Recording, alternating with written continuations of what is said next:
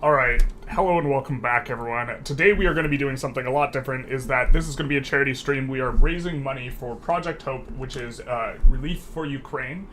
They provide a lot of services. This is the one we did a lot of research for before we did it last year, and we decided to run it back. We are specifically raising money for Project Hope for Ukraine, and so the QR code, which is scannable, as well as the link in the description if you're on YouTube, is going to be how you get to our fundraiser. We do have a target of $242 because Russia invaded Ukraine on 242.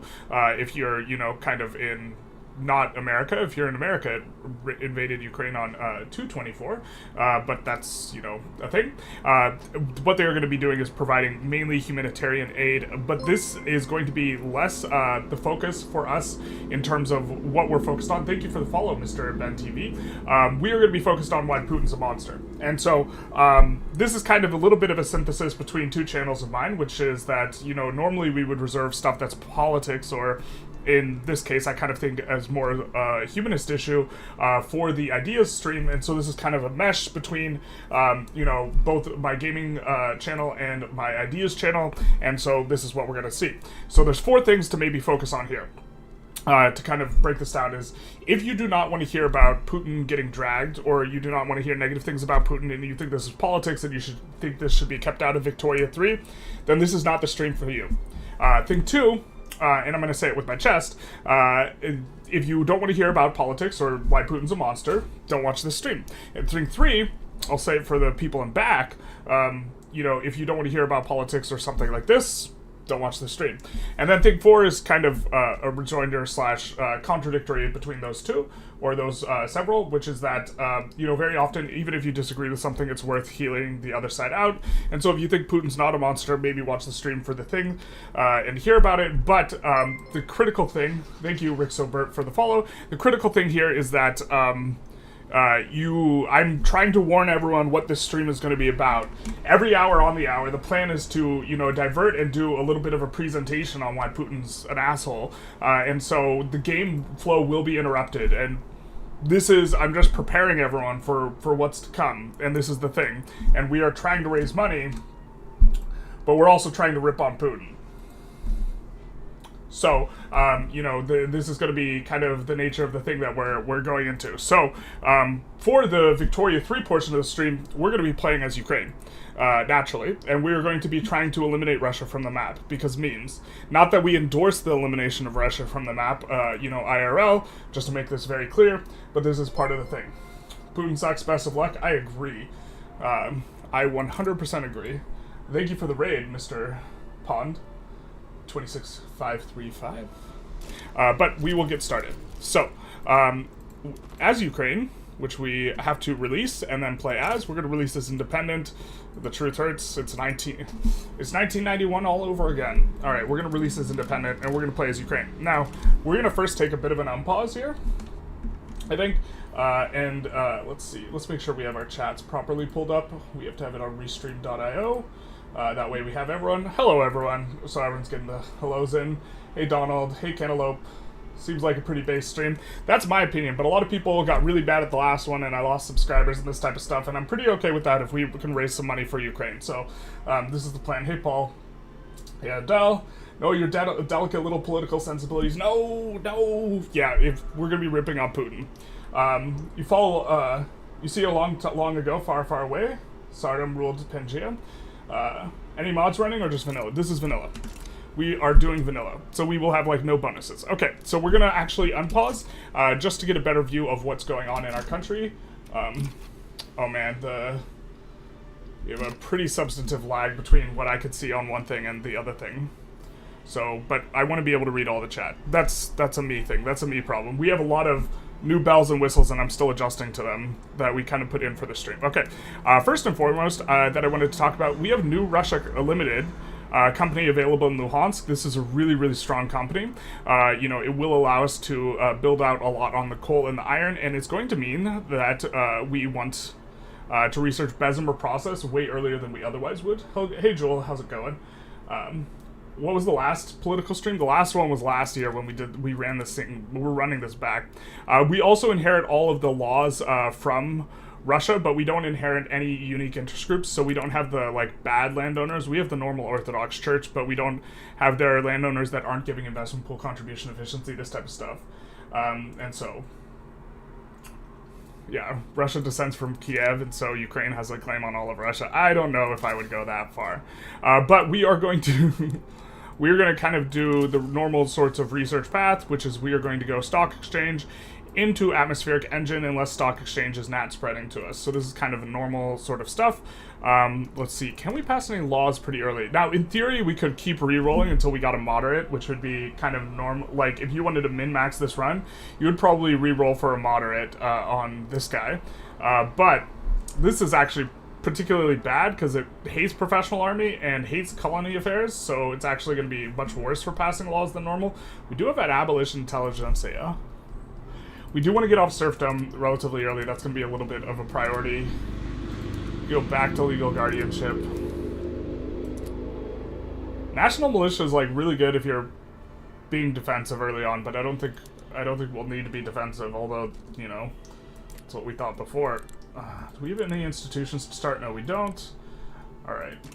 So we're going to need to import, and for all of the stuff that we need to import, we're going to import it from Russia, mainly because Russia, we just left their market, and so everything that's wrong with our market, it's going to be like reverse wrong with Russia's market, and so at the very least at the outset, we're going to start off doing this. And also, we don't want Russia to attack us, the truth hurts, and so because of that, we're going to try and foster, at least at the beginning, really good relations with Russia. So this is going to be kind of a bit of a thing.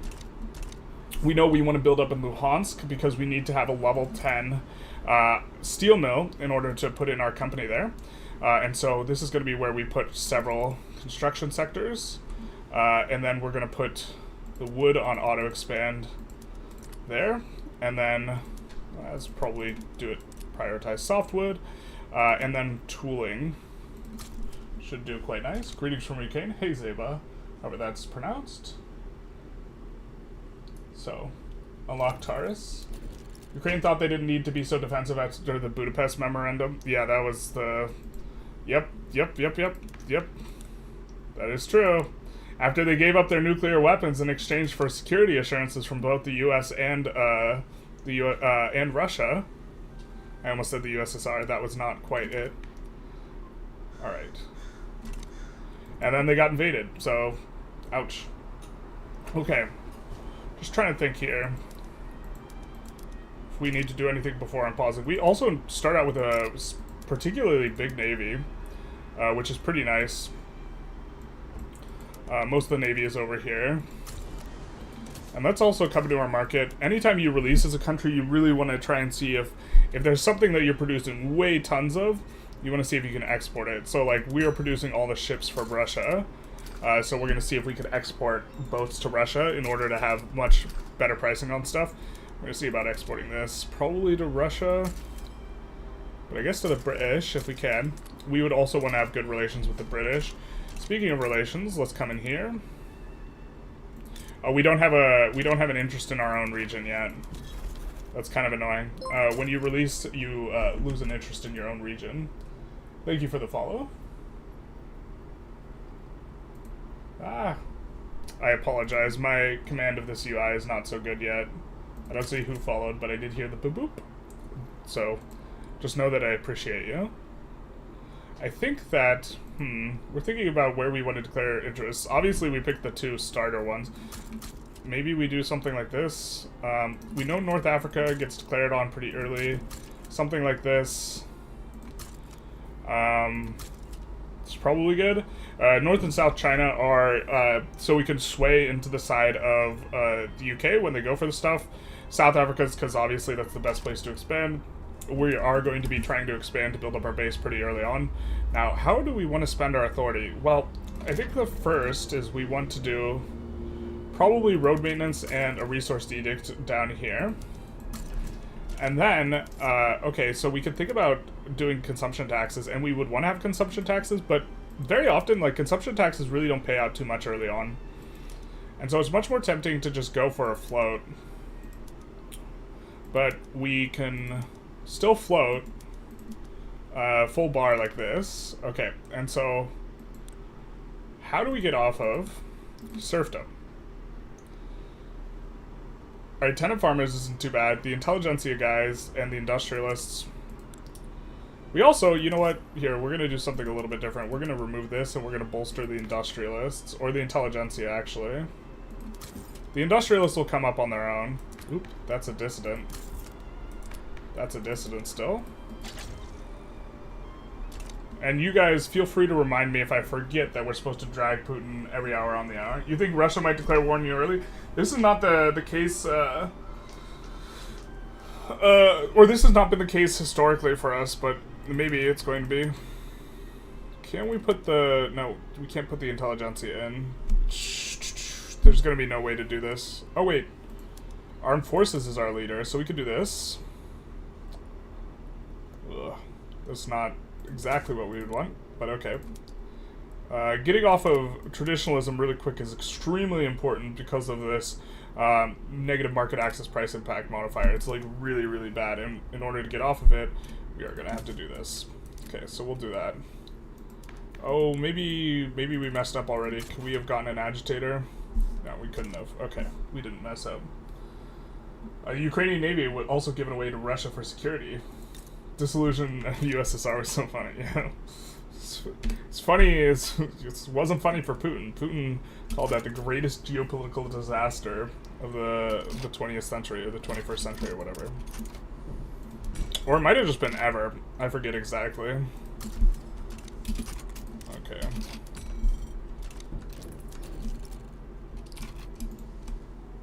Oh, we didn't see what was not spreading. I think I saw empiricism.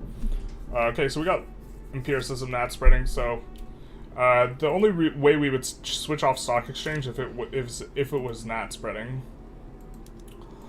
Can we make an army of lancers? Bro. Just start automatically not on the best PM. The truth hurts. Okay, we'll probably just merge these two and use them as a landing squad. Then Brunei. Probably what we go for first. I guess we could go for Gaza first. Yeah. Ooh, what the hell? Did they change Gaza to have 0 battalions? I don't think it always had 0 battalions. I think that's new. Do we have it on live chat? I think so. The thing is, we're now using Restream in order to stream on both Twitch and YouTube. Hi, Twitch and YouTube. So I'm actually not sure exactly how that operates. Ooh. I just realized. Having an... Oop. We got downgraded somewhere. We want an interest up there.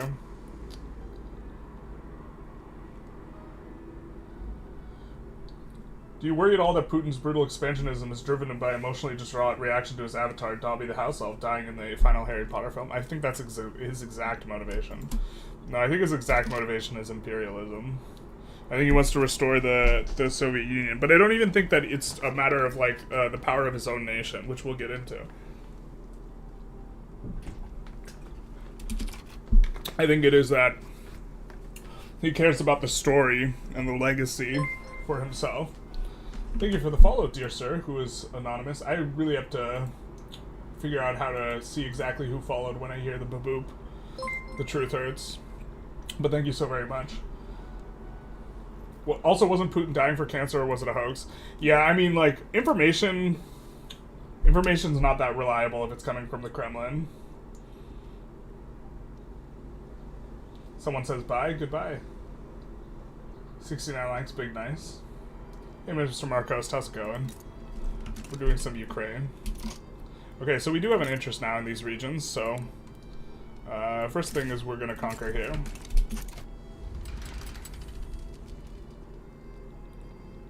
We are going to conquer there. Let's also merge this with the 5 stack, I think. Russia's damaging relations. We don't like that. God.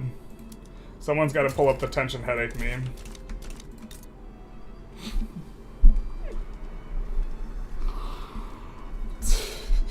Jesus.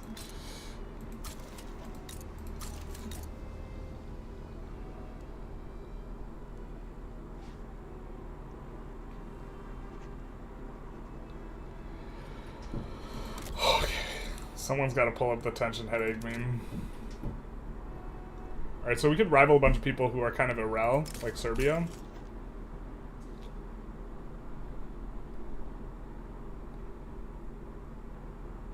Argentine Confed. Dutch East Indies, probably. Well, Dutch East Indies will side against us a lot. Thank you for the follow, dear friend. Unfortunately, I don't have it set up how I could see who followed, but I appreciate it. 1122. Glad to see you're still alive. 1122 is from Ukraine. I don't think Ukraine can form Central Europe. I don't think so either. Debbie Savage is one of the followers. Thank you for the follow. Spine cancer. What did I miss? You missed that we're already having the tension headache.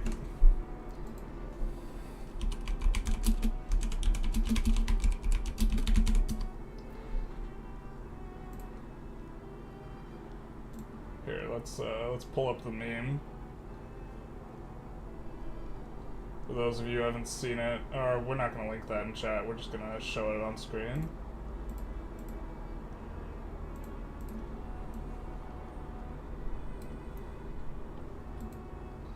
The good old. It do be like that. It do be like that. The truth hurts. For those of you who are just arriving, we are raising money for Project Hope, which is humanitarian aid for Ukraine. You can get the QR code, or the link is in the description if you are on the YouTubes. If you're not on the YouTubes, I couldn't figure out how to link it on Twitch. Actually, I don't think I can link it on Twitch until I'm partnered, and I'm not partnered. So, oof. The truth hurts. Hopefully Russia does not side against us here. Now we would want.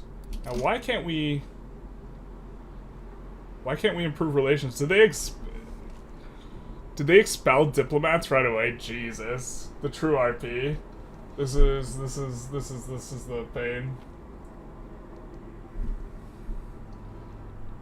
Oh man.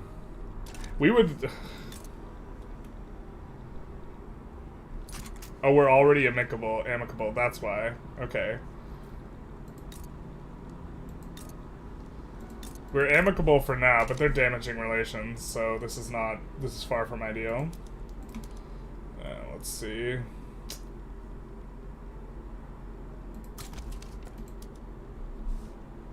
We are gonna need more Lancers if we want to. I think we just need one more Lancer. We're gonna do that if we want to be able to put on rapid advance, and we kind of do, so. Yeah, if tenant farmers fails, we might have to try and do something else. You live next to Russia, you're in Finland, I apologize. If I knew you, you'd be fine to thank who's following you, but c'est la vie.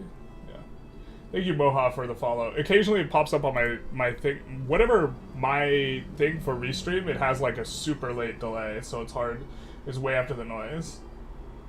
Russia has claimed rage in the Ukraine. Check Kuban. Oh my god. No! Russia's claimed in parts of Ukraine. The true RP. Being able to destroy Russia's market in one war is kind of huge. We can't destroy it in one war. Oh, I guess if we take these 3 states, we're not going to take 3 states off the bat, though. That's a little bit too much. Oop, we're going to switch over some PMs, aren't we? We did not do this at the start. We are nearing our first Putin dragging, though. Every hour on the hour for like 10 hours is the plan. It is the plan. Of course, things don't always go according to plan, but we'll just force swap that for now. There we go. We do want to be on the fishing trawlers. Exodus to South Africa, or are you hoping to hold? We're hoping to hold. We're not going to give 1 inch of Ukrainian dirt to Russia. Or this is the hope. He's belligerent towards us. We'll see how that shakes out. He can't declare war on us. They can't declare war on us. Oh, I'm gonna try not to blur the lines between conflating this Russia in-game, which is obviously not ruled by Putin and Vladimir Putin, but yeah, revoke claim moment, pretty much. St. Petersburg does exist. Or Ingria, right? Doesn't it say St. Petersburg in here?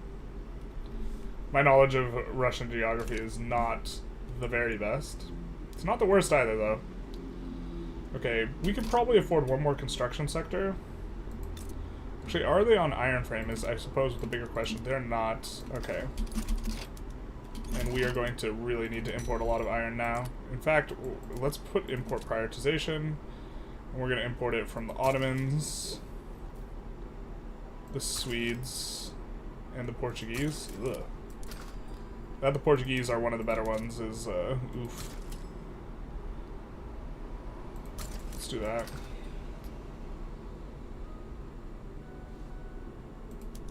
Here, we should have, our trade routes should be able to support that if we just put import prioritization on some of these things.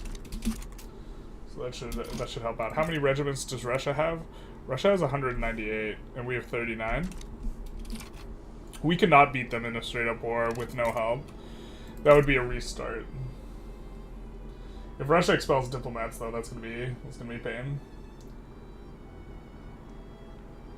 Joe Pro comments on us also streaming on Twitch. Yeah, we're streaming on both simultaneously. Is in Ingria on the coast is where St. Petersburg is? Okay. Big nice. Let's legends say that Prigozhin's jet is still over Moscow. I was so excited when Prigozhin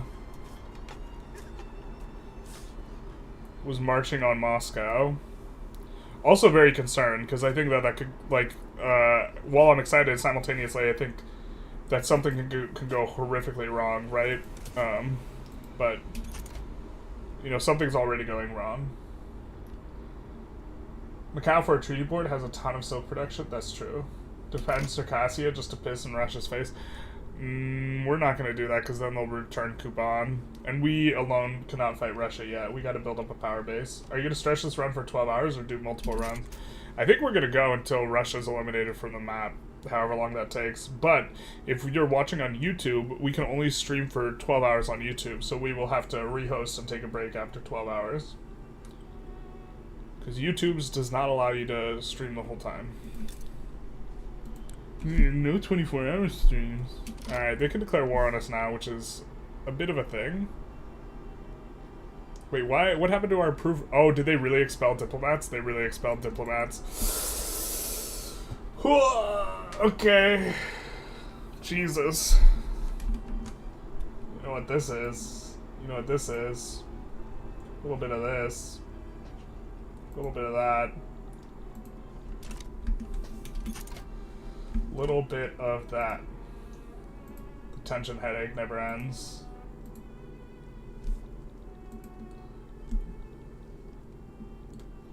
Take the state of Palestine to protect it from the British. This is a Putin commentary stream. Prigozhin is way scarier than Putin, not gonna lie. Being part of the Merc company for life tends to make you not the calmest person on earth. Yeah, but I've heard people make this sort of argument where Putin's bad, but whoever would follow him's worse, and I'm not a huge fan of this type of argument for putting off dealing with Putin, let's say. I'm gonna do one of these. Man, we really have to get off of traditionalism. It's so much easier if you're, I guess, let's improve relations here. Maybe we can get some assistance from someone else. We have to remember that it's like a weaker Russia as well. But why is it taking so long? Taking Gaza 100 years before Israel even exists? Smart? Yeah, that's what we were thinking.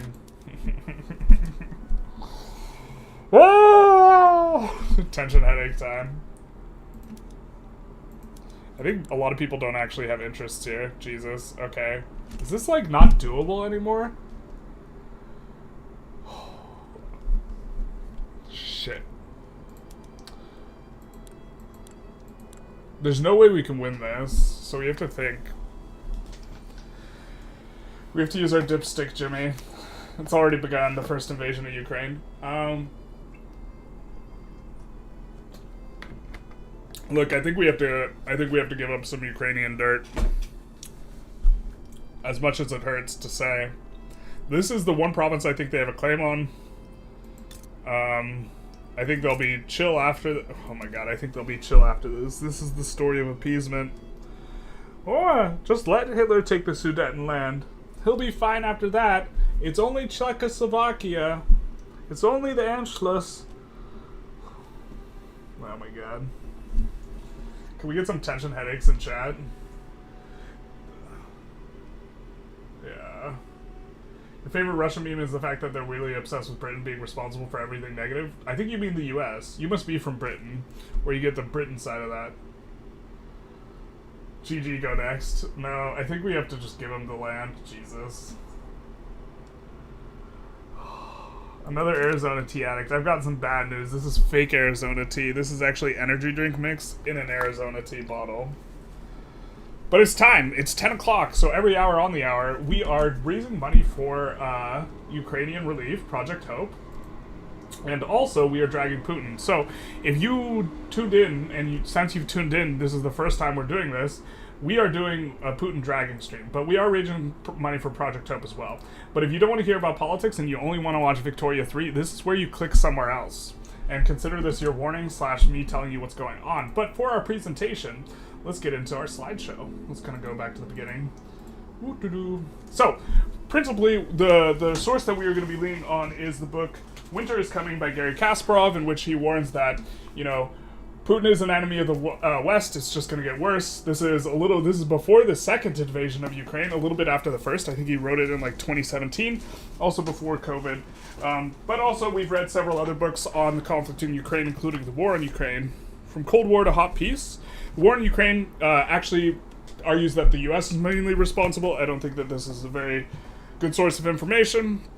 But okay, we read it for balance reasons. From Cold War to Hot Peace, which was written by Michael McFall, who was the diplomat to, and this is by far the longest, the diplomat to Russia for the U.S. under the Obama administration, and A War Made in Russia. A War Made in Russia and Winter is Coming were both written by Russians, or if you want to argue, not quite Russians, because Kasparov was technically Armenian, but that's Kasparov in the top right. That's Gary Kasparov getting arrested, getting thrown in the gulag. He didn't go to the gulag, but he was forcibly arrested. And then in the left, we of course have our dear, well, I don't want to say friend, but Vladimir Putin, and nor is he dear. But let's go on.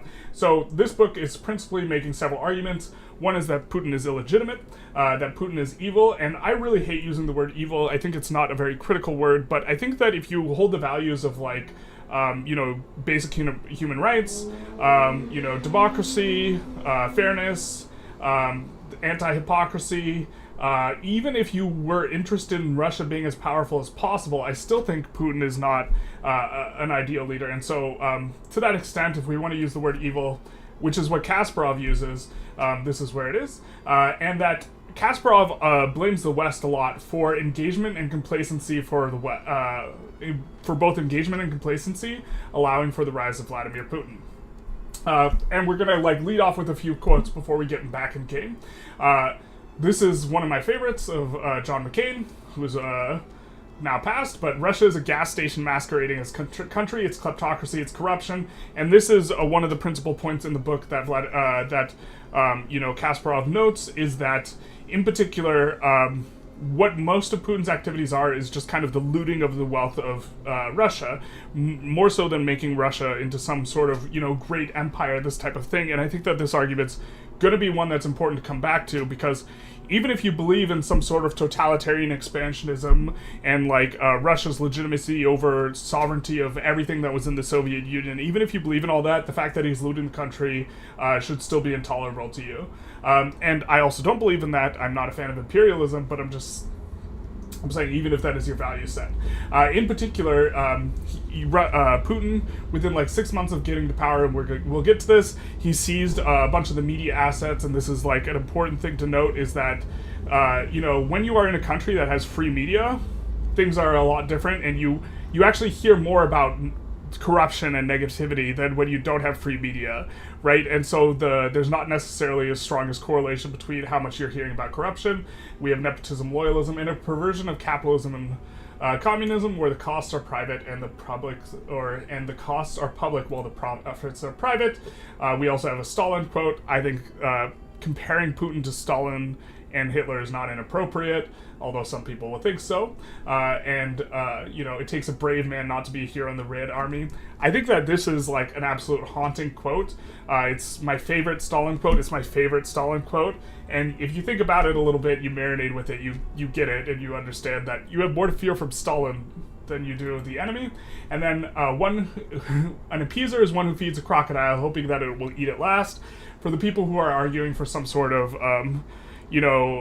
coming to the peace table, like Putin invaded Georgia. He invaded Ukraine once. He invaded Ukraine again. And it seems entirely unlikely to me that if the West just keeps saying, you know what, you can take that little bit, just stay chill from now on, that's not going to play.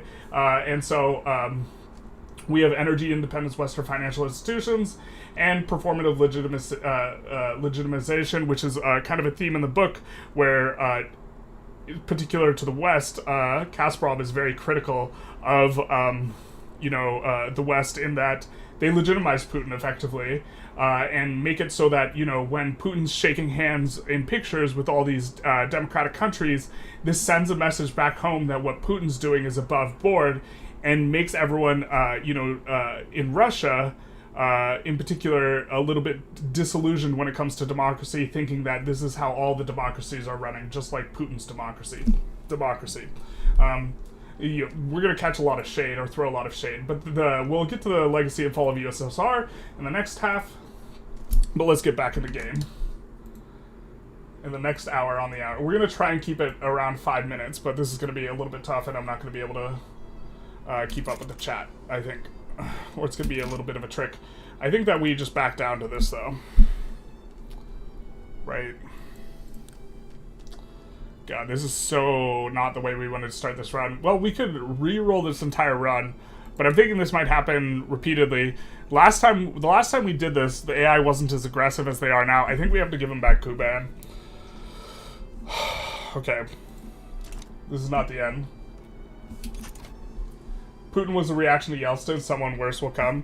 So I think that the thing with Yeltsin is that press was relatively free under Yeltsin, so it was easy to make Yeltsin look bad, and it's a lot harder to make Putin look bad. And that also, the economy of Russia was just crushed in the transition to capitalism, where there was a ton of looting of the country, effectively, by the oligarchs. But then under Putin...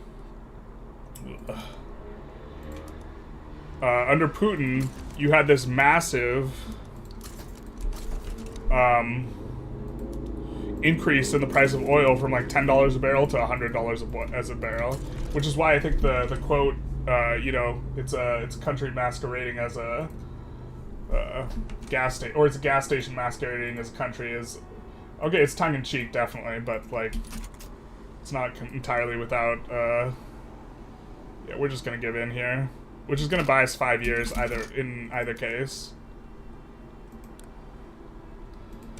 Yeah. Tension headache time. Half an hour of Putin bashing? No, it's just going to be... We're going to try and do 5 minutes every minute or every hour on the hour. So I guess in total, way over half an hour. Have we seen Peter whatever's take? We have not. Reload, reroll? No, we're not going to. I think we're going to encounter this problem repeatedly. Press was not free. The oligarchs controlled it and pushed their narrative. All right, allow me to rephrase that, Ronald, a little bit. The oligarchs were coming from different interests, and it wasn't centralized under a single Putin, or a single player like Putin, like it is now. Because when Putin was in power, like initially, in the first 6 months, he started seizing assets of various media companies, just like at the outset. But we could take a look at what we gave up in Kuban. It's got like decent resources. There's not really a very good way.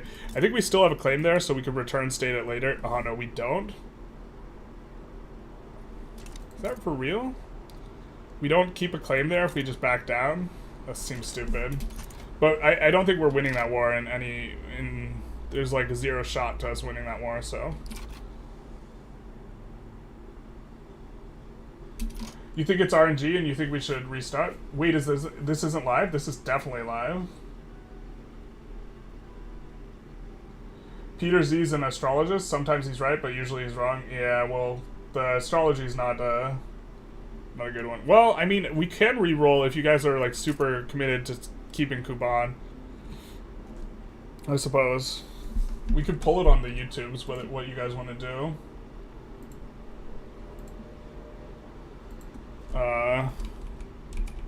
Because we are at the very beginning. We can restart pretty comfortably, but also some people like us to fight from like this behind position. So if you're on the Twitch, the poll is going on YouTube. I don't know how to poll both simultaneously, but we're gonna see what comes up. I mean, like, I know that they will generally be more belligerent, and that the AI has gotten way more aggressive about if they have a claim on something. Sacrifice no Ukrainian territory. We will have to restart if that's what people want to do. It's currently polling at 70 or 57% with 41 votes. Kind of a lot to focus on.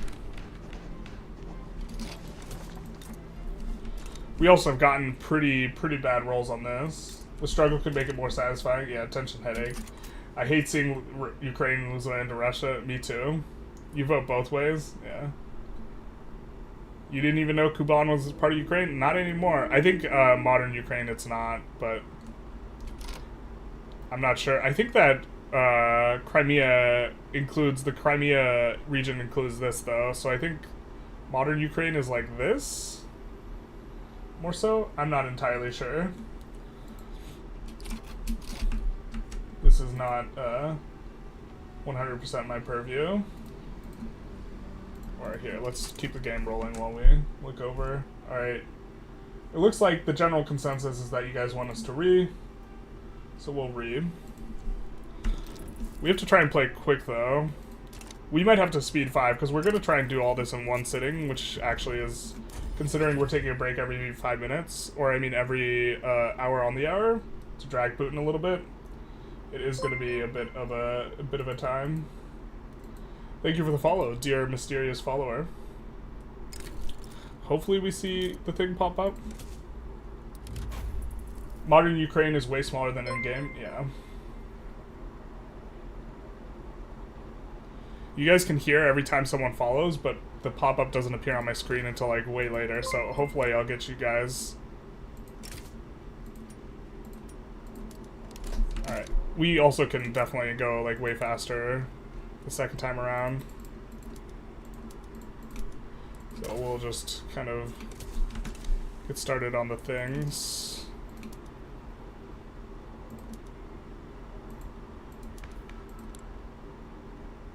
Oh, we have to, let's wait a day or whatever. This time we have a ruler that is landowner jingoist. A little bit different.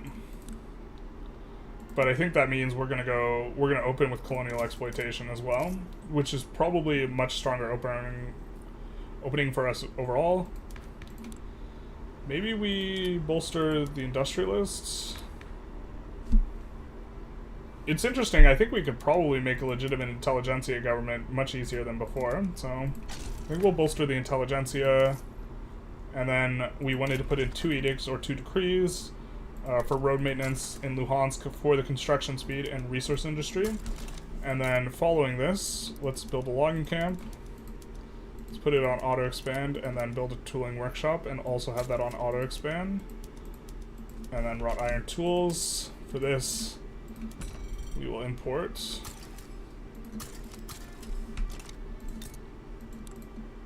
They're disinterested. Okay, we won't be able to do anything until we have interest. We're only going to declare 5 interests because I think we're going to lose one no matter what. And okay, let's go here. Let's merge.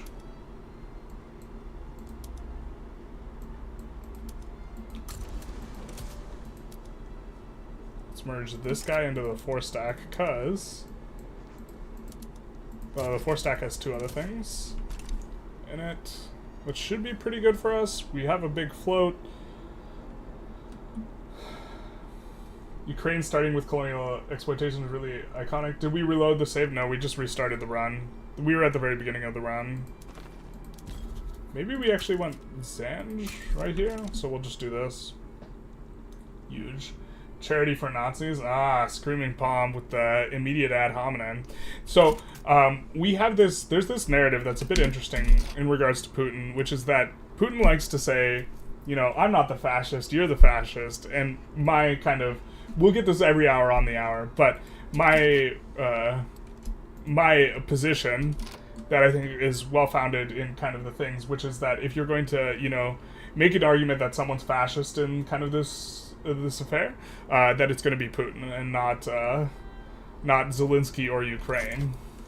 Not making the argument that Ukraine is like the perfect country. They score incredibly low on corruption metrics, for example, and I mean, on social issues, I think they are relatively repressive, but I do think that they have, you know, fair elections, or at least much more fair than, you know, Russia, and yeah.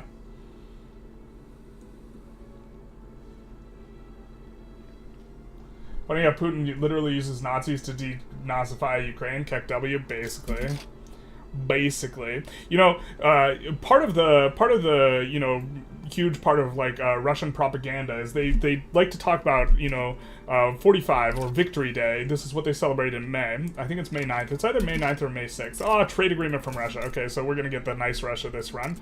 And you know, this one's pretty interesting because you know, what they are celebrating is the defense against the Nazis, Germany, who rolled in 43, I believe it was 43, with a whole bunch of tanks into Ukraine. And you know what was very, very similar, like just in terms of how it looked, was when Mr. Putin rolled into Ukraine with a whole bunch of tanks. Yeah, but you know, I've seen this a couple places. People just say, "Oh, we're celebrating the Nazis now." Whenever I say something critical of Putin, and it's just like this non-substantive ad hominem. We're gonna say we like the Nazis. It's like, where's the sauce? Where's the argument?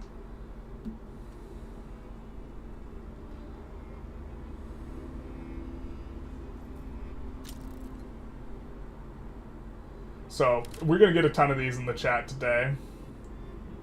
It was in 1941? Okay. When the tanks rolled in. Alright, we did want to offer support. Diplomatic pacts, trade agreement? Oh. I wonder if we could do the... Let's see if we can yo-yo sway. I don't think it'll work, but we are probably going to need some help in this run overall.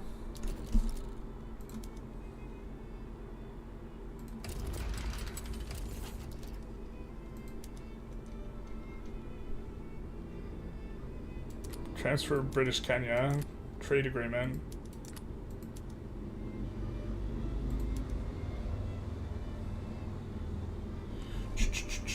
Those aren't very good on the war goals, although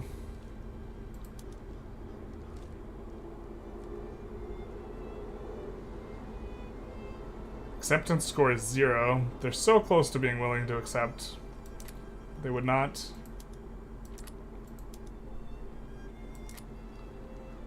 They would be okay with living some stuff.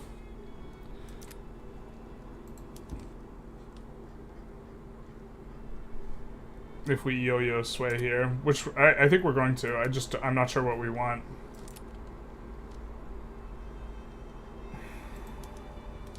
British Kenya is like kind of a nothing burger at the moment.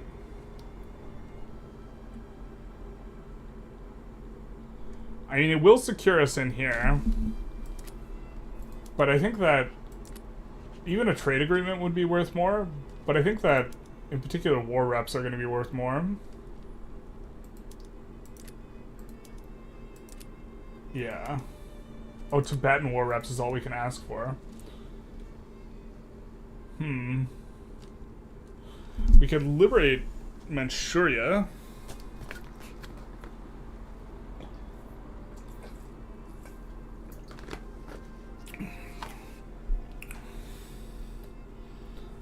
I think we would want to lib hey bay, to be honest.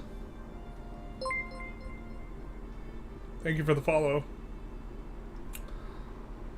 I have to fix my setup. I'm sorry, I can't see who follows me immediately when they follow me. We could release UA.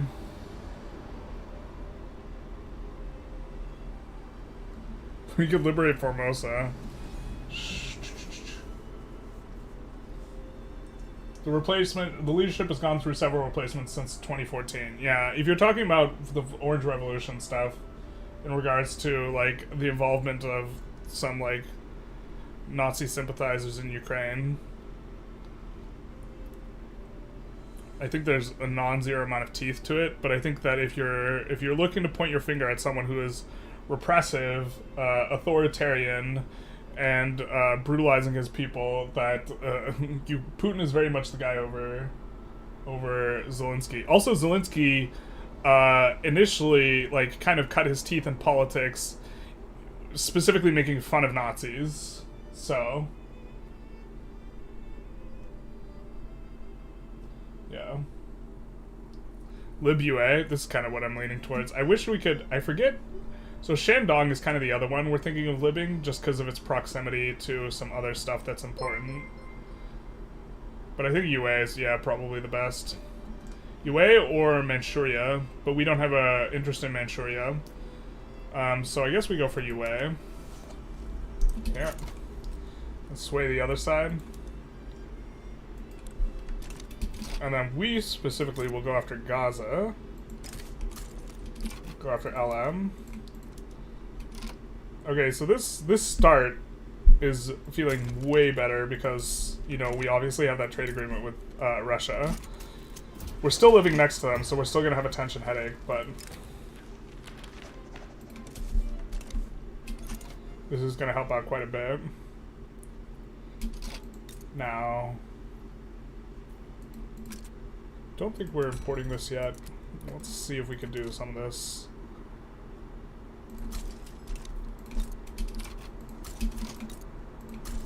Alright, we got also a lot of people with protective attitudes towards us, which is spectacular for us, so hopefully this goes well. We could liberate Taiwan out of solidarity. Using Nazi sympathies as a pretext to invade, it means every country should be invaded by their neighbors. Every nation has a Nazi problem. I also agree with this sentiment. And also, like, we'll get into a lot of the Putin stuff moving forward, but, like, I think we could go pro-army here. And we like that. But these guys are super happy with us right now. So maybe now is a really good time to go tenant farmers. I mean, we want to get this ASAP. The Industrialists and the Intelligentsia, but, like, can we... No, we can't invite anyone who will support tenant farmers. We could do this, but... Okay, let's try and get these guys. Because we have a 15% ticker, so this is pretty good. And then let's upgrade both of these. And then we wanted to add one Lancer, that way we could use Rapid Advance. We'll add it in Kiev. Zelensky banned all opposition parties and took control of the medium, freedom and democracy. My guy, that is not what happened in Ukraine. That's the good old Putin doing something and then saying someone else did it. Is this a Twitch? Is their Twitch live now? Yes, Twitch is live. Zelensky is Jewish. Yes, this is another thing. Zionists are the new Nazis. Look at Israel. Bro, you're, like, out of your mind if you're calling, like... Although I don't agree with, like, settlement that's going on. I do not want to make this about Israel, though. Because I think there's a clear-cut bad guy in the Ukraine-Russia conflict, where it is more nuanced and complex with the Israel conflict.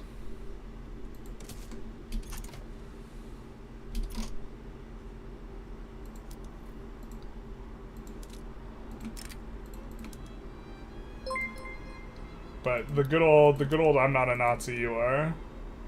I mean, we'll get into a ton of this stuff. Why I'm dragging Putin. We're doing it every hour on the hour. You want to stay? He banned the opposition parties and seized control of all the media. I will look it up later. I very much doubt it. Orange Revolution wasn't a revolution, but a protest against corruption during the elections. Yes, who were being propped up by Putin at the time, so Putin wasn't very happy with it. And, like, if you want to argue that, like, yeah, that ousting people, like, so there was, like, a revolution in 2014, and if you want to argue that that's the thing, but Zelensky was not a participant in that.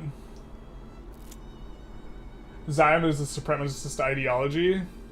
Sure, but you're saying that, like, calling the Jews the Nazis is, like, wild.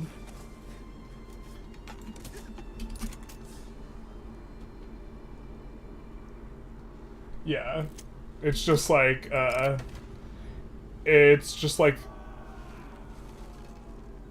we have to play it too. The chat political baiting is real right now. Yeah, I maybe shouldn't take the bait so much. But, like, I want to have reasonable discourse. I also want to keep it mainly focused on Putin. Like, this is the classic thing, though, which is that anytime Putin gets criticized for anything, he immediately goes, what about these other guys? You know, which is or anytime, like, Putin gets criticized for, you know, absolutely throttling Ukraine during the invasion, he's like, well, what about Iraq? The U.S. killed a ton of people in Iraq. Never mind that Russia was on our side of things in Iraq at the time. Let's forget about that part. And also, not trying to, like, defend Iraq, but the whole entire point is that it's a deflection. Not that... yeah.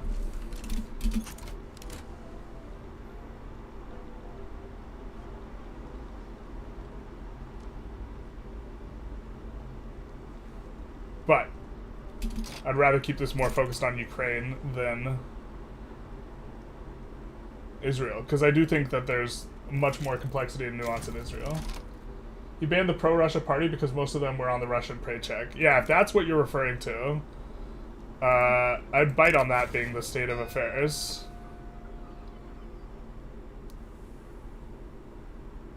You know, part of rooting out corruption, part of the corruption problem in Ukraine is...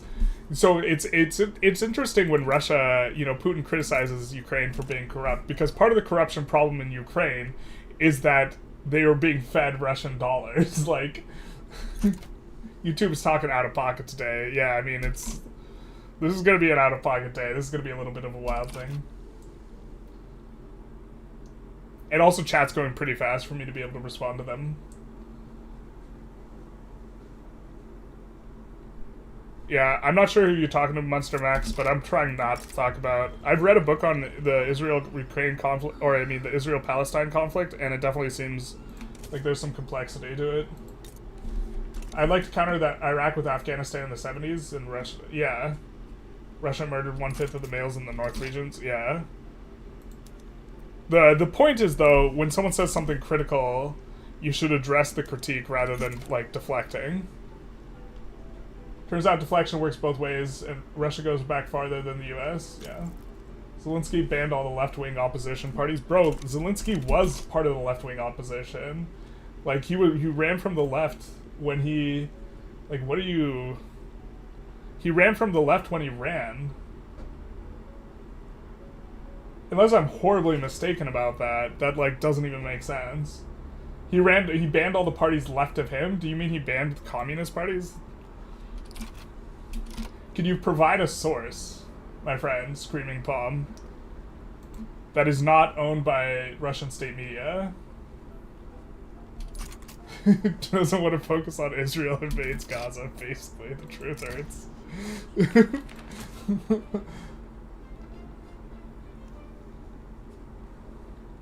Oh, sorry, it's not Russian dollars, it's rubles. My bad. One complaint I have with Ukraine Vic-3 is that they're clearly blue, not yellow. Yeah.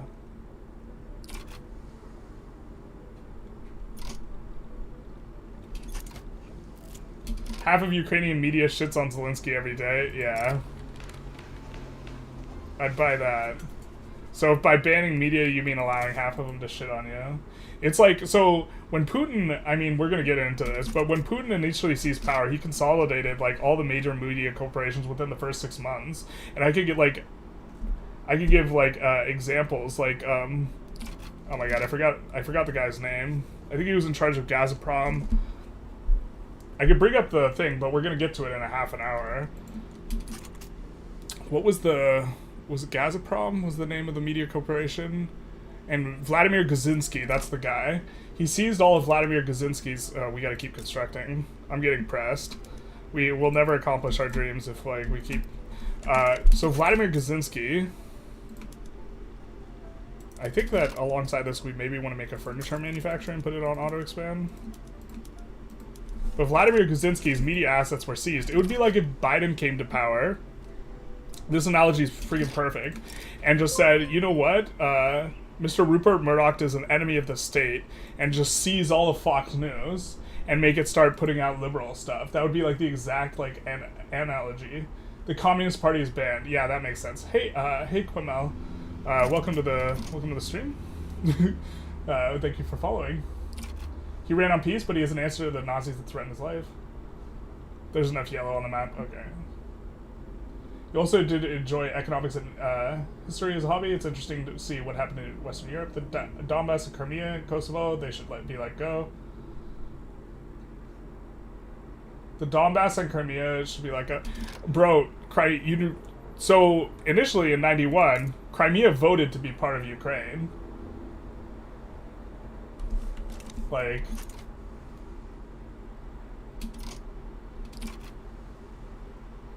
I love how this chat has many opinions on different topics, but everyone agrees that they hate yellow. Yeah, this is... Glad we can find agreement here. Everybody hates the yellow. Yeah, this is gonna be... We're not gonna get tenant farmers through. Alright, fair enough. I don't think we're gonna get homesteading through either at this point, so let's just go pro-army.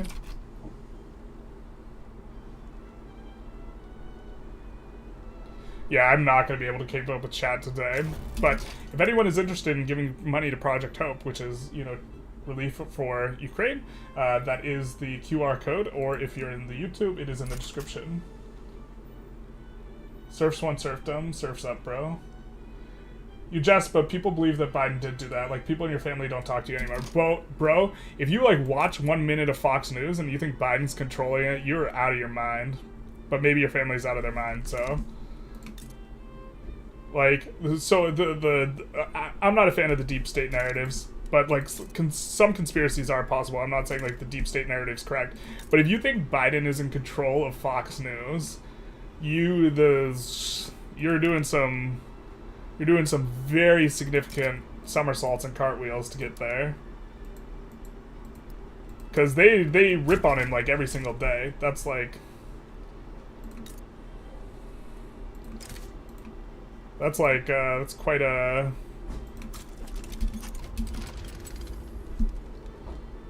It's quite a little bit of acrobatics to get there.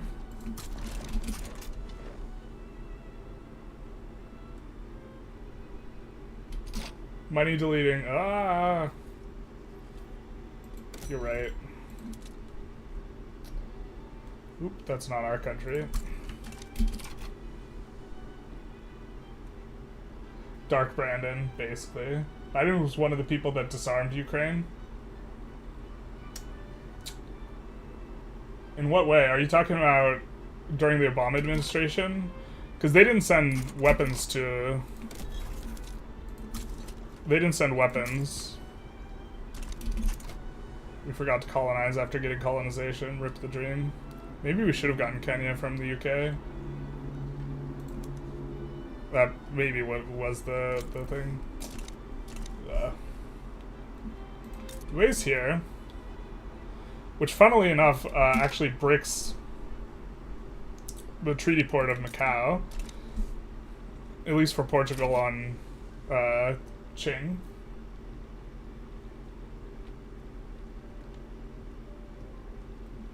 Russia's interfering with a lot of other countries. Yeah, that's one of the arms of their interference. They, like, as far as Western interests go, like, the Russia thumbs just about every pie. Like, they provide, like, weapons and stuff to people who are belligerent to the West. Like, the reason that Iran has, like, a nuclear program is because of Russia.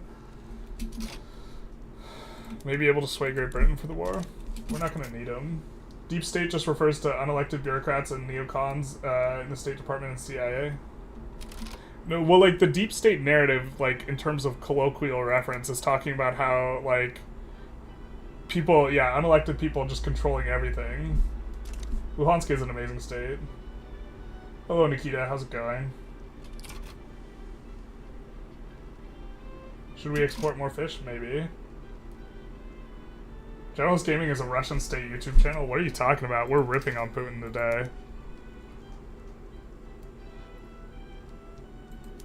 You got the wrong avenue, my friend. We're going the other direction.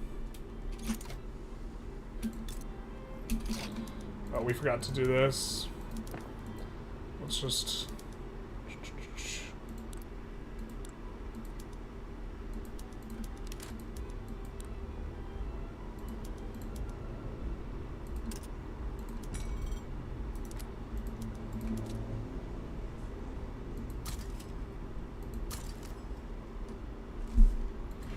Too.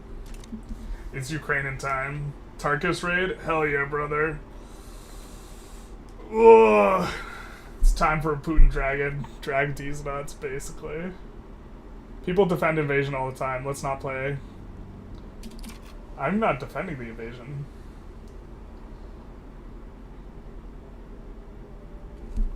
Yeah, I am not a fan of war and conflicts. Although, interestingly, in Russia, you're not allowed to say the word war. You can be arrested for saying war right now, right? Because it's a special military operation.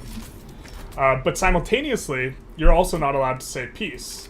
So there's a little bit of a running joke that Leo Tolstoy, whose famous work War and Peace, has been renamed Redacted and Redacted. Yeah, the truth hurts.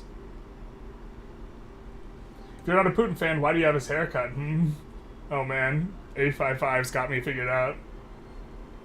It doesn't seem like Putin will stop. This is exactly like kind of my argument. Is like, Putin will not stop when he's full. He'll stop when he is stopped. Also, Nazis defend invasions of sovereign countries. Yeah, like, look, if you want to look for parallels, like, I forget the order he took the Sudetenland, Czechoslovakia, and the Anschluss regions, but you know, Hitler repeatedly took a bite and said, nope, nope, this is all that it's about. We were provoked. It's about defense. And he took Czechoslovakia, Anschluss, and the other... What was the other one? I forget. But then he invades... then he invades, like, France. It's like, okay. In Russia, you don't get arrested for owning drugs, even if you don't have drugs. You get arrested, yeah. Well, in Russia, they just arrest you if they want to arrest you. That's how that works. Can't wait to read Redacted, Redacted. Hitler is like me with pizza, just one more bite. Oof. Yeah, basically. The truth is more painful than... Alright, so I guess we're going to go through here and push first through the Rev and then through Transvaal. If Transvaal starts colonizing in this time, I'm going to tear my freaking hair out. And we're going to need that one soldier back. Because the other one was part of here. You say you don't like war as you invade someone, Maybe, like, games aren't real. Yeah, exactly. Games aren't real. I prefaced this entire run by saying I'm not calling for Ukraine to annex Russia, which is what we're going to be doing in this. Austria, Sudeten, and then the rest of Czechoslovakia. No, please, never do this. No.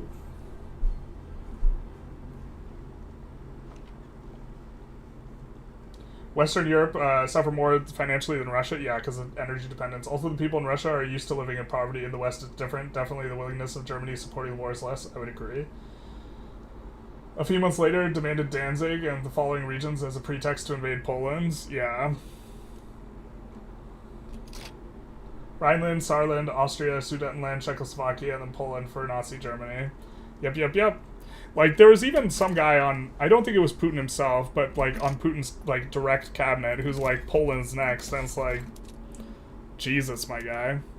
I know that, Lukashenko, like, early on, when he was doing, like, stuff on a whiteboard, he accidentally leaked plans to invade Moldova, which all the arguments for invading Ukraine, like, in 2022, definitely do not apply to Moldova. And so, like, if you're making plans to invade Moldova after Ukraine, that means you're definitely planning on getting all of Ukraine under your thumb, not just the Donbass and Crimea. Like, so, like, Putin just lies through his teeth, like, and says whatever. He said that in 2014, Russian forces didn't invade Ukraine, and then in 2015, in a documentary, he claims credit for that exact thing.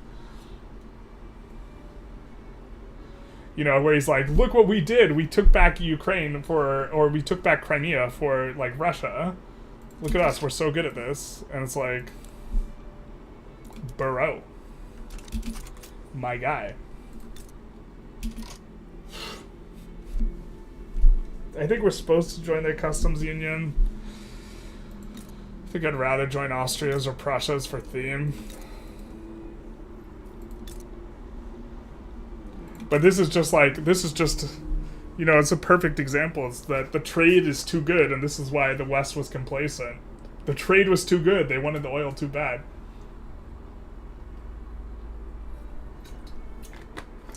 In the Tucker Carlson interview, Putin said that Poland is at fault for World War II, not giving in to the Nazis. Yeah, basically 100%. Ukraine's at fault for not just giving Crimea back to Russia. And I don't even want to say back to Russia. Allow me to, like, back to the Soviet Union. Yeah. And then they wanted, they are also going after Transnistria, which I know less about the Moldova situation. What law groups do I think would be maybe interesting to add in game? Age of consent? I don't think age of consent is necessary in game. Jesus.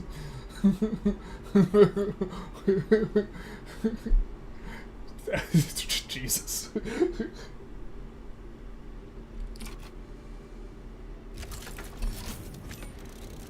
I don't think that's really true. We were lucky the first winter after the invasion wasn't very cold, and we've done an okay-wise energy dependence.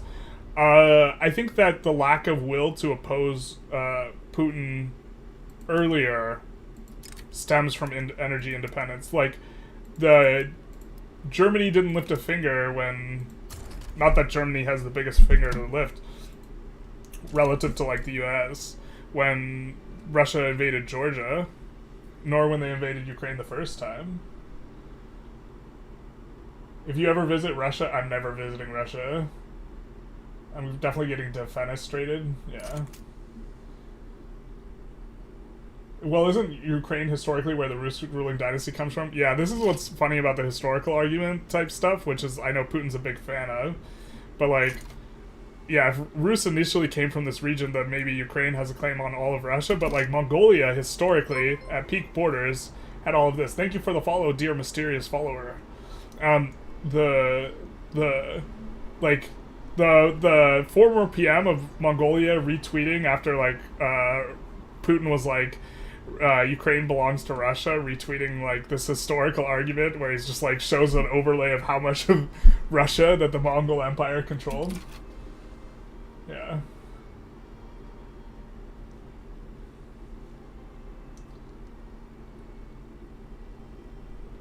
It's also called liberalism in IR, economic dependence. You deter war. Yeah. You do deter war through economic dependence.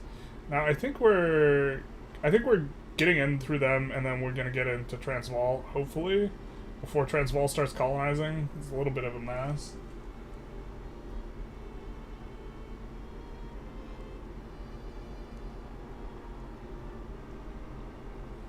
Yeah, I'm not gonna... I don't have a strong opinion on, like, yeah. Or actually, I have some opinions, but I'm not looking to discuss the ideal age of consent.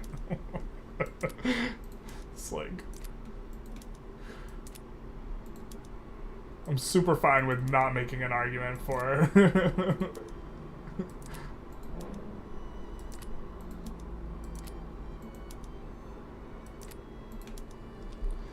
I mean, we could try and do homesteading. The landowners won't even radicalize. The church will.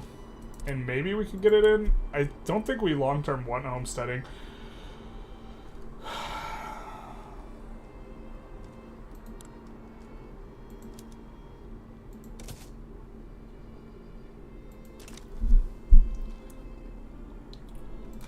I think we're also supposed to join their customs union. I think this is correct, so I think we're just going to do it.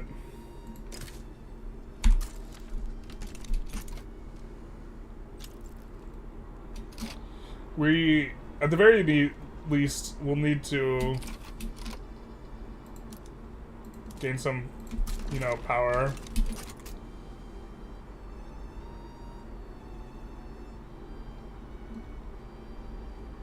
Big talking point for Putin was also the treatment of minorities in Ukraine. That's certainly, I bet that is a talking point. Not just the Russians, but also for Romanians and Hungaries. What do I think about that? Well, I think that Putin has not been kind to minorities in his own country, and he's not even been kind to Russians in his own country. So when Putin cries foul about humanitarian, like, type of things, I generally think back to, like, he absolutely flattened Czechoslovakia. But, like, not even just thinking of Czechoslovakia, you can look at, like, stuff like the Beslan school hostage crisis, where, you know, the FSB, I think it's FSB, you know, launched incinerators on top of a school filled with children who were hostages and just burned the whole thing down rather than, you know, like, try and work something out. And he actively deterred, like, a journalist who was pretty good at speaking with the Chechen terrorists, actively deterred her from being able to arrive to try and negotiate something. Right? So, like, I think that Putin doesn't care about humanitarian issues at all. And so, when he speaks about humanitarian issues, I think it's pretext.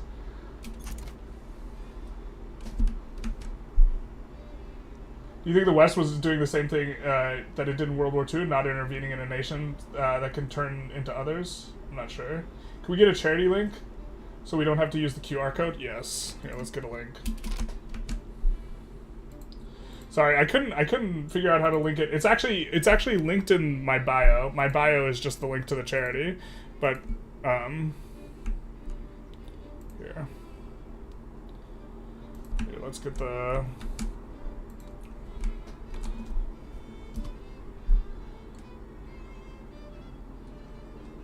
Also, I'm starting to not be able to keep up with chat and, like, try and play forward. So if I skip over your message, I apologize.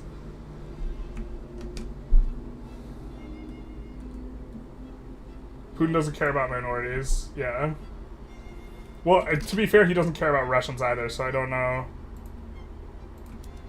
But, like, I think that Putin is always looking for whatever justification that the West will accept in order to give, like, some sort of plausible deniability, some sort of amorphous, like, it's okay, and, like, yeah. They do have a right, but Romania and Hungary, etc., did warn Ukraine about it. So each situation before Romania and Hungary joined the EU, the problem was the same. Yeah, so, like, I'm not going to make an argument that I don't think that...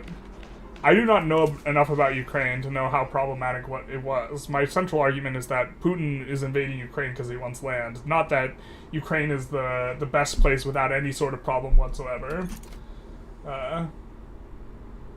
Because I do not know enough about Ukraine, but this pretext of denazifying Ukraine is just an absurdity, and this pretext that Russia suddenly cares about minorities and human rights is an absurdity. Or sorry, not Russia, but Putin.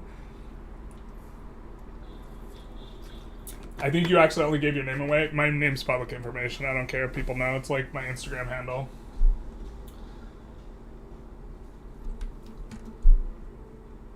My name is Peter Curtis. I didn't dox my location or anything, though. So, but thank you so very much for the donation.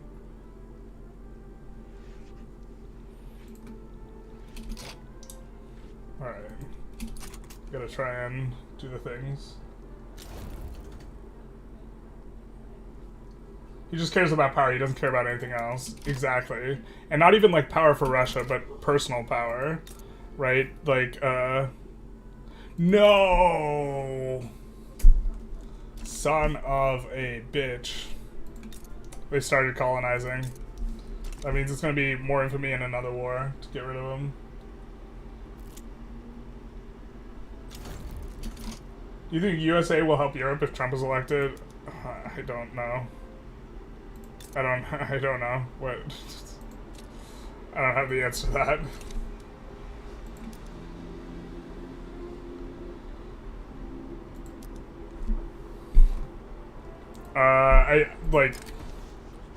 My confidence in what happens is super up in the air. And so I think that Trump's likely to win, so I think that Europe should probably spend more on military. Which is part of Trump's point, but...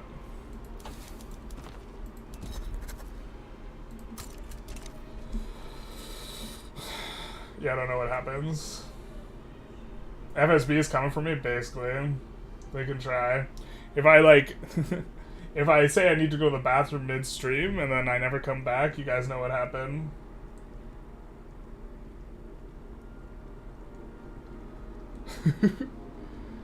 We want to take Orania, but we can't target Orania. Why can we not? Oh, we lost our interest? We should have a native interest there now, so our native interest just has to recover before we can do anything. I heard Putin's whole thing is he wants to have a legacy like Peter the Great. That's why he's so intent on building up building himself up over the country itself. Yeah, and we're 10 minutes away from a little bit of a Putin dragging, but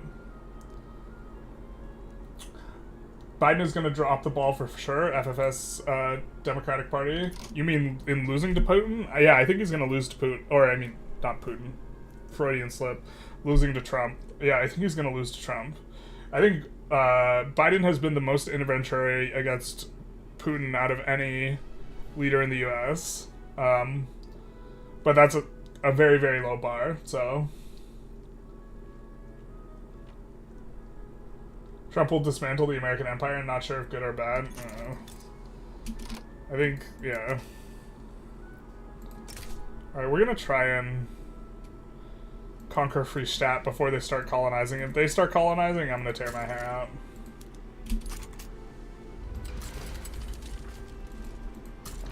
We also maybe would want to swap to... if we can get into the UK's customs union instead, we would be super about that. And we're maintaining a little bit of flexibility in that regard, to be fair.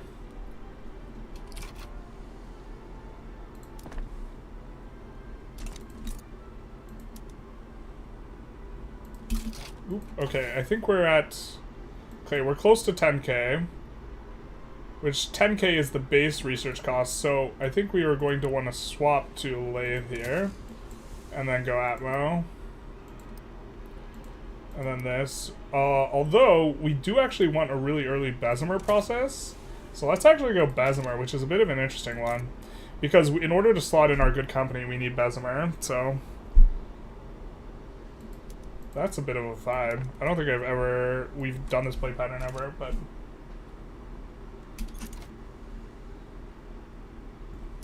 he started with his rule laughing about Russian Marines, drowned because of him on a cursed submarine. He claimed wives of the falling whores were discrediting his rule. Yeah.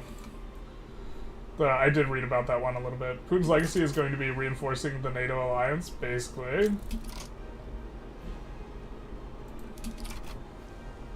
Oh, I mean, like, I definitely think that this has not gone the way Putin wanted it to. But the... I think we'll do this one on our own. Okay, this is not what we want, but I think we should be fine.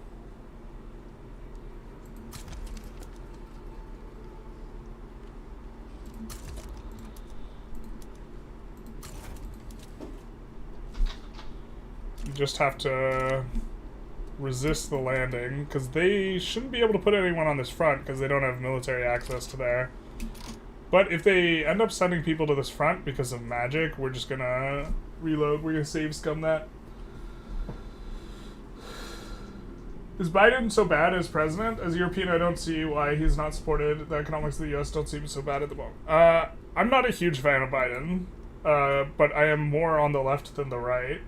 I don't think Biden's a terrible president. I have not been a fan of his foreign policy.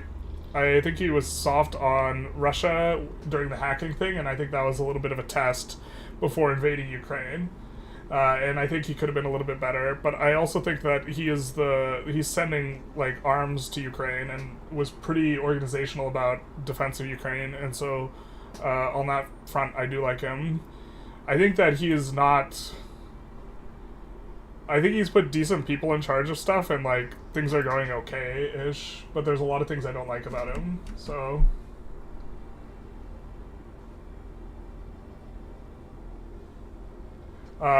Yeah, there was an agreement to honor Ukraine's borders as part of the denuclearization of Ukraine.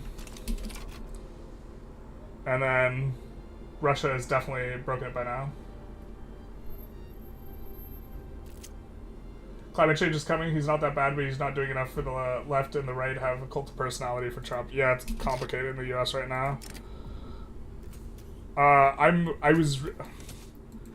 I also think he's like a corporate sellout. So, we could actually probably take Kenya here.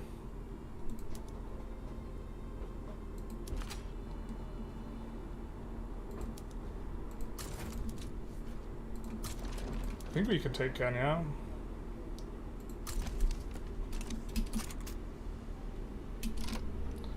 So this will be really good. Yeah, I apologize if I'm not getting everyone's messages. The chat's like flying right now, so I can only respond to some of them. Biden's losing the younger demo because of his support for Israel, 100%. And I think that that's complicated. Because I think that Israel definitely should be going after Hamas. I think that they should just be killing fewer civilians while they do it, which is the most gross oversimplification of the position. But do we have split chat now, Generalist? It seems so. Yeah, so I see the chat from both sides, but you guys only see your individual chat, and I tried to figure out how to put chat on the screen that was a unified chat, but I couldn't figure it out in time. Hopefully we can get that figured out sometime soon. But the YouTube chat is absolutely flying. The Twitch chat, so I could let you guys know, like, on YouTube, there's, on Twitch, there's 15 viewers. On YouTube, there is, how many viewers? 163 viewers. Holy shit. Jesus. And chat's, like, really flying on the YouTube. So, that is the current state of affairs. I think that, so in order to put in new Russia Limited Company, okay, we don't need all of them to level 10, we just need one, so we're going to start pushing up the iron mines a little bit more. Because we just have to get them to level 10 and get Bessemer process. Biden needs to exert more pressure on Israel. This is kind of my opinion, and the thing is I also think he should do it behind the scenes, and if he is doing it behind the scenes, we wouldn't really know. Because I think that I don't think it's necessarily good for him to do this, like, yeah, it's like complicated, right? Because I guess we could try for landed voting here. The Orthodox Church is a weird one because they super support, like, the monarchy and autocracy, I think. This is probably my least favorite religious group. So we're gonna decrease taxes a little bit here. Probably should be up in construction. I don't think I'm playing very close to optimally. I apologize, guys. What does chat think that that's a question in chat. But boom. Ukraine going colonism? Yeah, basically. Cold peace like Korea? Yeah. I'm scared to think that NATO will not stand together and US will be the first one to leave. What do I think? I think that if anyone leaves, it will be the USA. And it will happen if Trump... If someone leaves NATO, I think the most likely scenario is that it's Trump pulling out of NATO. which isn't to say I think it's more probable than not that Trump leaves NATO. I do not think it's more probable than not that Trump leaves NATO, but I think if someone's leaving NATO, it's Trump leaving NATO. Yeah. Help from the West stops, which, the help from the West is currently paused. You bet Ukraine would not care about the treaty to save itself from genocide and subjugation. Yeah, the thing is I just don't think it stops with Ukraine. Like, I think it's like Hitler all over again with the Sudetenland and stuff. But we're at the 1 hour mark. So it's time, everyone. It's time for the hourly Putin dragging for 5 minutes. So we're going to shift over to the little presentation thing. To be fair, I made these presentation things last year. We get a little sad Putin there. And so we will be talking about the legacy of the USSR and fall of the USSR. On the left is Gorbachev. On the right is Yeltsin, who immediately preceded Putin. And so we're just going to mainly like kind of brush over some of the highlights. But why is this going so fast? It's not supposed to go very fast.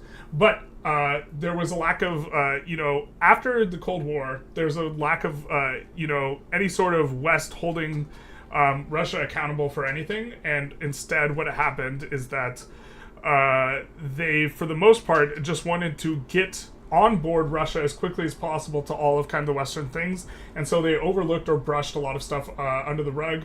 There was no any sort of, and to be fair, people didn't want to repeat the humiliation of like Germany in World War I, where after a while you get Hitler, and so we see how that's come out.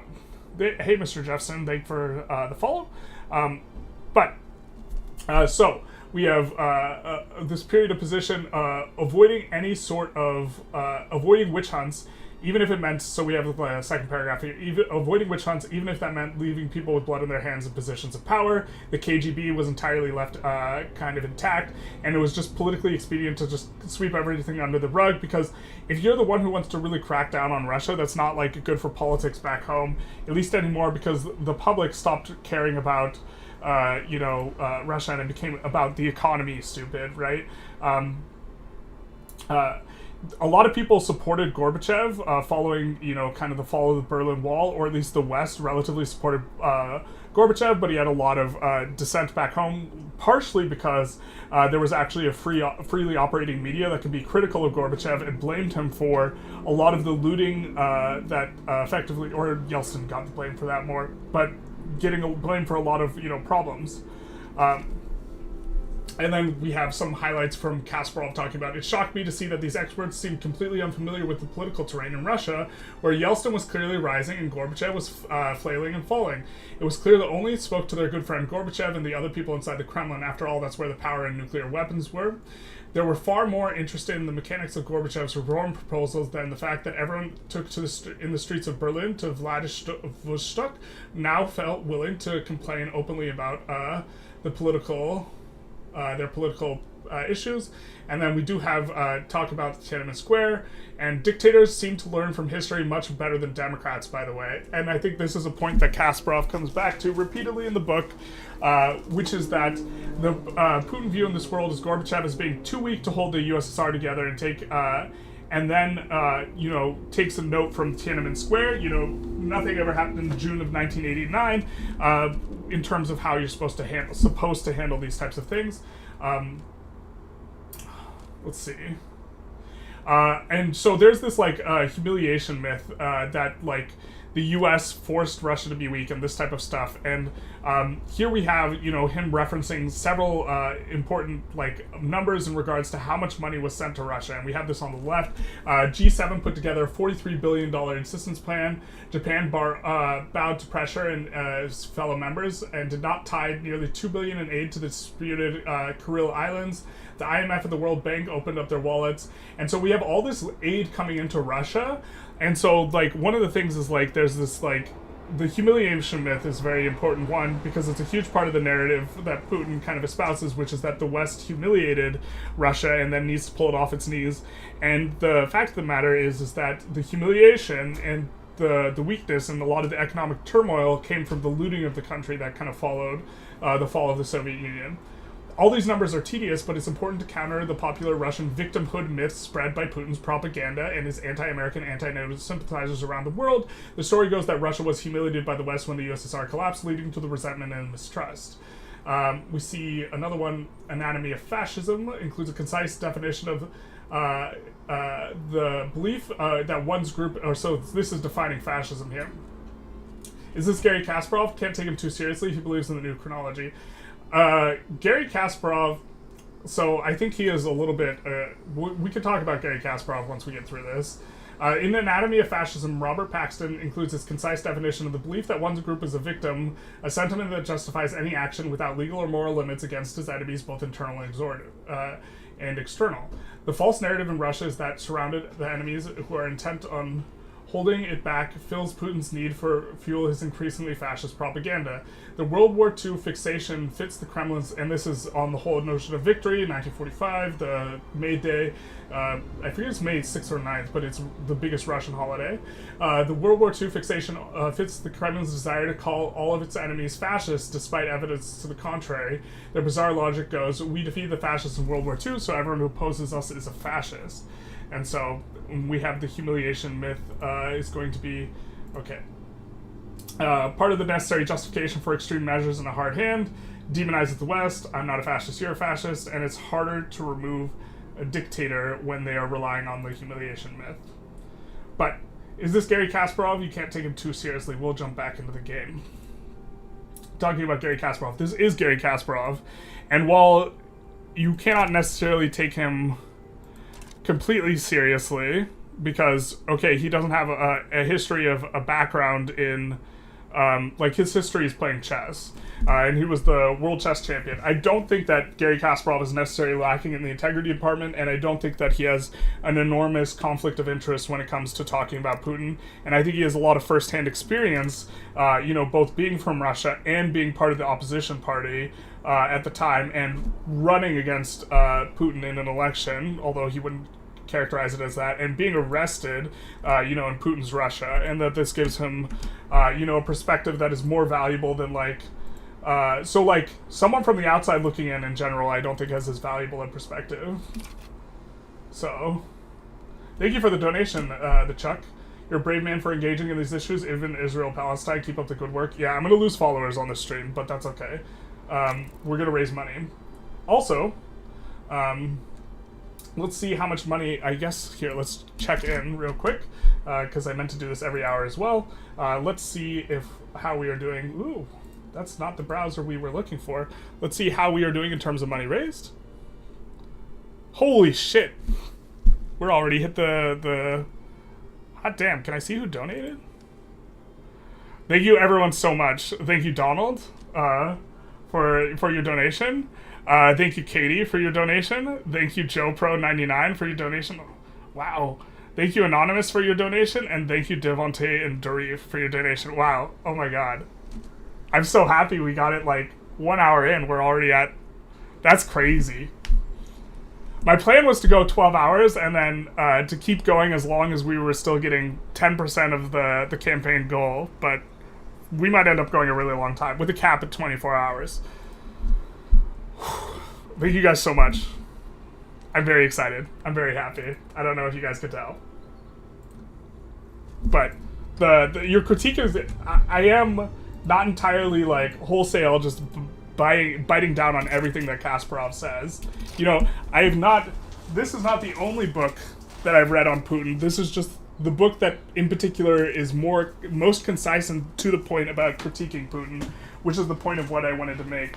I've also read that in terms of being part of the critical position, this book by Sergei Medvedev, who is an academic, and this book by, and academics have a certain type of perspective that's not necessarily good, and then this book by Michael McFaul, From Cold War to a Hot Peace, and he was the foreign diplomat between the US and Russia, so obviously he's going to have some sort of US bias, but at the same time, we're having people from different backgrounds, right, in regards to, trying to evaluate information. The chat is split, though. I apologize for that. I couldn't figure out how to unify it. The chat is split between Twitch and Discord. But let's get back to the game. Everything changed with the Fire Nation attack? True. Facts. But thank you guys so much. Russia should be more. I really wish I had been able to. I couldn't set it up. Also, this is a bit of a problem because somehow the UK can get here. Bro, that's so stupid.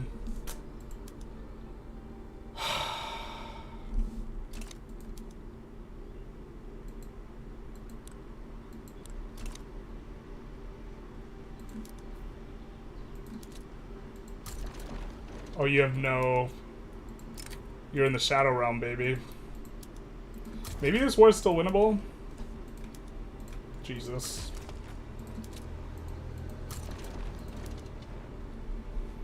We just have to...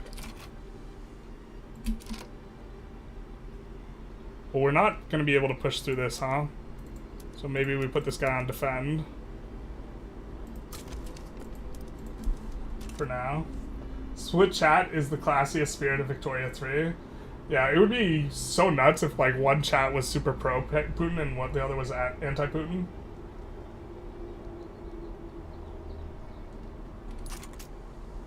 As Taiwanese, China is a worst case indeed. I do not know enough about China. I think that, if you... It might be the case that, like... I mean, I just think Putin's worse than Xi. I apologize if that's, like, offensive to you, but that's just, like, how I feel about it. But, like, China's different because I think that the... Xi has less centralized power, and I am very critical of what's going on in Xinjiang, but, like, yeah. I hope it's okay if you say share a video on Russia's corruption, how it happened. YouTube might auto-bop you, but you can try and share a video. I think you can only share YouTube videos, though. But I thought Taiwan voted to keep the one China policy. Yeah, so I feel a kind of way about Neo.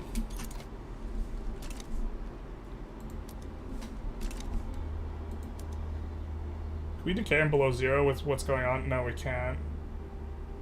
Wow, they want to conquer Transvaal and LM? Well, we can't possibly hope to defend this. Bro, this is going to be a weird type of war. I don't even know if this is winnable. Maybe we should have saved and now we should reload, but...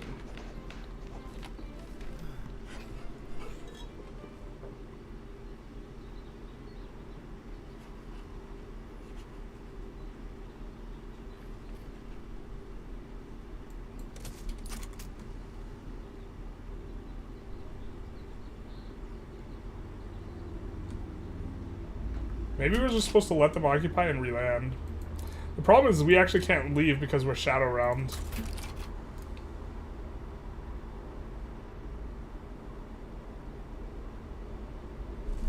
So we're gonna try and let them occupy us and then re-land. And then try and enforce on the UK, because the only thing we have on the UK, we should have put war reps on the UK. That was a huge miss on our part. I'm definitely having a difficulty playing and, like, keeping track of everything else at the same time. Unifying chat is the unification play. Yeah. Sad to see how many Russians support their dear leader. This was an interesting point of one of the books I read, which is that Kasparov's opinion is that most of Russians, like, don't support Putin, which I think that this is incorrect.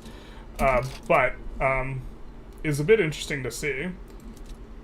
I think that an amount or a portion of them that I find uncomfortable does support Putin. But why are you supporting fascists? You just supporting me. I'm just liking, I'm subscribing. Godspeed. It's no more politically neutral or objective. I don't even consider this, like, necessarily a political issue as much as a humanitarian one. So if you just want to leave without, you know, listening or any type of this, you could do that. I definitely lost subs last year when I did this, so we could disband the armies. Yeah, but we want them to leave.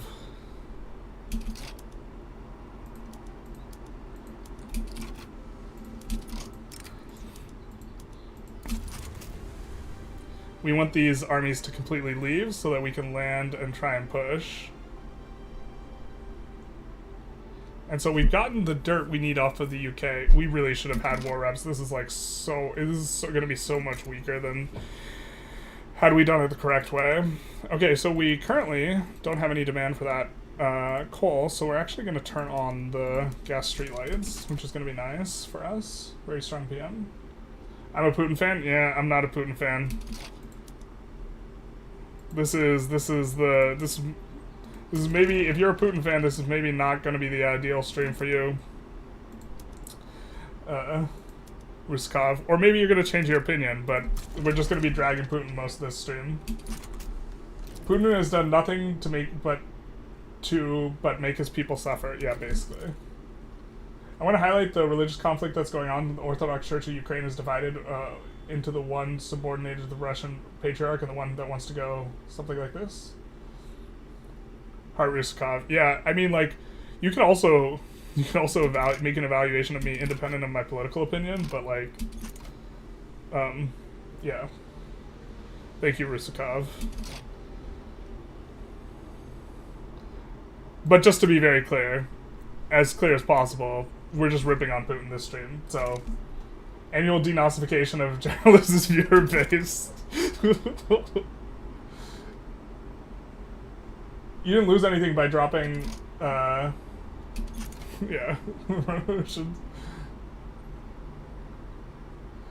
It's mind-boggling as an American, to be honest. Supporting Ukraine doesn't have to be a partisan issue, but it's made it one. Yeah,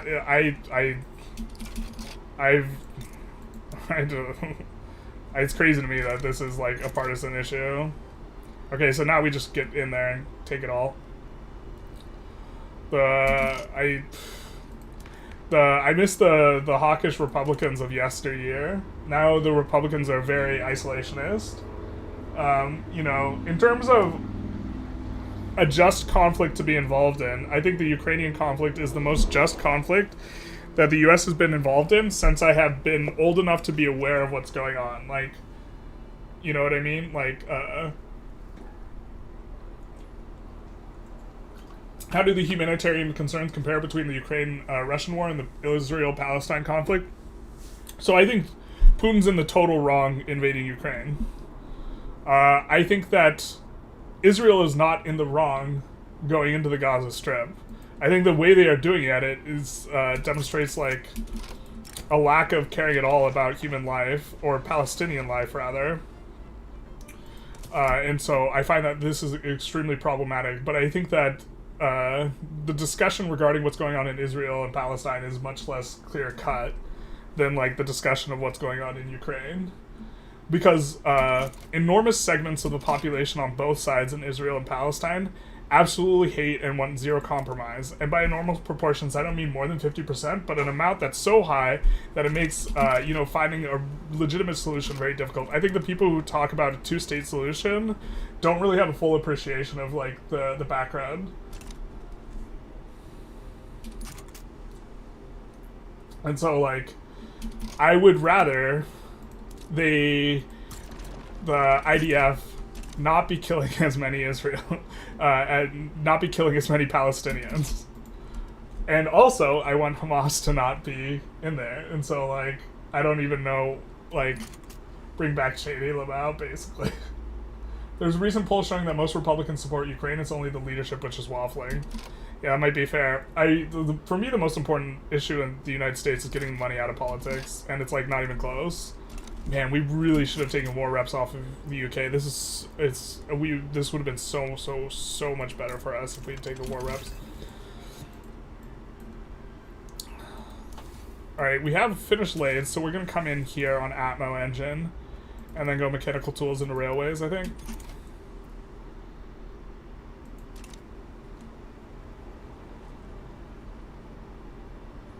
Why do you say that there's a winner in the war? Yugo was a pretty legit war. I don't know enough about Yugo. Iraq 1 was too. I think Iraq 1 was as well, with a very low degree of confidence, because I don't know what's going on in Iraq 1 as well. But also that was before I could, you know, be informed on things, like, which comports with, like, my initial statement, which is, I was too young for Iraq 1.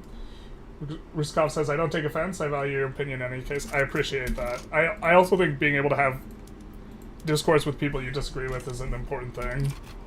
And there's a lot of people Or now there's a few people who just come in and be like, I can't believe you support Nazis, and then I'm on some subbing and it's like, alright, I guess goodbye.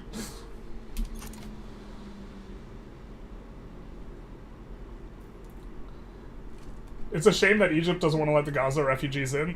On one hand, it's a shame. On another hand, it's understandable because last time they were very forward and progressive with the Palestinians. Their ruler was assassinated by someone who was either sympathetic or part of them, so... did they become a subject of Great Britain? I guess they did. Yeah, they became a protectorate in exchange, so we have to enforce on Great Britain. And they're really not willing to accept it. That's unfortunate. Oh, yikes, we're getting landed. Alright, wait, hold the pump the brakes. I guess we gotta do a lot of this.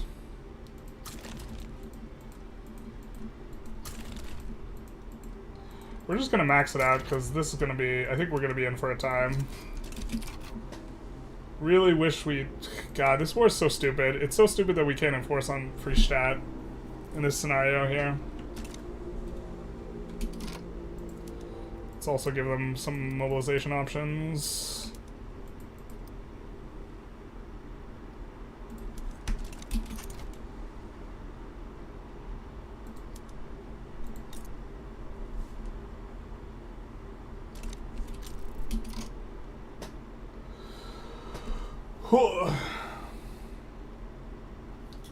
There was historically one attempt to make a Ukrainian monarchy. How long ago was that? Israel has all the power, and they exert it is the problem. Well, I think if Palestine had all the power, we would also... I do not think that we would be seeing, like, something that resembles a palatable solution to the West as well. We got some snackies. We'll be ordering pizza later, because we gotta keep going, but...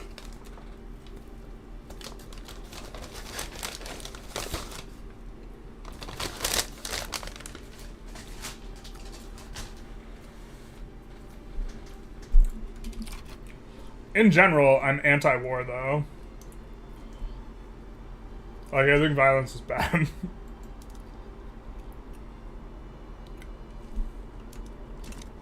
I mean, they're never going to enforce here. Can you, like, maybe get over there, or are you shadow realmed? You're shadow realmed. Well, I guess we're going to recall the army.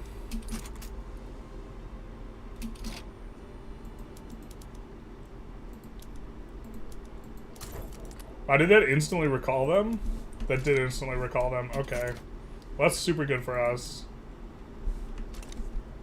Hopefully we can stop them. Actually, we can cheese stop them here. Get ready for some cheese.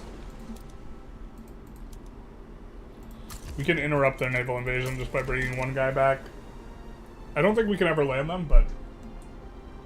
What kind of pizza? Well, what we're gonna do in, like, a few hours is we're gonna do a poll on the YouTube asking if we want to order pizza or borscht. Borscht being a dish of Ukraine. But the poll's gonna say something other than borscht. And then we're gonna order pizza. What's the snack? We have a donut. We have a couple donuts, actually. ASMR food stream. We have a chocolate donut, a chocolate donut, and we have an apple fritter. So chocolate cake donut.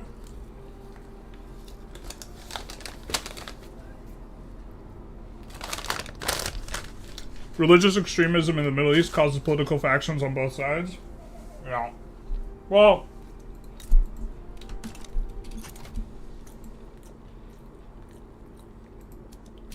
I'm less confident that you necessarily attribute it to religion, but I don't think it's an unfair attribution. Bananas on the pizza? Bananas? We're not gonna have bananas on the pizza. Pineapple on the pizza? Yes. There's Ukrainian borscht, which is very tasty too. I believe it's initially a dish from Ukraine. Or, in this book, they make some weird cultural argument that, like, a lot of Russia's culture is just an amalgamation of, like, the various countries that they've integrated, and that borscht is actually a Ukrainian dish and not a Russian dish. But that might be a little too inflammatory for the stream for me to bring up. Never unsubscribing due to pineapple on pizza love? Basically. We got one, chat.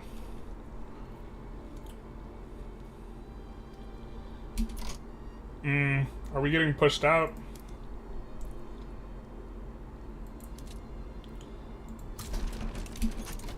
This is so asinine that we can't enforce on this. We might switch sides and then capitulate. I hate diplomacy. I specifically hate everything about starting a war and enforcing the war. Because we've had the war goals for like forever. And if Britain was the primary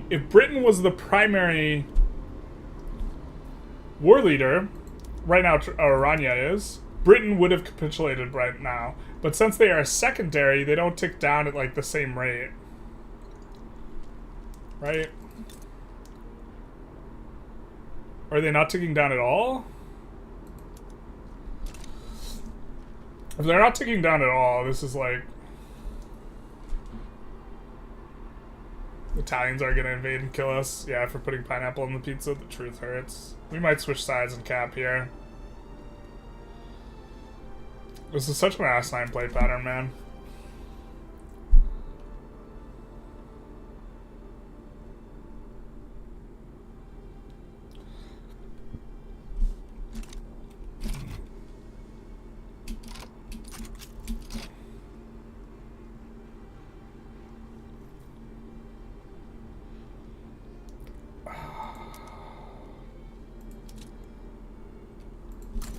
Put them there so they don't get clapped randomly. I mean, we are getting landed, so maybe we deserve to lose this, but I think that we would have enforced if the UK was primary, but they don't get the full decay down if they're not primary.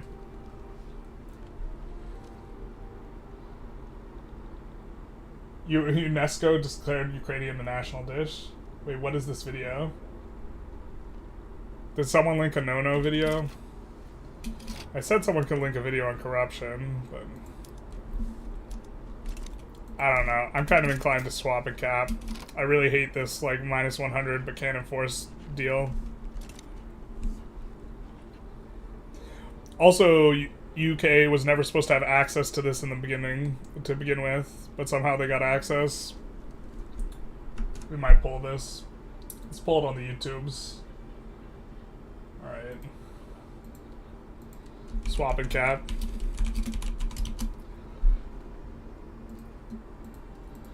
And then we could also have more donut. We'll let this go at speed 3 though. Russian war in Czech shops, you can find Russian eggs, and now they are just eggs. That makes sense. Because people generally do that type of thing. Actually, maybe we just station this guy in, but I don't know. We're leaning towards swapping and capping, and so is everyone on the poll, so I guess we're going to be doing that. So it's like, I've never seen a poll so unanimous. I bet if we ran... Is Putin a bad guy? It would not be that unanimous.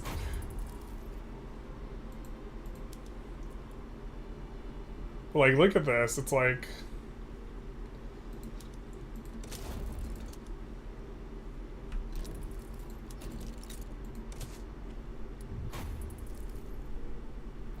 Alright, we do have to reset our auto expands. Like, all 2 of them. Oh my god, we forgot to turn on Atmo engine. We are just super, like, playing loose, trying to keep up with chat. I apologize to those who are here for the efficient gameplay. This is going to be mainly a stream about dragging Putin, I suppose. We love democracy. We do love ourselves some democracy here. Slava Ukraine.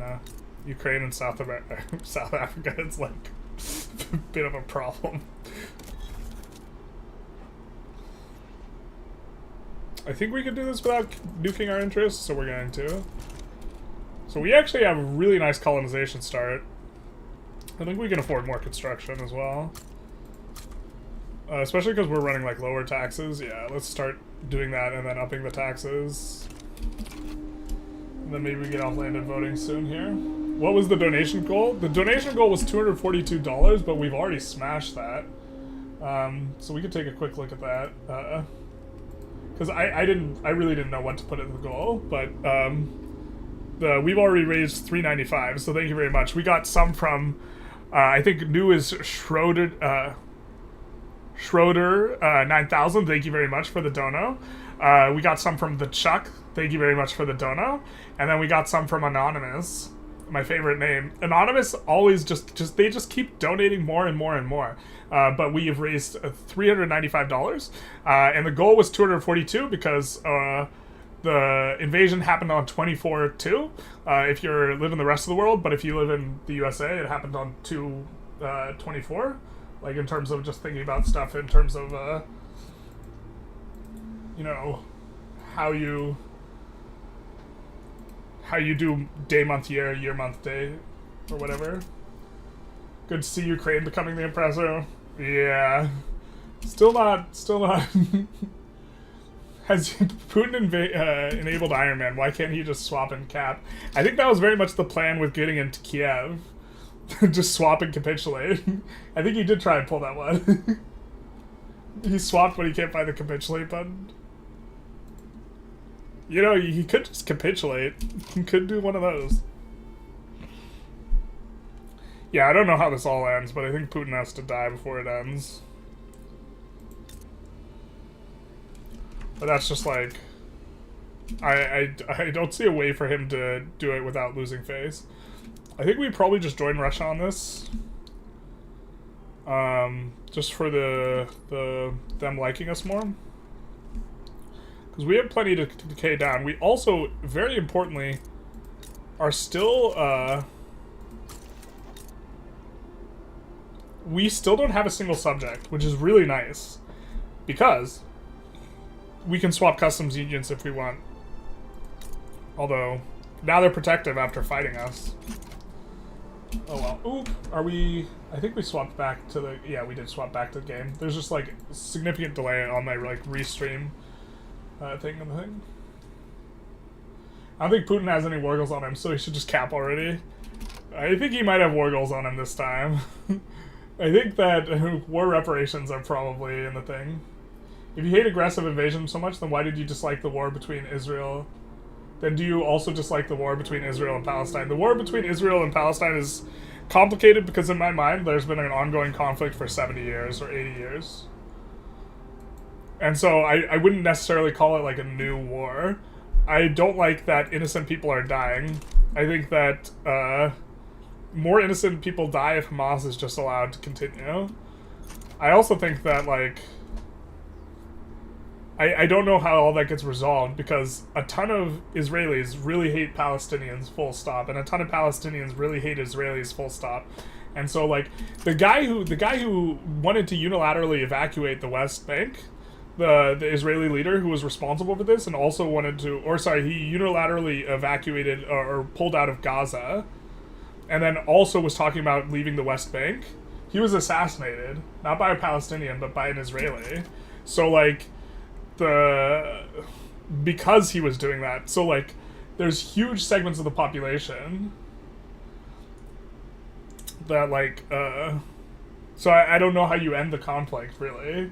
It's not just, like, if Putin withdrew from Ukraine, it's not the case that there would just still be, like, tons of violence going on. There'd still be some violence, but, you know. Yeah. Putin got infamy hit for claiming Ukraine in the war. Can't enforce. The truth hurts. The truth does hurt. Good. Putin left Kiev because of promises from Macron and was screwed over again.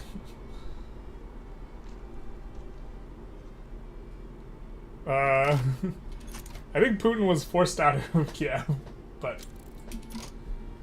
Was there a restart? There was a restart. Chat voted for the restart.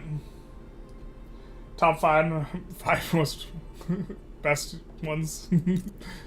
They're all Norway. Always has been. Hey Anya, how's it going? No coal and iron? Yeah. Ukraine is out of recruits. Oof. Russia's out of recruits too, and now they're just pulling from people who are demonstrating at Navalny things. So we could go after Lima, but this means we can't swap customs unions.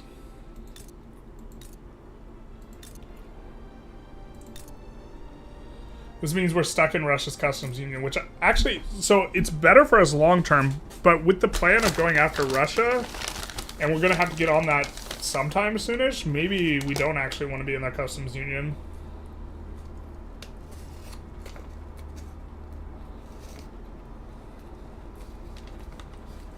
Because once we go for Peru, we're committed. We have a subject now.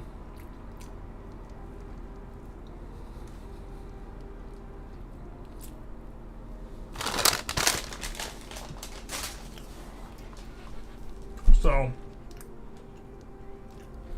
can you not pause the game but play at lower speed? We can try to do that.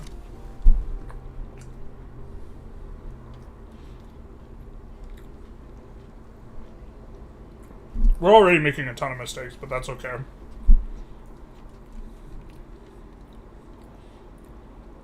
Happy accident. So right now we're thinking of the very standard transfer North Peru, release Iquiche in South Peru from Bolivia, and get all of it as a puppet.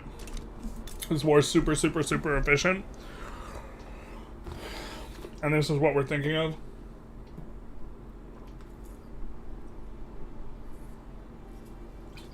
So with Ukraine having so much grain, I suppose you can't really do corn laws.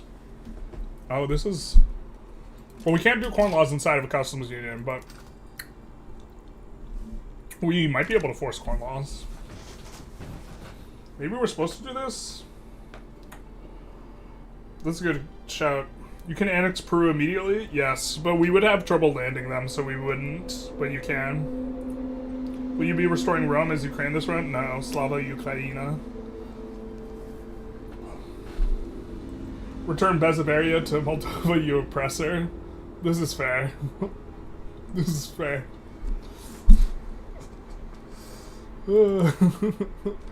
This is fair. We'll pull it. Should we return?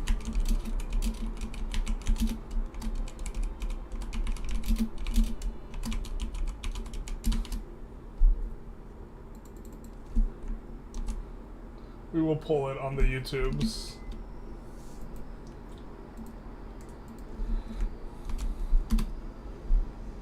Although we're definitely oppressing South Africa, so I think that the not being an oppressor thing might have gone out the window. So, get to Ecuador, you have a land border, basically. So this is, we're trying to keep playing. This is the thing we're thinking of. We could also take Moldova. That's the other way. Liberate the Ukrainians in Moldova.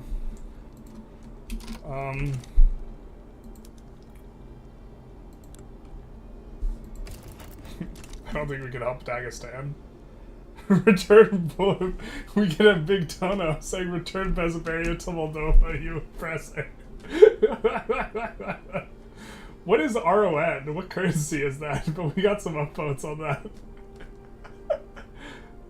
But the poll, so here's the thing. We can either listen to the person who gave us money, or we could go with the vote, which is currently saying no. It's like, stuck between a rock and a hard place, huh? This is a stream about valuing democracy and denouncing someone who's demonstrably not democratic. But, donation. Do you think Ukraine will resist or Putin will enforce? I mean, I think if the United States doesn't start sending aid again, or Europe doesn't up their aid, Putin will eventually enforce. And this is not what we want. There's vast sums of money flowing into politics, basically.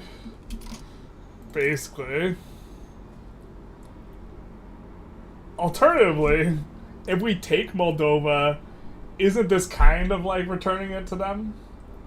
How many votes does money give is the question. This is perhaps the question. Also, everyone from Twitch might just hop over and start voting. It's literally practically 50-50 though. Oh, now it's exactly on the fence.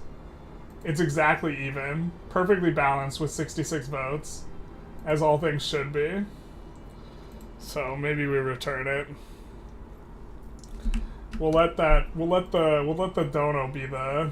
Alright, now it's voting for if we should return it. Alright, we're gonna return it. We're gonna stop being an oppressor. Our bad. Our bad.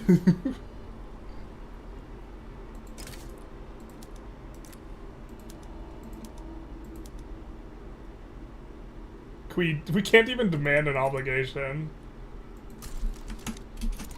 Our bad, bro.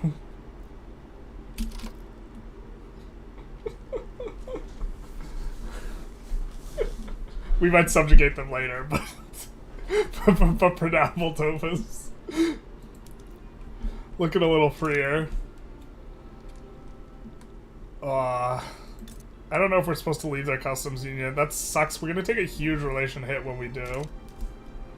Maybe we just stay in for now, but I think we're still supposed to go for North Peru. Stop the count. Stop the steal.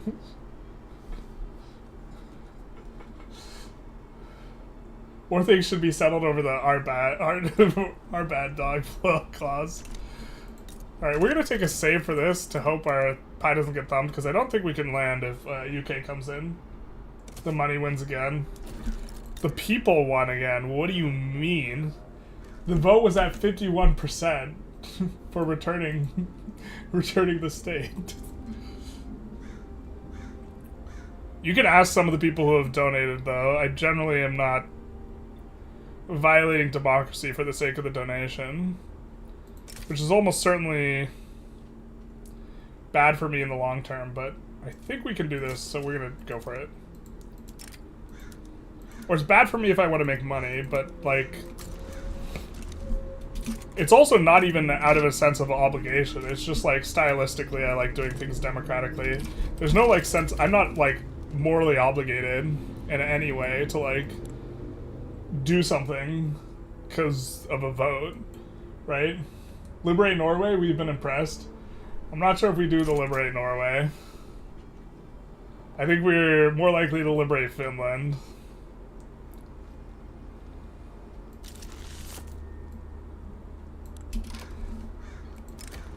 Hell yeah, brother. In theory, we could have gotten the other thing faster, but what's Nat spreading to us, actually? Alright, so we kind of low-roll the Nat spread. We didn't research stock exchange first? Shame on us. Jesus. Okay, we'll research that now. Yikes.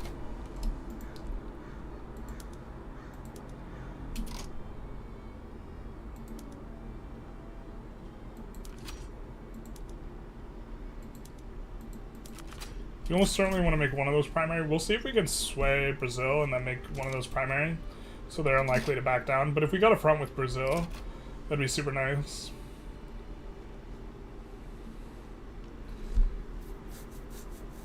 Violating democracy for the sake of donations, the tag for the US Senate, basically. Take Antofagasta 2 for the company. Ooh, I think you're correct. Why isn't Ukraine in the game to being with us? Wait, what? Why isn't Ukraine in the game to being with... I'm not sure what your objection / comment is saying.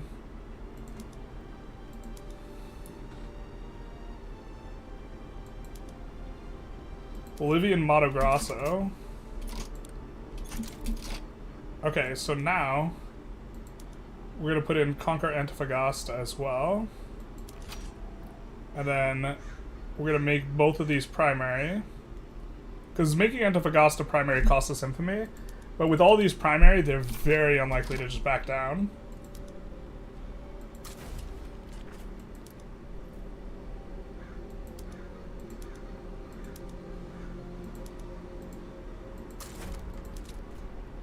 So let's do this here. Let's move these guys here, because we're going to land in North Peru. Maybe we start adding some artillery in Kiev. Kiev being the capital.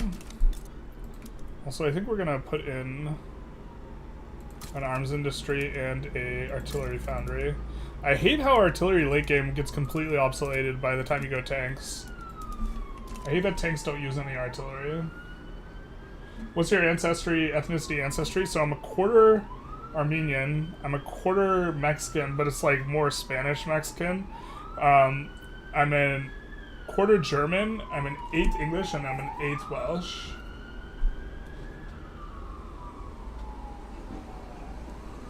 You missed Atmo by a week and it destroyed the run. Oof.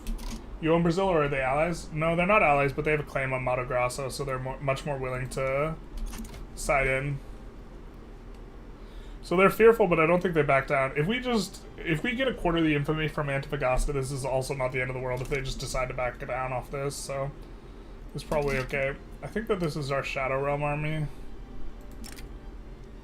because they're probably going to be stuck in Africa, so Shadow Realm. Caucasus for life, basically. Although, like, I'm not like... I'm gonna be real with the Armenians, Mexicans, Germans, English, and Welsh out there. I'm not super, like, tied to my ethnicity or nationality. Like, I think that, like, all of humanity should be respected. So, just, like, making distinctions on the basis of nationality is not, like, something I'm super into. Although, like, I am more aware of what's going on with Armenia. Like, so one critique of Israel that, like, a lot of people don't know unless you're Armenian is that they are providing weapons to Azerbaijan, who's currently in the process of, you know, brutalizing Armenia. And Israel's not providing weapons so that they brutalize Armenia. They're providing weapons because Azerbaijan is an enemy of Iran, so this is, like, kind of a proxy thing. But they're also using those weapons against Armenia, so, like, you also become... Can you also make Bolivia protectorate? Yeah, but we're not going to. We're definitely not going to pay... We're not going to double dip paying infamy for Antofagasta to take the state and also make it a protectorate. Oh, and it has gold fields right now. Let's go, baby. Let's go, let's go, let's go. So good. Taking all the gold in the early game. We, of course, will have to do that, but... Oop, forgot to incorporate this. So we're gonna need another one of these soon. Put one in Kursk and Kiev. Screw Russia, glory to Ukraine. Well, glory to the Soviet Union. Wait, what?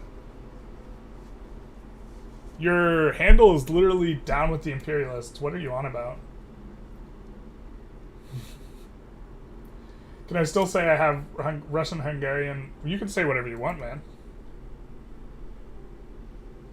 Oh, it says you're 50% European Jewish, not Russian or Hungarian? Yeah, I don't know. However you want to look at it. I'm human. I care about other humans. This is kind of how I look at the thing. I think that nationalism generally divides people. Generally.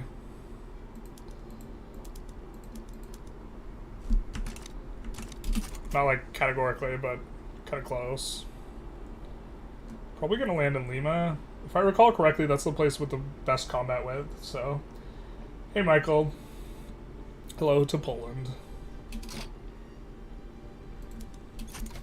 Yeah, it's very unlikely they back down, because if you have a bunch of primary demands, they really don't like backing down, so... We should be in good shape here. Do we have a poll running? Maybe... Let's do a poll on YouTube, what we eat. Alright, we're gonna have what food to order. And this will be a bit later. So the options are pizza or borscht. How do we spell borscht? B-O-R-S-C-H-T. B-O-R-S-C-H-T.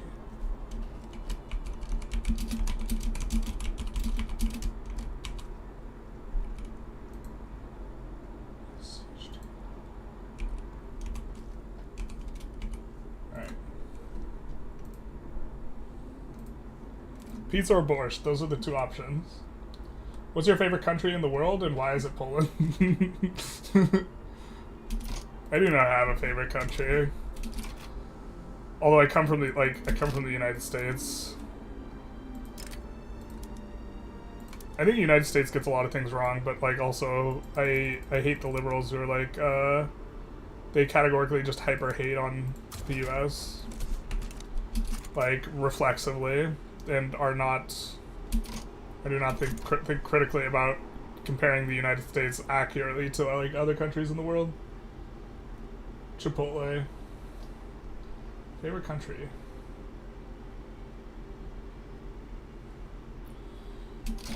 Yeah, I actually also don't even want to like. I don't like the question. Not because I'm worried about getting in trouble or something, but like. Actually, no, I haven't answered the question. My favorite country is Carthage. Rest in peace. You'll be missed. Of course, it's like a bit of a meme answer, more so than a real answer. We'll kick that to the back. I suppose we won't need all these barracks. We'll just put 2 so that they can start recruiting up. And then we'll finish the other stuff. Now what law? We're still on landed voting. Jesus. I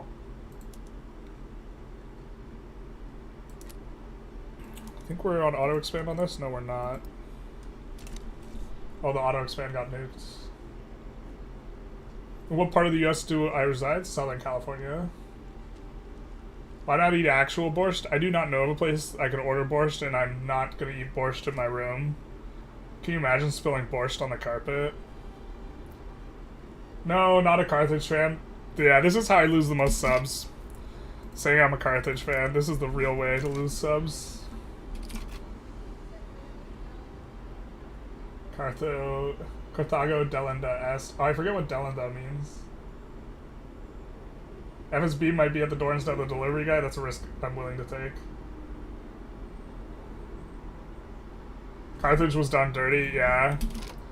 The winners get to decide the history books, you know? Looks like Russia might even push in for us. Losing subs over the... yeah.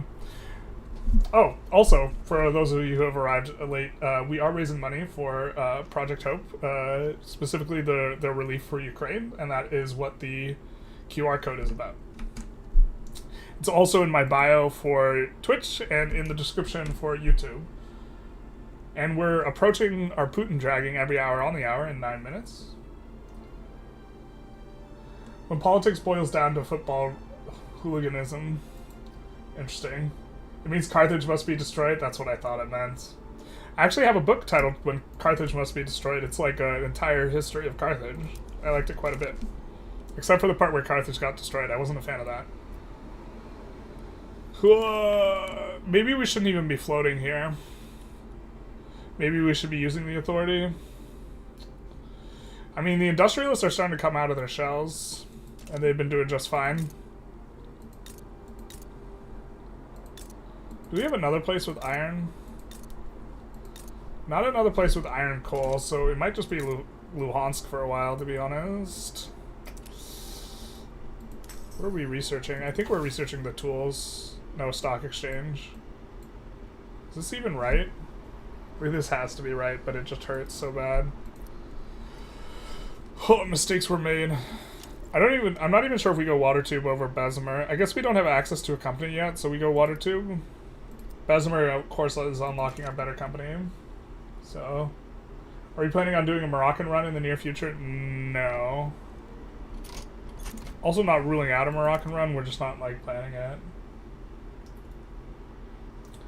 What do you think SOL represent? What do you think the average SOL would be in your country? That's, like, kind of a wild question to answer. I don't have any, like, relative comparison to make. I could tell you that it's been going down over the past 5 decades, I guess. You're on Lay's side. Carthage is almost as good as Kiev and Rush. They had Norwegian leaders. You'll be visiting SoCal, specifically SD? Yeah, I'm like an hour and a half from SD. I read that Carthage ate babies.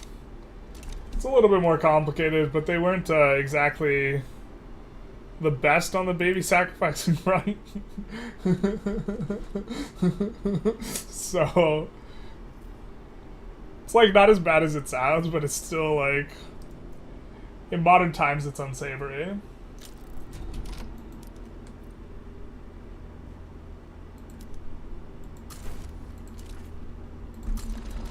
The Shadow Realm army is here to deal with Shadow Realm problems. Alright, so we get our landing in. Perfect. So we're gonna get really, really strong start, or just like hyper meta start here. Now's kind of our last chance to try and leave and then join someone else's customs union. So maybe we save and do that. Maybe we save and try and shop around a little. It might just be stay with Russia for a little while and then I imagine we're not going to actually do this, but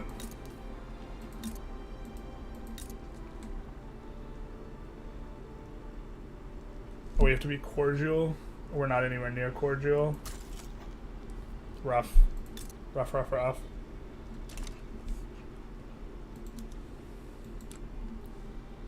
And we could just support Russia so they can't deck us.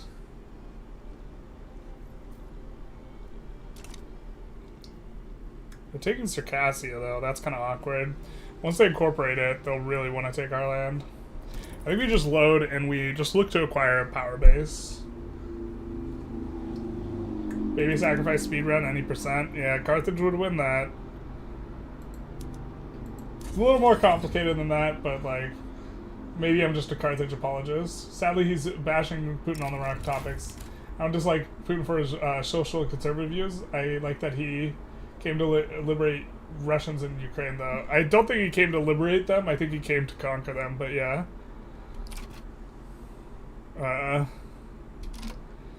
And the region of, specifically Crimea, voted in 91, they voted to be part of Ukraine. The referendum that like got over 90% that was delivered by Russian military knocking on doors, I don't think that referendum counts, so. But also, there is a non-zero Russian population in Crimea that would prefer to be part of Russia. But I think that the list of people who have invaded their neighbor and annexed territory is not a very kind list of people. It's basically, it's like, what is it? Was Milosevic on that list? And then Saddam, and then Putin. So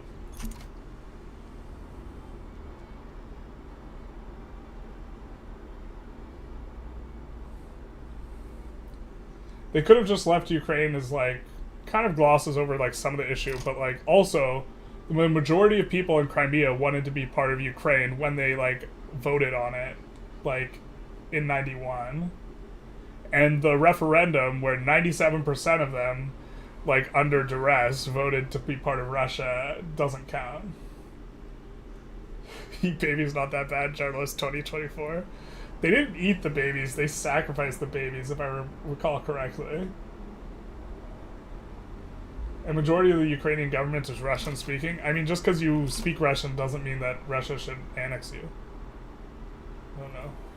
A lot's happened since 91, bro. Yeah, but that election was legitimate, and the election at door-to-door at gunpoint is not, is the point. Like...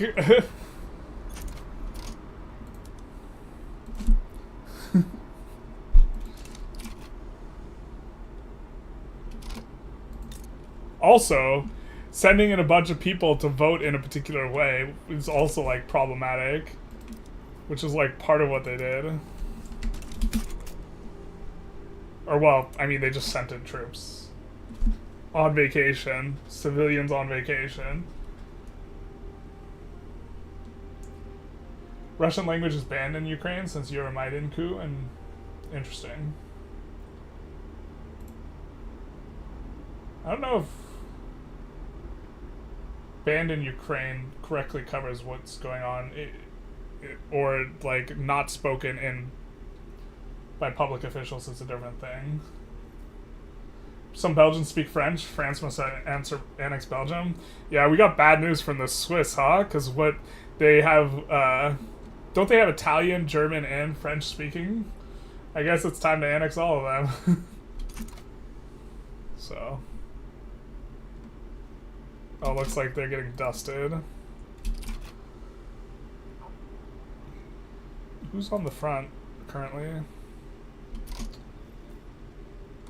I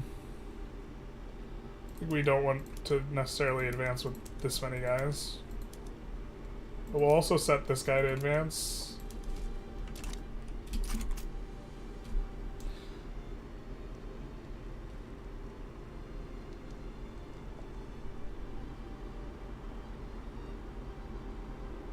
I think we should take Russia back to 15th century borders since Russia loves history so much. Yeah. Yeah, I think that if someone speaks the language, it doesn't like give you an automatic claim on the territory, but it's also like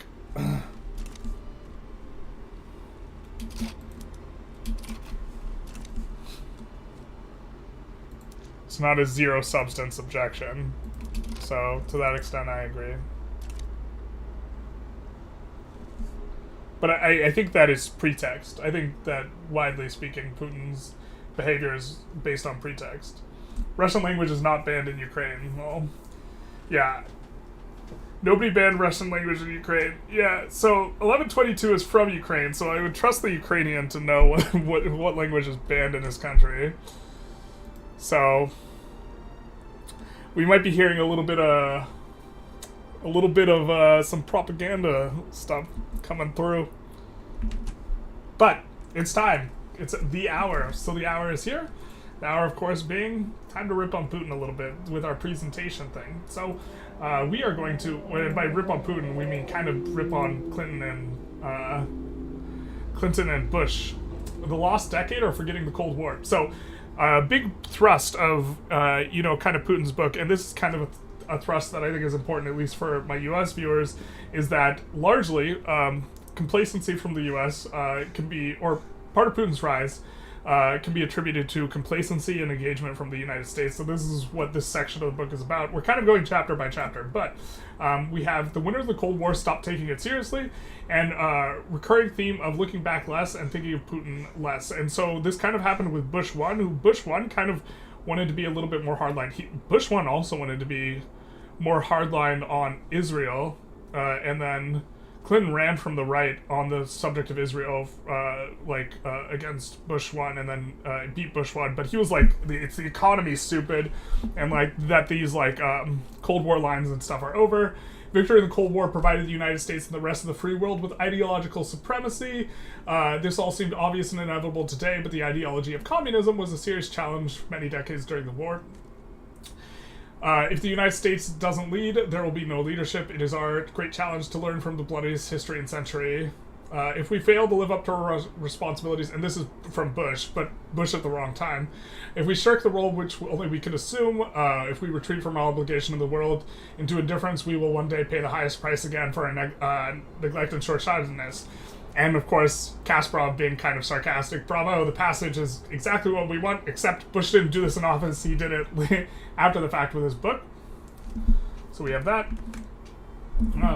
Moving forward, political expediency, not kicking up dust with Russia is just generally kind of the more expedient thing, especially when the economy took a dip, around, I forget the exact year kind of period between Bush Sr. and Clinton, but the economy did take a dip. But American electorate stopped caring. Bush was certainly no Churchill. Well, we don't necessarily like Churchill. Kasparov likes Churchill, but I have problems with Churchill. But he turned out quite differently after the end of the Cold War. Echoes of British voters quickly turned against Churchill. Okay. And so the hard-hearted Cold War strategies, or actually, let's see on the left. I know we highlighted some of this.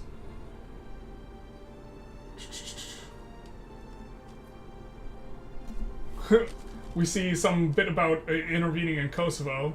In Kosovo, as with Putin's ongoing invasion of Ukraine, no NATO country was under attack, but Clinton continued. If we and our allies, so this is Clinton on Kosovo, if we and our allies were Allow this war to continue with no response. President Milosevic will read our hesitation as a license to kill. Imagine what would happen if our allies instead decided to look the other way, as these people were massacred on NATO's doorstep. That would discredit NATO, the cornerstone on which the security has rested for 50 years now. If we've learned anything from the century drawing to a close, it is that Americans are going to be prosperous and secure. We need a Europe that is prosperous, secure, undivided, and free. Now, I, to be fair, don't know as much about the Milosevic stuff, so I cannot speak to it in terms of like what's going on specifically. But Milosevic was before my time. Substitute Ukraine for Kosovo and Putin for Milosevic. President Obama could repeat it very nearly word for word to my great satisfaction, says Kasparov, which kind of shows when this was written. It was written in like 2015, 2016. Remember Kosovo when you hear people saying that sending weapons to Ukraine would only escalate conflict or lead to World War III, although kind of to some degree, some people argue that we're kind of in a sort of weird World War III already, is a popular straw man argument.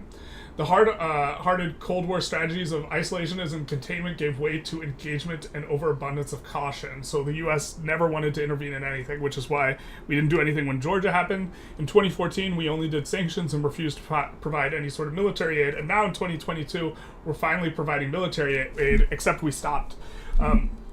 Europe has been resting on its laurels for so long that it is struggling to stand when faced with xenophobia and terror on the inside and aggravated Russia on the outside. Let's see. And then we'll have the next chapter coming up. So, back to the game. Back to the game and chat. Every hour on the hour, we will be dragging Putin. We are, of course, also raising money for Project Hope. So, we do want to check up on that every hour so I can thank people who have donated. Anonymous, a very frequent donor. Shout out to you, Mr. Anonymous. Or Mrs. Anonymous, who knows. But we have so far raised $395. Thank you for everyone for donating. They are engaged in humanitarian efforts in Ukraine. And so we can't donate necessarily like weapons or anything like that, but they also need weapons. That's not what that's not what charities provide.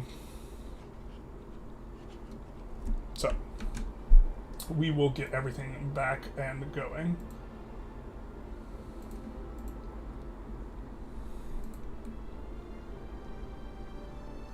But I had made these presentations for the thing last year. We're only going to have presentations for like the first 6 things, and then after this, we're going to be reading from the book a little bit. My power did go out a couple days ago when I was trying to organize everything. You still mostly hear Russian in Kiev? Yeah. But are you really sure that Ukraine isn't developing weapons of mass destruction right now? Well, if they wanted to have weapons of mass destruction, they really made a mistake when they signed that peace deal where they agreed, where Russia and the U.S. agreed to respect the territorial integrity of Ukraine in exchange for Ukraine giving up its nuclear weapons, which it did, and then Russia now has invaded Ukraine twice, definitely not respecting the territorial integrity of Ukraine. Also, I don't think Ukraine is developing nuclear weapons. And if Ukraine did have nuclear weapons, then Russia probably would not have invaded. To start this, did you have to start as Russia, release, play as Ukraine? Yes. You release and then play as. Donald Trump donated? It do be like that sometimes.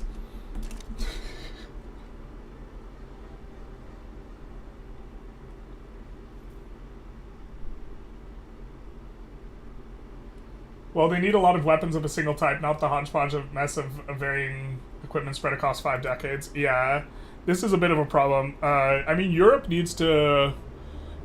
I was reading an article on this today. Europe needs to and is kind of standardizing some stuff, standardizing production across, like, all the allies of Europe. So, like, you know, something will get produced in one place in Germany, something will get produced in France, and this type of stuff. And, like, them actually having a little bit more standardization, because Europeans generally want to have a united front in this type of thing.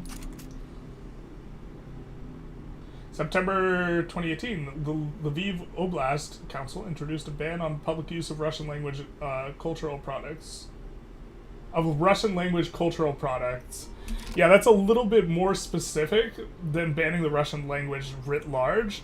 And I know that they banned. I know at least in 2022 they banned almost all the Russia media outlets.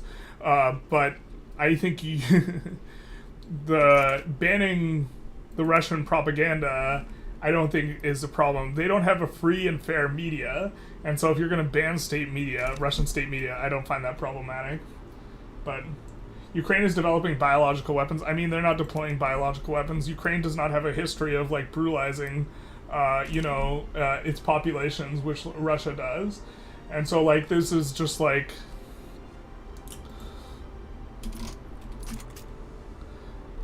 I mean, I'd be interested in any evidence of that, but like I don't necessarily think it's forthcoming, and I can't also. We're not going to turn this into a research stream. But yeah, I would like the sauce. Guess we are a significant and somewhat reliable economic partner and do need to diversify their partnerships, not so focus solely on the West. Yeah, I mean, as an American, I would also prefer if Europe spent more money on military and the U.S. spent less money on military. Like, if everyone in NATO spent the 2% of the GDP, this would be, like, preferred to me. But if only Ukraine could conquer Russia in tax swap format, it would be Gigatroll. Yeah, this is what we would do, but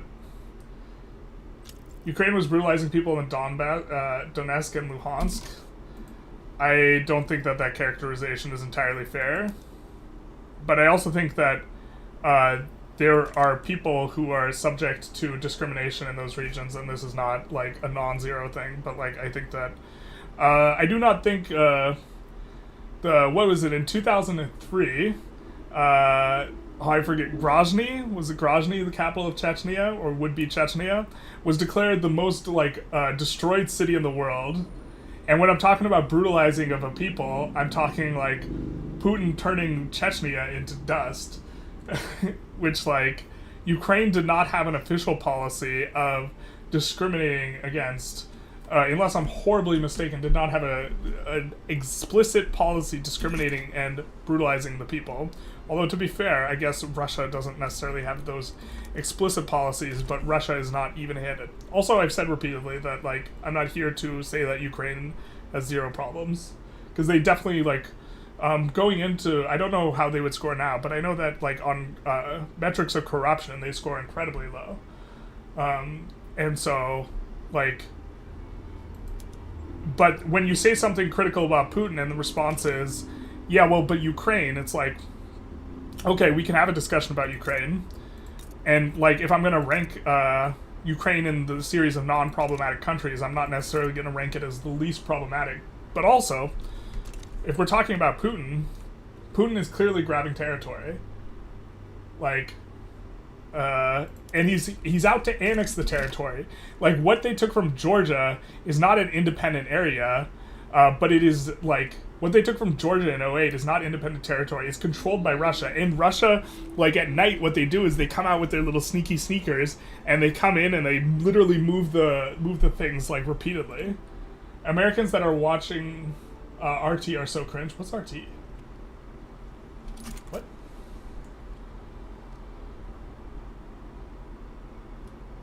If anything, considering the history before Peter the Great, I'm not sure we want to use that as our basis, but okay.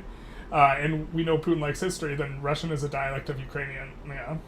All I can find about bioweapons in Ukraine are that Russians are saying that public health centers are bioweapon manufacturers. Yeah, so classic. I mean, Putin lies through his teeth and then, like, doesn't even care about maintaining the lie later. Like, he said that no Russian troops went to Ukraine in 2014, and in 2015 he's in a documentary saying, yeah, we got those guys. We annexed that territory. Go us. We got them. And so it's like, what? Ukrainian government is definitely not a saint, but invading your governments is just horrible. Foreign government is just, or foreign nation is just horrible. Yeah, the list, if I'm not mistaken, which I often am, the list of people who have attempted to annex their neighbors is Milosevic, that one I'm less sure on, Saddam, and Putin. Right?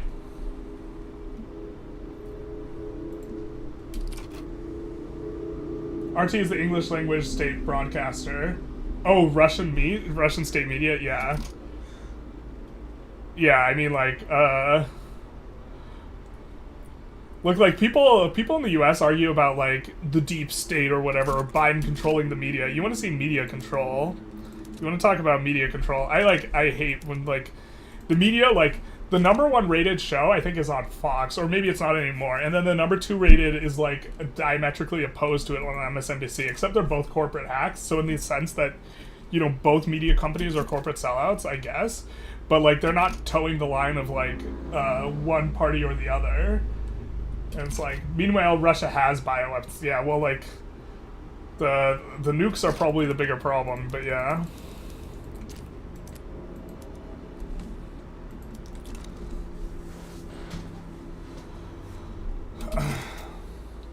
Resources and ports in Black Sea are two most logical reasons. Unlogical is Putin believes that Russia should be part of Ukraine because of Russian. I think that he believes that.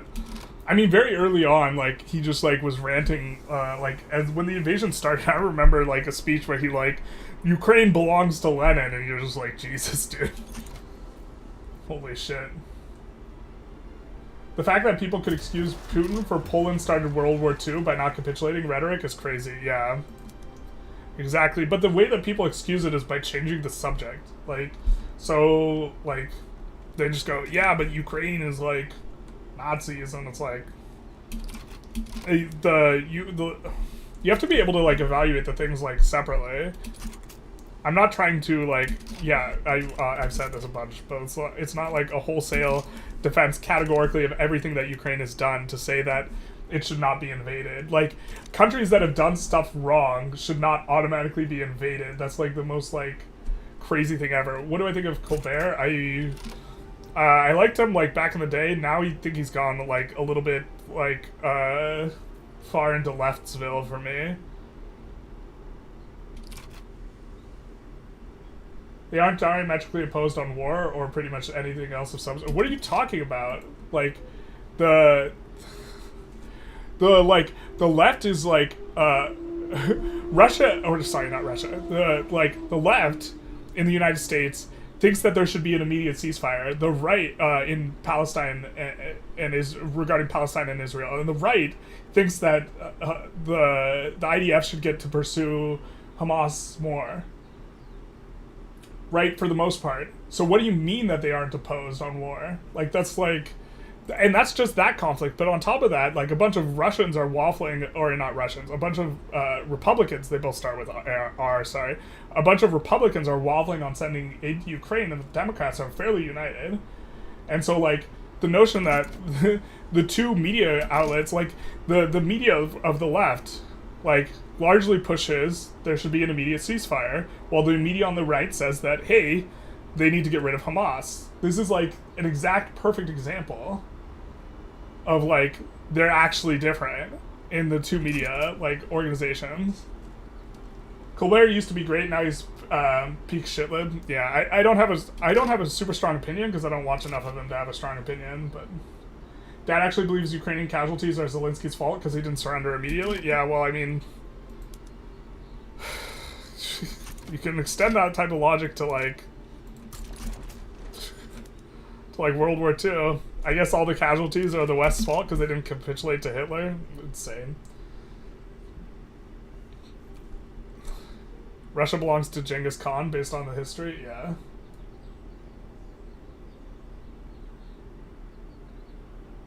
So we will take our prize stuff. France wants a defense pact. But now we can no longer ask to join customs union. This is no longer allowed. So, and then North Peru annexes all these. Yay, we get just Peru. And this is Ukrainian dirt, obviously, frankly.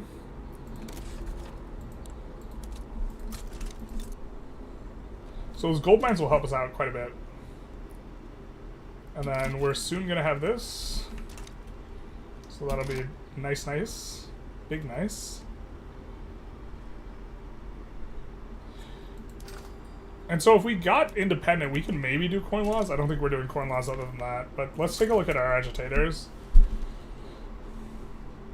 Yeah, for all of those of you who have turned in somewhat recently, expecting like a pure Victoria 3 stream, this is not the stream for this. This is the second anniversary of invasion of Ukraine, and we're having a time.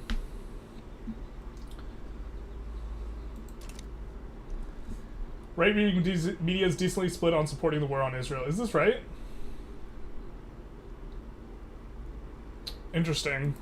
That's not the impression I've gotten watching Fox, but like I've also not enormously consumed it, and like I haven't fully consumed the full spectrum of like right-wing media.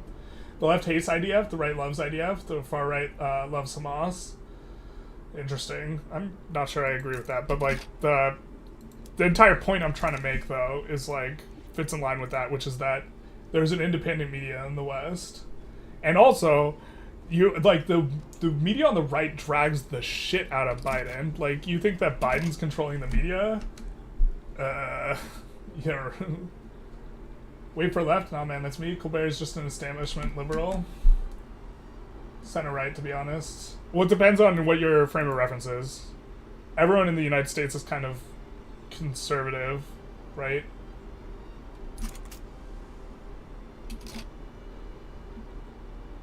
Stephen was great when Trump was president to call out on his BS with comedy. Yeah, I mean, I'm glad Jon Stewart's back. I've always liked Stewart more than like him and Trevor Noah and all that. Also, like Jon Stewart based like first day back, he like comes back and he rips on both Biden and Trump. Why are current laws powerful? So we could reform the economy really quickly. We could get off of traditionalism and serfdom, which is really hurting us right now. Fox is a representation of the right wing's establishment, yeah. The more right-leaning independent media that I know of tends to be more anti-war.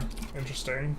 Yeah, but that's coming from a place of isolationism, right? More so than having a particular, like, supporting a particular group, no? Or maybe I'm mistaken in this.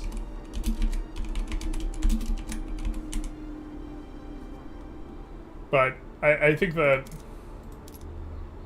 if you're under the impression that all of the, like, so the media is pretty consistent in kind of being corporate sellouts, but, like, other than that, that's, like, different than being, like, government. Everyone is not conservative in the US, except for maybe New Fox is left, Hollywood is left, academia is left. No, but, like, relative to Europe, relative to Western Europe, the US is more conservative. Unless I'm horribly mistaken. I just realized the puppet rap thing would allow the conquest of Russia real quick. Yeah, so for the most part, the early what we're doing is we're trying to build up.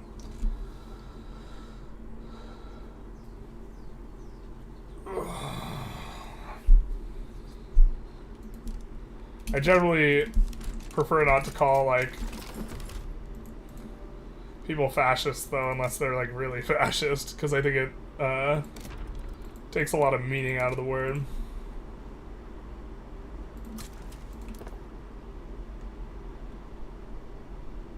Doesn't have the same oomph.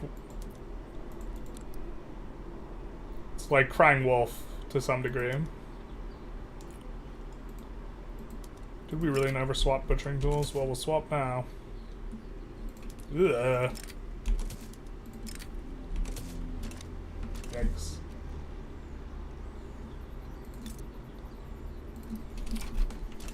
Do some of that. What are we researching? Stock exchange. Alright. It's a shame we didn't get lucky with this NAT spread on the intensive agriculture.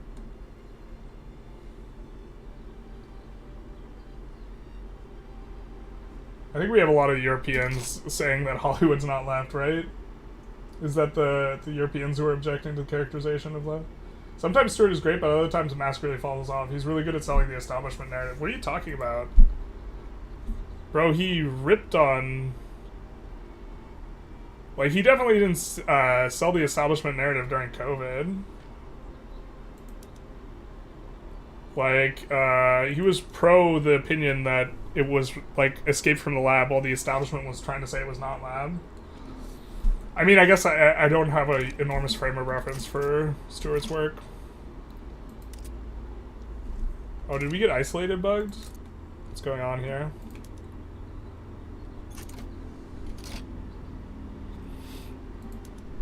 Do we have to swap you? To Anchorage.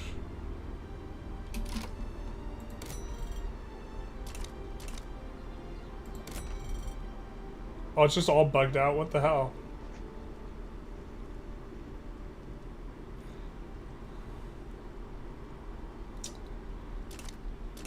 Maybe this will go away in a week?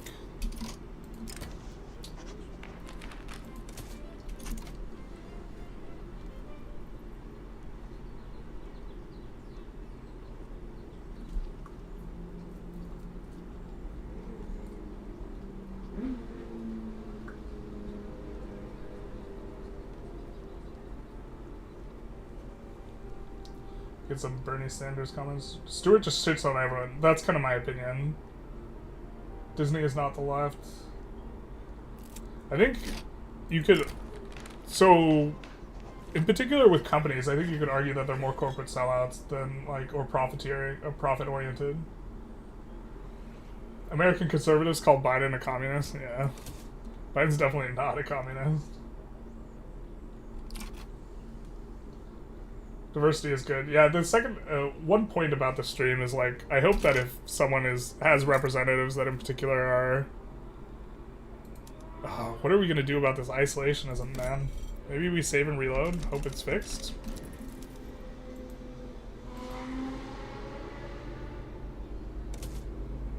Disney is a corporation, they're classically liberal and pro-capitalism. That's probably a fair characterization. But also like in terms of what they are outputting, they are pandering to like certain groups, right? But that's different than like them actually being that. Alright, let's see if that fixed it. No, why is you isolated, bros? Oh, you shouldn't be isolated. Oh, I guess I saw 93. Okay. Okay. That fixed it. Perfect.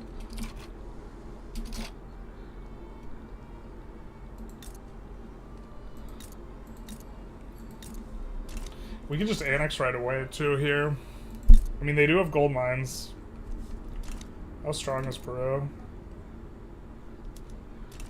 You take a little save, do a little annex. We see Austria-Hungary. We don't see that too often these days.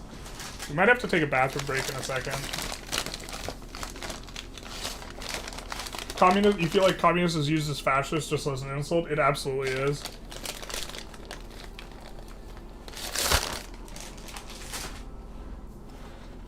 Like, my favorite, or like, what to me is like really frustrating is people like refer to China as being communist. Like, China hasn't been communist in forever.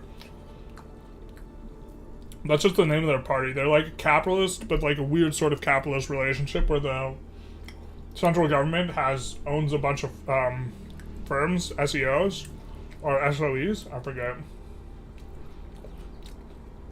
State-owned enterprises, and so like, it's this weird kind of capitalism, but they still operate using like markets. So, change back the ports. You are correct. I think we do want them to be giving convoys to the Russian market.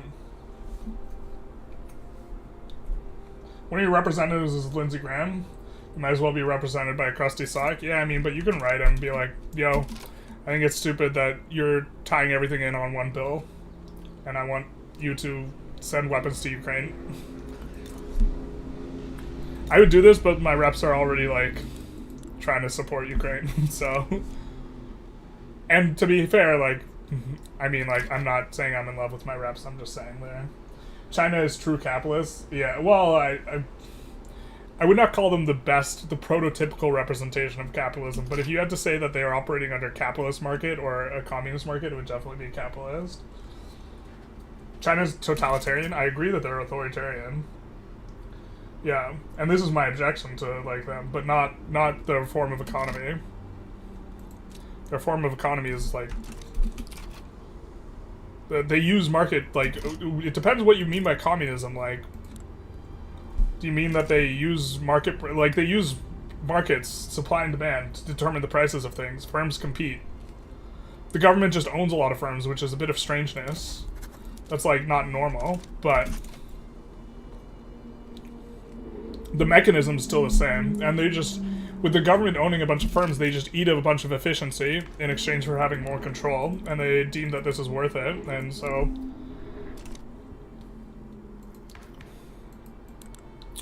What? It auto-pulled our Intelligentsia out? Oh, we have an authoritarian Intelligentsia. That's spectacular. Okay, that explains a lot. Well, hopefully we can get this through.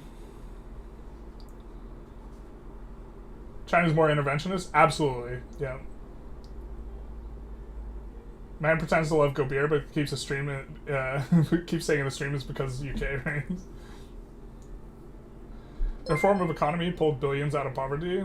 Yeah. Thank you for the follow, whoever followed. I apologize, but we do not have it set up where I can immediately see that.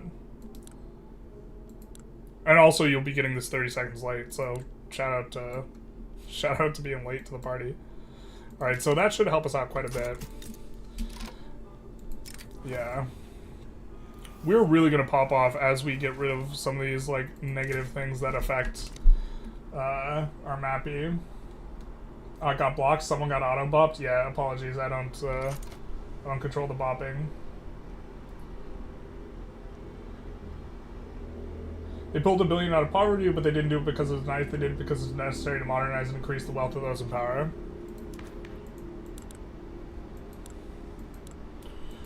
I think in general that the people in control of China are less concerned with looting the country than some other places that exist. Which is to say they care more about the person, but they also care about having a highly centralized, highly powerful, like, central power. Which is, but then, like, using that central power to have, like, absolute support while actually trying to make things a little bit better, I think. Will USSR turn to government kleptocracy into a capitalist kleptocracy? Yeah, so the difference is just who's robbing. The truth hurts. But Putin pulled Russia out of poverty after the USSR collapsed. I would disagree with that characterization. I think that oil for going from $10 a barrel and like being like, I think over 50% of the Russian economy and going to $100 a barrel is what pulled Russia out of poverty. Is what I would say, yeah. But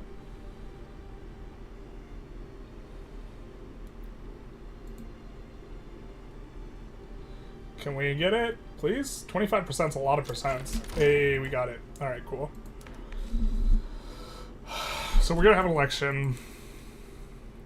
What's our heir apparent even? Authoritarian, cool. So now we want to get off of serfdom.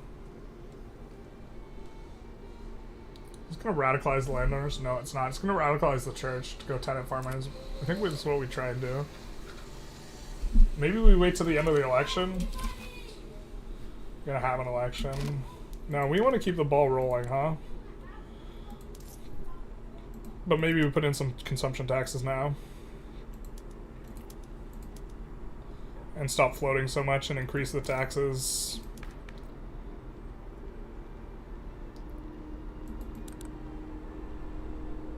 Something like this. Is there anything that... Well, we don't want the religious schools, but we do want them to support... God, it sucks. There's so many laws we want. We want to get pharmaceuticals so we can pass the laws. Authoritarian, cool. Yeah. I'm gonna get called out. You would say that before Xi came into office. Yeah, Xi's definitely more authoritarian than previous CCP leaders. Like, it's important to note that, like, China was passing from one ruler to the other, like, peacefully. Yeah, so we're gonna have an election going on.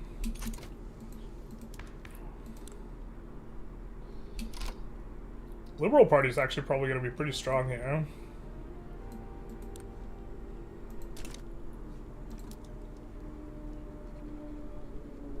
$63, okay, well it's gonna go to the landowners, but...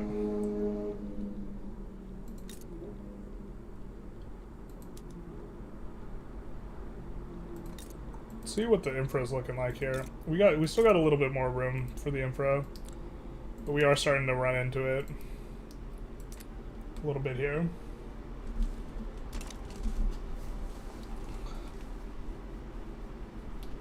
I don't think either party wants war. Yeah, I would agree with this. I think that in general, historically speaking, the right has been more hawkish. I think now the right's starting to become more isolationist, though. In a broad oversimplification of, like, affairs.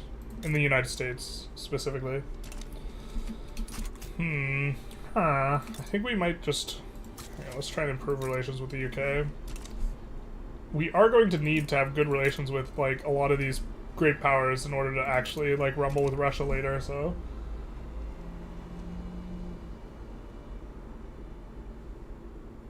How's that different than the US? Democratic? I don't know exactly what you're referring to. But I also, like, am not... I think that in... I think we've managed to have candidates that the majority of the United States hates both of them since 2016. And I think that's a significant problem.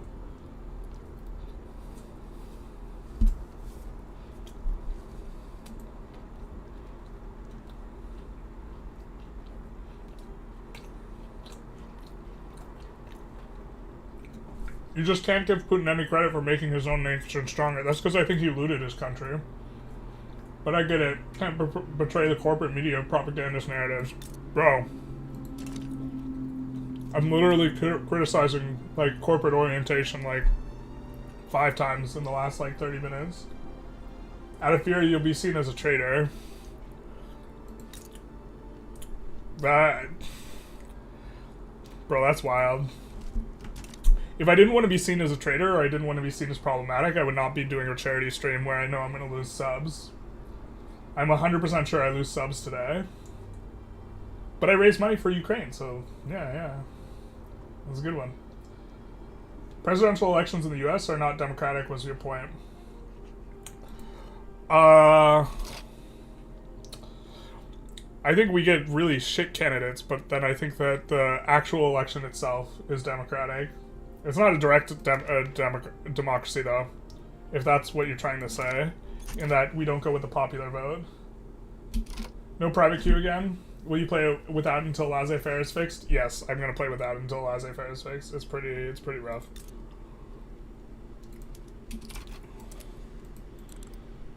I think we... Why are people leaving Luhansk? What the frick? Bro, this is where all the jobs are at. Pull out of university here for qualification reasons. It knows what it is, an imperialist state relying on aggressive expansionism. I'm not even sure who you're referring to.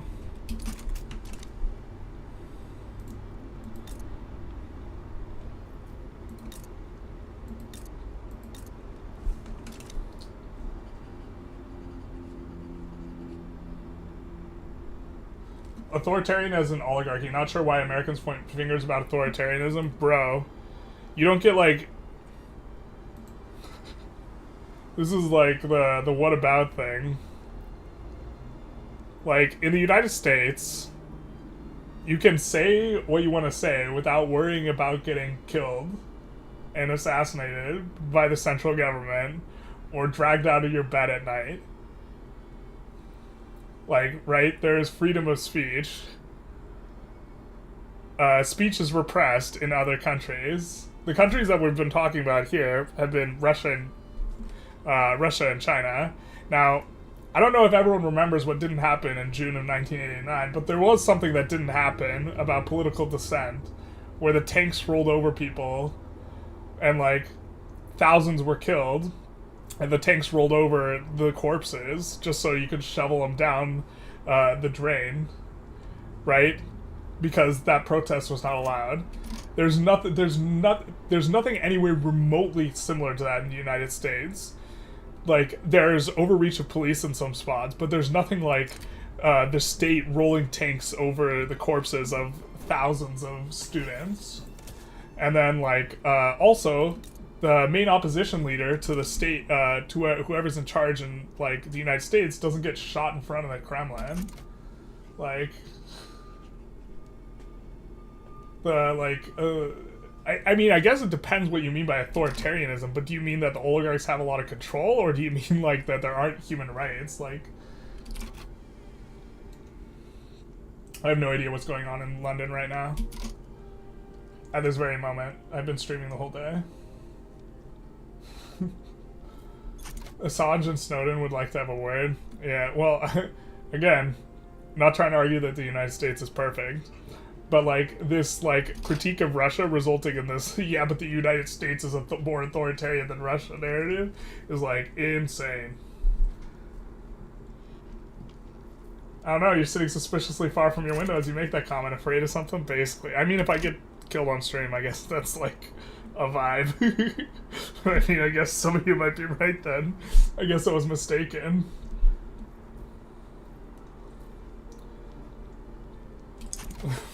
Like, the truth would hurt a lot then. Boy, would the truth hurt more than ever. I think we just go for Peru here. We just take a save so we don't get our python. The main opposition leader in the United States might get imprisoned. Yeah, but I think he actually violated a law instead of, like... So, he's been charged on a whole bunch of different stuff. The evidence seems to indicate he's actually violated a law. That's not the same as, like, Navalny, where, like, the law is, like, what's the law that gets violated here? You know? Also, Boris Nemtsov was not imprisoned. He was shot in front of the Kremlin. I don't think Putin's gonna get shot in front of, like... Or, sorry, I don't think Trump, Freudian slip, is just gonna get shot. Like, I think that's real unlikely. And then the investigation into his murder following would last, like, all of a few hours. So...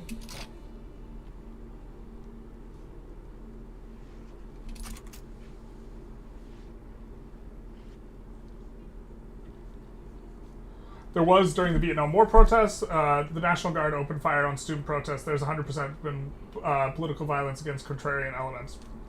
Okay, Vietnam War was, like... I don't have the background on the Vietnam War specifically. It was also 50 years ago, and also, like... Yeah, I mean, I can't speak to that specifically.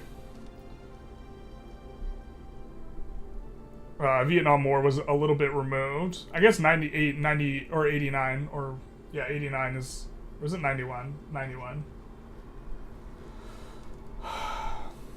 But I still don't think it's, how many protesters were killed in the event you're talking about?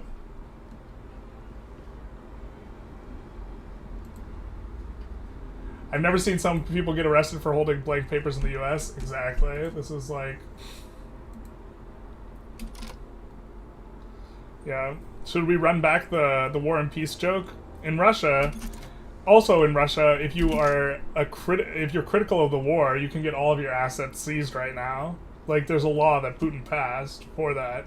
You're not allowed to say war, and you're not allowed to say peace, which is the good old Tolstoy joke, the great writer of the book War and Peace, which has turned into Redacted and Redacted. He's afraid of the cars, true.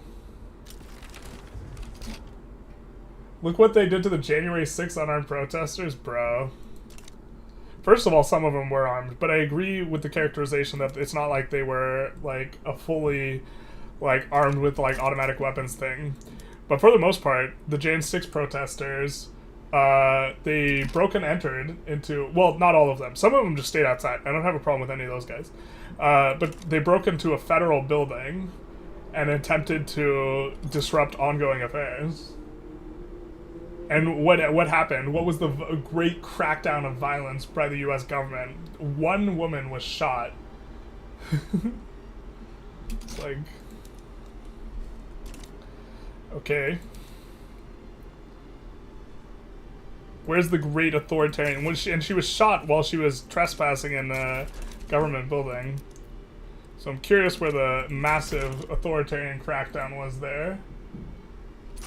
We had no basis to invade Vietnam is pretty straightforward. Yeah, I don't have an argument for Vietnam. I also think that, again, reiterate, I've never made the argument that, or I've not made the argument once that, like, U.S. is perfect, but that, and this is, like, somewhat emblematic, that the classic like response to criticisms about Putin is a whataboutism, which is not to actually refute like what's wrong with Putin, but to say, well, the United States, like, you know, it's really bad. Iraq, like 1 million people died in Iraq. That's a thing. That's a vibe. Kent State shootings, 4 killed and 9 wounded. Okay. So, would you say that there's a bit of a difference between 4 killed and 9 wounded and thousands killed and run over by tanks and, like, swept into the gutters? Do you think there's a substantive difference between the two in terms of scope? Also, there are some spooky laws in Florida about what you can and cannot teach about slavery. Yeah, I'm not a fan of those. That's, I'm also not a fan of the book banning stuff. I, like, pretty categorically think that books shouldn't get banned. Yeah. And I think that's semi-authoritarian. Also, but, like, to say, I think it's definitely a false equivalence. And it's, like, not even remotely close to not being a false equivalence. Yeah, Contras. I know a little bit about the Contras. U.S. never tried to annex Vietnam. There's one very key point. The United States didn't try and annex Iraq either. The United States is not trying to annex territory recently. If you wanna argue that they did back in the day, that's a different thing. But if you start needing to go back to like the 1800s and like the Native Americans and all that, like, we also shouldn't have invaded Iraq. Yeah. Yeah, I mean, like, so first, I don't know an enormous amount about the Iraq War, so I don't necessarily, like, want to talk about it too much, but, like, secondly, I think Iraq was probably a huge mistake.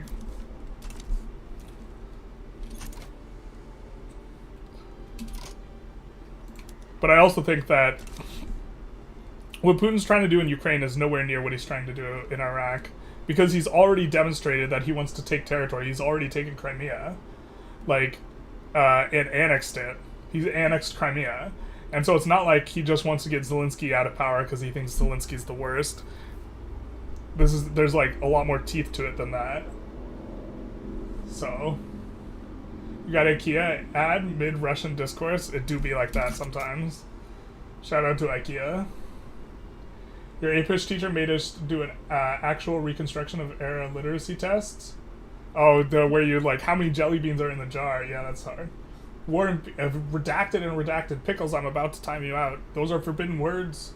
Tolstoy is a wonderful author.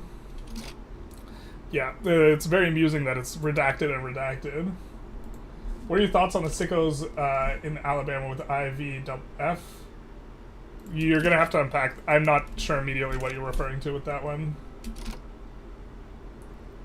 Our corporate media supports U.S. imperialism. You can't see that? You trust that? I don't believe you're that naive.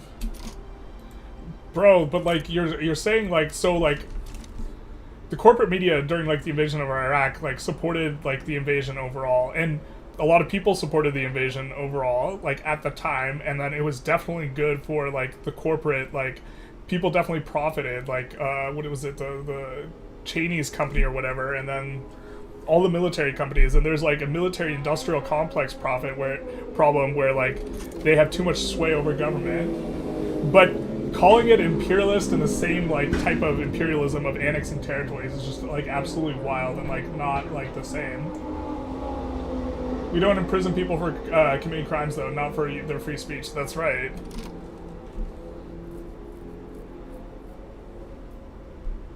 But like, also, I think like things in the United States should change. But like the that this has become a discussion more about the United States is like exactly what I'm talking about with like how the Russian propaganda goes. And it's like, you know, like in Russia they teach a ton about the Native Americans in the USA in order to have some sort of like moral high ground, and I think the United States under teaches on that stuff, but like the entire point is to try and there's no justification for your actions, so you instead just deflect. He's also incorporating occupied parts of Ukraine. Yeah, I think officially what he's saying is that they're sovereign states, but that's just pretext. Like, they're actually going to be, just like there's plans to annex Belarus over time.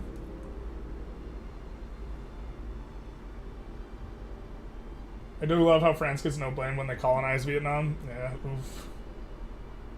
Remember that Iraq was the second Iraq war. The first time was to protect Kuwait. Yeah, so the first time I think is more justified than the second time. And also I think they should have removed Saddam the first time. And so that's a little bit of a thing. Look at the Minsk II agreement. Yeah, the one where, like, the ceasefire. Yeah. Would the U.S. intervene with a civil war on its own border? Yeah, but there's a bit... You're talking about intervening versus, like, annexing territory. Oh, looks like Zov may be raided. The bots are here. No, they're not bots. Because some people who've been chatting for a while are saying Zov. Or Belus. You don't know what's happening? How bad is it? Do I have to ban people?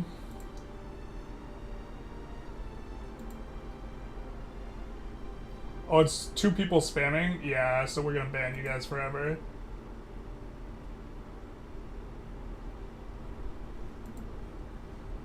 Or I guess we'll time you out for 24 hours.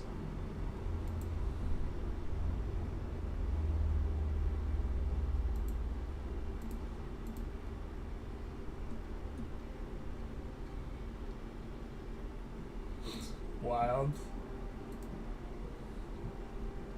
Zod is pro-invasion spam? Okay. Yeah, we're just gonna bop that. Zov is that the Z thing where, like, the East and Z and V were, like, East and West were the divisions of, like, invasers? Yeah. I think we'll transfer this over. Oh, we are not doing a pace where we're gonna get this done, like, at any reasonable amount of time. Maybe we have to speed 5. I think it's a short for East or West, where there are 2 divisions or 2 categories of divisions, East and West, in the invasion of Ukraine, and both Z and V have become a symbol of, like, invasion of Ukraine. Why is Ukraine invading Peru? Zod is a villain, but they were spamming Zov. ZOV. 1984? Yeah, me cracking down on the bots. The spammers. Yeah, so freedom of speech is different than freedom of consequence. So I'm not going to get jailed, or you're not going to get jailed for spamming in my chat, but it's still my chat, so I can bop you.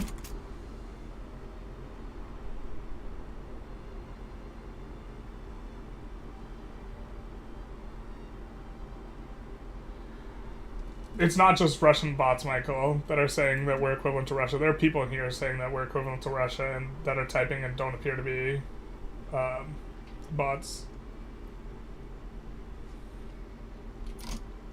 I think that that's incorrect. I also think that those people are, like, incredibly misinformed, but... What's my prediction for spheres of influence? I'm not sure what all they're going to include. The entire way that the declaring of wars and enforcing of wars and, like, this entire system sucks balls. I really hope that they significantly overhaul it, and I think they're going to, but we're also going to see.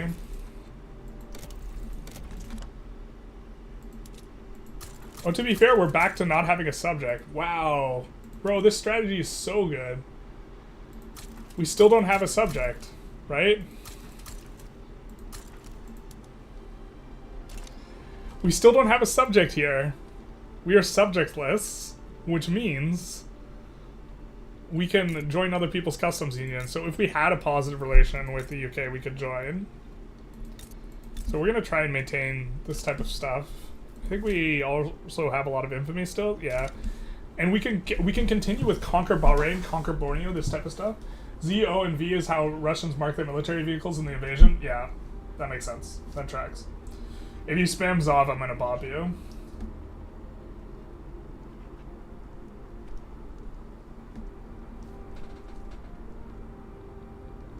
You don't 100% agree with the democracy index and is based in the West rather than Russia.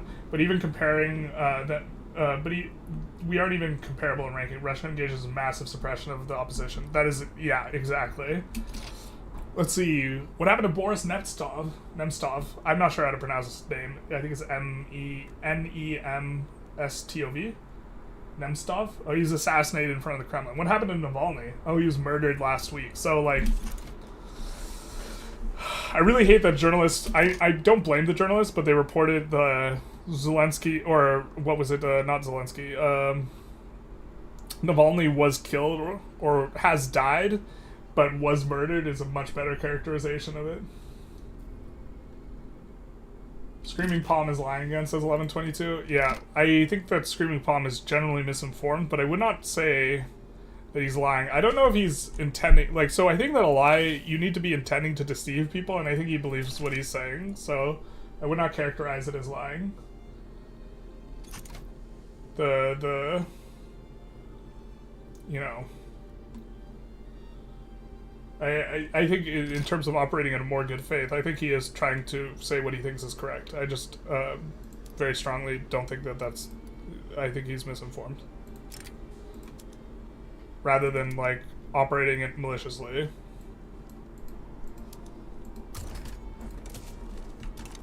Hey Vineet, how's it going? Requesting an India run?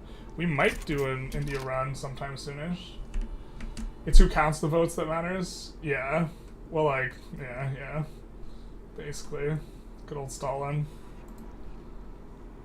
So where are we supposed to go next? I mean, well, let's actually declare some interests. I think we have, yeah, some extra decks. We're going to declare one under the amount that we have, I think. No, we're going to declare the exact amount we have, I suppose. But I think we're going to go after this now. Unfortunately, we don't have an interest in this region, so we can't do anything about it. He said that Z is banned in Ukraine. Yeah, I don't think that the letter Z is banned in Ukraine. I think that that's hyperbole at best. But also, if you think the letter Z is banned in Ukraine, I think you're just like, that's like wild. And like, if you would just need to like consume one media outlet where they actually type out Zelensky's name. There was a Russian ambassador who had a heart attack and fell out a window. Such bad luck. Yeah, did you hear about the guy who fell on a bullet? Crazy. Serbia into Yugo. We were maybe going to do Bosnia into Yugo, but it didn't win the poll. Do I think Putin will attack a NATO country? I think if Putin isn't stopped in Ukraine, he will continue to attack neighbors until he runs out of neighbors. I'm hoping that he gets stopped in Ukraine. I am hoping that he is unambiguously the loser of that. That is my hope.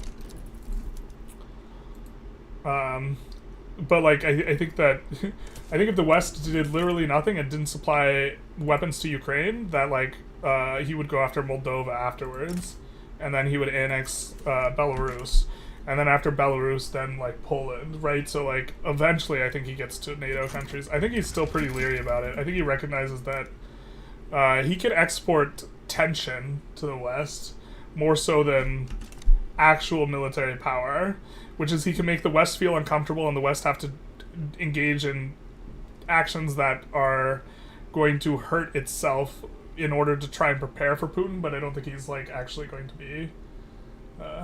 Ukraine calls Zelensky because they banned Z. Yeah, I just think that's wild and incorrect. Does Ukraine have nukes? Not anymore. They agreed to give them up so that Russia and US would always always respect their territorial integrity, and then now we have what's happened. We are kind of pulling up on our next Putin dragging in 3 minutes. If you do not want to be here for that, you can, that's what we're doing, so. He fell out a window onto some bullets, basically. Putin started this war to drum up local support before election, but it backfired horribly. I 100% agree that I think Putin would think that this war is not gone the way he thought. Moldova was literally part of the invasion plan in the early days of the war. Yeah. And all of the arguments that you use for, like, Ukraine do not apply to Moldova at all. Like, so, like, this is, like, part of why it's, like, just crazy. Why would Putin attack all of Europe? No, he would attack specifically Poland.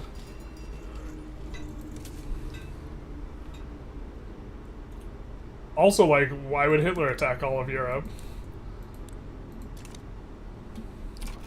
I think he would attack what he thinks he could get away with, and if he kept getting away with it, eventually he would...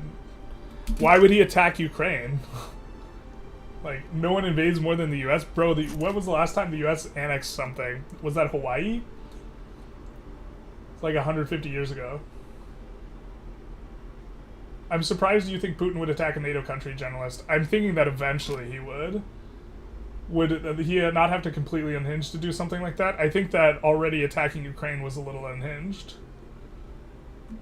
So, like, if someone is reasonably trying to increase Russian supremacy and dominance on the world stage, I think attacking Ukraine is a mistake, right? So I don't think that he's, like, engaging in, like, the correct action for,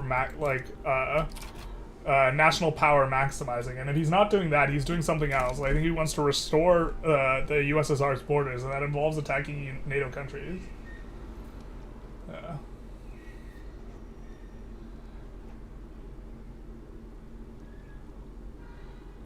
Yeah, I think the idea would be he would attack Poland and hope that they didn't help. You recall, in World War II, France had a defensive alliance with Poland, and then they just didn't help out. Never forget that Russia helped Germany invade Poland? Yeah. You'd think he would go for Poland before the Baltics? I don't have a strong opinion on which he would go for first. I have no idea. I think both are not, like, reasonable things to do, really, but... Someone asked me what I thought Putin would do, not what I thought would be reasonable. How does aiding Ukraine hurt the West? I have no idea.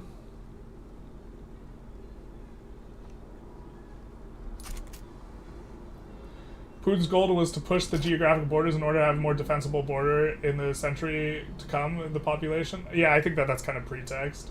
I think Putin is going to offer up every sort of excuse as possible to legitimize his invasion of Ukraine when the primary, like, purpose is the annexation of territory. Is saving Ukraine worth America going to shit? Bro, but it doesn't stop with Ukraine. This is the thing. It's like Hitler was just like, oh, I'm just going to take Czechoslovakia. Psych, I'm just going to take the Sudetenland. Psych, just going to take, you know what I mean? Like, I'm just going to invade Poland a little bit, just the tip.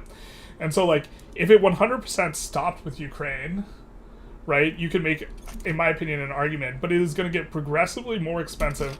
The more powerful Putin becomes, the more progressively expensive it gets to stop him from the United States perspective. Like, he should have been stopped in the first invasion. We should have supplied weapons. The first invasion of Ukraine, we probably should have done something when Georgia was invaded.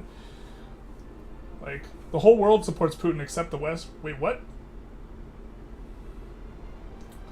That's not at all how, like, the UN voted.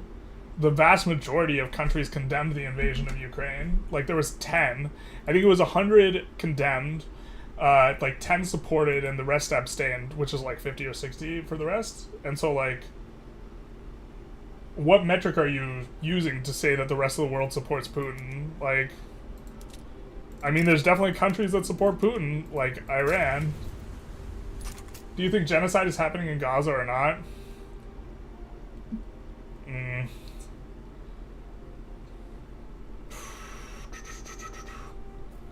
I don't know if I would call it intentional ethnic cleansing, but I do think that the IDF doesn't really care about preserving life in Gaza. So, like, I guess it would depend what you mean by genocide. I don't think they're intentionally trying to kill every Palestinian there, but I think that they don't really care if they accidentally kill some. And so whether or not you want to call that genocide, I don't know.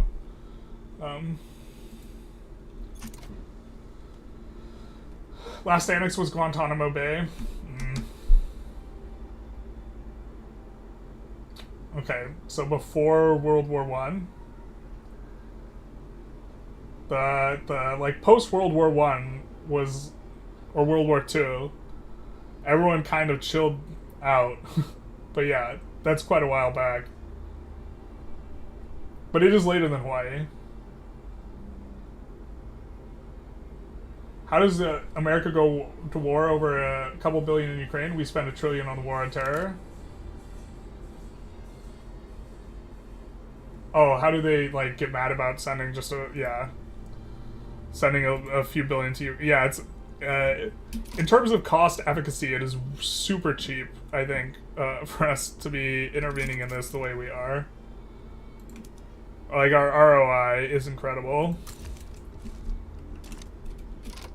That's ethnic cleansing. Well, like, I am... It depends how you define it. If they are trying to get them to leave, then yeah. If they're intentionally trying to completely remove them... Well, they want them to... You don't have to go home, but you can't stay here. It's like, I guess, kind of the attitude. But I do not know how I would want to word it. I don't think that... I'm not a fan of the level of casualties that are being sustained by Palestinians in the Gaza Strip. I also have to be very, like, careful how I word it, because I'm also, like, not a fan of, you know, Hamas attacking Israel.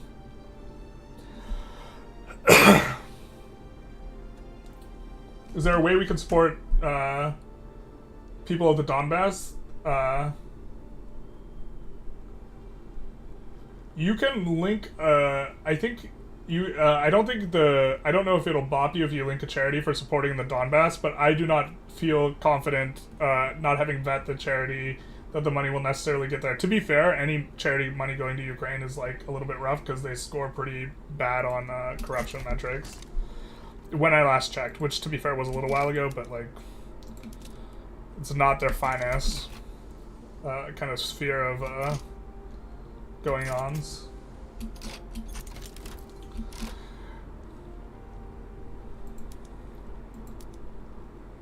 Yeah, getting people to leave is also a little bit different than intentionally killing, but I do not feel, like, sufficiently informed to, like, want to call it specifically a genocide. Like, I'm not saying that I think it's not a genocide. I'm saying, like, I don't think I'm informed enough on the topic. If that, like, answers your question. Like, I do not have, so I think that you can pull up arguments for their intent in either direction. Whether it's just to go after Hamas or to actually, like, eliminate wholesale and, like, or to get them to all leave, which is, like, kind of like eliminating wholesale because there's nowhere for them to go. But, like, I don't have a strong enough thing for this. I'm not prepared. I'm prepared to talk about Russia. Boy, am I prepared to talk about Russia and Putin, like, relative to talking about you know, the other stuff.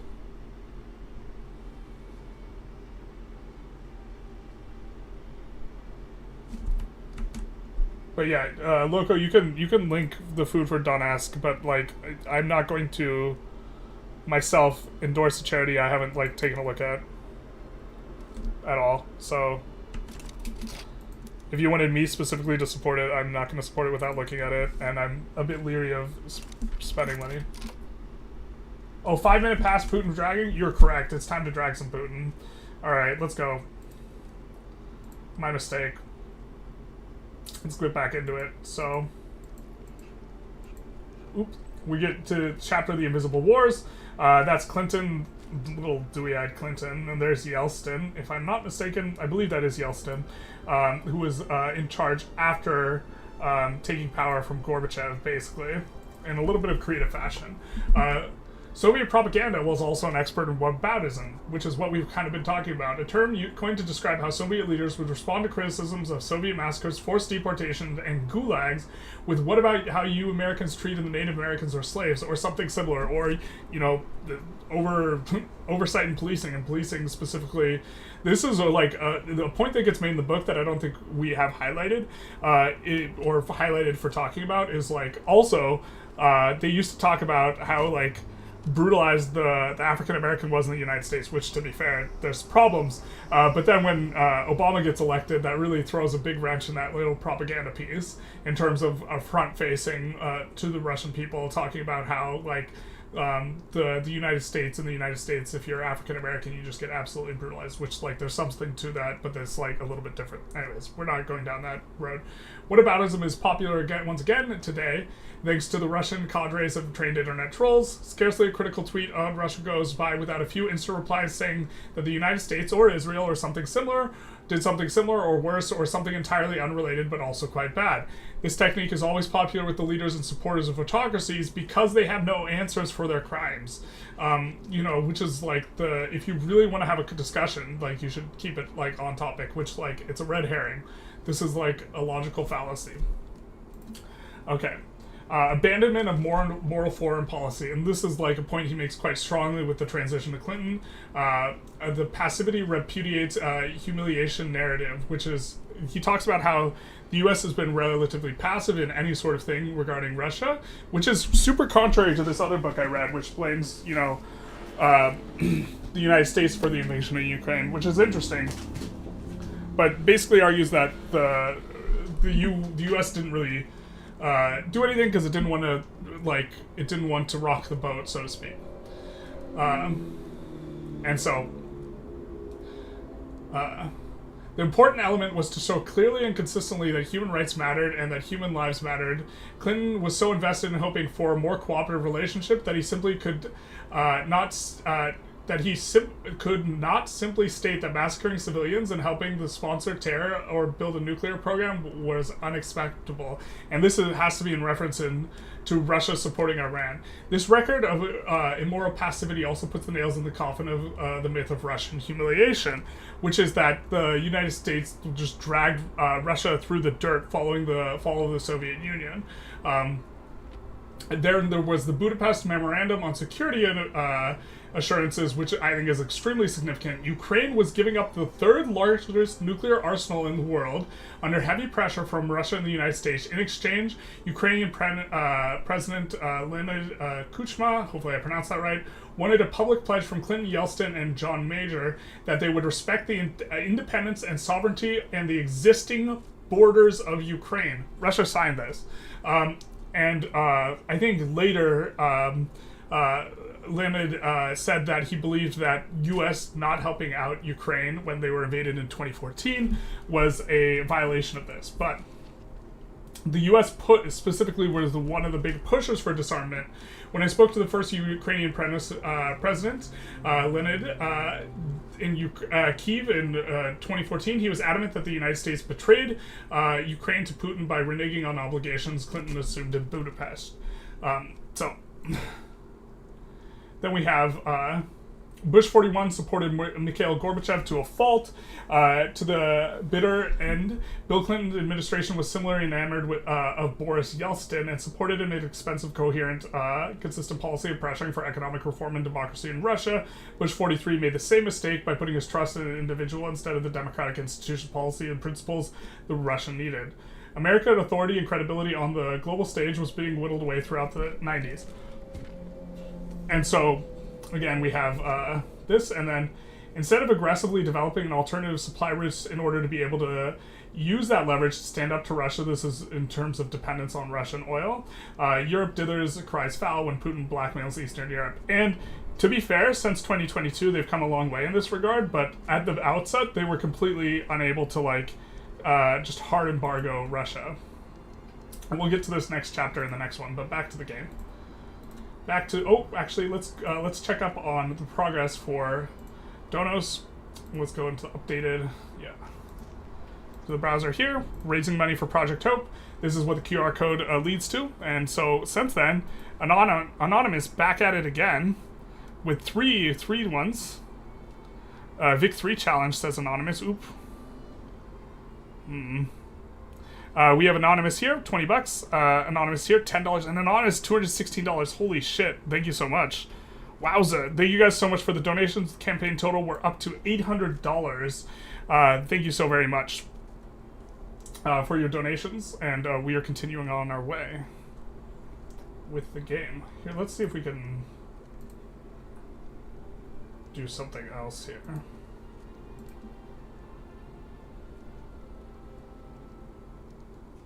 Is there a way to...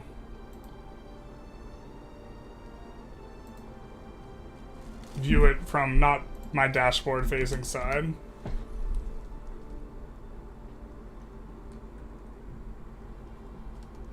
Okay. That is the public facing side. Alright, we'll look at it from there. But it still says the Ukraine or the victory challenge. But we're getting back into this. So pointing out hypocrisy is dismissed as whataboutism. It's more complicated than that, my guy.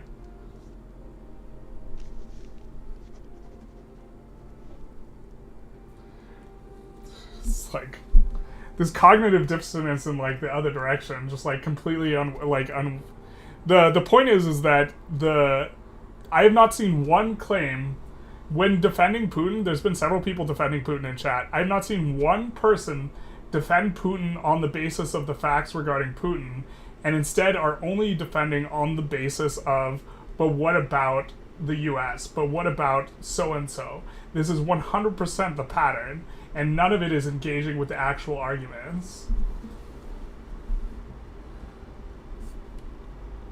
You aren't pointing out hypocrisy, you are dismissing any wrongdoings on, Russia's part, exactly. There's like, if this was the point is the topic here is Putin and Russia, right? This is what we're here to discuss. And the fact that all of the defense of Putin is 100% been a criticism of the United States is emblematic of what's known as a red herring fallacy.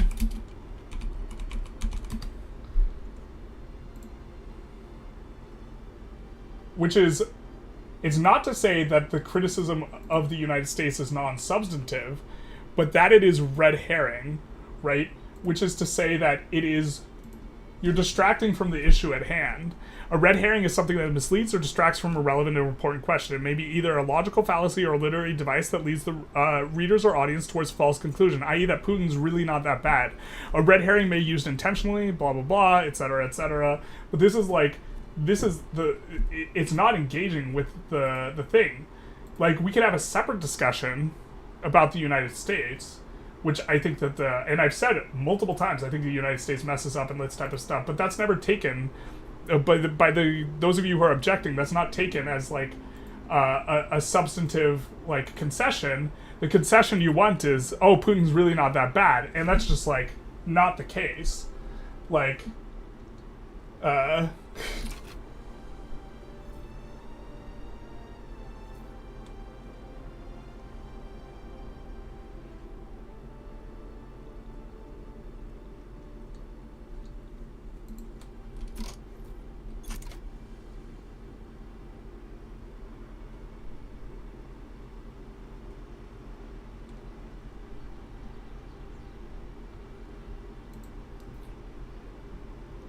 the Euromaidan coup, I would disagree with its characterization as a coup rather than a revolution. And the person, like, the guy who was in charge at the time was, pro-Putin. And so you can make, I forget the woman's name. There's a particular tape that's, like, not very flattering of the U.S. officials who, like, the United States helped them out, but they weren't the cause of that revolution. That was a revolution. Not a coup. War on the Donbass. I disagree with characterization that there's been a war on the Donbass and treatment of ethnic Russians in Ukraine. I think that, like, this is... So, like, if you think one minority is getting hurt in the place, this gives you the right to annex territories, I disagree with that premise. Because it's not the case that Russia intervened to get some sort of assurances. Russia intervened and then annexed sovereign territory of its neighbor.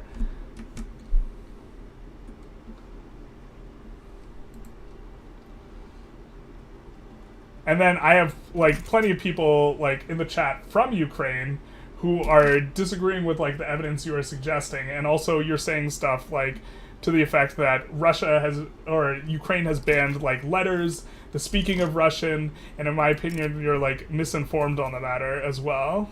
Oh no, there's gonna be a coup. Speaking of no coup, there's coup. Oof, the truth hurts. Yeah, these guys are upset because they have an authoritarian leader. Yikes.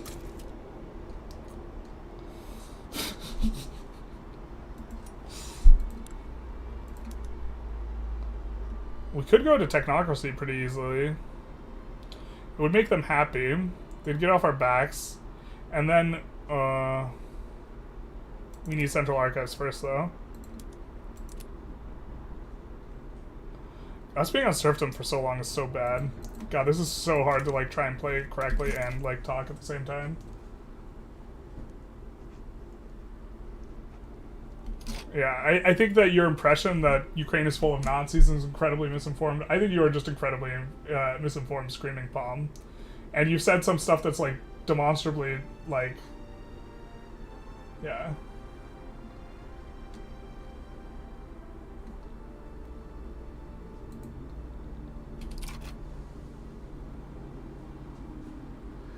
I don't think the revolution was organized by the U.S. Embassy in Kiev. And this is not something that we can empirically, like, prove one way or the other, but I just, like... He fled the country, that's why he was voted out of power by his own political party. He fled the country because of the massive political unrest, because he was, like, selling out the country to Russia. U.S. doesn't set up revolutions, they set up coups. I agree. I don't think it was a coup. I think it was a revolution. I don't think the U.S., if you're going to point the finger, like, to who's responsible, I don't think it's the U.S.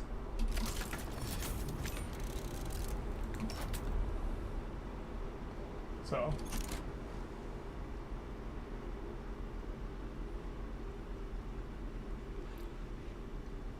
Yeah, it's also a bit ironic, because Z is also, like, the symbol for, like, being pro-invasion is also, like, oh man, we have a ton of construction available. Whoops. This is what I'm talking about.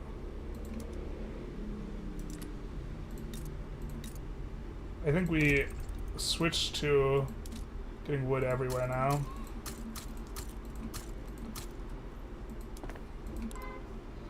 Just to try and help maintain that stuff.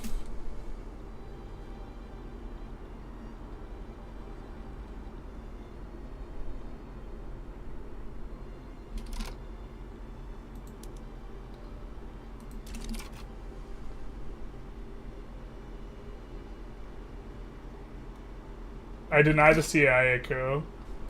I believe the Donbass was shelled in 2014. I believe it was also shelled by Putin in 2014. So, like... And I deny that there was a CIA coup. I don't know if I would use the word deny. I think that narrative is less likely. And so, best stream 10 out of 10. Yeah, well... I mean, I'm not banning people who disagree with me. I'm letting them chill. They want to talk and this type of stuff. So... Free the private QPDX, basically. The real oppression. I don't mean that, by the way. That was 100% a joke.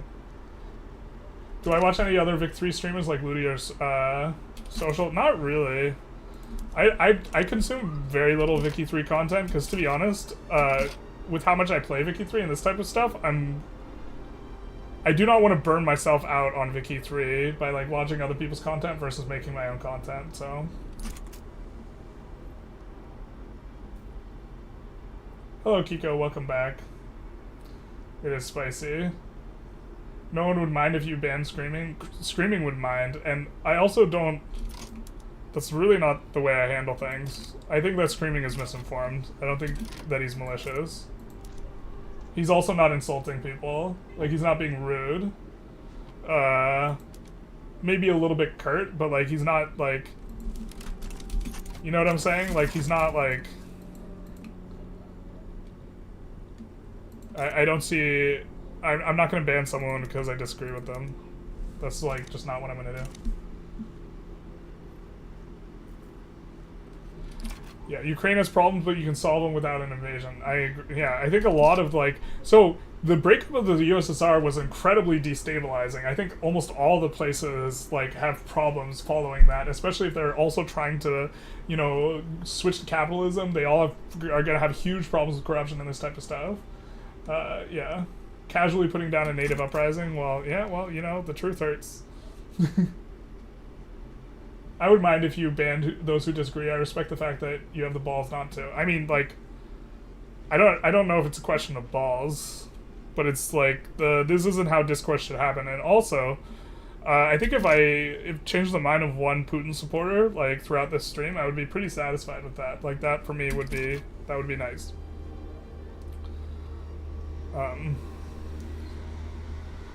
But like I understand like a lot of the like narratives that like so there's like the most damning thing regarding like the U.S. involvement in the Orange Revolution in Ukraine is like this like I forget the foreign policy woman. There's like a clip where she says "fuck the EU" and like we're gonna support this particular group in terms of I basically offering them advice and stuff, but that's not like we didn't send personnel on the ground. We didn't like equip them with weapons and this type of stuff. Like providing logistical support is like way different than actually sending troops or something like this. It's kind of funny how the Yemeni states plus Bahrain all build artillery factories. That's interesting. Just because he disagrees with you doesn't mean he's a Russian troll. That is correct. I think that if you're trying to be efficient and you're a Russian troll, like, he doesn't appear to be botting, right? It doesn't appear to be a bot. Or he. Or she, or whatever. So, if you're not a bot, like, do you... what, this stream has, like, 100 viewers or something? That's so not worth your time. Right? It'd be much better to, like, do something somewhere else. Well, we have 14 on Twitch, and we have 165 on... So...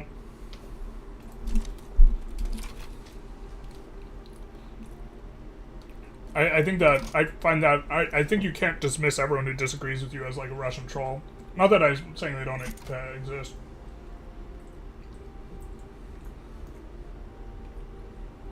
But... you actually knew a person who worked at a Russian troll factory? I don't think they'd bother with such a small stream. Yeah, this is my perspective as well.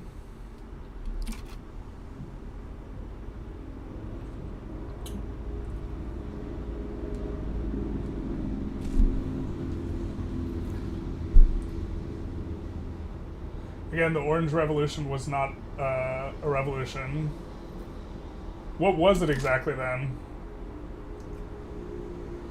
Because that's how, I think in every single one of the books I've read, it gets referred to as an Orange Revolution. But... well, to be fair, I can ban anyone for anything. Like, in terms of bannability. I'm just choosing not to. I can ban people whose names start with a certain letter. You get carpet dislike, though, as it tends to happen? Yeah, I don't care if someone's gonna get mad at me for saying I hate Putin. It's on the list of things I care about.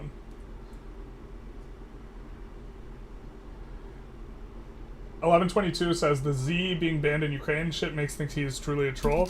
So, I think that you are...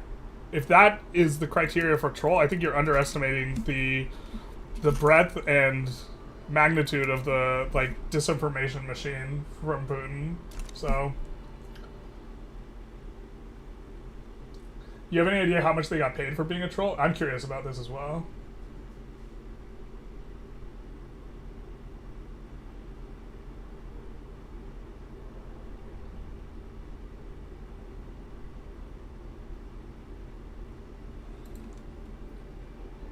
I mean, the person who said bananas on pizza should definitely be banned. Someone's coming out here with the correct take. Definitely ban that person. Good thing we're not ordering pizza, we're ordering borscht.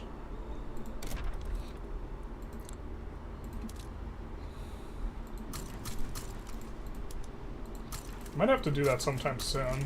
We're still eating our donut, though. Generalist implied he's gonna ban people whose names start with Z. That'd be super funny, but like...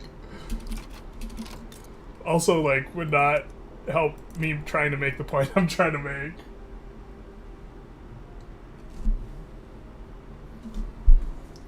If the mass media disagrees with it, it must be misinformation.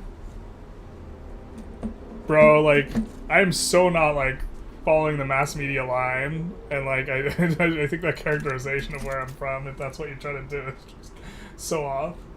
Orange Revolution refers to an earlier attempt, not the Maidan Revolution that got rid of Yanukovych. Okay, I apologize then, if that's the thing. The Orange Revolution was a protest against election fraud and was solved by another election. I think labeling everyone as a troll plays in their narrative. I think this is kind of correct. But also there are trolls, so like I think you also cannot simultaneously deny the existence of them for something. So there's no truth to history. History is a collection of events that were witnessed by people, so everything is misinfo in some way. Yeah, but I'm reluctant to just dismiss everything as misinformation, because I think that's a miss as well. Like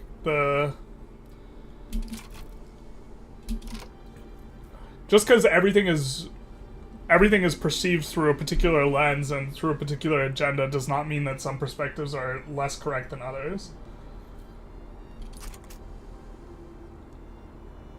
So what mass media narrative about Ukraine war do you disagree with? I'm uncertain what all perspectives are part of the mass media, like, perspective. I have openly admitted multiple times on stream that I think sending money to Ukraine in particular has some problems because they score poorly on corruption, and that is something that the mass media specifically has said, that corruption's not a problem in Ukraine. So I can just off the top of my head point to one very clear example where I'm being critical of Ukraine in particular in a way that mass media is dismissive of. So I think that's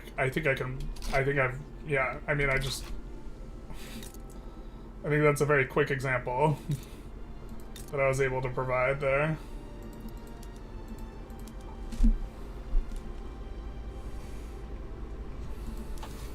God, we need a company so bad, because we can now, once we get Bessemer process, we'll be able to use the company. Jesus. We're suffering on so many fronts, man.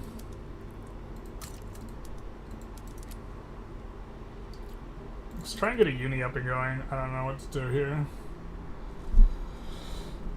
We just need more construction. We need more of everything. God, this run feels so cursed. Alright, we're gonna go high taxes and try and put in some construction sectors. Oh, we're out of infra. That's a problem too. That is a problem. I mean, we're just barely out of infra. To be fair, we could delete farms or something like this, but I don't think we're gonna do that.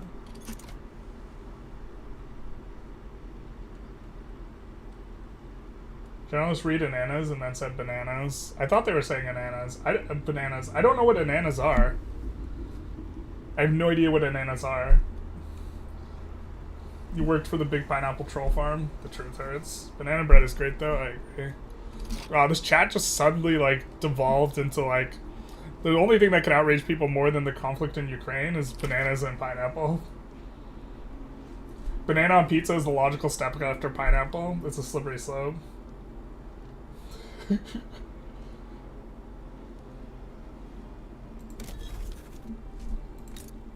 not sure that this thing is employed up. Yeah, it's not employed up yet, so we won't add another.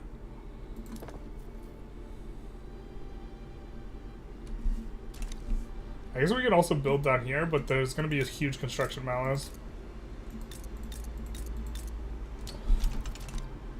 Oh, what was that even?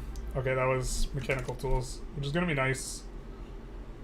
So we'll be able to switch to steel tools.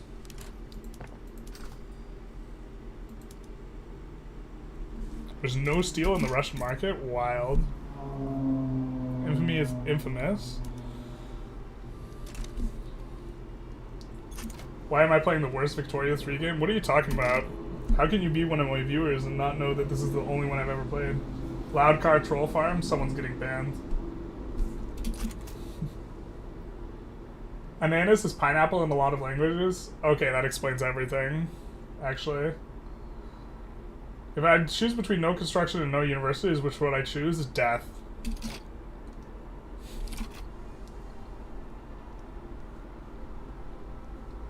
I would choose death. I don't want to live in a game without construction and universities.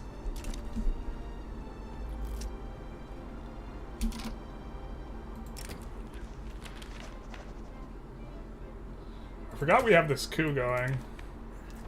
Speaking of the coup, Jesus. What are we supposed to do here? I mean, you can pass dedicated police. Sure. And appease them. This type of thing. You would like to donate, but all your Ukrainian money is for military use? I can respect that. I started with Russian tech and laws, yeah.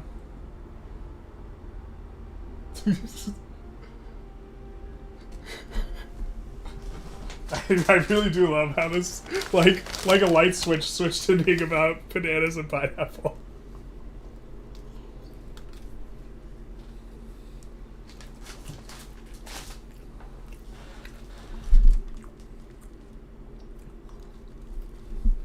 Oh man. I can already feel my voice becoming scratchy. I've been, like, pressed. I've been enunciating way harder than normal talking about Putin. We're in for a long one, boys.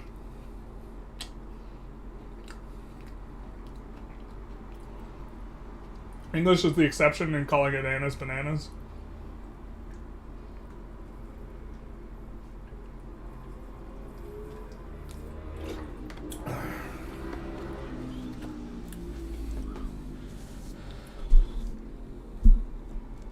Skill issue.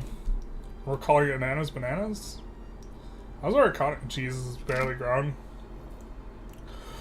Traditionalism's so bad. Maybe we're supposed to break free. Maybe we're supposed to break free. And the customs union. We can still join someone else's. Let's take a save. Break free. Try and do coin laws. This hurts so bad.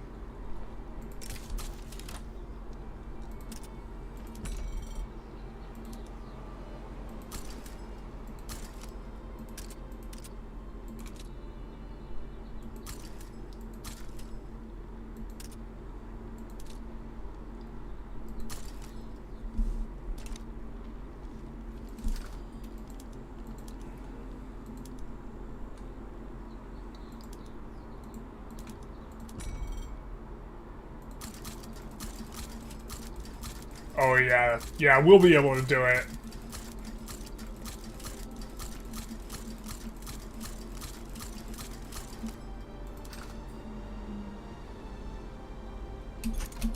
Oh, and we won't be able to do it. Son of a bizzle.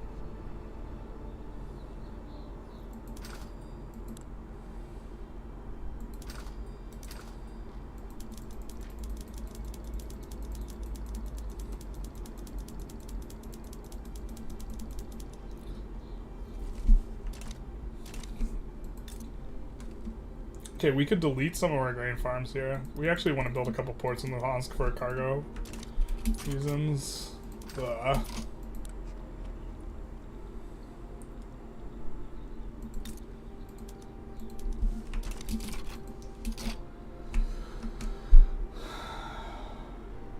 What is your opinion on the way Trump handled foreign diplomacy?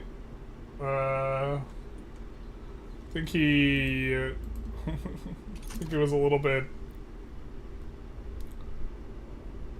he didn't think before he leaked a lot, I think. I think that the trade war with China, without, like, fully thinking about what the ramifications would be for it, was silly. Not that China wasn't worthy of, like, some sort of sanctions, but, like, it's very haphazardly implemented. I was not a fan of... I thought he was too soft on Putin.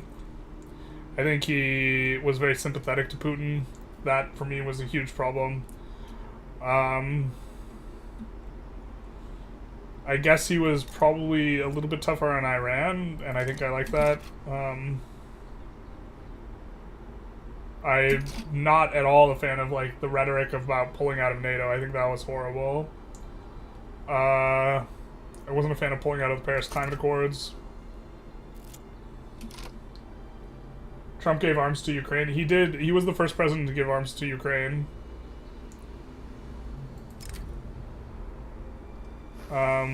He also tried to blackmail them about pulling that back for political reasons. Pulling out of the deal with Iran was insanely dumb. So I'm not talking about the deal as much as the assassination of that one guy, right? Which I think I maybe am a fan of. I don't have an opinion on pulling out of the deal with Iran. I think it's probably bad, but I don't know enough about that to comment on it. If I could shit in one person's mouth, it'd be Putin. I generally agree with that statement.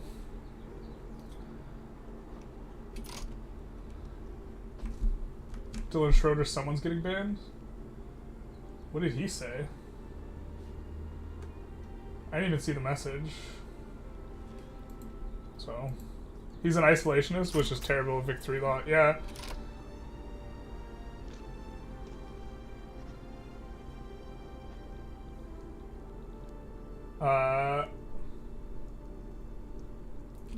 So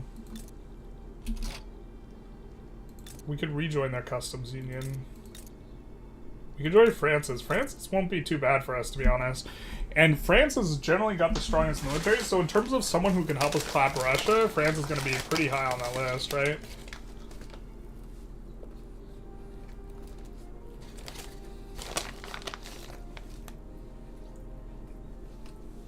It's so wild seeing an innocent chat.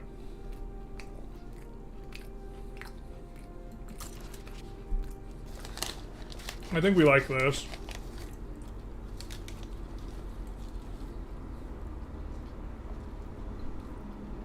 Actually, this might be the very best. The problem with Austria is they get clapped by Prussia too often.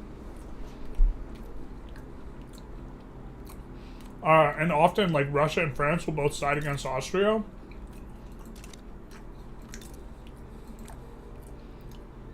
But I think France will be able to supply us with the, like, most population other than Russia, and obviously we need to fight Russia.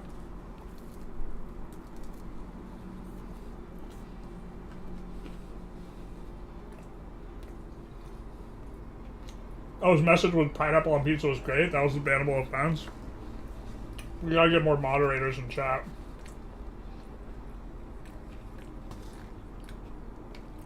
We actually are gonna have pineapple on our pizza, though. So let's have the game going.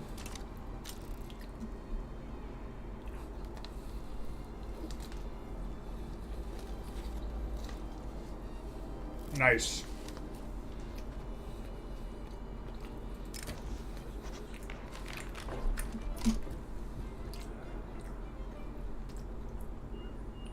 We're not going to take negative throughput.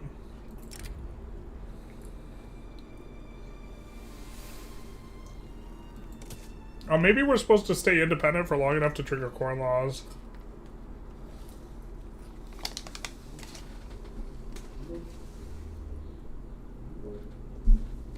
Yeah, I don't know.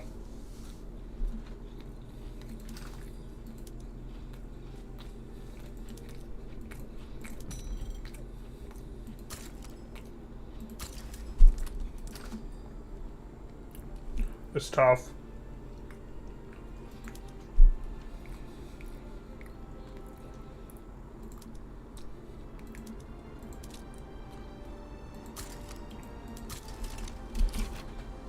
I think we'll just try and build out of it.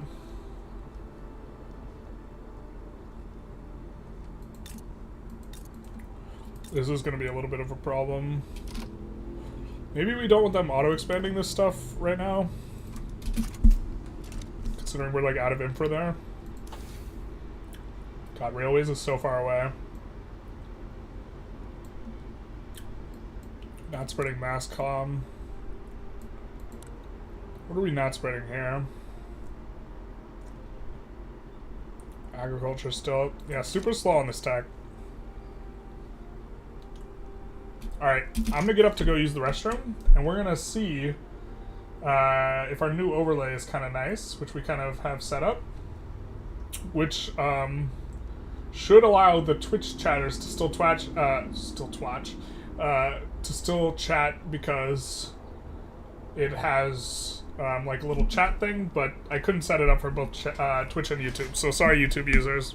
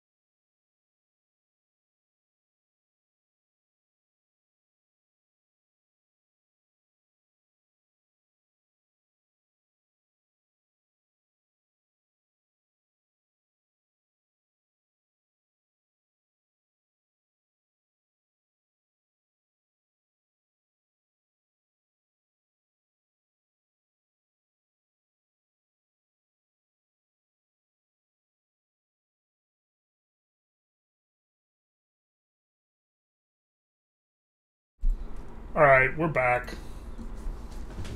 We got a first time chatter from Potrak. Imagine being on YouTube. Totally not me. Definitely not on YouTube.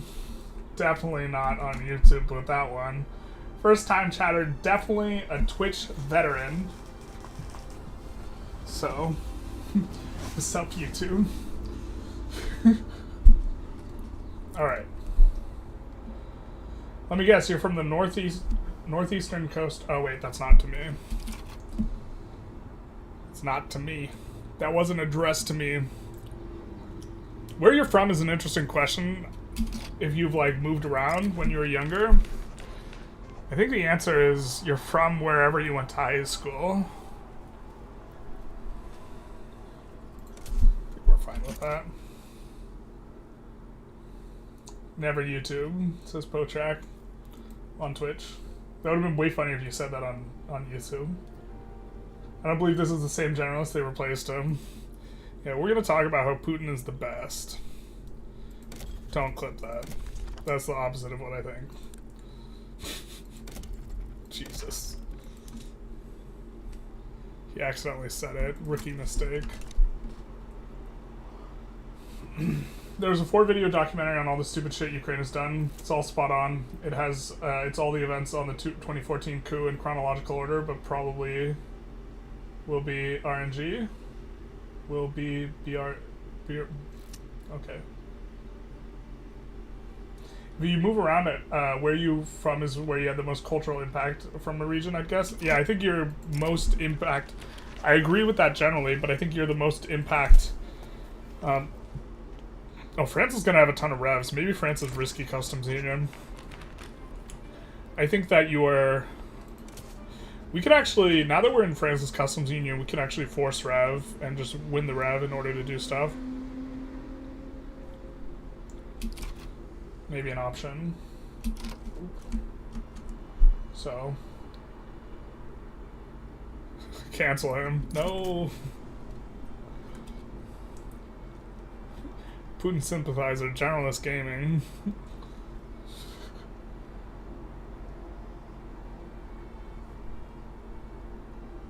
Where's the documentary?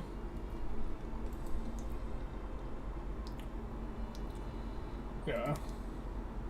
And if 1122 is linking at, just for reference, 1122 is from Ukraine, so...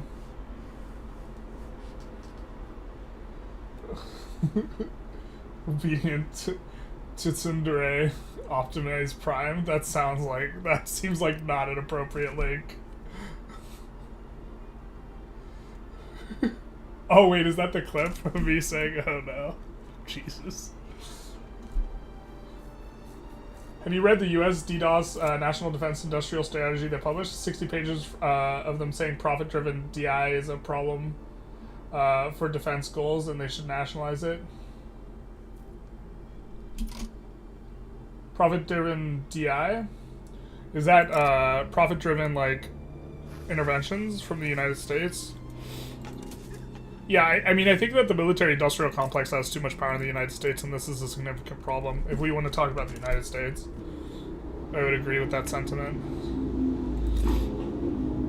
I would also agree with the sentiment, like, if someone said the United States was an oligarchy, I wouldn't strenuously disagree. I don't know if it's the best characterization, but I think it certainly has some teeth. But we'll soon be asking generalists to list of insults alongside fascists and communists. That would be wild as hell. Do I think Putin is a Victoria 3 player? No. DI defense industry? Yeah, okay. Profit-driven defense industry is a problem for defense goals. Yeah, I am 100% on board with that. The war in Ukraine is not the singular most important issue to me politically. The most important is getting money out of politics. And I think that, you know, there's... and then war in Ukraine is number 2. But... Oligopoly. Yeah. Coup fizzles out. Yay. We're certainly going to spike another coup, though, if we try and... Oh, what are we supposed to go, like, parliamentary republic to just, like, root out? If we're forcing a rev, where are we supposed to go? We really want someone who wants to get rid of serfdom. Let's see if we can. We can't invite anyone. I guess maybe we try and get off Nat supremacy just so we can get a good agitator. I think I kind of like this. Oh, we ate our donut. Son of a bitch. Gentocracy. It's ruled by old people. Oh. Let's see who rivals Russia. Ottomans? Okay, so we're gonna improve relations with Ottomans. Is this vanilla? Yes. Profit-driven military-industrial complex became impotent and cannot get anything done, Boeing being an example.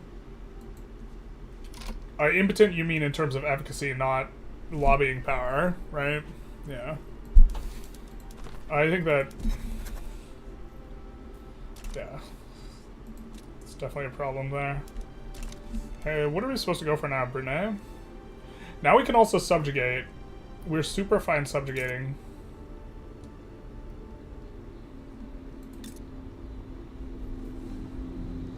We're supposed to try and subjugate... Who wins this? Pump the brakes.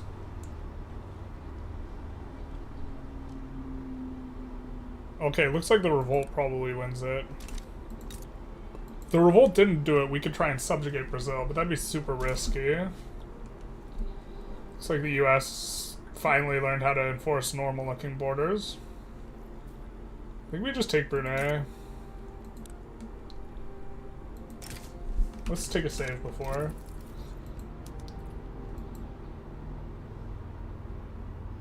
Norway nationalize the defense industry and most of it, and the state buy from the state-owned firms at high prices. If the state's buying it from the state-owned firms, though, that's not necessarily a problem. If it's like, if the prices are high because it's just circling, unless I'm misunderstanding something. Really hard to say nationalization without using the word nationalization. Yeah, people don't like, so for example, someone was asking like something I didn't like about Biden earlier. I don't like that he, effectively union busted on the railroads. If the railroads are too big to like fail, or if the railways are too important to fail, like because he busted up the strike basically, if they're too important to fail, they should just be nationalized. Like if there's a sector where you just can't allow it to fail, it should probably be nationalized. And to be fair, defense might be one of those, so. I don't know if you'd call them an oligarchy because everyone has on paper equal rights and something like this. Yeah, so if I was asked to describe them, I would not say oligarchy, but I would also not disagree with the characterization. I would just let it slide if I was talking to someone. I wouldn't just be like, it's not an oligarchy. Like, I think that people who have money have way too much power in the United States, so it's just a fake democracy. Well, yeah.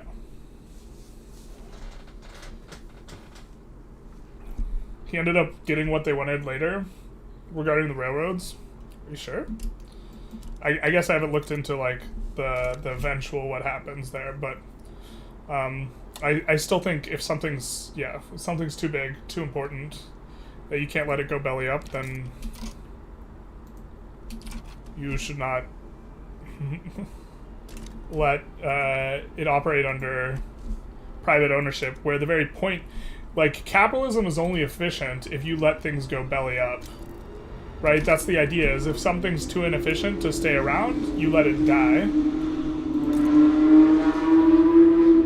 We have the first really loud car of the stream.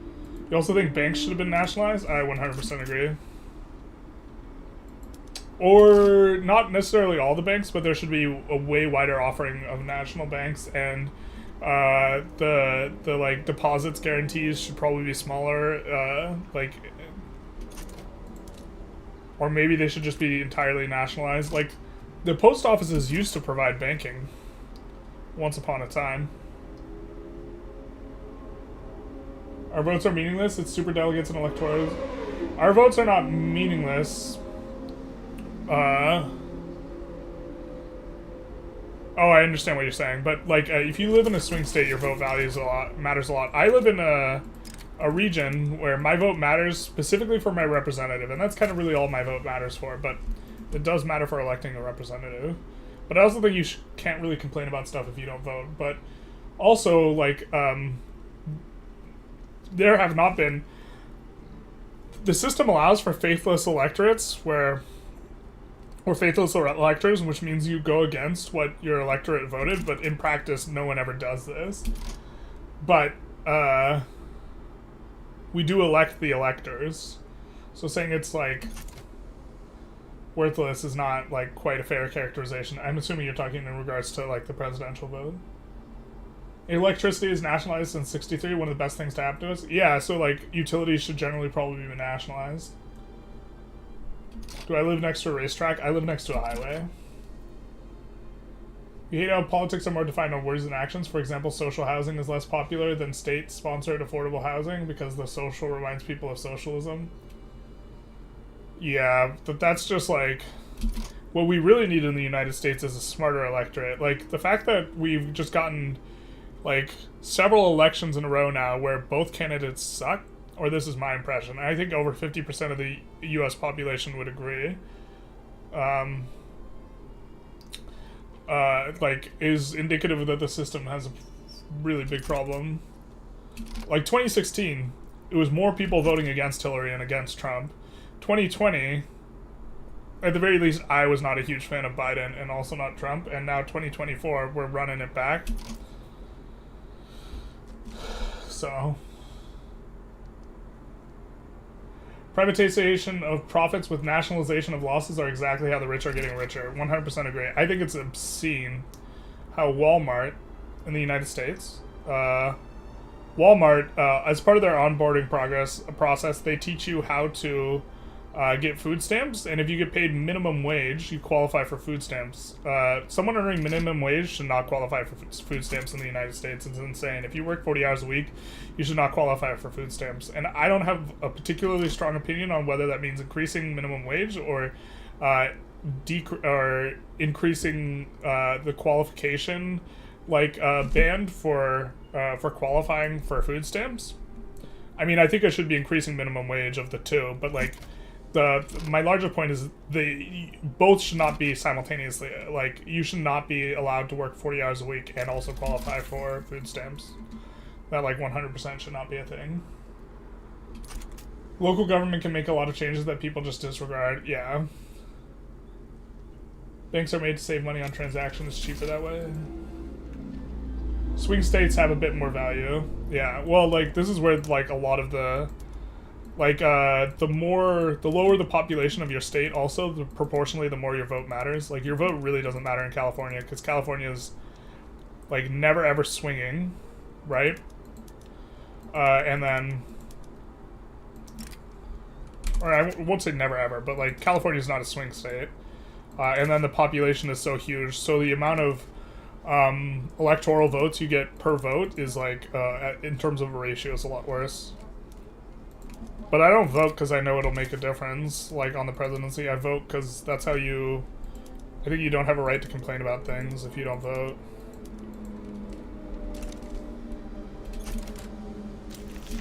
Because I think it does non-zero. I don't think it does much, but, like, it's not, like, actual zero. We could go technocracy if we had the things...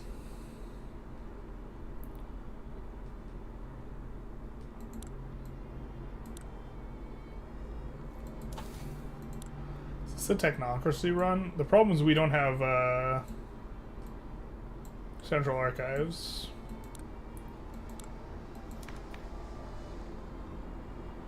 Wow, this is a block. So what? This is what we can get in right now.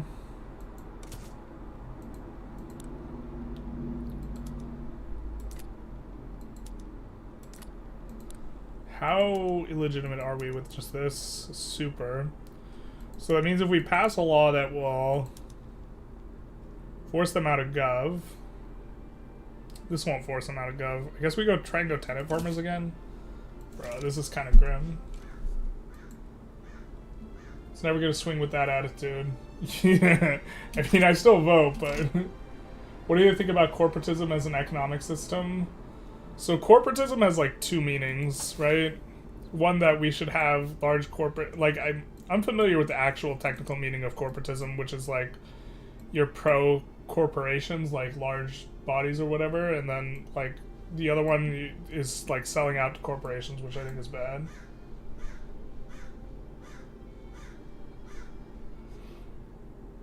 So, whoa! Thank you for the donation. You make me want to pick up Vic 3 again. Haven't played since 1.4. Cheers from Canada. If you do pick it up, I recommend you watch some videos on how local pricing works, because it makes a huge difference in terms of like what the meta game looks like. And so I would definitely advise on that. But thank you so very much for the donation. Problem with US voting is it's more akin to popular opinion polling, not a definitive vote on how the states go. After that, it's small cabal who decide the president. Yeah, I think that it should be illegal to be a faithless elector. Even if you keep the Electoral College, which I don't like, but I'm fine with it staying that way, because that's what everyone agreed to in the first place. Like, even if you keep that, like, you have a problem. Like, some people just want to get away from the Electoral College, but, like, that's what everyone agreed to, guys. So, you know? Ooh, yuck. I mean... Are these guys... Alright, so they oppose serfdom, so we could do this and be a little bit more legitimate. Okay, I think we'll do this then. Also, we do want to keep the Orthodox Church at least powerful enough to pass public stuff. Chocolate on pizza, gross. Someone said something. To prevent people from making stupid decisions. Yeah, this is a problem with democracy. That's why I said earlier we need a smarter electorate. But, like, that's rough. Did anyone in the US vote for Andrew Yang? I did. I wrote him in. I have since changed my opinion on Andrew Yang. In particular, I think that a lot of the problems of the future, we need specifically a younger person who understands technology at the helm. I feel this pretty strongly, especially with, like, AI and automation. I think Joe Biden, like, literally doesn't understand how, like, automation works and the trajectory of things. Or he's just, like, operating in bad faith. Because on the campaign trail, he was pretty, like, well, let's keep good relations with them for now. On the campaign trail, he was like, we're going to bring back all the jobs. And it's like, my guy, our manufacturing output has actually increased as jobs have gone down, because this is how automation goes. And it's 100% not the case that we're bringing back a bunch of manufacturing jobs. Like, there's no way that happens, because even if we increase manufacturing a ton, it's not going to outpace the increases in, like, automation, and so like the notion that we're going to become like this massive that manufacturing is going to be the most like populated job again is like insane. But I wrote in for Yang. I also think there's like 0% chance he ever got UBI implemented, but UBI is an interesting one. We shouldn't even have electors. This shit's dumb. Yeah. Thing is, that's what everyone agreed to 250 years ago when the 13 states, now there's 50? 57. I don't know where you're getting the 57. There's 50, but I agree with that sentiment. That's how it was agreed to 50 years ago, 250 years ago. And if 60%, or maybe it's 2/3, of Congress thinks that it should be changed, it can be changed, right? So it's not the case that it can't be changed. It's just that the margin of people who think it should be changed is like sufficiently small that it's not going to be changed. Selling out to the corporation is a corporatocracy. Yeah. Was too lazy to relearn anything, but I miss playing it now. Maybe wait for 1.6 specifically, which is supposed to come on March 6th. Bringing back manufacturing is bringing back pollution and industrial waste. In economics, imports are a benefit and exports are a cost. Wait, what? I think that importing and exporting, when one country has a comparative advantage, is just a net benefit in terms of economic theory.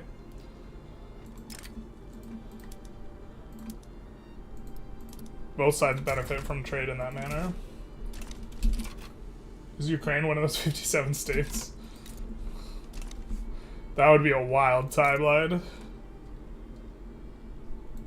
Instead of defending Ukraine, US annexes it.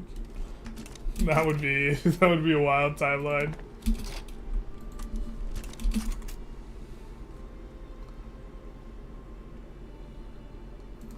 God, we're so far behind, it feels like, where we should be. Us not getting the war reps from the UK really early on is like such a miss. I guess we have a lot of the gold going now. What percentage of our income is gold? 25k out of, so a third is coming from minting. Some of this is GDP minting. I guess the gold hasn't really gotten going yet. We're gonna have to annex Transvaal here as well to avoid them being like a little bit of a growth or cancer or whatever. Less than 2 weeks for 1.6, but knowing Paradox will have to wait 2 weeks for the hotfix. I hope not. It's kind of supposed to be like a major hotfix patch, right? They're not putting in a bunch of features. Oh, we missed our drag Putin timeline. Let's go. So, for anyone who doesn't know or understand or is new, we are dragging Putin the stream every hour on the hour, except when we forget or miss. And we miss. We are raising money for charity. That's what the QR code is for. That's a red herring. But so far, we have raised $806 for Project Hope. Richard says hi. Anonymous has donated. Anonymous has donated quite a few times. They're our top donor, Anonymous. Thank you. Shout out to you, Mr. Anonymous or Mrs. Anonymous. You're the best.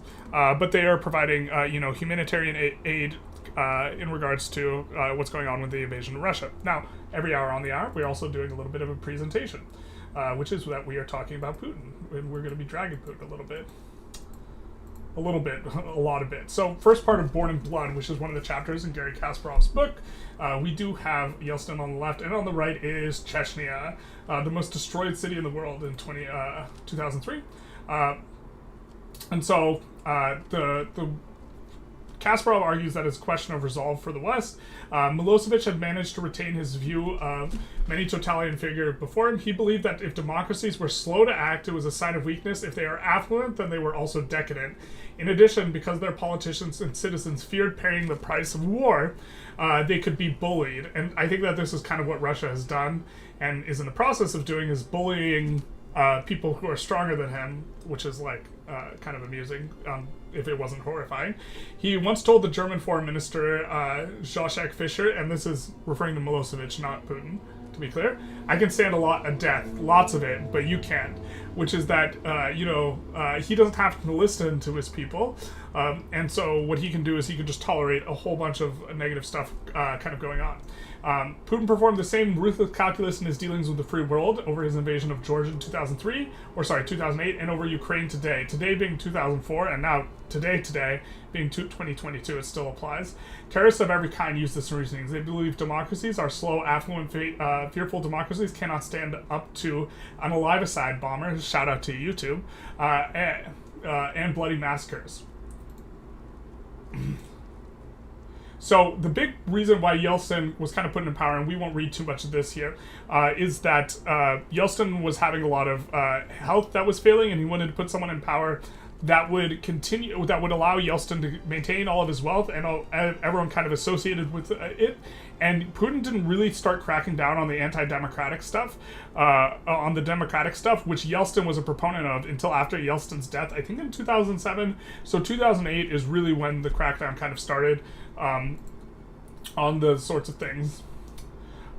This war for, let's see, but the part of coming up to power was also the brutal crackdown in Chechnya. And so what was ostensibly an anti-terror operation in Chechnya turned into a scorched earth campaign. The campaign in Chechnya had the predictable effect on the other campaign, one for president. To deny this would be to deny the obvious. The war, for all its ugliness, was popular among Russians, even reformers. It's true that innocent people were suffering, and the suspicion at the time was that Russia was using excessive force and committing war crimes was later confirmed. The Russian press, largely controlled by the Yeltsin oligarch supporters, had also endorsed Putin, or you might say created Putin. And of course the real reason to back Putin is so that Yeltsin could maintain kind of the looting that he had achieved from the state. And then next up, we'll talk about the apartment bombings, which in me is the most, which for me is kind of one of the most damning ones on Putin's character. But this is the second part of the book, which we are, or the chapter of that book. So we'll hop back in game. We're trying to keep these little interludes under 5 minutes. I'm not sure to what extent we'll be able to do this, but yeah. What was the origin of your channel's name? So I believe in pursuing kind of general excellence in a variety of different things. And so I have 3 channels: Generalist Ideas, Generalist Strength, where I do lifting stuff. I'm actually like better at lifting probably than Victoria 3, which is a weird thing to say. Well, yeah. And so like, but there's a lot of people who are way better than me at lifting. So this is a thing. But I think that you should like train your mind and your body. And so that's kind of the thing. Alright, we'll not scroll up too much. We'll try and keep it going. You find it funny that Kasparov is chess grandmaster Garry Kasparov? Yeah, he also, very public opposition leader Garry Kasparov, too. He ran for president, but it was a run for president. Yeah, he was one of the GOATs of chess. He's probably the GOAT. If Carlsen stays #1 for like another 10 years, though, Carlsen will probably be the GOAT. As a Russian, I can confirm Kasparov is actually actively correct on all occasions, and his book is factual.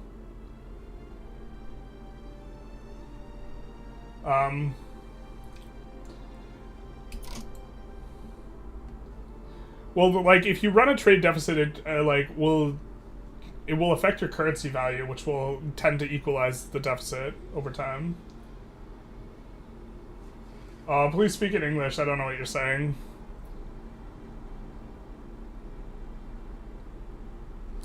That might be a reason for me to ban people if we're thinking that the stream we're having is semi-controversial, is that we might ban people for not speaking English. You can recommend Putinland by Leonid Volkov. I will take a look into it. Here, I'll write that down. Although, I've read 3 books in the past, like, week on Putin, and so I'm probably going to take a break from that. Someone else said something I wanted to respond to. But I don't think Kasparov was necessarily right on everything. I think that when I was trying to fact-check Kasparov on a lot of the stuff, it seemed substantive to me. Just making sure that we're kind of streaming the correct things. But Tom Araya, I'm going to time you out if you keep talking in a different language. Because I have no idea what you're saying. Do you think they will make changes to make it decent to not go communist late game? Seems weird to have the only way to be played. Well, like, it's only good after you have, like, 800 million GDP. Some people's, like, late games doesn't even kind of reach that point. But I think if they... So the reason that communism's good, or Council Republic's really good late game is because of this. So if they just change this, that would change it, like, completely. Yeah. But Gary is really good at chess. He's really, really good at chess. I mean... my favorite chess player of all time is probably Karpov, and I think you can... I think it's probably incorrect, but I think you can make a reasonable-ish argument that Karpov was the best player at all time, considering Karpov has the longest period of time just being like 200 rating points ahead of the field, with the exception of Garry Kasparov. Karpov was like 200 rating points ahead of everyone for like 30 years, and Kasparov was 200 rating points ahead of everyone except for Karpov for 20 years, and they just both like just completely crushed together, like just everyone else. And Karpov's performance at the like Linares 94 was like nutso.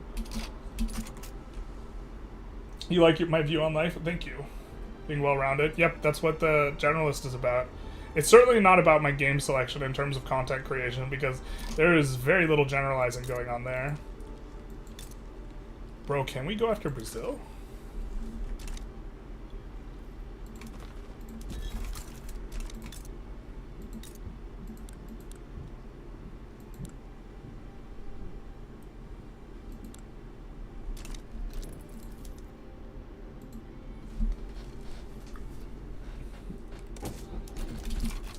This would be so little infamy if we could pull that off.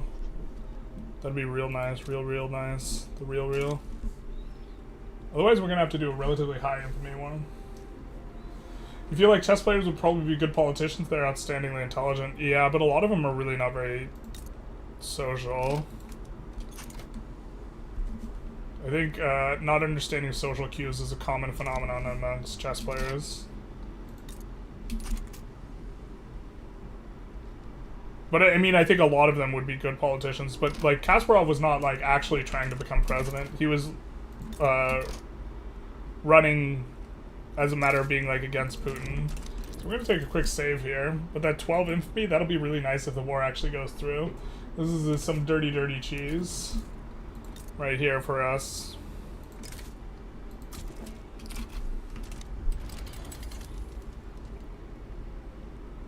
Some dirty cheese. The 12 infamy Brazil subjugation. Have I already talked about the 1.6 changes? Any you're particularly excited for? I think we talked about it in the patch thing, but there hasn't been a recent... Next week's going to be the dev diary. We got some wee-woos, I would say.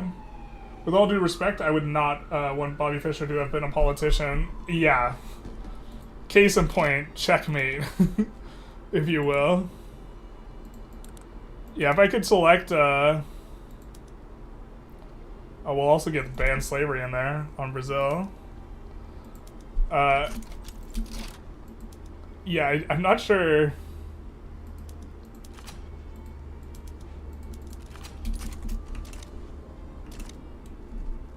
What, do they not beat this? Please tell me you win. Yeah, you're about to win.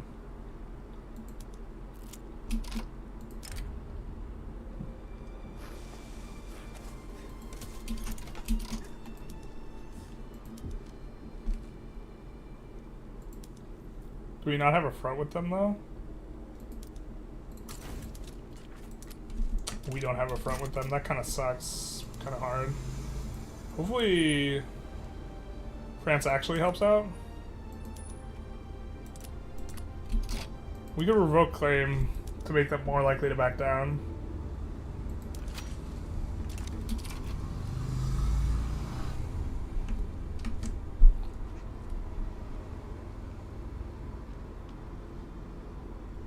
How much is my bench press? Thank you for switching to English, Tom. I can't moderate the chat if it's not in English. my best is 345 right now. I could probably put up like 315, maybe 300, somewhere in that territory. It's definitely down right now. Hans Niemann would also be, yeah, I really wouldn't want Niemann as well. Niemann would also be one. But look at this, 12 infamy, we're gonna get Brazil. I don't know how we land Brazil though. Maybe we gotta be a little bit proactive about actually recruiting up a bigger navy to be able to land with here. Something like this. 9 sweeper, left or right? Left. All Ukrainian politicians in 1918 were intellectuals and it went very bad. Oof. Chess players are basically pro-gamer. They might be intelligent, but not necessarily the way you'd want a politician. I don't even know. Bobby Fischer just had really poor longevity, I think. And for me, that's an important, like, that's an important thing. I think the fact that he... we might have to force march this out for them to get there in time. That Bobby Fischer, like, okay, we're getting there. Like, was not dominant for very long. Like, is a significant, like, negative mark on his record in my mind.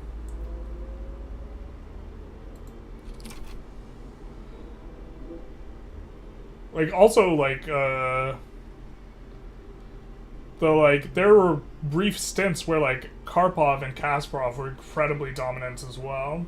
Goat of chess is Paul Morphy. Paul Morphy's competition was... I mean, you could make the argument that he had the most natural talent out of anyone, but I think this is kind of the argument you have to try and make. Dayak? Where the hell's Dayak? Oh. You just disband this. Actually, let's just get rid of this. Oh my god, my voice is starting to get scratchy. You won? Big nice.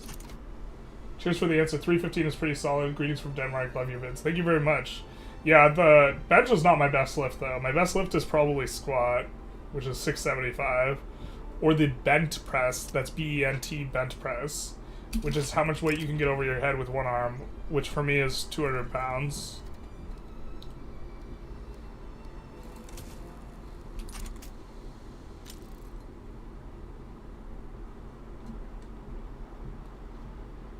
Fischer was crazy. He really was the best chess player, but only good for like 3 years. Yeah, but like... I think longevity is important. Just crushing one tournament really hard. Like, Spassky was really great, but Spassky, like, underperformed. Like, Spassky wasn't Spassky during that World Championship.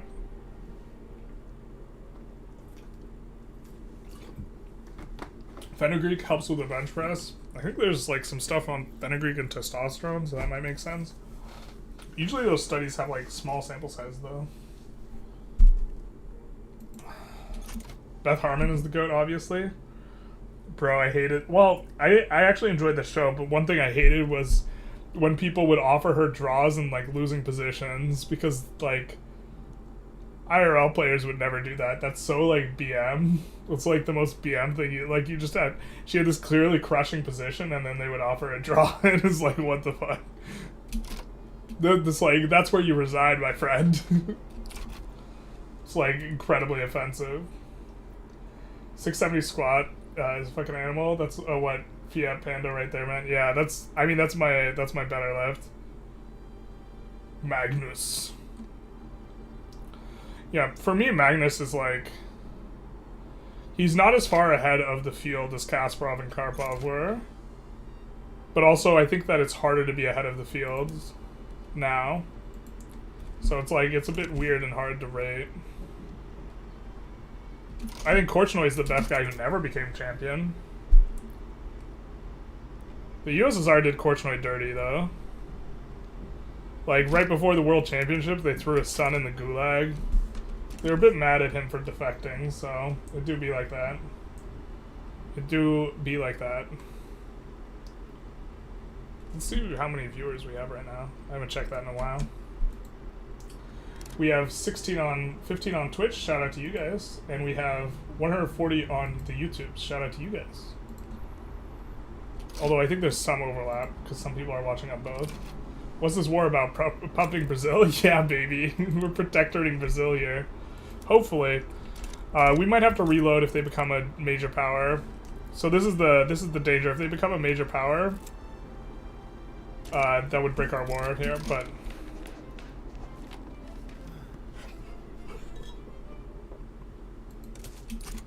let's just try and get this through a little bit faster. We're pretty keen on getting off traditionalism.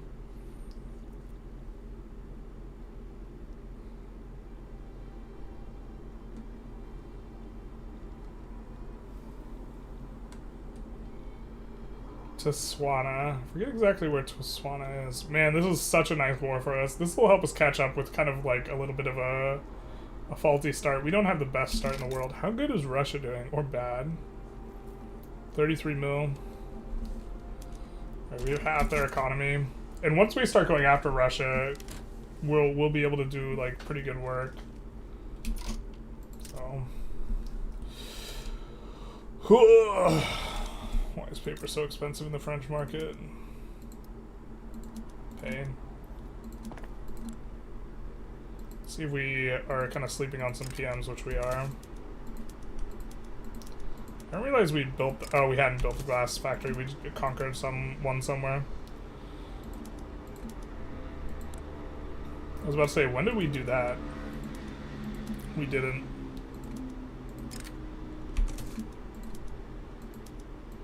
Rice is nice. Cool, turn on the harvesting tools everywhere. Where do we have rye farms? Kursk? We can probably put that on auto expand. Although that's basically just saying we're never going to, well actually, maybe we want the landowners sufficiently weak, maybe we don't. Something like this. Hey Nasser, Generalist missed the start stream. What's your biggest expectation from the soon-released Spheres of Influence DLC? I don't really know what's going to be in it. I hope that they fix this. Like, the entire declaration of war, the declaration of war, solving of war, that entire, like, all the mechanics surrounding that just suck really hard. And I hope that they fix this. Like, I'm more concerned with that than I am with, like, what the notion of a sphere of influence is, putting people in your sphere of influence, diplomatic jockeying. I think, like, the staying on 0 and, like, decaying below 0, the way those mechanics work, the fact that you need to put in all your war goals at the start, the fact that your war goals can get bricked, the fact that the UI is psychotic in diplomatic plays, and that diplomatic plays don't, like, live up to this notion of, like, jockeying, like, all of that needs to, like, get better. Traditionalism in 48 feels bad, bro. Yeah, this is like worse than if we're playing Qing. Qing, we're on agrarianism forever ago. We tried to, this is our 3rd time doing tenant farmers. So it's not out of lack of trying. Taswana, where are you at, Taswana? Is it over here? Nope, it is not.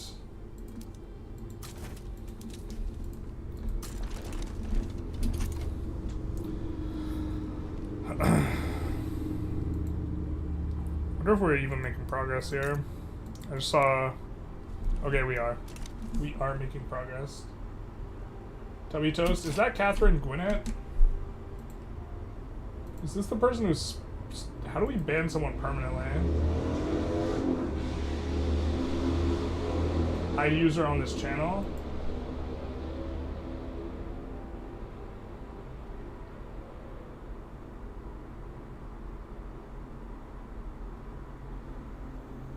Is that how banning works? I just say hide user on this channel? They just come in as spam, so...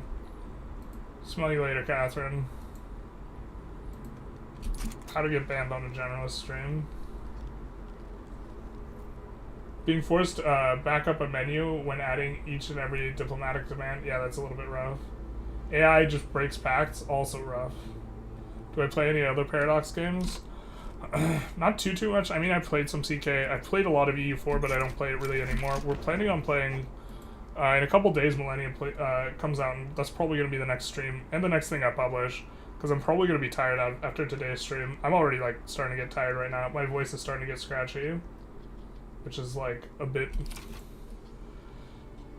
I was very forcefully talking about Putin. I have to, like, speak softly, or softer. I'm a little pressed. I don't know if you guys can tell.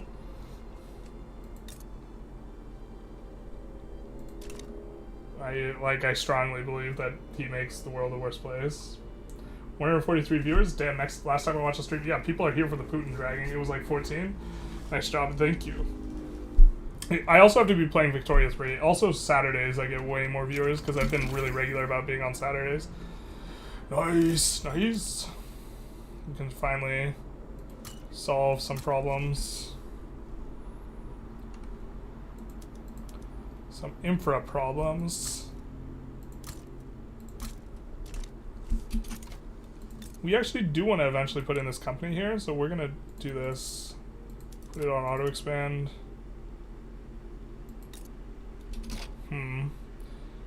And if we're doing that, do we maybe not need to bolster the Intelligentsia anymore? Let's actually stop bolstering these guys so we can put in a decree for greener grass here in Antofagasta. We could do this and add in tax on liquor, which we normally kind of wouldn't tax, but we've got a lot of peasants. We're trying to get through them, so. You're only 5 hours in, got another 7 to 19 hours left. Yeah, dude. I'm absolutely delighted with the amount of money we've raised so far, so. Oh, March 22nd, not February 22nd? Whoops. Okay, then that will definitely not be the next stream. But we will have a big stream on the 22nd then, probably. But yeah, like, for those of you who've never done it, like, talking for, like, several hours straight is actually incredibly exhausting, so. Just so you guys. Let's move this guy over, because they're strong enough on that front anyway.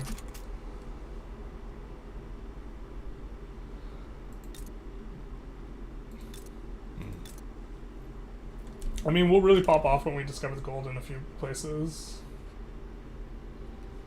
Do I play City Skylines? I have not. I've never played City Skylines. You shouldn't check viewers if F's with your mental long term. I don't think it's. I think it's fine for me to check.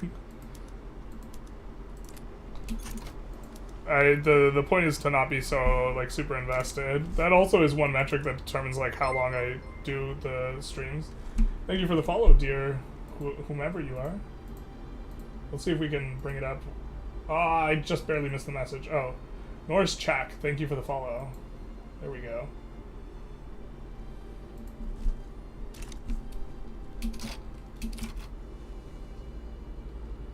But I do like to know how things are going. Alright, so we can do this peace deal. Shout out to Brazil.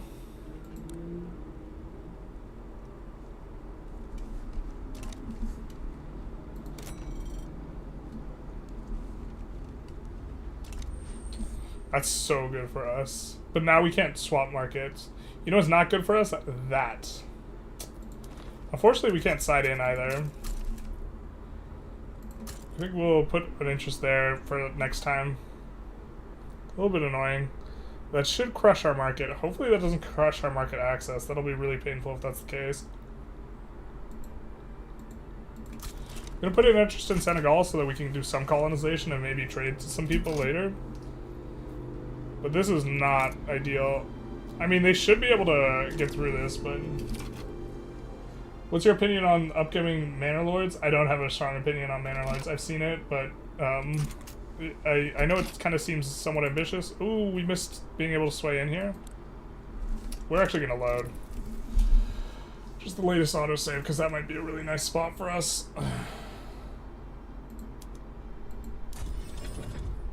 I've been watching for a while, says Norris Chalk, but I didn't know you were so based. Yeah, it's the Putin Dragon.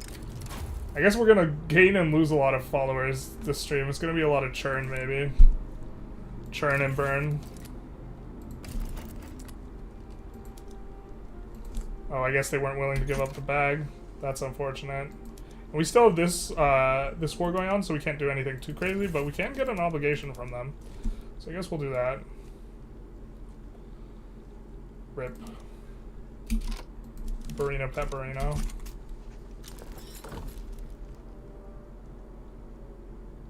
Yeah, this is the problem with joining France. They're having a revolution. Must be a day that ends with Y. Don't steal my idea. Yeah, we definitely have gotten some people unsubbing today. Which is like, if you don't want to be here, you can also leave.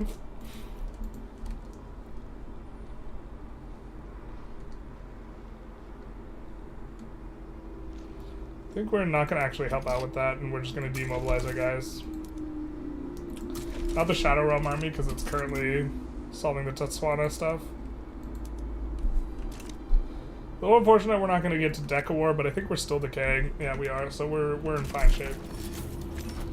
God, I can't believe we just gave this up for nothing.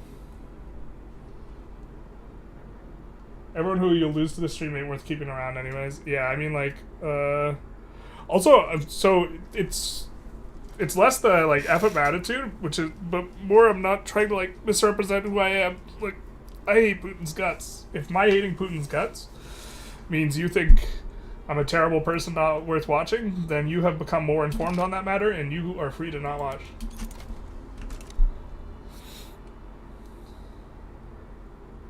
Are you planning on just Ukraine or Kievan Rus? We're planning on taking all of Russia. Or eliminating Russia from the map is actually like the actual goal, but it's going to take a while. Considering we haven't fought them once yet. It would really help if we could get obligations from these guys.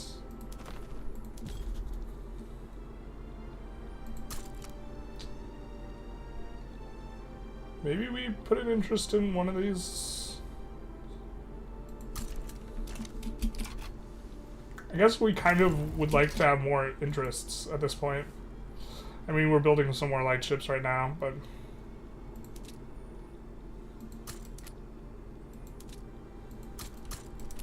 maybe do something like that.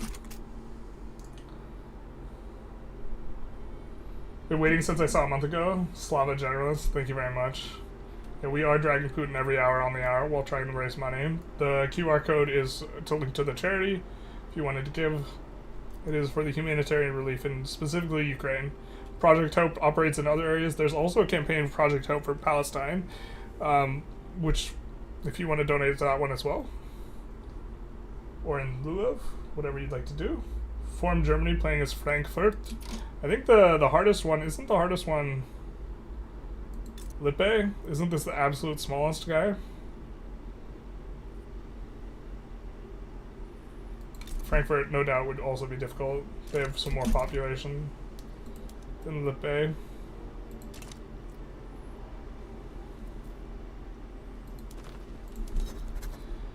I think we're sufficiently deep into the game, though, that we can go after Transvaal here in just a sec. Yeah, we can return state them as well.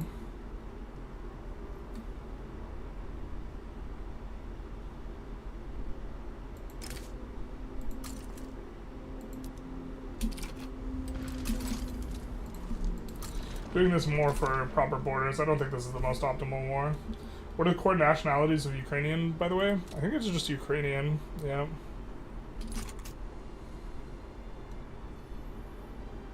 Frankfurt looks cooler, fair. Schaumburg-Lippe has the lowest? Oh, it's not Lippe, it's Schaumburg-Lippe? I thought it was... You're right, 40k pops. That would be a tough one. Little back scratch. I think after the next hour, we maybe look about ordering our borscht.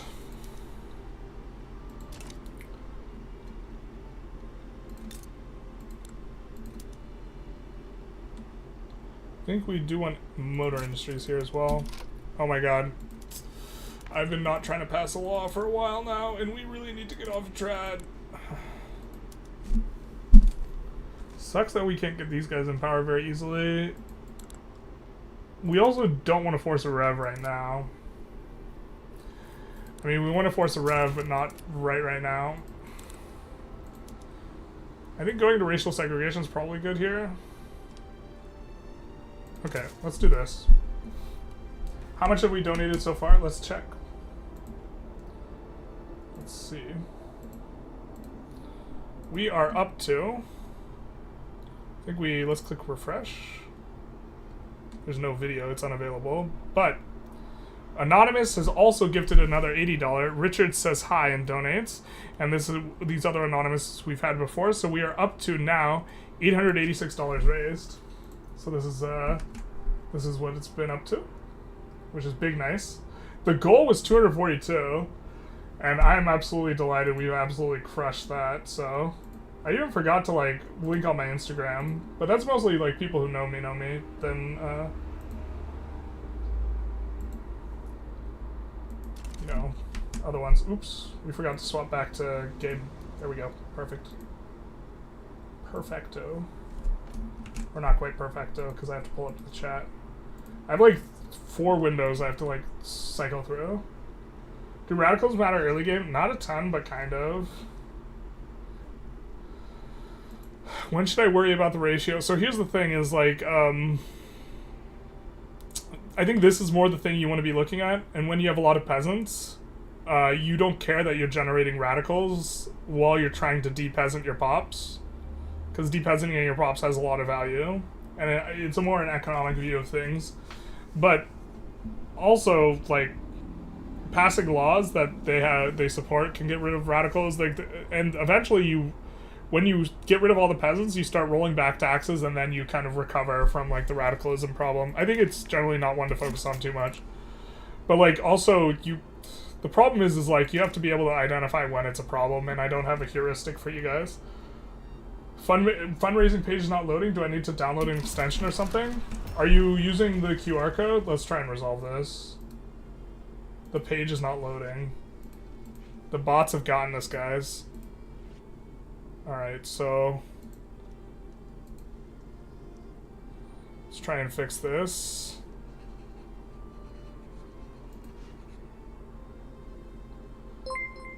So...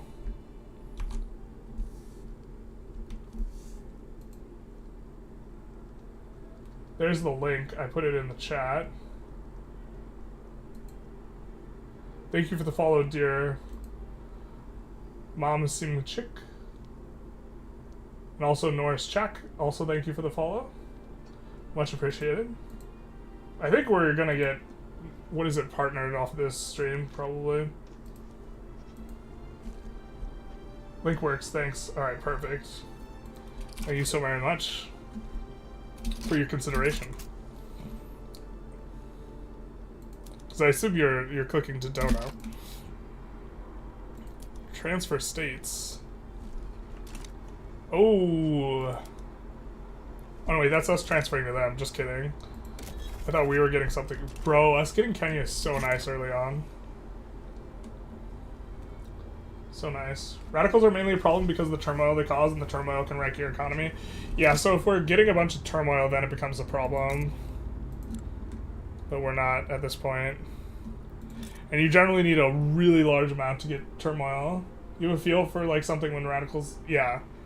Yeah, and I'm also, like, kind of a bit of a field player in general. Ooh. What happened here? Guess we do this. What are we trying to pass? Racial segregation.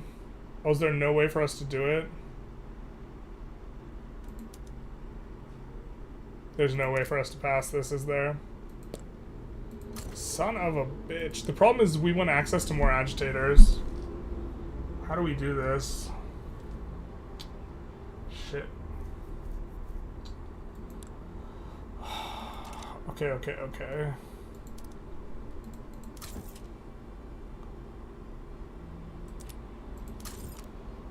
We have a Democrat, moderate, neutral, Democrat who's disliked.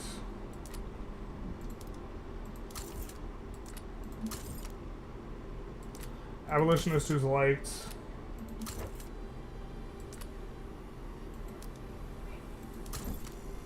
Right now, kind of looking for someone who we could turn into a good agitator that is in...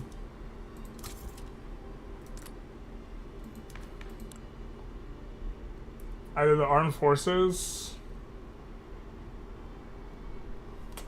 kind of, it's gonna need to be armed forces or industrialists. This is just gross, man. There's no way for us to have the Intelligentsia in government because they want to be part of the agrarian party. And we can't put the agrarian party in government. Why did it slot both of them out? It's supposed to just kick the Orthodox Church only. God, that's so stupid.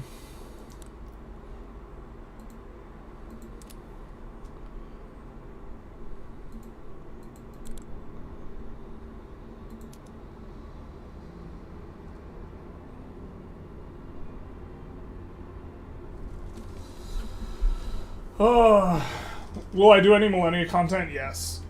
This is the plan. If it doesn't get traction, though, I eventually will probably move away from it.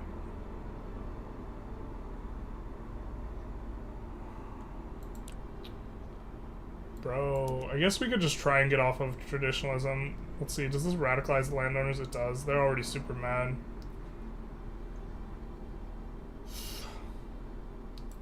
So we could go LF, force a rev, but the problem is we can't pass a law. We can't try and pass a law. This guy's also a landowner, unfortunately. God, this is such a, like, annoying spot to be in.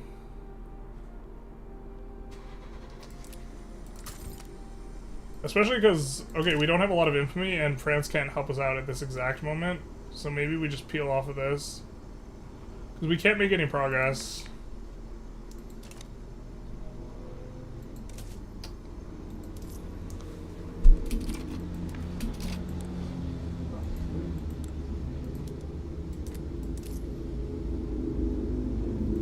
We have a movement for... if the Orthodox Church is not going to de-radicalize, so we'll just do this for now.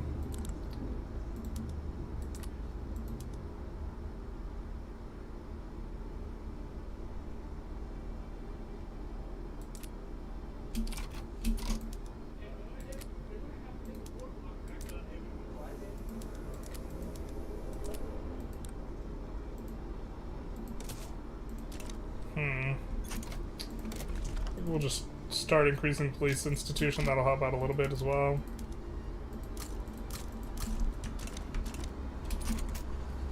How soon is the next election? It's this year, my guy. 51. How can you doubt Israel's genocidal intent with all the statements coming from Israeli government, such as Minister Yavgwad describing the Palestinians as human animals? I mean, you can also pull... I'm saying I don't know enough. You could also pull comments from a bunch of people saying that they are trying to not take lives in, like, Palestine. And I think the critical thing is the quantity of people who are dying, more so than, like, the rhetoric. Which seems to indicate that they don't care, but it's also... I do not know if they have specifically targeted civilian targets that definitely don't have any sort of military thing with the intention of killing as many people as possible. And even if their intent were, you know, to try and wipe out all the Palestinians, they wouldn't do that because the West would get mad at them, right? So, like, as a rejoinder to, like, my first point, you could, like, think of that as well, but... God, we just can't pass anything useful. What's spreading to us? Banking.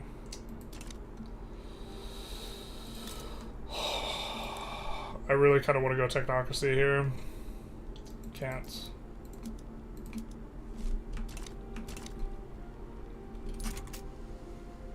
It's not accidental that communism's good late game, yeah.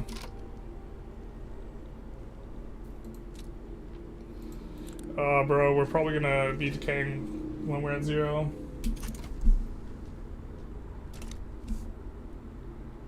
I love to watch achievement guide videos from you because I'm bad at the game. Achievement guide? We haven't done too many achievement guides.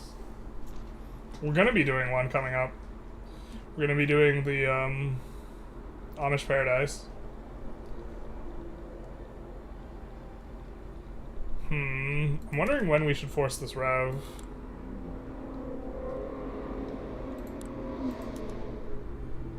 Because I think we go parliamentary republic. But we can't pass the law. God, it's so painful. We can't get national supremacy to try and get more agitators to make it so we can pass a law while we're in rev. So it means we're gonna have so much time of like not passing laws, but we're like not passing a law right now. We could go alpha propertied women to appease the landowners a little bit and the church. Bro, is this the answer? I mean, it's property women's not even that good because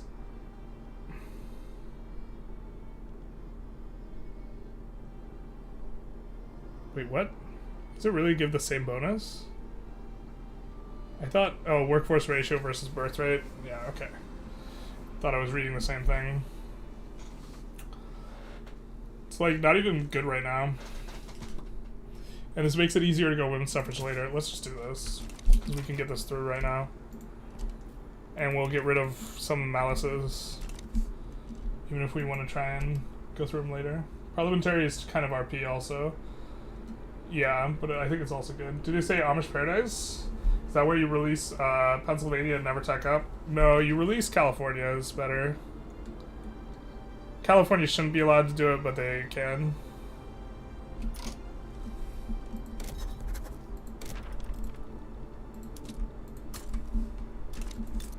How many peasants do we have here still? 340k? Oh yeah, we're chilling. God, I can't wait till we can slot in our company. God, we can't slot in a company because we freaking can't get off traditionalism. This is so... We could have rolled way better on some things. I mean, us getting Brazil, though, is, like, super nice. Subjugating Brazil is, like, you don't get that too often. Why would you sponsor that corrupt Nazi state? Ah, we got another one. I think if you think that the fascist is Ukraine, you're misinformed. And that, like, if there's a fascist, it's Putin.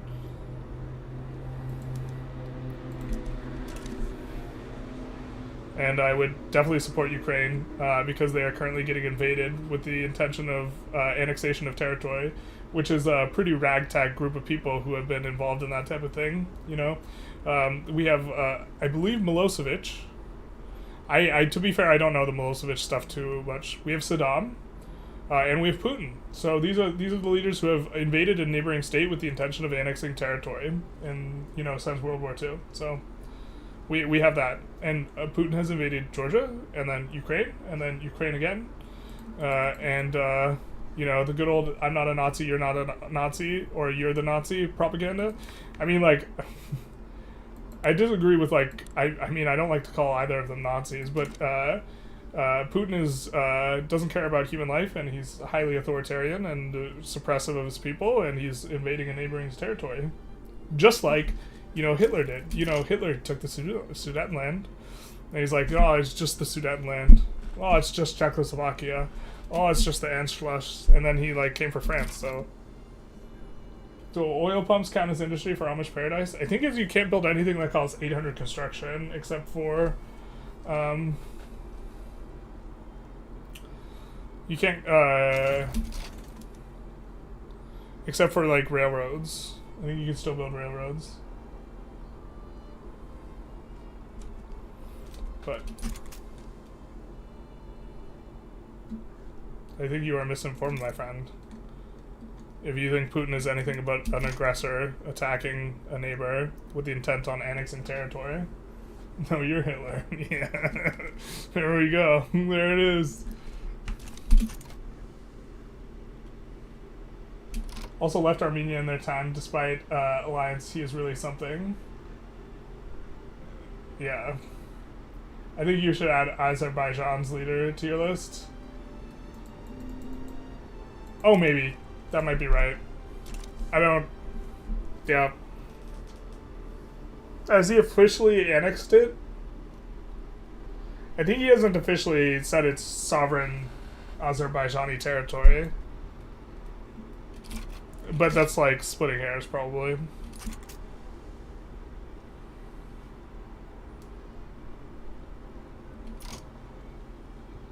So...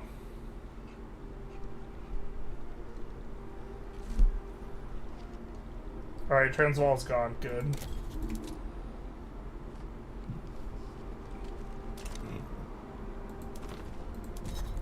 I thought we put an interest in Senegal. Let's just do it now.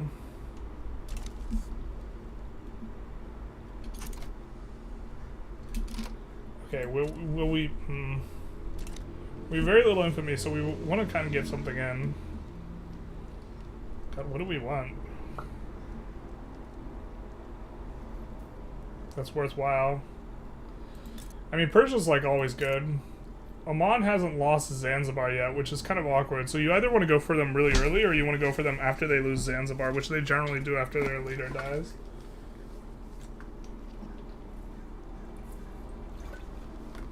Did I see his interview with Tucker? Not all of it. I saw like little bits and pieces of it. So it's like perhaps unfair for me to comment on it because people can be like citing out of like order. But he like it was like a 10-hour interview, wasn't it? Putin legitimately compared himself to Hitler. Yeah, he also said the Poles were responsible for getting invaded because they didn't give up the land, which is absolutely insane. That was like the wildest like bro, if you hear him say that and then you're like, you know what, Putin's a great guy, or Putin's like definitely not like a sympathizer for authoritarianism at all, hard miss, my friend. Putin is a thug and a thief, yep. He has no ideology and only cares about staying in power. No ideology, that's probably true. I don't think I would disagree with that characterization. But that's really broad sweeping characterization.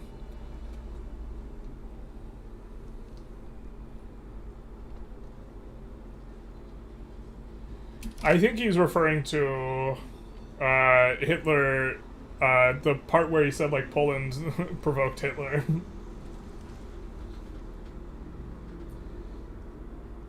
Azerbaijan CD on paper was return the state. Yeah, I try not to talk about something if I don't know too much about it. And I mean, I'm Armenian and I should probably know more about it, but also I'm not very nationalistic about my ethnicities, so. Alright, we're gonna take a save just in case weirdness.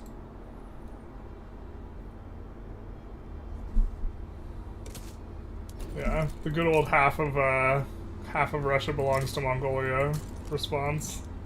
It's a classic. Absolute banger.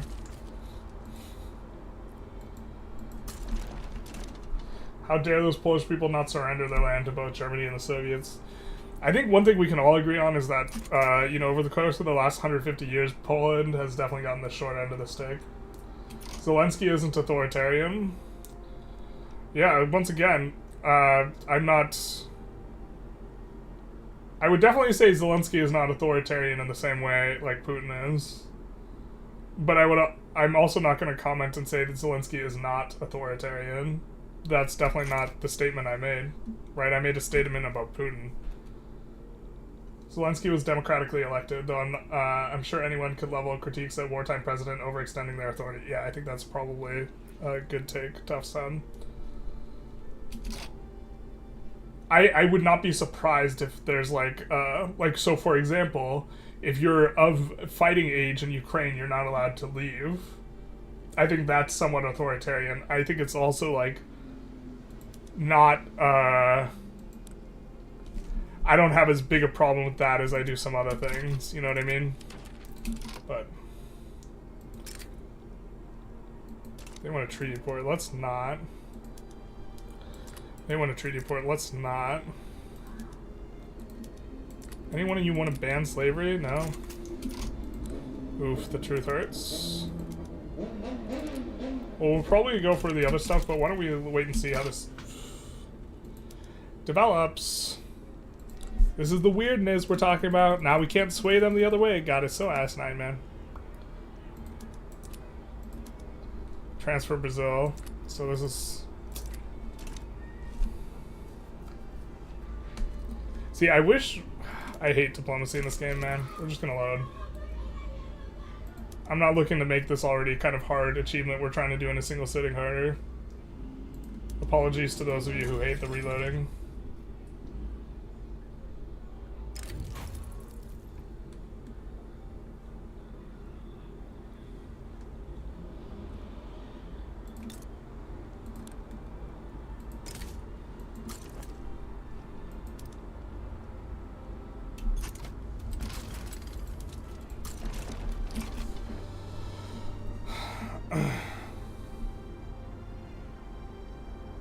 They didn't start under Zelensky.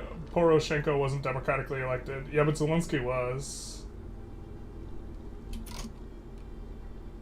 Although there's like huge corruption problems in Ukraine spanning like quite a while, so like, yeah. But it basically said Poland provoked Hitler and equated it with the West provoking him. Also said the West humiliated Russia. I'm sure it sounds familiar. Yeah, the good old humiliation myth, which we kind of talked a bit about last episode.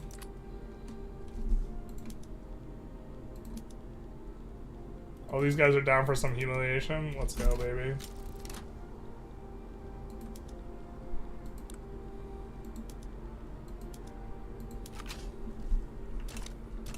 I don't think they back down, so I think we get this war. But this will be nice for us. He has an ideology. Russia has been planning this shit since 2006. Yeah, I think that's pretty strong timeline. I would agree. I would probably argue it's a little bit earlier, but yeah. Bizarre view of history and disregard for international law is what makes him dangerous for everyone. Yeah, there's some things he does that I think are kind of irrational, which it makes it very sketchy. I think he does a lot of saber rattling too, though, so there's like a mixture of like, he's unpredictable and also saber rattling, which is like a weird combo that's like hard to deal with. Meanwhile, Canadian Parliament gives a standing ovation to an SS veteran. I don't know what this is referring to. Also, again, it's like we're saying something negative about Putin, and then the response is, but what about Canada XYZ? Like, yeah. You think he has an ideology and it's Imperial Russia? Yeah, so I think he's willing to shoot himself in the foot sometimes for, like, his dream of, yeah. So I think that that's kind of fair.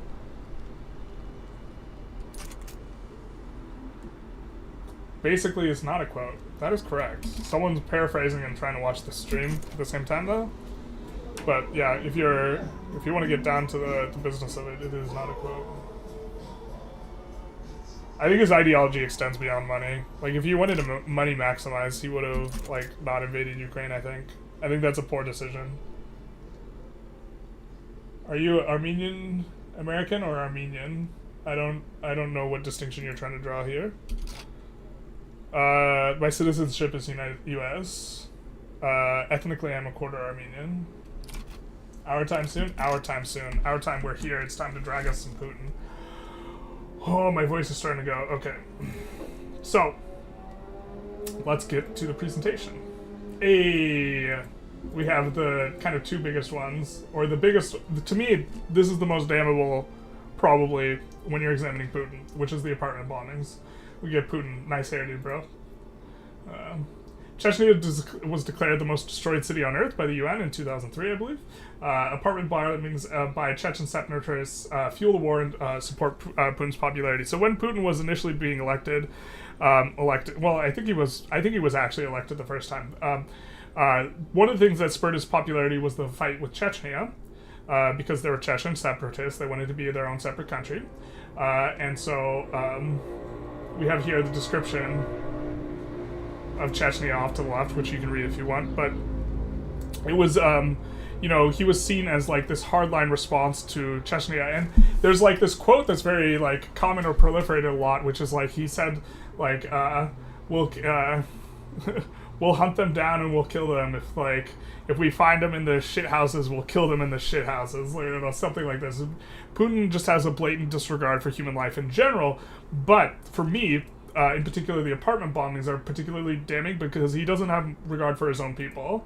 And so we have here, Yeltsin's approval rating was terrible.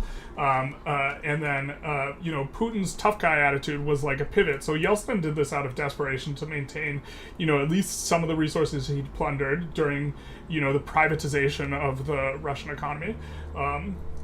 But the public cheered Putin as their new gladiator and enjoyed the rough and even profane language, killing them in the shithouses he occasionally used when talking about what he would do to those who had threatened Russia. The advantage of being faceless, because Yeltsin pulled him from obscurity. He was previously like a KGB, I forget, not general. I think he was head of the KGB, and then before that he worked on like mayor's secretarial staff. The book does go into detail about like Putin's past and its entire like short description of his past. The advantage of being faceless was that Yeltsin's chief backer was a master conspirator, Boris Berezovsky, could apply whatever face he wanted. Berezovsky, is he the name of the guy who Putin seized assets from later? Here. Oh, yep, Putin eventually did seize assets from him, but, yeah. We were forced to contemplate just how far Yeltsin, Putin, and their backers might go to guarantee Putin's election on the night of September 22nd, when local police of the Ryazan interrupted what would have been the 5th apartment bombing of the month. This is in Russia. Alerted by residents, the police were too late to catch the perpetrators, but they found 3 50-kilogram sugar bags filled with white powder in the basement connected to a detonator.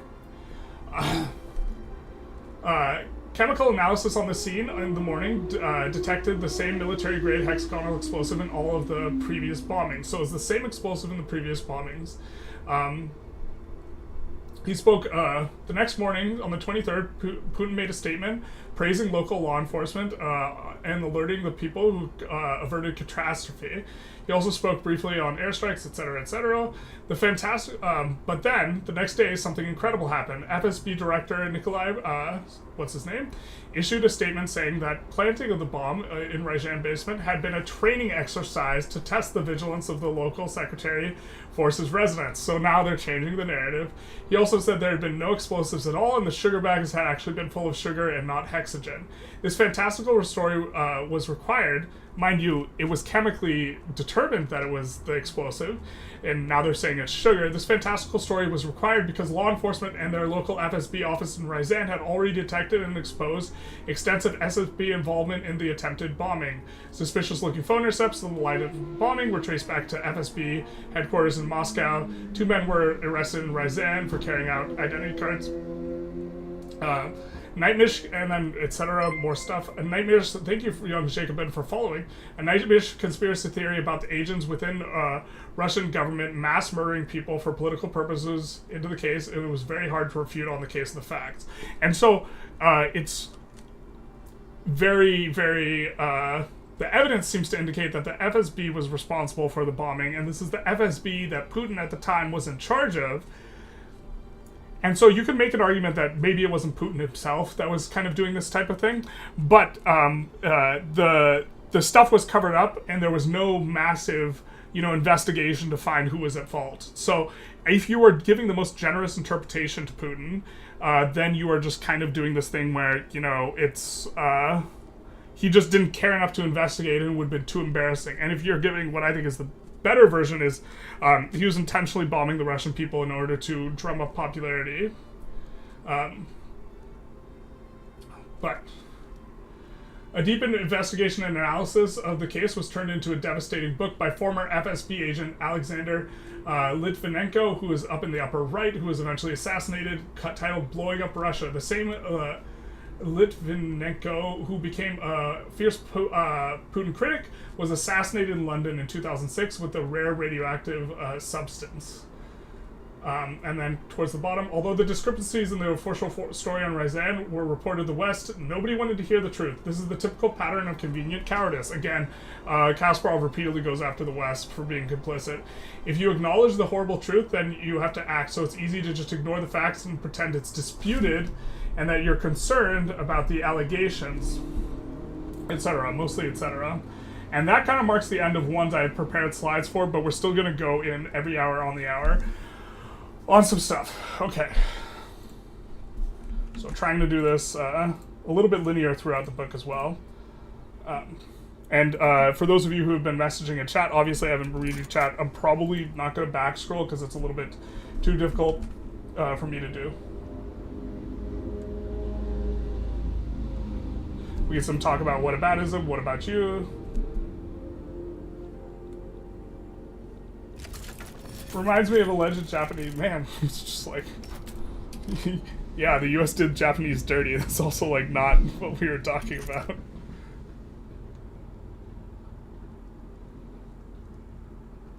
I remember the 2006 assassination. Bush took very little heat for his lackluster response. Yep. And like,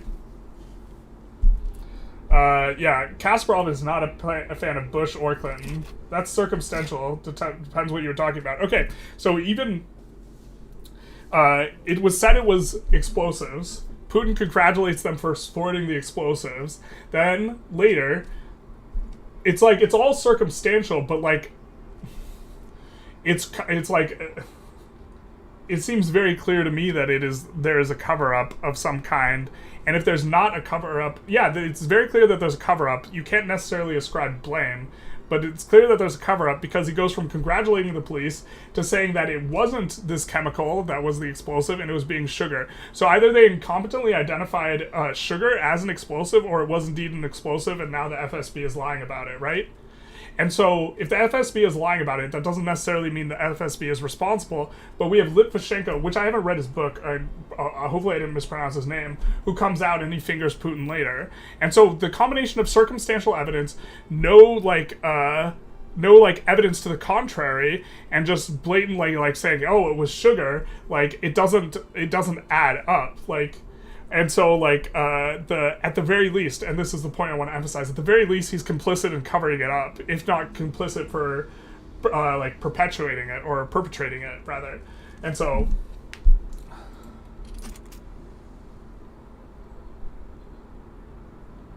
Occam's razor applies here. Yeah, the most reasonable explanation.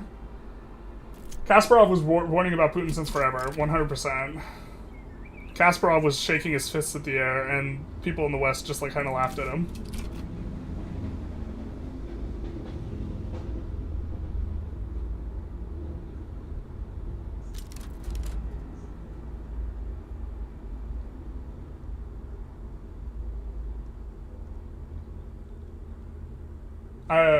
Blue Sekhetic, I'm not sure if you're talking to me with the last one, with so you don't think a bombing area controlled by a militant group that kills civilians is justified. But you think Russia doing the same is justified in some... I think that's not directed towards me, so... Unless I'm unclear. Hello, Generalist Gaming in chat. I just wanted to thank you for the stream for UK. You're very welcome. The humanitarian situation is pretty dire, even in the safest regions, sadly. I'm sad to hear that.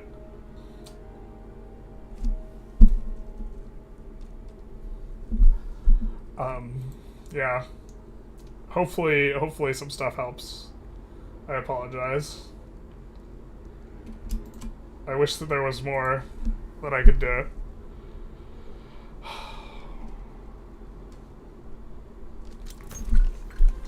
Anyways, I was glad to hear like 1122. I haven't heard from you forever, and I know you're from Ukraine, so I actually thought you were dead. So I was happy to see you in chat.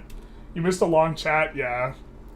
I mean, there's like, yeah. I'm not gonna scroll back. Apologies. If you wanted something specifically read by me, you'll have to repeat yourself because chat is kind of flying, and we trying to do multiple things here. Which, like, this is actually incredibly hard because I have to try and like shift gears between like focusing on. Like, shifting gears is actually kind of hard too because I'm trying to like simultaneously like play well and do this other thing, and that's like not how my brain works. Where's this? Oh, this must be in Brunei, huh? Yeah, it is in Brunei. Okay. The good old Brunei. Oh my god, there's something we wanted to change. What was it? Did we just get a new law? Or new PM? Well, we should be on public trains. Yeah, okay, we just got this. We just got condensing engine pump. Got it. That's gonna help out a lot. Once we get like all these gold mines up and running too, it's like we should have a little bit of a pop off. Now, we don't really need Bessemer process because we're actually not close to getting that company. So maybe we go for our first company here with corporate charters. We go after corporate charters instead. And then we go after pharmaceuticals. And then we'll like want Bessemer process, but maybe we get lucky and Bessemer nat spreads to us after Crystal Glass. We'll see. No, I guess we want Bessemer before. Yeah, that's kind of frustrating. Thank you for the follow to... Let's see who followed. Oh, I missed it. Sorry. But thank you for the follow, whoever you are. Dear new follower. See it as practice in generalism, mastering rhetoric while fighting. Yeah. No, this is 100% one of the reasons I do it. I think the ability to shift gears is important, and I want to be able to do it. I'm just apologizing because you're going to be getting, like, a little bit suboptimal in both. Generalist getting teary? Yeah, a little bit. I mean, like... I'm not focused on talking about... Like, I'm focused on ripping on Putin, not, like, the humanitarian crisis, but, like... Bro, it's rough. Like, I don't know what to... Yeah, I mean, like... Yeah.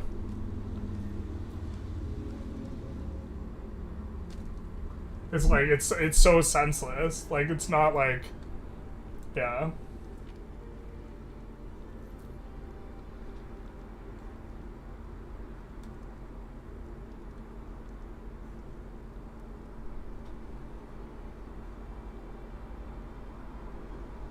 He's talking about how you keep trying to say that Ukraine was just bombing citizens in the Donbass as you leave out all of the Russian militants in the region. Yeah, I mean, like, I think also, I believe that fire was going both ways in the Donbass.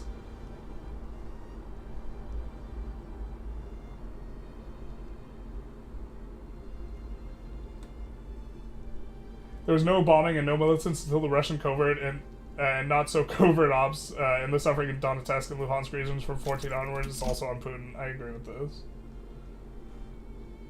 Can't watch the news without getting the feels. Yeah, man, I don't know. Like, it's just like...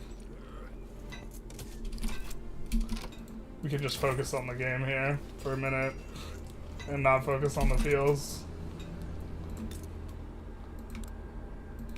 The heaviest weights we lift are not the 675-pound squat, but rather the feels.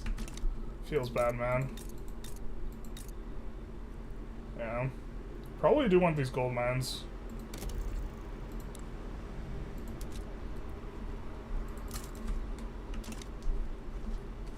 What do I think of Nat Turner's slave rebellion, where the rebelling slaves slaughtered around 60 white people? Was it justified? Bro, I don't know enough about it. Like, I think resisting slavery is justified, but, like, I don't know enough about, like, what, like, Nat Turner did in this type of thing. Like, I can't answer that question. I don't have enough knowledge. Like, if Nat Turner was just, killing... Well, so, like, the answer is probably going to be one that's, like, not particularly satisfying, which is that I probably would agree with some of it and disagree with some of it, but agree with it, like, in a general sense. But, like, you can condone some of the actions without condoning all the actions.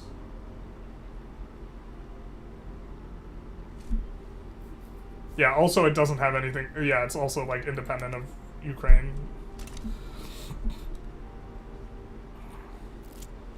But, as we talked about with the, like, whataboutism type things. Like, you want to talk, like, I mean, like, the US did the Native Americans dirty with the Trail of Tears. Like, I'm not going to begin to suggest that no blood is on anyone's hands by Putin's, and that's really not what I'm suggesting, and if that's, like, the interpretation you're getting, I think you're just... I don't think you're in good faith trying to interpret what I'm saying. Right? Which is, like, whenever you look at someone's arguments, you should be looking at it as, like, a whole, and, like, you should also be trying to understand where they're coming from in this type of thing, and to, like, make straw man out of what they're saying is, like, bad faith. Yeah.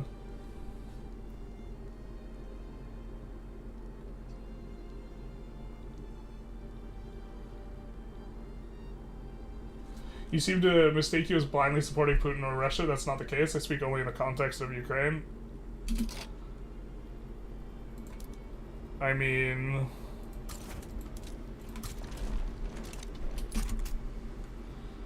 Okay, I don't think the Ukraine subject's that, like, defensive one, so I'm curious, I'm a little bit curious what you're critical of Putin on if you're supporting him on the Ukraine issue. Yeah.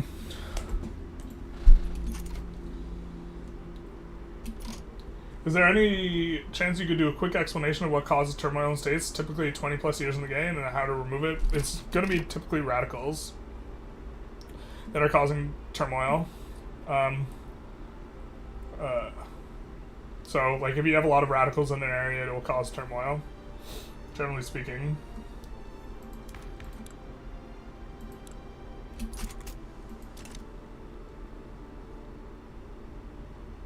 I think people are afraid to look at something and have two opinions on the same matter. Yeah, I 100% agree with that. And often stuff is actually nuanced and complicated.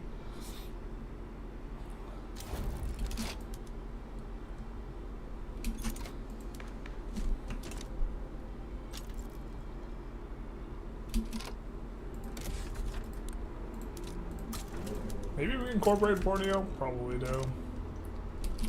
I think we also want to increase policing. Yeah, this is part of our queue, what we had going on. Alright, so that's going to help with the birth rate. It's also going to make some people who are mad at us happy with us. Can we? Oh, we can do this.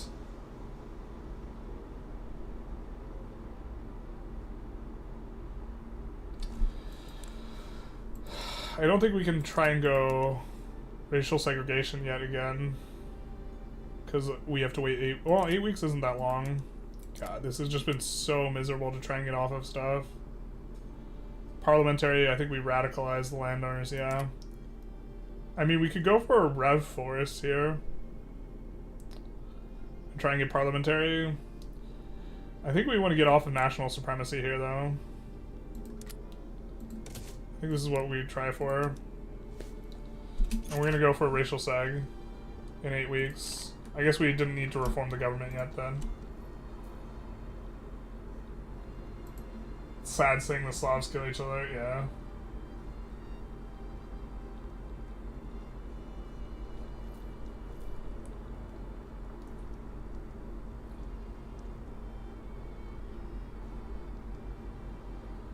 Party of Redditors. Taking rights away from women feels bad. We're taking them away so we can give them more rights later. I swear this is part of the reasoning.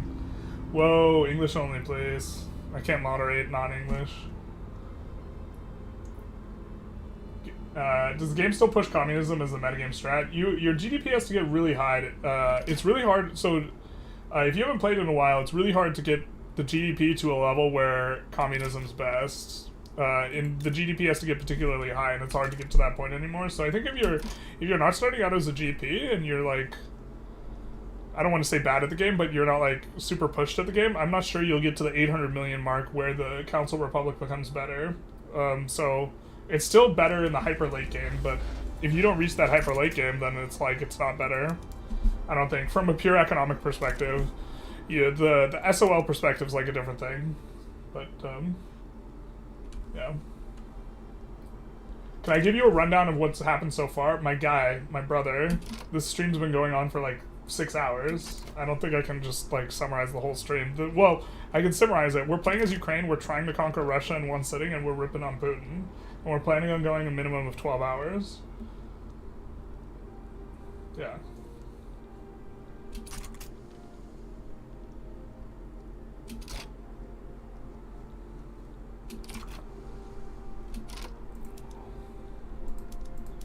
So that's kind of the summary of what's going on. Ukraine took the gold mines in Africa and Peru and subjugated Brazil and enjoyed France's market. Yeah, that's also a pretty good summary. Oh my god. It might be time to order our borscht. We also have a burrito. Maybe we'll push to wait one more cycle. We have a bean and cheese burrito. So we wanted to have gas on stream. I think we try and get rid of some of our debt a little bit here. I think we could improve relations here. Yeah, and still be getting a pretty fat decay. I think we also want to improve relations with the UK. And we're still floating enough to be getting more infamy decay. 6.6.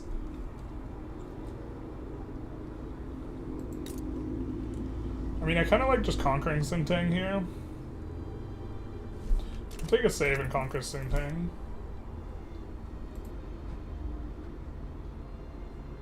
Should start drinking some honey tea for that throat, maybe. Maybe we will when we get like a drink break. It's gonna be rough.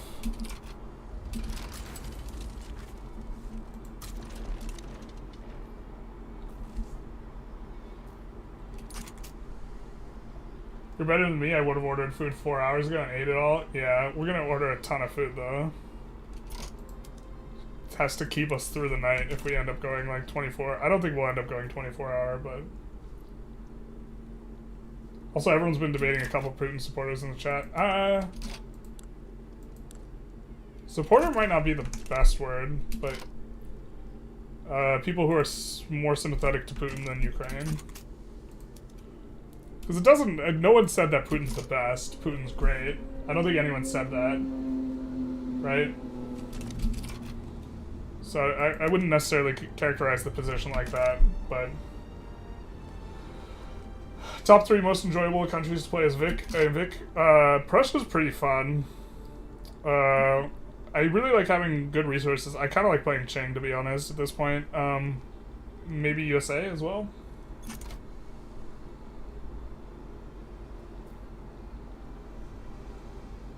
Nobody can say there's no war in Ukraine. Well, in Russia, you're not allowed to say that because you're not allowed to say war.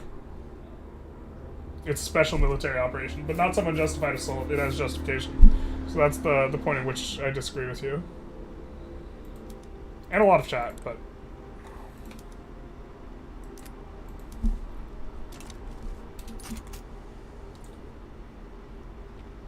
Not a Putin supporter. I hate social conservatives. Yeah, so I think this is kind of an important point to make regarding it doesn't necessarily entail Putin support. I mean, like, relative to supporting Ukraine, they support Putin, I suppose, if you want to make that type of argument. But it's not a wholesale endorsement of Putin, or it's like doesn't logically entail a wholesale support of Putin. So.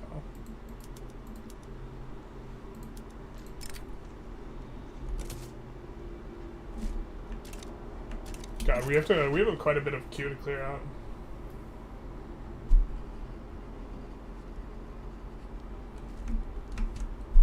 I did say Putin is best. Yeah, I did say that. I said that sarcastically, but I did say it. The truth hurts. No American would put up a coup backed by a foreign government and politically powerful fascists. Yeah, well, so we disagree on how we characterize that as well.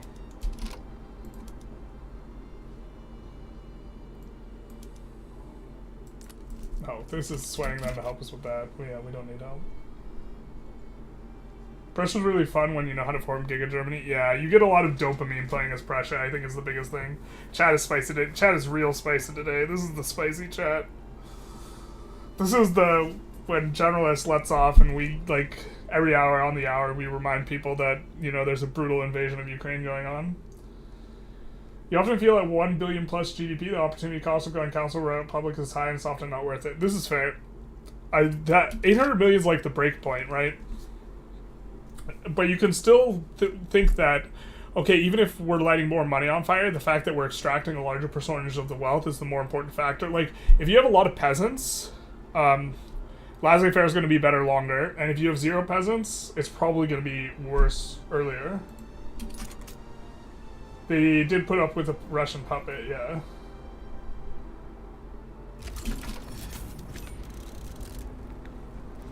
Let's say some people here think the invasion of Ukraine was justified. Yes. Yes, I think, yeah, that's the way I would characterize it. More so than we got, like, people liking Putin. You've never gotten to 750 million GDP, played past 1950 multiple times. Yeah, so then it's usually going to be the case that laissez-faire is going to be better. Russia is awesome with their socially safe language. It's not a war, it's an SMO. It's not an explosion, just an unfortunate coincidence with the result of a loud noise or something. Yeah.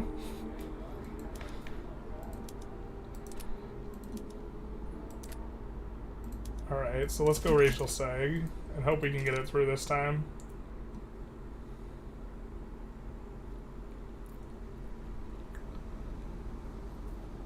I think that... Okay, we have a decent amount of infamy.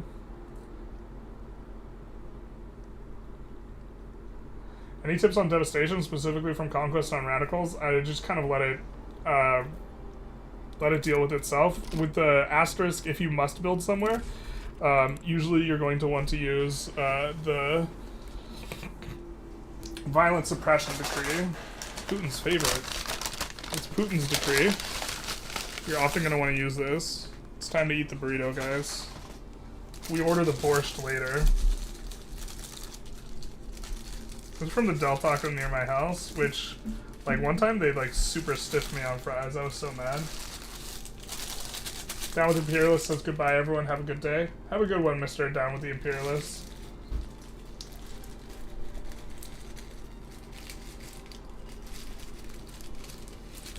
Oh, it's so good. Alright, let's try and keep it going.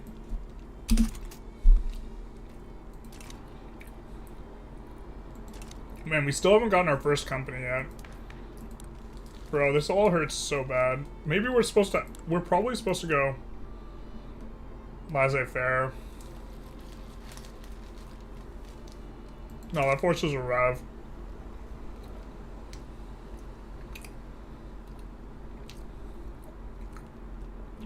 There's probably a better way to do this where we do corn laws.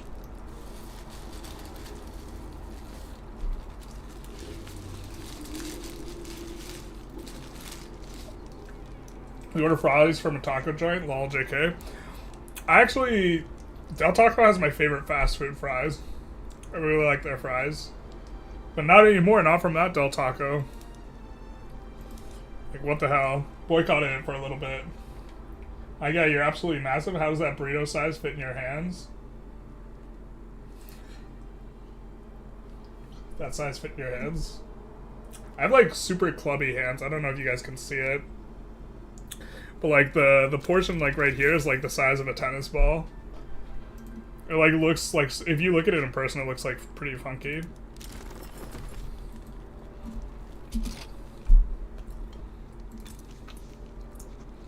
Okay. So we got Sintang. I mean, maybe we subjugate Sulawesi after this?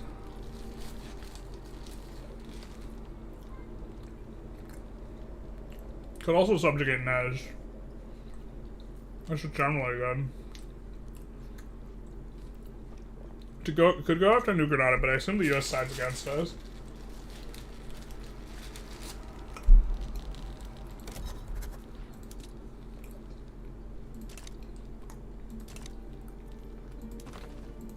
Keep losing our interest in Senegal.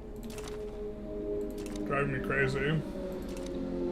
Central banking snap spreading. It's kind of not exactly what we would have wanted.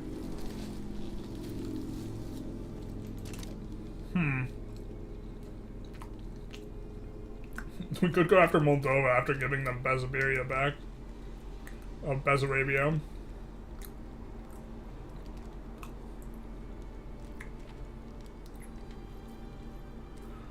Well, so normally it'd be going after some New World junk, but like, we already have so much New World junk. Oh, I know what it is.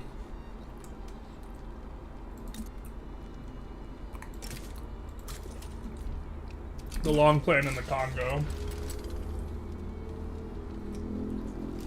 Form NATO? NATO might be hard with the game's diplomacy.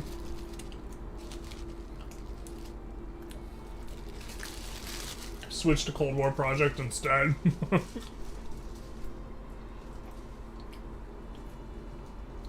It's sad to see that some people think Euromaidan was staged coup. Yeah. Unpacking this with a high degree of like, this is something that's like, would be too hard for me to unpack and play Victoria 3 at the same time and cite a bunch of evidence and this type of thing, but so it's been a bit of an impasse where some people assert that it's coup, some people assert that it's not. Universally, everyone here who has commented that they are from Ukraine has said that it was not a coup. So,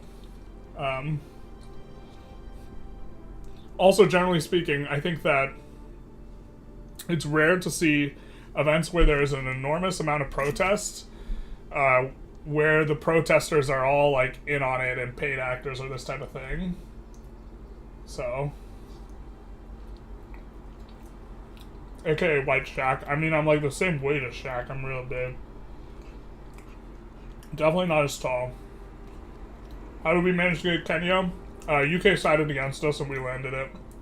Like a scrub though, we didn't, or I didn't put in war reps. Wait until they form Romania, then go after them.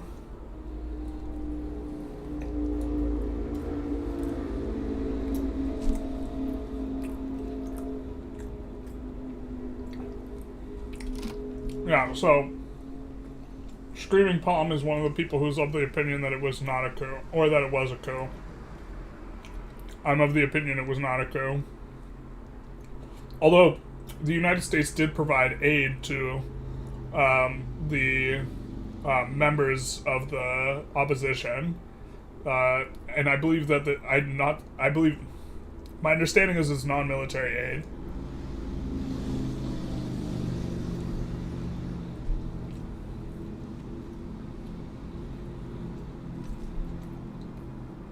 A coup is exactly what Putin's doing on his elections since 2004. Yeah. I mean, you can frame it like that. I do think he wins in 2000 and 2004, right? Because he was elected in 2000, or was it 2001? And so maybe you could make the argument he would have won in 2008, but 2008 was kind of where he started to break away from the democracy after the death of Yeltsin in 2007. I think Yeltsin died in 2007.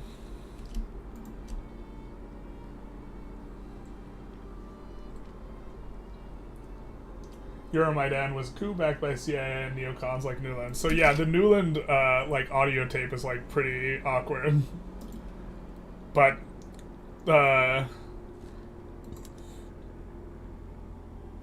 there's a difference between speaking to opposition leaders and providing them with like logistic and informational support, and also sending people in there specifically to engage in a coup, which I don't think is what happened.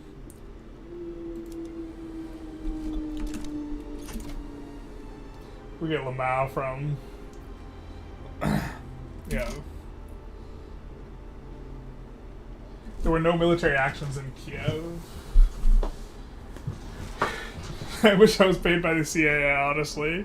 I feel like it's justified in the idea that it was staged by the US is ridiculous. Yeah, I don't think it was staged by the USA. The people were tired of the Ukrainian people were tired of a stooge.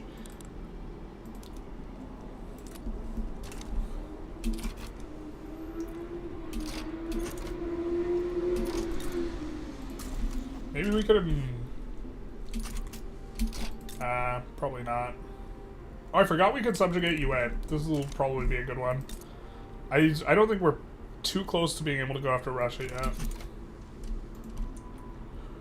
We definitely don't have, like, the military. He put Puppet Medvedev in as interim for... Oh, yeah. But some people think that that was not legitimate. That was definitely, like, an interim, but some people think that Medvedev doesn't win without him. I think Medvedev probably wins, but... You got scammed by American imperialists, didn't get any money. The truth hurts, except it's not the truth. Just to be clear. Don't believe you're lying, guys. So here's the thing, is like... You have a very high degree of confidence that it was a coup, Screaming Palm.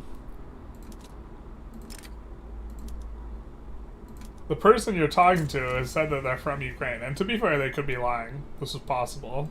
I don't think they're lying. It's like, and so you think that they know what's going on in their country less.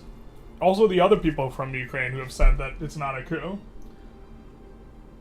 And Vilnik, who's from it and said it was happened, you were 10 at the moment. Yanukovych was a dumb criminal. People kicked him out. Yeah. Much love from Portugal, though we have a big Ukrainian minority here, and they're really loved here. Nice. I have a few friends that took refuge in your country. Solidarity, my homies. So, not that being from somewhere means you're more informed on it, but generally speaking, like, it's generally a pretty good indicator.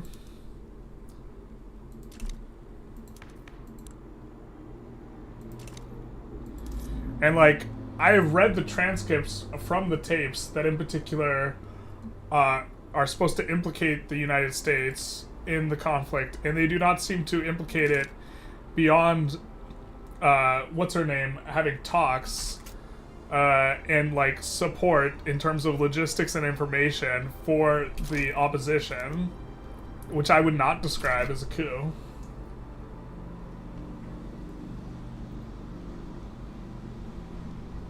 IRC, most of what we're doing is saving funds to rebuild Ukrainian schools when the war finalizes. That would be good. Was Yanukovych the guy with the ostriches in his garden? I have no idea.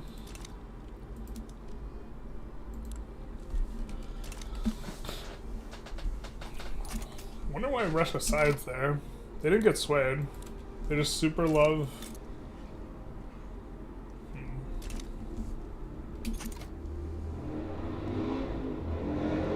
Also golden bread. Yeah.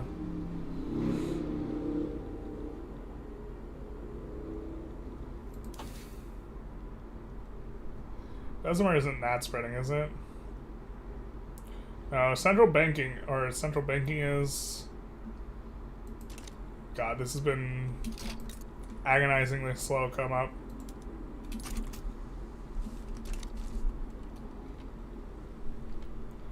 If we could get war reps from Ching, that would be super nice. Hey, Mr. Kaffee, how's it saying? Not saying they're uninformed, they apparently dislike Yanukovych. Politically, nationalist Ukrainians would obviously deny it.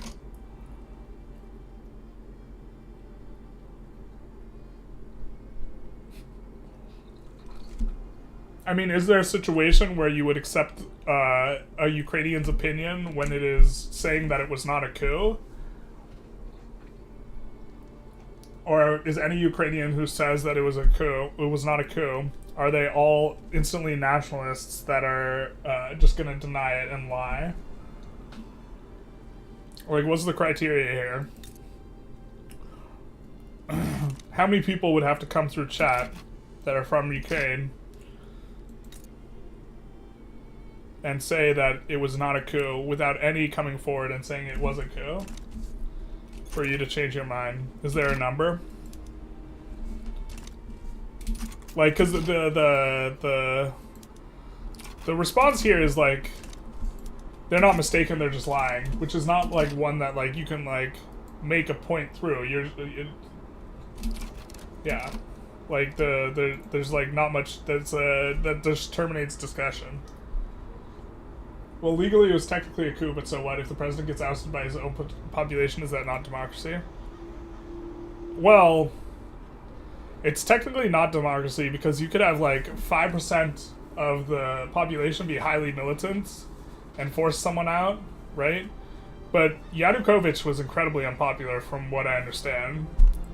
Like, but in theory, you could have 5% of the population just be incredibly militant and forcibly force someone out. Dude, nobody liked Yanukovych here. He didn't even speak Ukrainian. Yeah. When we take over Russia, when we're strong enough, we're working on it. Get Eli spamming Russian flags. If you spam a bunch of anything, I'm going to ban you. So, just a heads up. But it looks like you just put it in there once, so that's probably fine. Alright, 15 minutes to our next Putin dragging, and then we'll probably order the borscht. They would have to change the literal definition of coup.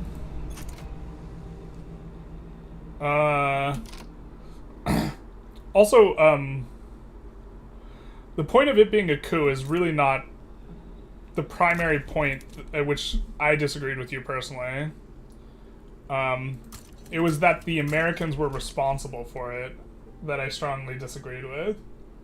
That the Americans were responsible for the regime change that occurred in Ukraine. One of Yanukovych's promises was economic integration with the EU, although not joining it. It was about to be signed, but he refused to do it in late 2013. That's what sparked the protest. Yeah. Thank you. I hate the fact that I could respond to your question, IRC, usually within the margin of error of 5%.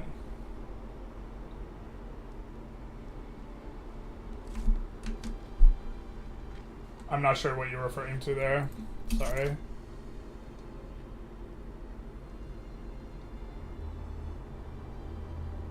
Yeah.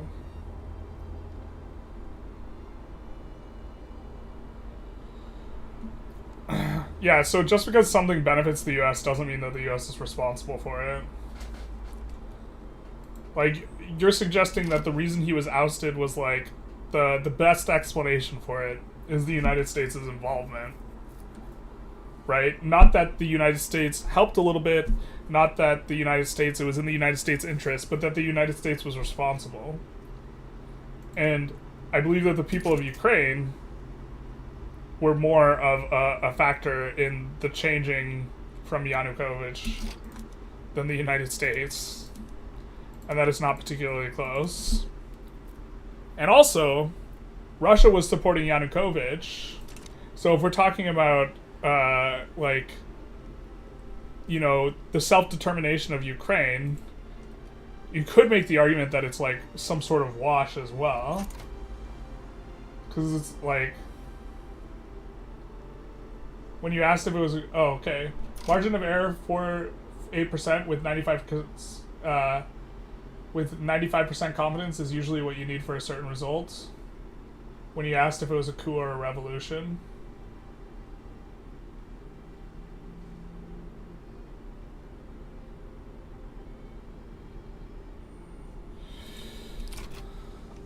Yeah, what it's called is like, I mean, I might have misspoke earlier. What it's called is, to me, much less a subject of, like, importance as to who's responsible is the subject of importance. And the idea is that because it was the central argument is that because it was a coup that the United States was responsible for it. This is the argument, if I understand it correctly. This gives Russia a justification for invading Ukraine, and I disagree with that on several levels. One of which is that the the U.S. was responsible for it. But also, even if the U.S. was responsible for it, I still don't think it gives Russia the justification for the invasion of Ukraine. But one day we will have Congo in our time. Let's check our infamy. Let's see Paul Allen's infamy. Well, how's our pop been doing? Kind of okay. Oh, we're gonna get so much stronger once we finally get this company, man. Things are gonna feel so much better.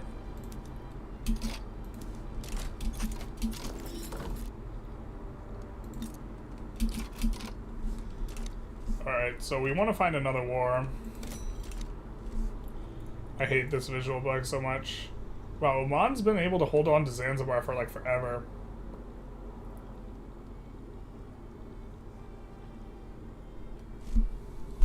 East India Company is so much more active than it used to be. Maybe we're supposed to hunt strategic regions a little bit here. We could get an interest in Persia if we go after Macron, so maybe we do that and just subjugate it. Don't like that Qing has basically the same color on the map. Yeah, I kind of got a problem with it too. If you want, I can fend on...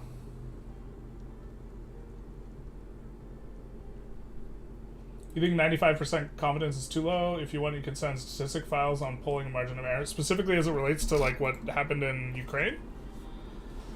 I'd be interested in that. You can DM it to me on Discord. I'm down for people sending me information that's, like, contrary to my position, but, like, I also have the position I have, like, you know. Thank you, Hassan Forever, for the follow. Which isn't to say my position can't change, but, like, also, like, I try and become informed on a subject before I talk about it. I mean, I've read several hundred pages on what's going on in Russia and Ukraine, from like both positions that I disagree with, positions that are clearly like wanting to drag Putin kind of from that perspective, perspectives that are more focused on the culture of Russia, and a perspective that is like specifically regarding the diplomatic relations between the United States and Ukraine, or I mean in Russia. Still on traditionalism? Still on traditionalism. It sucks. In Ukraine, we call it the revolution of dignity, not a coup. The driving force were the masses, not some guys in cabinets. Yeah. Do you accept random DMs, or do I have to send a friend request? You can just random DM it. I'll see it eventually. We get a Bornean secession, so we have to declare a war before that. I think we saved. I wanted to make them a protectorate. Just to generate a native interest in the region. We're going to put in about all the war goals and hope that they back down. If someone fingers our pie, we might load. Depending on who it is, we might just go through with it. If it's like, I guess if it's the UK, we probably fight. We resist their landing, unless they get swayed to super asinine become a subject. But this will give us a native interest and eventually a front with Persia, which is going to be nice. Sind can also be kind of nice. Hopefully this is just them that secede, but no, it's the entire thing. Bruh. Bruh. I think we also want to see about recruiting more cannons.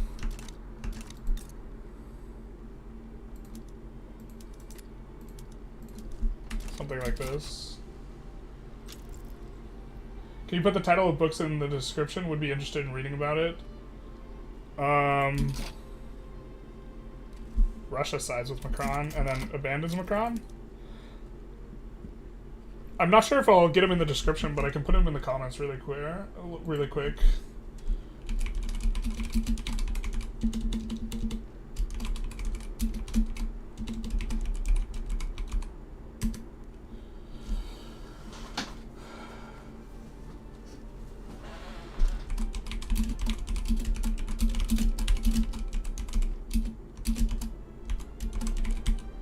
I think it was McFall.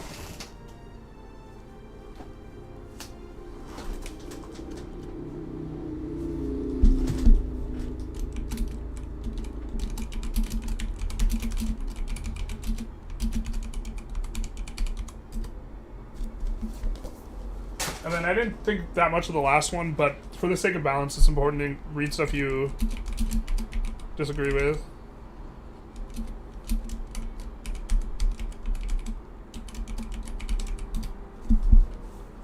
The subtitle of War in Ukraine is Making Sense of a Senseless Conflict. There's also not a lot written and published on something that's like so current, so that's like something that makes things difficult. Awkward side and then...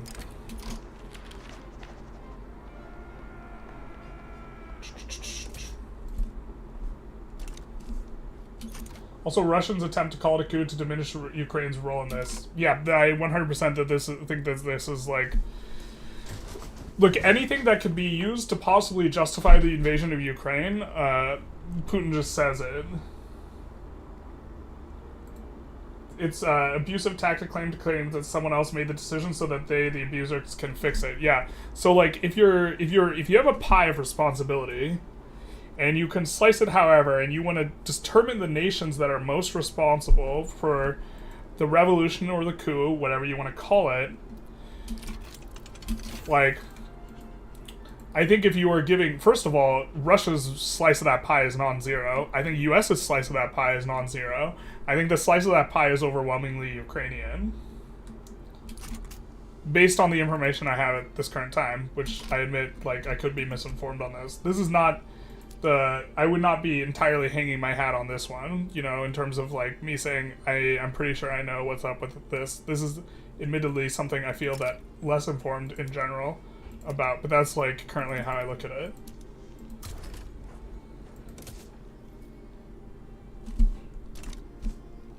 A poll on if it was a coup or a revolution? Wait, there was a poll on this specifically? Oh, interesting. It helps to understand what confidence and margin errors. I think... I know what confidence and... I know what these things are, but I thought he was talking about a specific thing. Technically, the Ukrainian constitution requires 3/4, and they got 73%. Is this the thing? Why it would be called a coup and not... Well, I mean, if it's a revolution, you're going against... Whether or not you call it a revolution or a coup, you are intentionally disobeying the constitution, no? But saying it was legitimate post hoc because you got 73%... Okay, I understand. Interesting. Violent suppression, you don't say.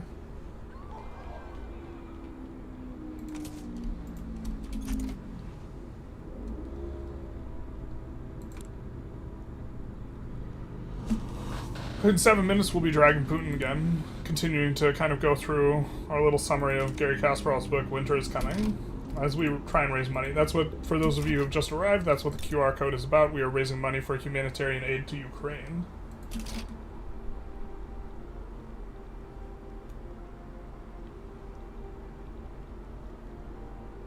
Because 100% of the votes were to remove him? Well, 100%. I don't trust anything that's 100%, to be honest. Oh, in the parliament, not the popular vote. The vote was 328 to 0. It only needs 2/3 of the parliament, and the parliament vote was 328 to 0. That seems legitimate. Unless I'm missing something. Again, I think that we're starting to hear now from people who know quite a bit more about what's going on in regards to that event specifically than me. That is not, like, smack within my purview. And I apologize for not being... I mean, maybe I should have been better informed because this is one of the arguments that gets made, but...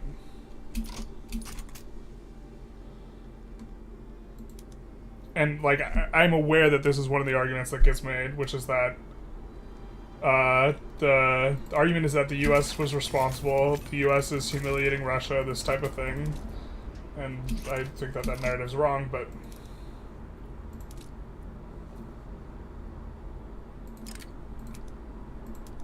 Oop. It's not what we want.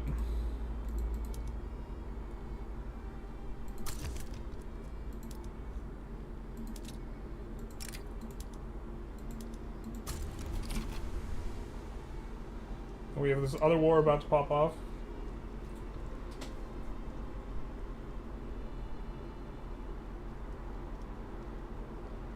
Me reading these classes after I did this class is like reading Mandarin. Holy shit.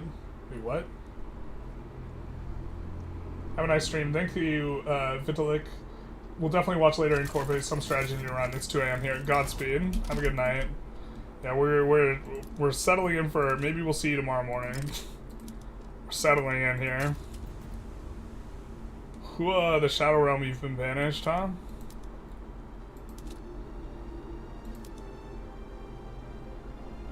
So we have to cancel this one because it's going to take infinite years to reach.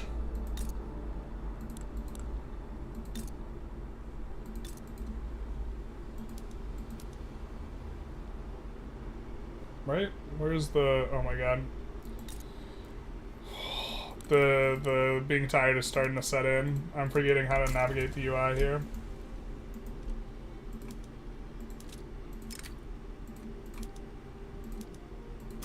Oh yeah, 3 months. It seems like an appropriate amount of time.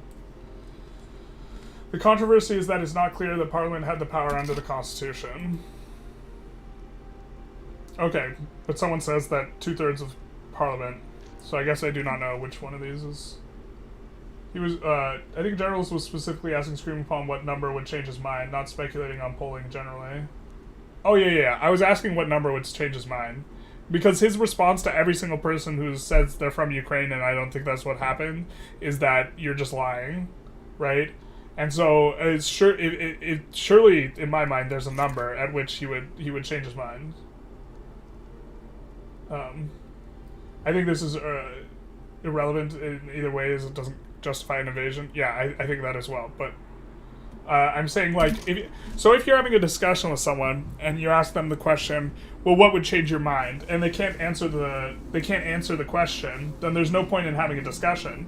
Or if you ask them what would change your mind, and they tell you this exact thing would change my mind, and you present that piece of information and they don't change your mind, then there's no point anymore.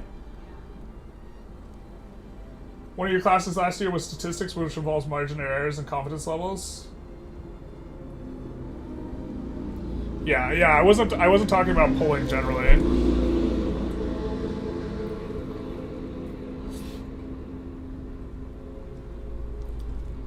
The sample size is much too small, right? In either case, and then there also might be some bias where Ukrainians who watch me are more likely to be like liars or something. Like if you're trying to argue that, which I don't think that that's the case, but the I'm not looking for like a statistical significance. I'm just saying, like, in terms of when you ask for a piece of evidence, and you receive that piece of evidence. To be fair, that's not the piece of evidence he was asking for, but just in terms of taking things. All right. So we're 2 minutes away. We're actually going to go a little bit early instead of on the hour and talk about a little bit of Putin stuff, because here we are. How should I start with a nation on Vic 3? Generally, you build a lot of wood. It depends on your experience level, what the answer to that question is, probably, but building a lot of wood is really good. And making sure you have capitalist ownership. Okay. Oh, we're done with these slides, I forgot. So now we have our notepad. So let's come into, here's a picture of Ukraine, and we have our notepad. So, in particular, and we have this to pull information from. So in particular, there were some phone calls to Bush that Kasparov was critical of, because kind of in one stroke, Putin got a lot of complacency, both calling after 9/11 and expressing solidarity with Bush. Twice, he kind of got, Bush saying that, I really like the guy, which kind of, to some extent, legitimizes Putin as well, and he could also take it, clips of that fashion back home with him. We have this right to protest. Talked a little bit about Jackson Vanik in this next chapter. The name of the chapter is The Search for Putin's Soul, which is mildly dramatic, but it's also Kasparov. So,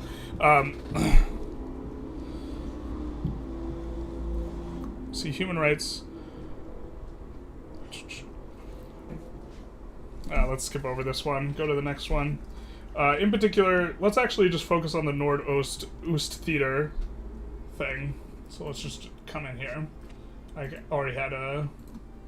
So, one of the subjects I think that is like worth condemning Putin over is just his unwillingness to value the lives of his people, not just his people, but like kind of anyone, and this not being kind of important to him. And a good example is the Moscow theater hostage crisis, which we're going to read kind of a bigger portion out of. But let's take a look. Any doubts about the Putin regime's willingness to spill blood were erased in 2002 hostage crisis at the Dubrovka Theater in Moscow. A small army of Chechen militants took nearly 850 people prisoner for 4 days in what would become known as the Nordost Siege, for the name of the Russian musical play that was being performed on the night of the attack began, October 23rd. There's no need to recount every grisly detail of the siege, etc., etc. And let's see. Do we want to read through all of this? Let's skip ahead a little bit. On the morning of the 26th, Russian special forces stormed the theater. Now, this is an important point I want to emphasize every single time we talk about one of these things where the FSB just brutalizes the population. A big point is that you can't know that like Putin specifically gives the order, right? This is not what I'm trying to suggest in kind of reading these, but that there is a complete lack of accountability following this brutalization, and that there's a tendency to view the Russian people's bodies as like resources, and there's zero accountability. This is the condemnable thing, even if you can't ascribe a specific blame to Putin. Okay. On the morning of the 26th, Russian special forces stormed into the theater. Simultaneously, a toxic gas was pumped into the theater. According to the survivors and frantic call from one of the hostages, they and the terrorists were aware that the gas and some of the assailants had gas masks. The terrorists fired at the Russian forces instead of executing the hostages, another fact that only became clear later, and that was contrary to initial official reports that most of the dead had been shot. All 40 of the hostage takers were killed in the raid, along with over 130 hostages. All but one of the hostages were either killed by the gas, directly or indirectly, by choking to death while unconscious and failing to receive medical care in time. Local hospitals were flooded with poisoned hostages they didn't know how to treat because officials refused to identify what type of gas had been used. The Russian parliament declined to launch an investigation of the government's conduct during the siege, which is why there are so many unknowns to this day. The government policy after the attack of stonewalling or spreading misinformation about every facet of the operation makes it difficult to not think the worst, which is that, you know, they don't care. The Putin regime had no greater regard for human life than terrorists, and point seemed the government to make. Let's see. Also, we have this point to be made about...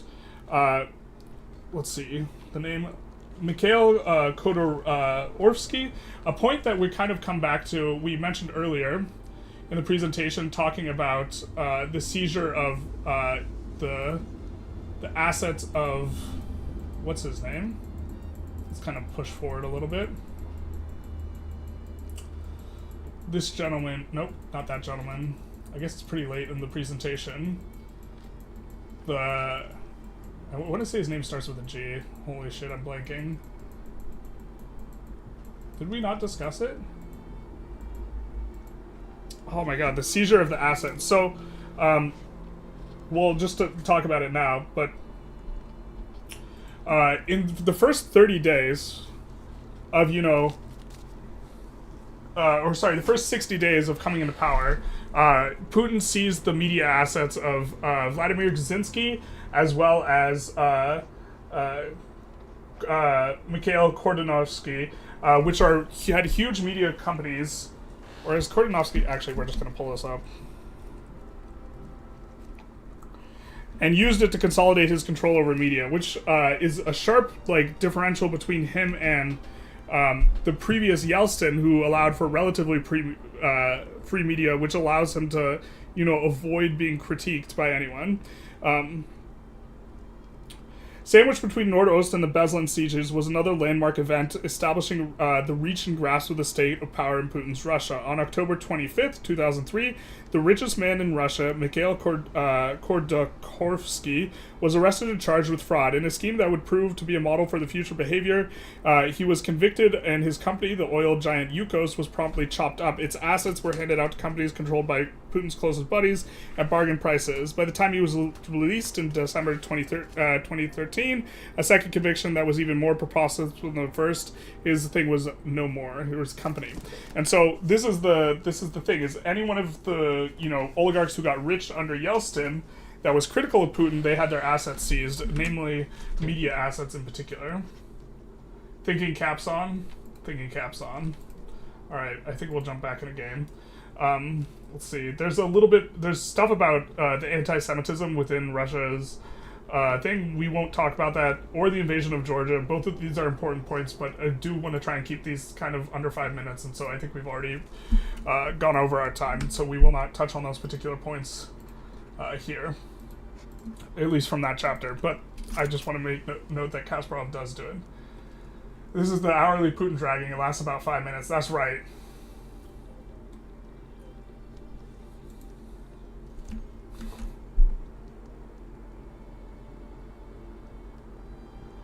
Russia always redirects local discontent to expansion. This is the main reason.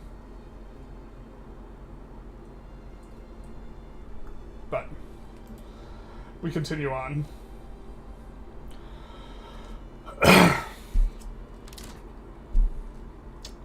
You're from the Balkans? Oh man.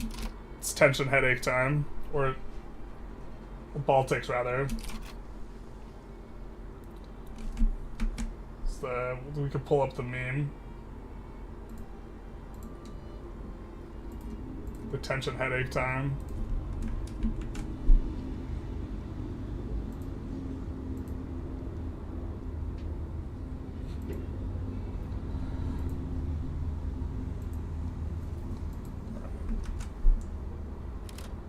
I'm starting to get tired. Holy shit. I need to calm down a little bit.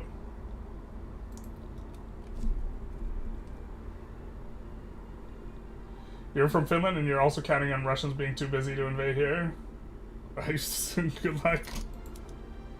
To be fair, the Finnish are quite proud of what they did last time they were invaded by the Soviets, which I think is hilarious. Skiing around in the skiing insurgency.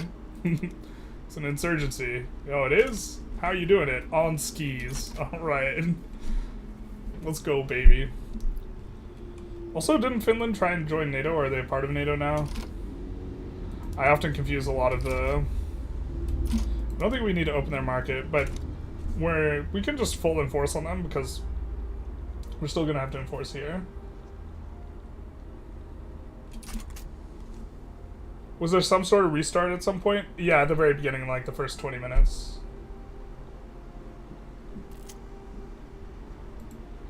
Yeah, we are not making progress at a very good clip. I don't know how exactly we're gonna be able to do this.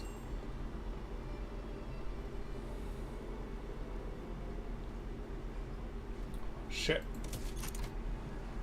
It's not a very good event for us.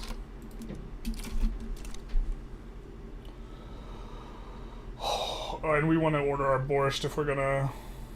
So we're gonna slow down the speed and try and order our borscht.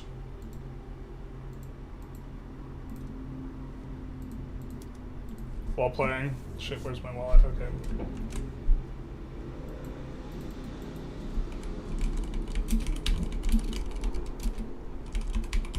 I think I could have put in the order beforehand, to be honest. And maybe this would have been the play.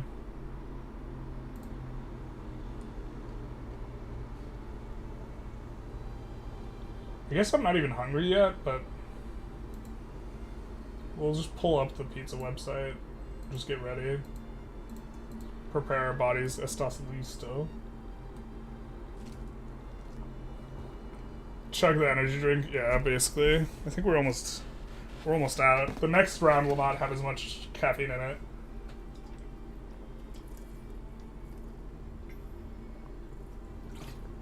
The main argument is that Ukraine is taking the shot for all of Europe. Yeah, I think that if the people in the US want to talk about it costing a lot of money to help out Ukraine, it costs a lot less money to help out Ukraine than it does to actually fight the war ourselves. And if Putin's just going to invade more countries over and over and over again, this is eventually what would happen. So...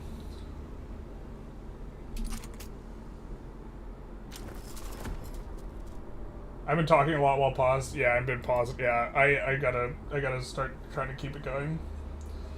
Guys, be ready for when he says his credit card number on the phone, basically.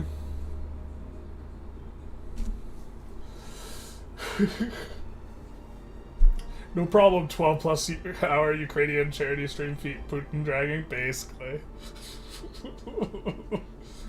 Start the honey tea. The honey tea will be next. We'll do something like that. Alright. Oh my god. My head is so foggy. Where are we supposed to fight next? Okay. We really want to make sure we stay on top of reducing autonomy in those places. Let's check our infamy. What are we looking at? 1.1. Jesus, we need a lot of infamy. Maybe we take a save and we go for something like Ecuador. Ecuador is good mappy. Kind of want to go after Persia low-key, but we want to make sure we want to actually get the free front from Macron first, so don't quite want to do that. We don't want to just take some of these states because we're not going to generate enough infamy. I guess we could go after UA, but no, okay, I guess we can't. Oh, because they're a major? Jesus, 3 states and you're a major? Holy schnauzer. I guess we save and go after, like, New Granada then. And hope that US doesn't thumb our pie again.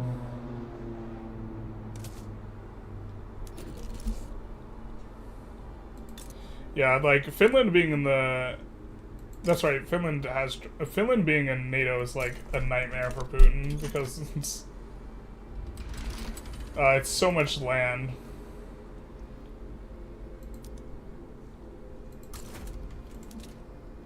Like it extends the length of the border enormously.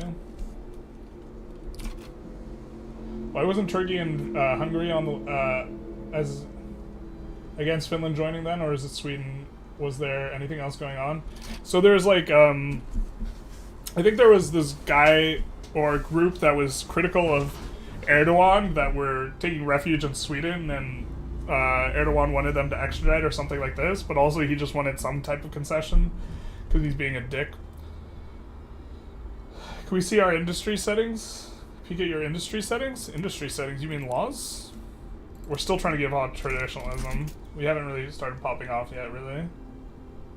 People who say the US and Europe should avoid war with Russia by giving up demands and giving up Ukraine are like those in the UK and France in 38, honestly. Yeah, I 100% agree with this. Have we done the Mara Shuffle yet? We're strong enough to not need to do the Mara Shuffle. Sweden was giving asylum to some Turkish dissidents. Yeah. And a lot of Kurdish refugees and political party that has been considered terrorists in Turkey. Yeah. This tracks. I also think Erdogan was being a little bit of a dick, but I think he wanted some form of concession so that he could take it back and be like, look what we did. I think that we just reload with the US thumbing our pie like this. Kind of expected, but worth a shot, I suppose. Maybe we're not supposed to do this.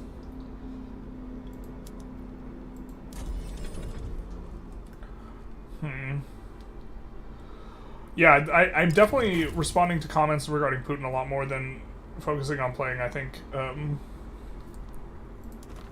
maybe we should change that ratio. I don't know, the chatters seem also more concerned. I mean, I'm more concerned with with Putin, and the chatters seem more concerned with Putin, and I'm fine being more concerned with, you know. But maybe... Going after Sind, so Sind is always pretty good. Maybe we go after Sind here. They're not too big. And it does give us a interest in North India. The problem is that the UK will side against... No, I don't think we want to go after Sind. The reason is the UK sides against you a lot more if you have Sind, generally speaking. And we don't want to deal with the hassle. But we do have to... Oh, we have to get a big chunk of infamy here somewhere. Bro. I mean, maybe if we go against Venezuela, the US won't thumb our pie. Specifically. If we didn't have a border with New Granada, we might just be able to land them. How strong is Venezuela? Maybe we could just land Venezuela? We could probably just land Venezuela, even if the US side's against us. Which kind of be annoying for... wrecking some of our stuff. Is that a rebellion in Portugal?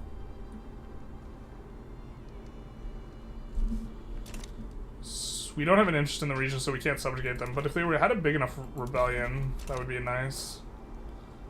God, none of this like looks good anymore. I guess none of it's just super prime. We could try and protect her at them and see if the US is gonna join in.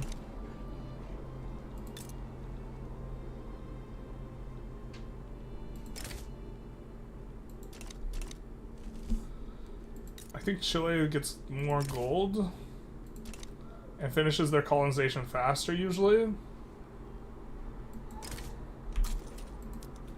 Alright, we'll see if we can do this without the US pie thumbing us. If not, we'll take a look at something else. I think the game is more background at this point, yeah. A little bit. Maybe. I mean, if everyone is having a good time. Yeah, but part of it is I'm also trying to do both well. It just doesn't matter of, like, practice, but, like...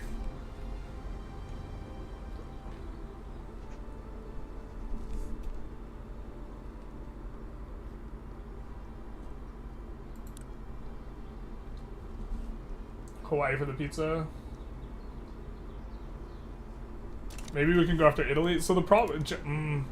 So generally your ROI is such that you want to go after states that are either unrecognized or really underpopulated. So like Chile is underpopulated, but generally going after recognized, well-populated states is not worth the infamy relative to like going after something else. Bro, what is this? Why did we lose French market access?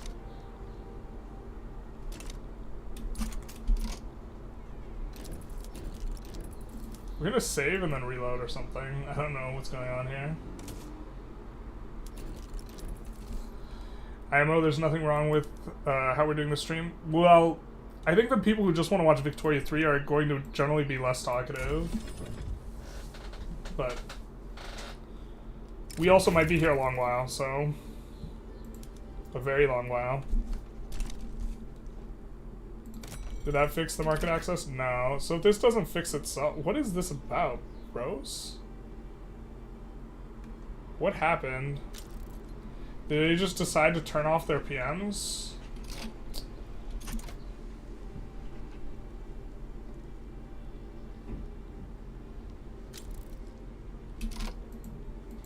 I mean, that works. That Chile backs down, but the fact that we have 0 market access is actually a huge problem. We don't have 0 here, but in a lot of places. What is going on? You just decided you didn't like convoys anymore?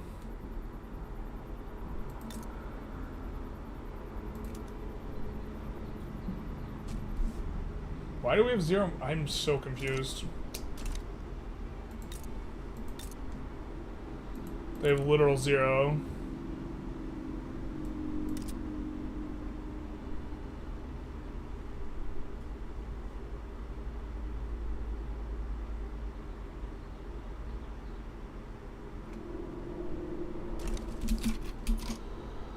Oh. Parliament did not vote to impeach the president, which would have involved formally charging Yanukovych with the crime or reviewed the charge by blah blah. Typical brainwashed Western mind supporting Ukraine now. I have to unsub from this channel. See you later, dude. We'll see how many subs we could lose today. If you just want to like insta unfollow, not listen to anything critical of Putin because it's just Western corrupted mind. I'll see you on the flip side, my guy.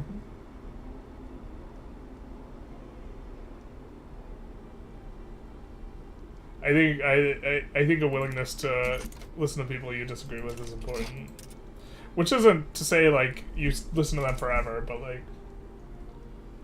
it's over Ukraine, bros. We have no market access. It's a little jover. I'm very concerned. This is not something we can just deal with for a while. Like this is like catastrophically bad, but I think it's also a bug. I don't know what's causing it.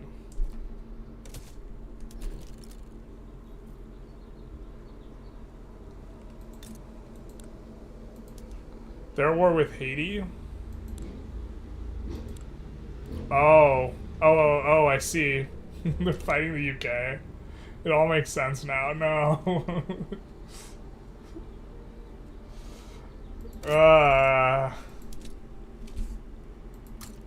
That sucks super hard. Okay. Thinking time. Do we leave their market and never get inside their market ever again? Or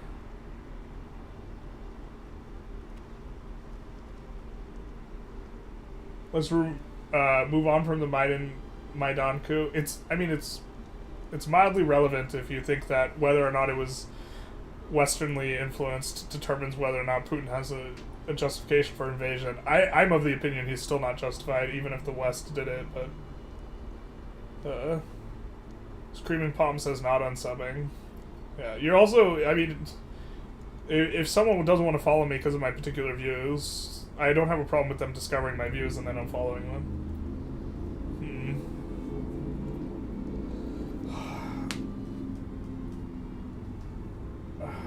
This is rough.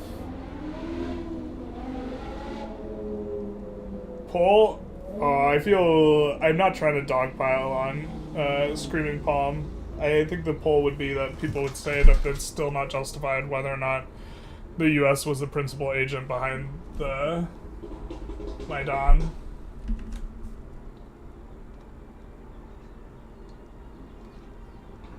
Like, I mean, I guess we can pull it.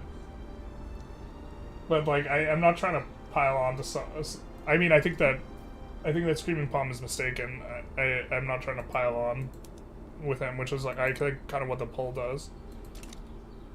I think people just disagreeing with him is, like, it's fine. Oh, poll... You mean poll regarding whether or not we leave? Yeah, I guess we can do that.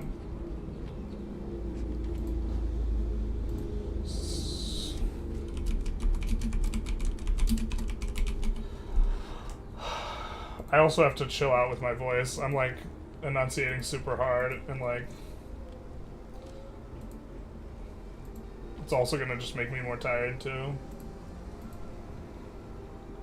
Join the US market, LARP until the end.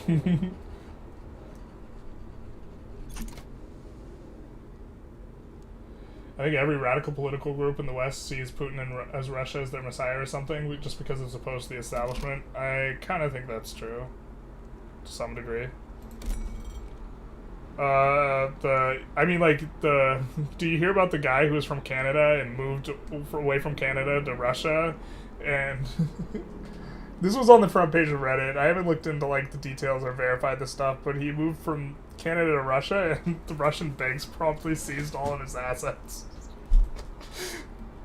because he wanted to get away from cancel culture or whatever. Yeah, I think the France is at war with British is why the customs unions like nuked.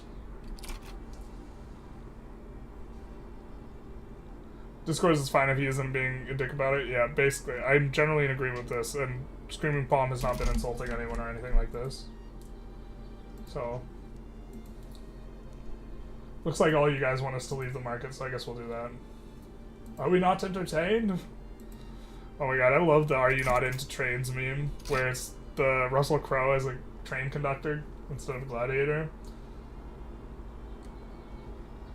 Putin is behind the California secession movement too. Jesus. Alright.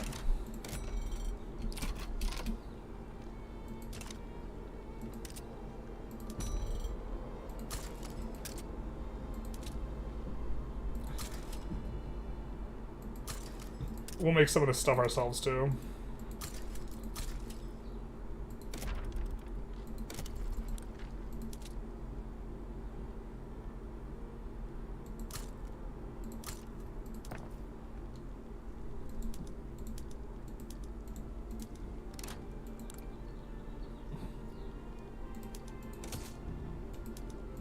Put this all on condensing.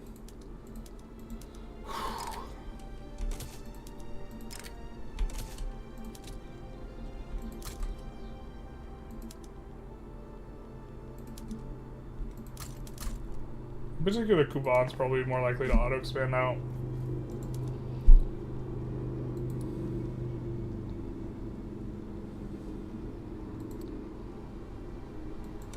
I think we're fine with that.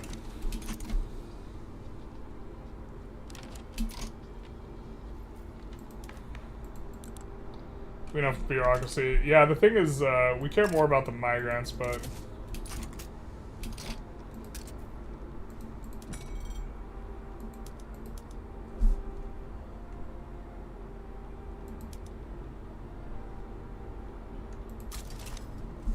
Antofagasta, eventually we want to have a lot of sulfur mines here anyways. So maybe we put a fertilizer plant here. The problem is I think they're over on infra. Yeah, they're super over on infra. We can't even put that there.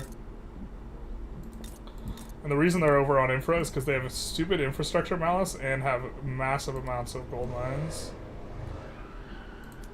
Well, let's get rid of these. I think we also have a railway here, so we definitely want the railway to get employed up. So, oh, I hate that we can't delete this one directly. We have to find them. Where are you at, dog? From Ica. Antofagasta, alright.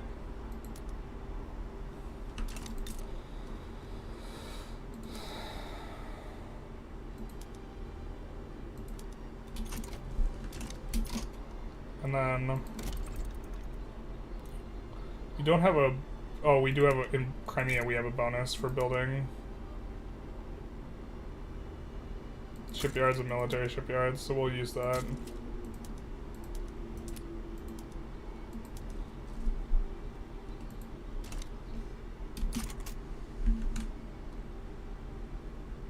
What's the Putin drag? What's the best Putin drag from this stream? I mean, I'm pretty sure bombing your own people is pretty bad. Oh, we do not want that in Antofagasta. We'll just delete it so we don't get the negative approval. I kind of hate this event because a lot of times we just delete the uni. I wish you didn't get a penalty for saying no to the uni. 6 hours to go, 20 years in. Yeah, basically. We got some stuff. Sending you the final stats from your spreadsheet, by the way. Curious to think what you tomorrow. I will check it out.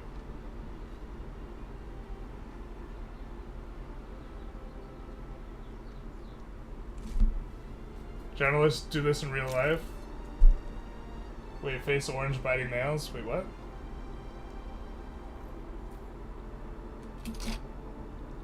Oh, we gotta figure out a war. Kind of. Do want to reduce autonomy on these guys. They might accept. That's not a might we want to mess with. But that doesn't mean we kind of want to keep relations good with them. Maybe we can get a better rate later. I guess maybe we go after Nejd and protectorate them. Here, this is probably fine. You didn't get any pops as you're still on national supremacy? Yeah. I mean, the dream would be getting pops eventually.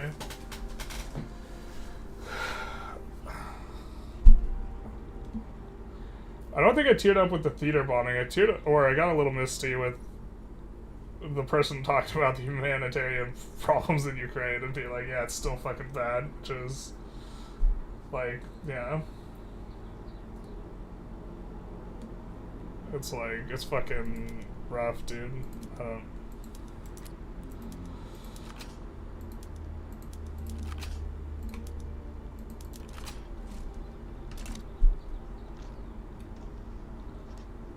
Guess we'll use the Shadow Realm army here. No path. Ah, the true Shadow Realm army. No path to the province. We do have to get skirmish infantry at some point. Man, the tech, it feels so bad. We're like, we feel so bad on the tech. We have shit literacy as well.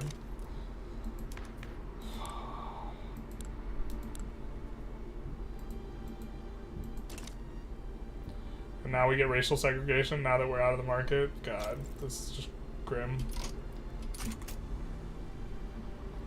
How's the charity going though? Let's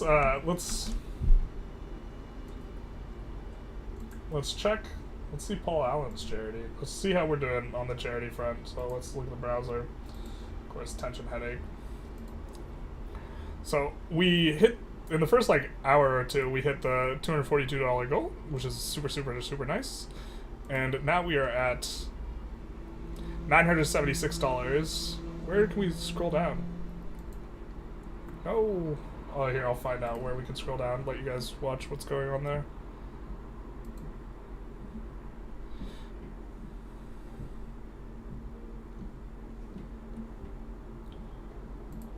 Oop, not the right one.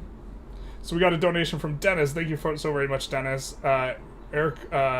Erkovich and Norris in this amount of time. Thank you guys so much for the donation. And another one from Anonymous. Really coming in clutch, Anonymous. Thank you so much. Anonymous here with the big donos, the big dollars. We're almost at $1,000. Holy shit, dude. Oh, I'm so happy. This is super worth it. You only realized a few days ago how long the conflict's been going on? Yeah, 2 years.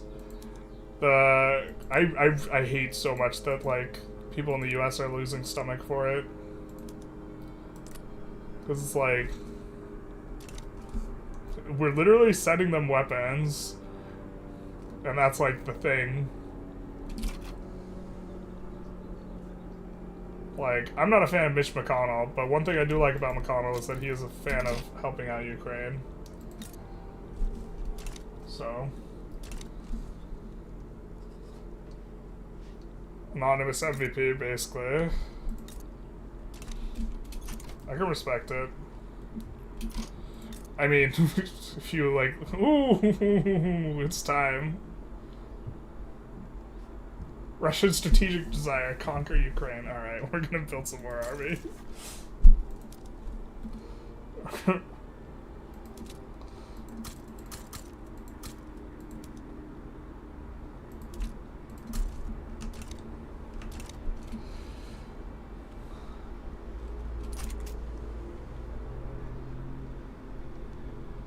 hard feelings about the Poles. I don't know if I would say thankfully, but the military has already voiced that they want to conscript people in the UK and get ready to fight.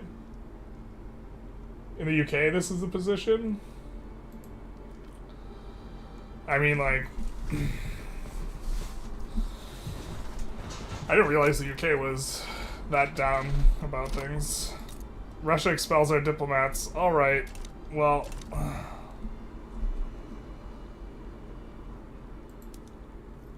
we need to change what we're researching.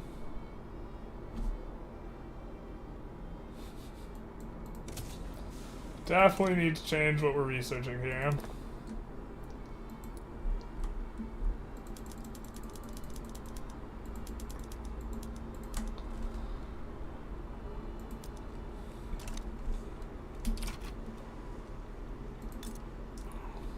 Definitely need to change what we're researching here.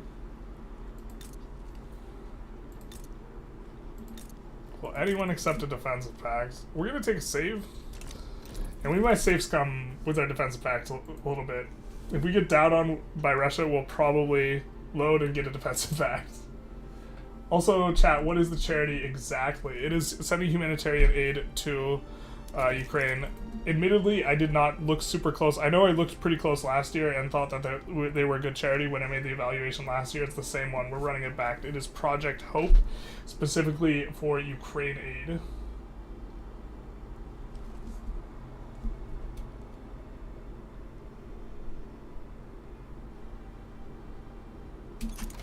UK more biggest supporters for Ukraine, vastly more than the EU. That's interesting. Mitch has built a shell. He's the only one that was all in at the end. He's the only one who could survive politically, standing up and paying for aid to Israel. Wait, what? Thank you for the following, Swim Beast. Has a built-in shell. Oh, because he looks like a turtle. He's the only one who can survive politically, standing up to paying for the aid of Israel. Interesting. Politicians are being blowhards in terms of not supporting Ukraine in the U.S. I mean, we've delayed support. The aid package on from the U.S. to Ukraine has been like stalled because they won't approve the funding. I mean, they can deck us anytime, so kind of awkward. We could save scum getting Brazil as a puppet. Maybe we do that. All right. Desperate times, desperate measures.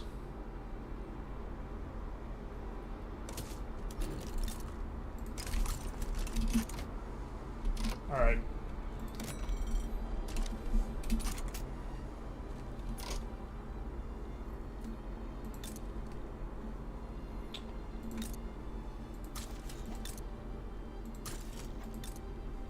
We're hoping that someone helps us when they invade us. We're hoping for aid from the international community.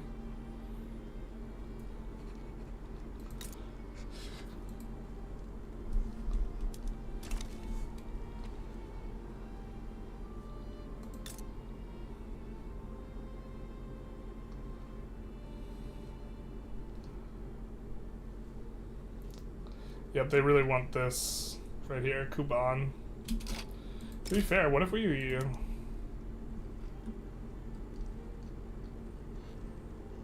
Hear me out, guys.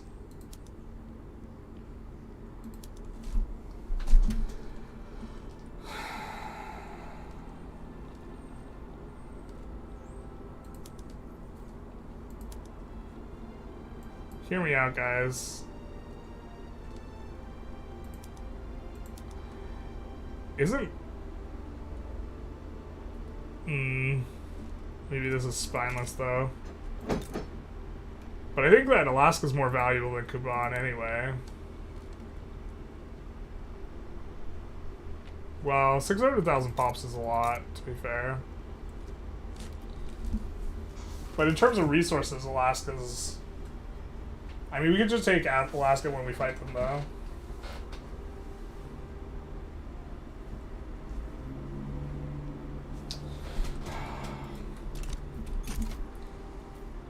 Right. think probably need to speed things up a bit. You have a bad feeling about this? I have a bad feeling about this too. I think we're about to get invaded by Russia. I think this run is suddenly gotten very RP.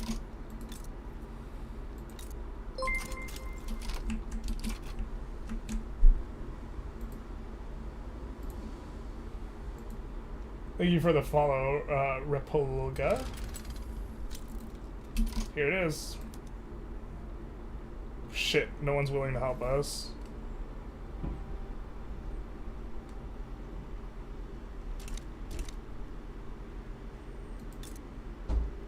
The thing is if we sway Austria-Hungary, they are... Prussia probably joins in for German leadership. We could load for this first war right here. And try and get a defensive pact.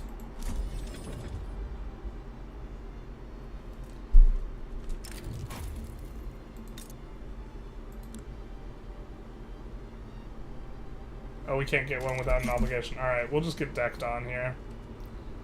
Alright. Take treaty port, what the fuck is that? Bro, how do you just not return Kuban?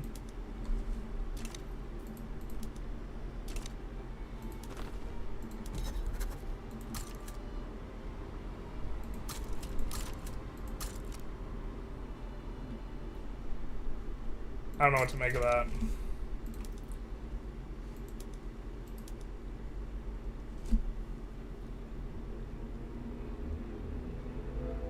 I think we make Lib Poland or Belarus primary.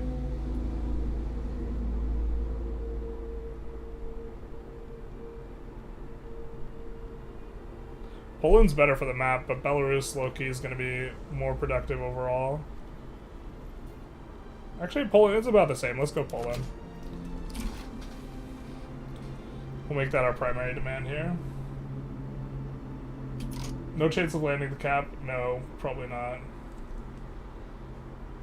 They're saving Kuban for the next war? Yeah. Treaty port for 5 years apiece? Not quite 5 years apiece, because they'll just join every play against us. They have a big enough navy to have a really large strategic region.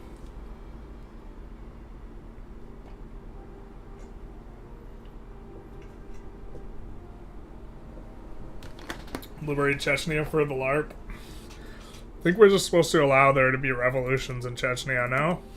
Isn't that the real LARP?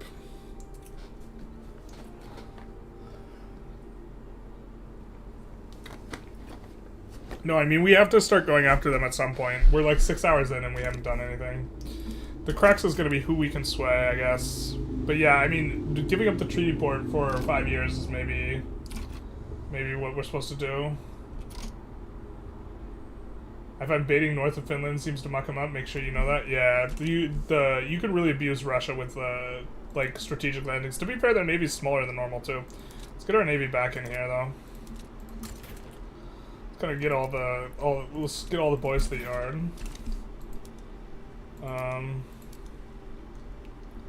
A South American army. Why don't we recruit a couple Lancers out of South America so we have a nice little landing squad?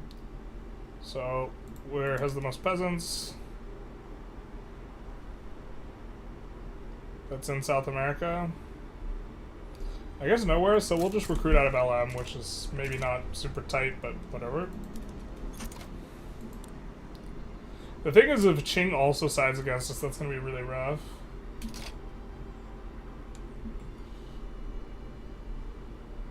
Make Alaska oh yeah, you're probably right. With the just looking to take Alaska off them and then... It's okay, we can reload. We have a save, like, kind of at the start of this.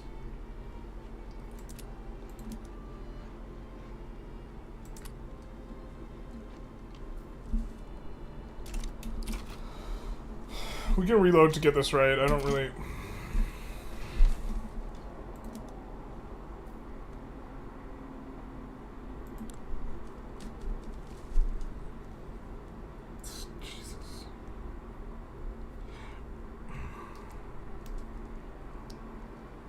I think without France or The UK, this is gonna be difficult.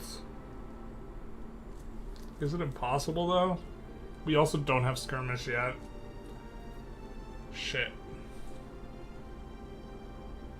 Maybe if Qing joins, the UK will too. UK is not swayable. They're swayable with an obligation. They're swayable with an obligation.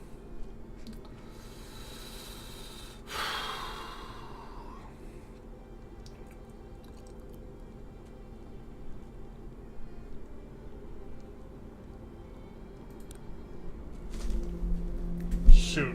Bro, this is so hard. This war is like, we're so like outmatched here. There's so many Chinese troops.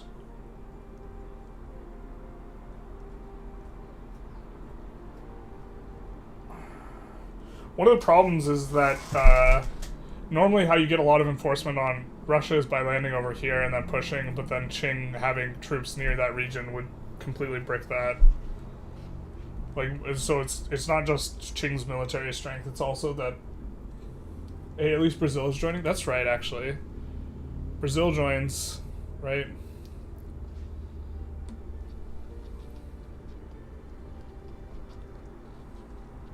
Brazil's not that strong, but...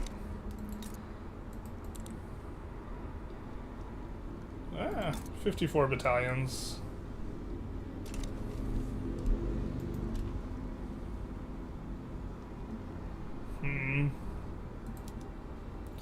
Okay, let's just see what this looks like.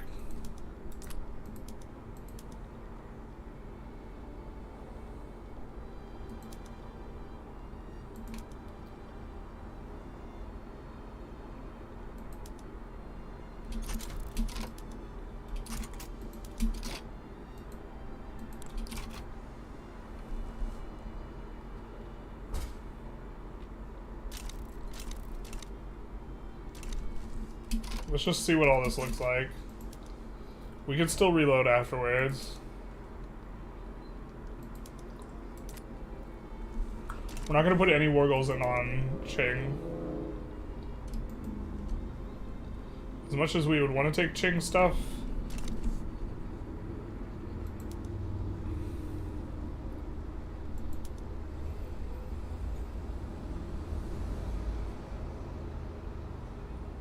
You look at the map, they'll quickly end up flooding your defensive lines. We get big sad from Juan. Yeah, I agree. I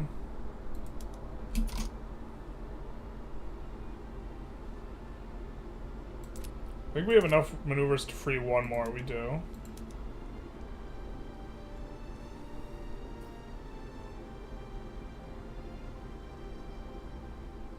It's either Kazan or Perm. Oh, we can't get to Perm?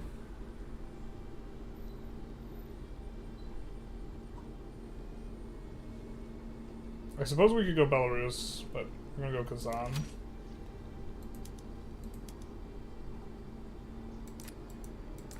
Just double check that we can't sway anyone else, we can't.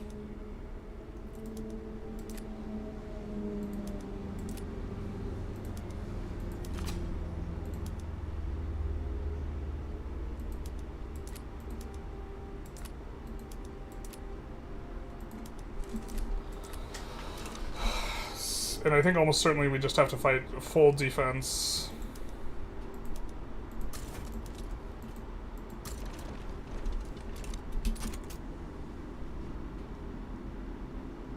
And if Prussia sides against us, we're going to reload and try and figure something else out.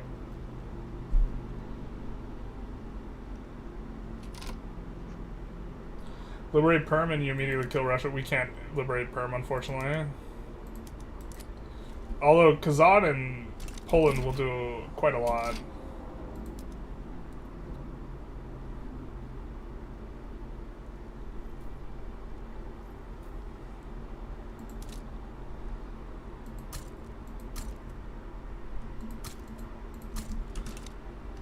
We're also about to be running huge problems in terms of money, so let's do this as well. Throttle our construction down a lot. Only risk is if they don't reach the capital in time. Probably on you to do that. Yeah, it is 100%. We're probably going to try and bait and switch a lot. Let's see.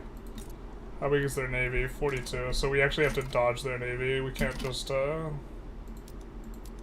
try and get through it.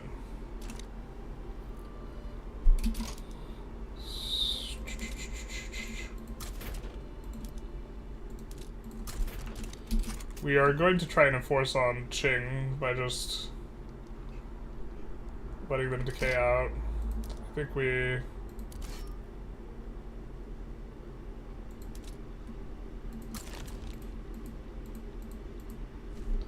do some of that as well. It's got line infantry, just a ton of line infantry.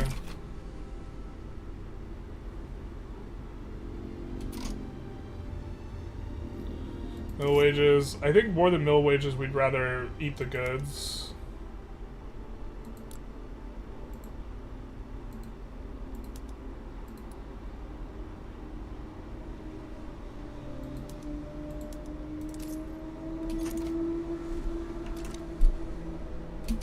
We don't have a... we're not even passing a law. We can't afford a rev here, but... oh, you know, it's funny. If we revved Kursk, that breaks their war goal. We maybe don't want to break their war goal, though. If we're trying to enforce something on them, we actually don't want to break their war goal, because then that would allow them to be decayed out. Still can't go technocracy.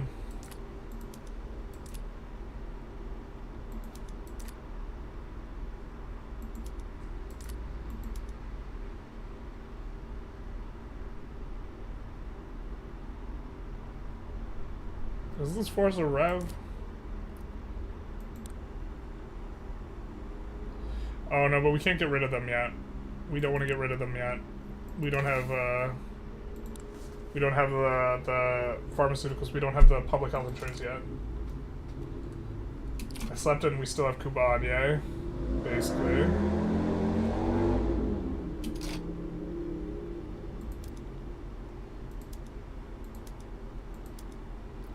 Let's actually transfer you over to the other army.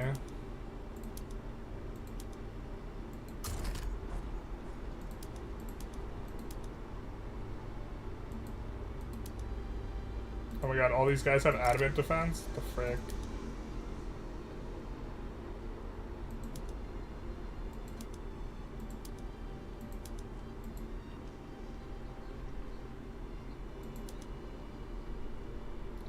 I guess we'll keep one. Or whatever. These guys having adamant defense, they can defend too. They're mostly on skirmish as well.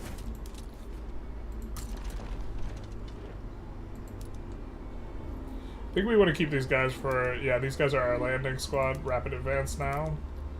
And then we'll keep this in reserve. But I think we'll send them over here.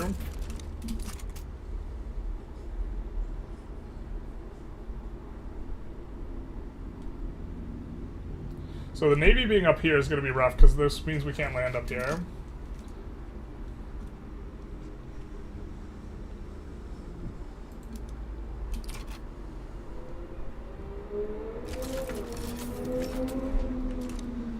Alright, time to try and meat grinder them.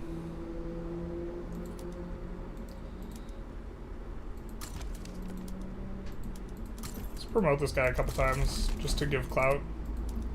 He's an abolitionist, but...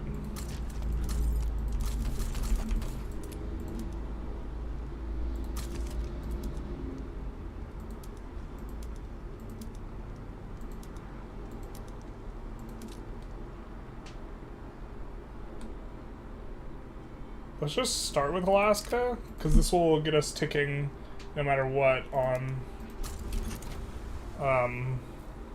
the war reps portion of the war goals. Is the Navy actually there, though? Yeah, okay, that's true. It often lies. It looks like they're going somewhere else.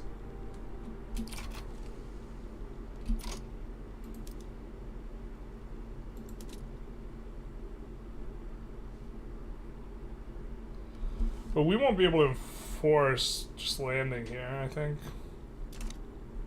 Let's see what the Navy goes to first. Before we assign. Wow, no one assigned to this Ottoman front?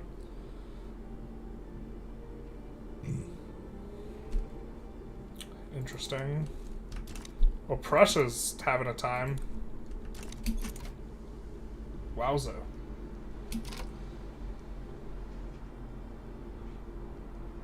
War started April 16th? Yeah. Qing doesn't have war goals, so they might decay out. Yeah. Austria-Hungary doesn't either, so they might leave the war early. No, they won't leave early. They have, oh no, wait, the Ottomans. Never mind. The Ottomans won't leave early. They might capitulate, though, so... Shout out to them. Where are you going, dog? Probably to raid some convoys. Alright, you're starting to get pretty far away, though.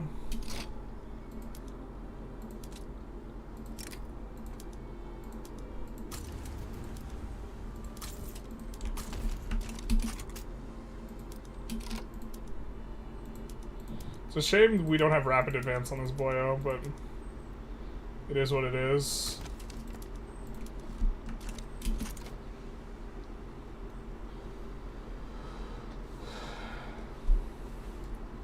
Generalist gaming got fucked over April 16th, 1938, the war that won in Kuban. Oof. 1838. Thought we were making a World War II joke there.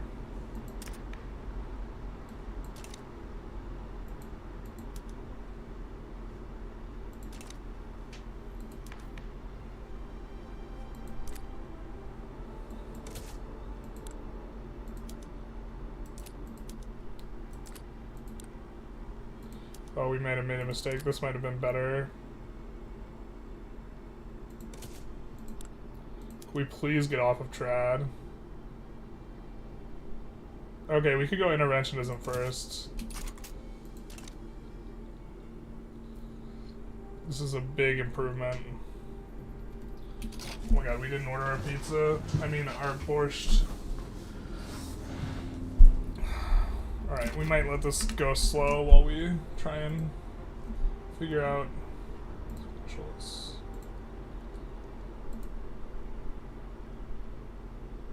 Delivery. Insert our address. Add. Oh no, we doxed ourselves. Except we didn't. Oh yeah, that'd be horrible if we did, but I don't think we did.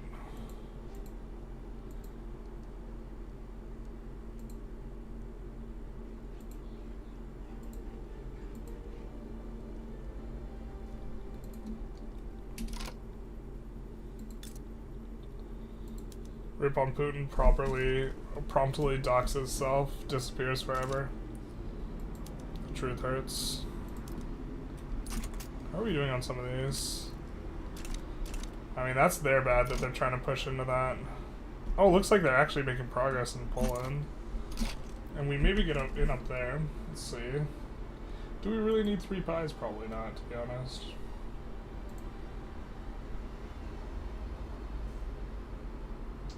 What are we at on this one? Jalapeno and bacon.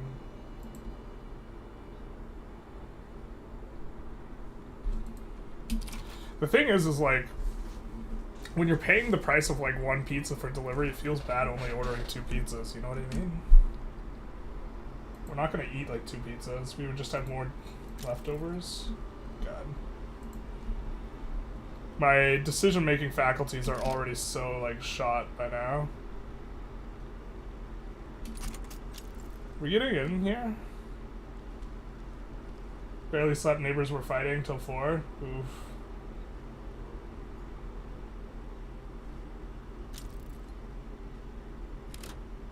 So you're not using autonomous investment? We're not, because the bug. The bug is our enemy.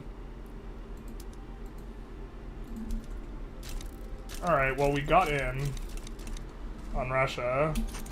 We're not gonna bend in our own front, because then we get rolled up, but I mean, maybe we should, to be honest.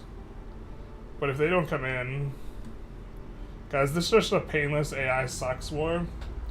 That's a little anticlimactic. If that's the case.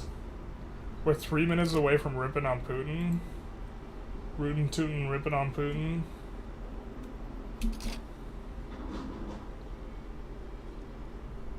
Oh, we did get in with the South American army. Let's get in over here now with them.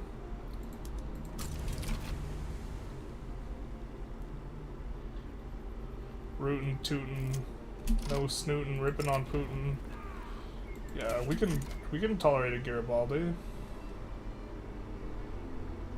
Only thing better than pizza is pizza the next day, bro. We're probably gonna have pizza the next day on this stream if we go past midnight.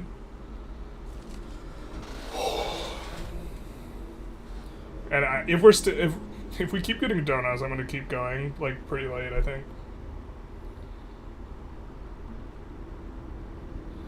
I mean, this looks pretty good for us. They're just giving us the bag acquired. Let's bring this army in over to here. Mainly because I think we're gonna need it for the additional fronts that are kind of accumulating here.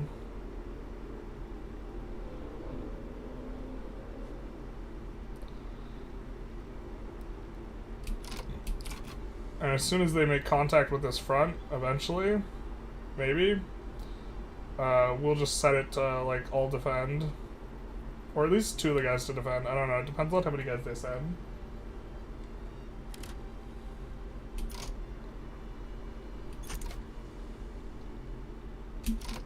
Okay, there we go.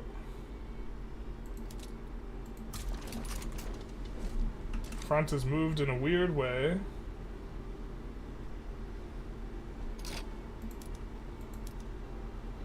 They're still super far from the HQ. Alright, looks like we're having our first big breakup of Russia here, so... I think it's hard for me to imagine how this goes catastrophic. Well, I mean, if the AI smarts up, I guess it's not hard to imagine, but it's going to require the AI smarting up.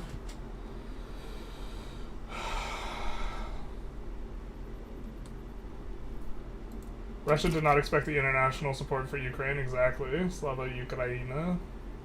Was he eating pizza for like 3 months now? I order maybe 2 times a year. Bro, pizza's so good. Pizza's my enemy. I mean borscht. We're ordering borscht. Definitely ordering borscht. Could not possibly call it anything other than borscht. Alright, so it looks like that front now is going to be the main front here. They're traveling, so we're going to get kind of shot up a little bit there. Oh, and it's the hour. Jesus, okay. Time to talk about Putin. And then finish ordering pizza. We're starting to get some serious brain lag, folks. We might need to get up and walk around a little. Okay, so I like this picture of Putin pleases me. So on to chapter 7, which actually we got to talk about the Beslan hostage crisis, which is the other big hostage crisis. So let's jump here. Actually, let's see how. Let's check out the donuts. I'm trying to check out this every hour. Okay, we're still not past 1,000, but we're way more than what we thought we were gonna get. So the Beslan school siege is also. I think it's the most. I don't think it's the most damning event for Putin, but I do think it's the most horrific. So this is kind of going to be what we focus on, at least in this one. But in this chapter, Putin, the title of this chapter for Kasparov is titled like "Off of the Chessboard" or "Into the Something," into the fire, and it details how he ran against Putin, but it's mainly that he was just supporting the opposition party more so than actually considering it like some sort of legitimate election. And he talks about visiting Beslan, which is why, although Beslan happens earlier chronologically, he has it in this chapter. A few months prior to my retirement, the Beslan school I don't think we want to talk about it.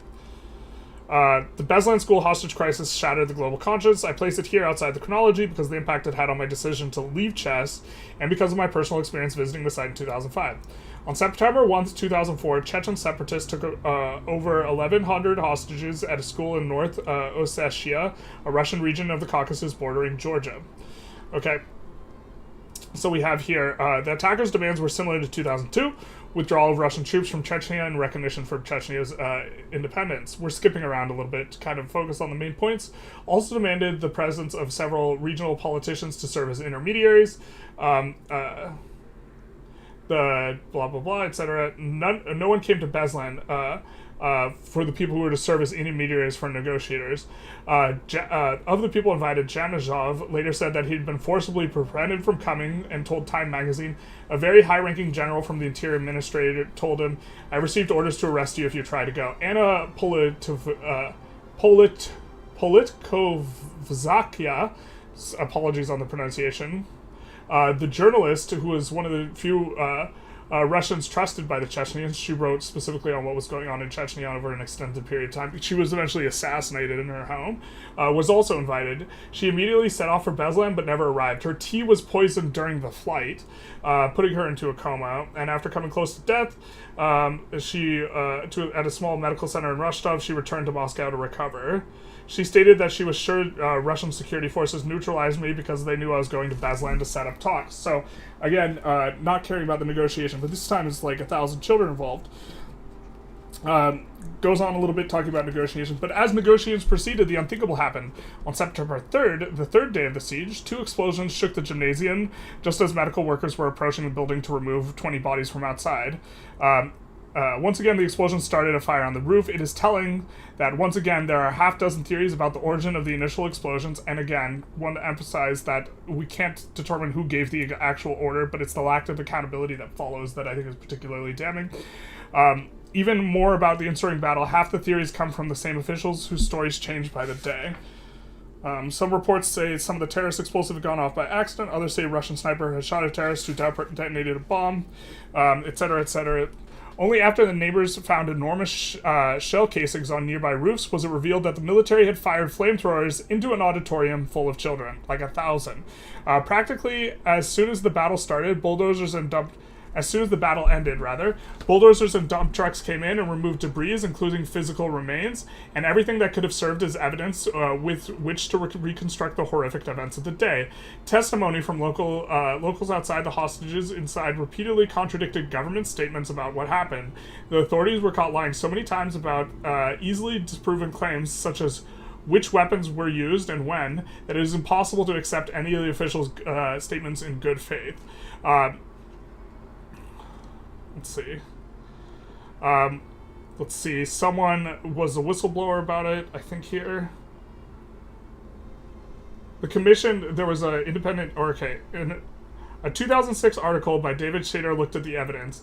The version of the Beslan parents was supported by the findings of the Commission of North Ossetian Parliament in a report released November 20, I don't even know how this got out, 29th, 2005. The commission concluded that the first explosion was produced by either a flamethrower or grenade launcher fired from outside the building.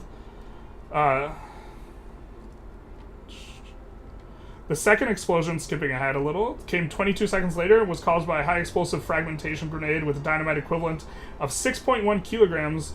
Dynamite equivalent of 6.1 kilograms, for those of you freedom units, that's like 14 pounds, shot from another five-story building on the same street. The explosions, according to Saviliev, caused catastrophic fire and the collapse of the roof of the gymnasium, which led to the deaths of the majority of the hostages. The order to put out the fire did not come for 2 hours. As a result, hostages that could have been saved were burnt alive. The final numbers are 334 hostages dead, of which 186 were children, over 700 were injured, with many requiring amputation from shrapnel wounds. Many of the killed were burned alive, etc., etc. And so, in terms of not caring about the human cost of what you're doing, instead we have the Putin byline, what is it, we find the terrorists in their shit houses and we kill them in their shit houses. So any amount of civilian casualties was okay with the expense of killing the terrorists, but there's just like a definitive non-transparency regarding what he did, there, and not a lot, or with officials like giving false claims and this type of stuff. Okay.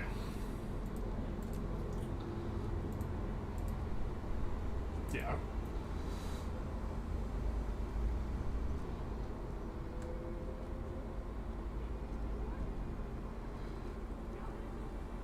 Yeah, censorship on websites is higher, and the revamping Soviet internet system failed massively. Brain drain. Yeah. Bulgaria eventually. Alright.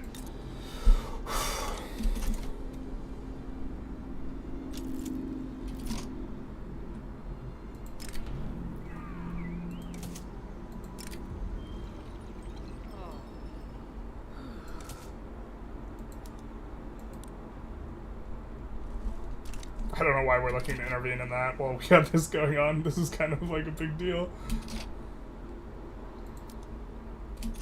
Alright, so we're almost in Dnieper here, so we'll come over here and we'll look to advance there. Trade agreement with France. Definitely about that life. Heavy stuff. Yeah. I would 100% agree that the burning alive of children is pretty heavy stuff. Like, just in terms of how it looks, like, that one looks the worst, but I don't think it's the most damning of, like, Putin. I think bombing your own people is the particularly bad one.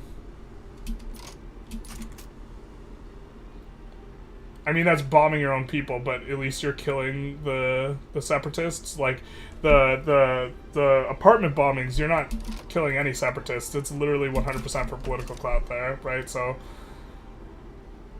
that's incomprehensibly, like, bad. I think the consequences of just, like, killing, like, 200 children and injuring another 700 is just, like, the magnitude of that is enormous, and then just, like, lying about the involvement. And, again, it's, like, it's not clear that Putin necessarily gave the order, but, like, being complicit in allowing a system for these types of things to happen with zero accountability when you're the guy in charge and you have a pretty absolute control over things is, like, it means you're morally responsible for the stuff that's occurring. We get 2 pushes on a thing per here. Looks like they withdrew? Or no, someone else has gotten to this front. Austria-Hungary's gotten to this front. But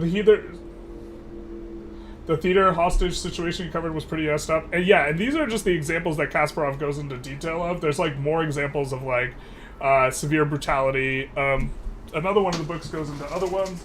In A War Made in Russia. We have to order the pizza if we ever want it to arrive. This is true as well. Gonna need a stiff drink for the stream, I think. Yeah, well, this is not the happy-go-lucky, have-fun stream. Unless it's the Carthaginians. Yeah, Carthaginians are absolved. Yeah, basically. Going after the children's not okay ever, except if you're Carthaginian. I was gonna say the Rome one was chugging along at a decent rate compared to what your computer could do. Fell asleep during 1918 and woke up 6 hours later in 1921. Oof. Please.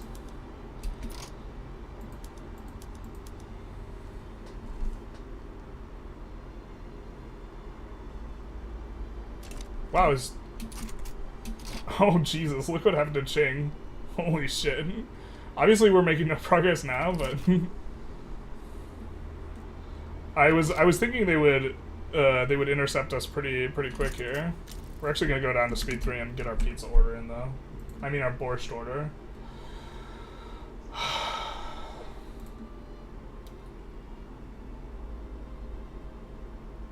The breadsticks are freaking hard to eat in the room, so maybe we go... Oh, they changed the deal? Extra large with 2 toppings? Bro. Let's do that.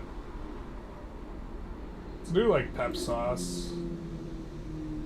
This is a very classic pepperoni and sausage. Alright, so we got 3 pies. Let's double check that we're not leaking our credit card info on stream. We do not appear to be. Let's make sure we don't get wrecked. Ooh. Can we side in here? We go over war goals. I think we have an obligation from Arj already. Let's improve relations. Maybe we can get them in the customs union. But let's get...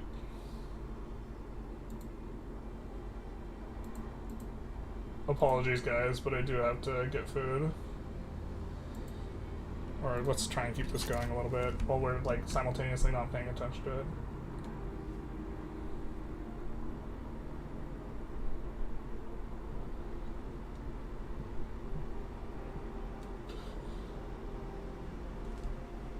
Where's the calculator? Gotta calculate tip. Just the tip.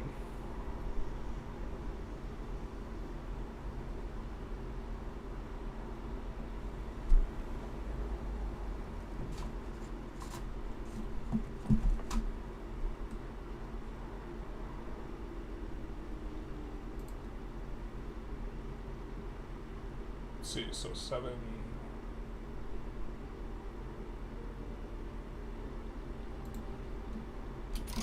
Okay. Oh my god, I'm trying to do math. My brain. I'm sorry, guys.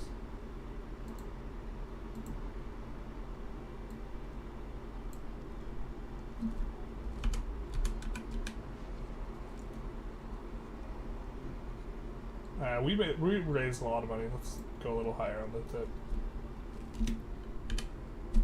than we normally do. Then gotta bust out the card. Oh no, our fleet's been wrecked.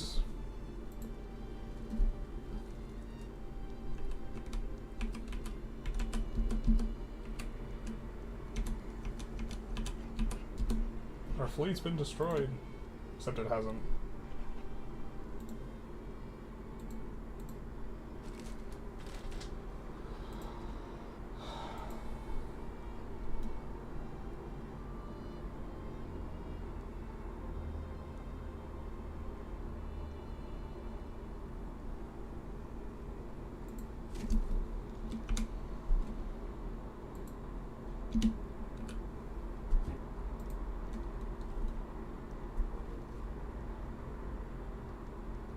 Food really that much?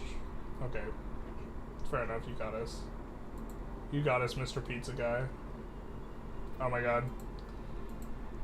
I entered the wrong card type.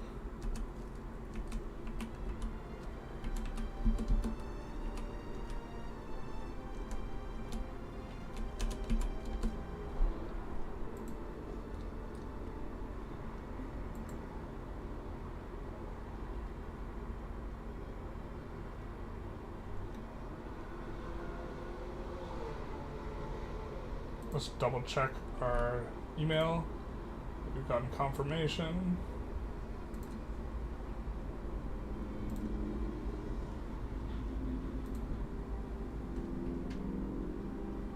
And we should be getting that around 6. Okay. Okay. Thank you guys for being patient.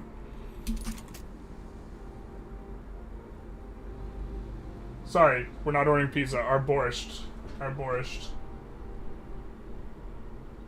You have to say goodbye because it's 3:11. Godspeed. Stay alive, my friend. I hope I won't wake up from the air raid siren. Yeah. I have a feeling I would not be shocked if air raid siren like yesterday. Okay, yeah, that makes sense. Or like, I would assume that Putin dumps a lot of ordnance on the anniversary. Try and peace yo-yo. We can't yo-yo Argentina because you can only yo-yo if you're not involved in a Diplo play. Oh, peace and then yo-yo?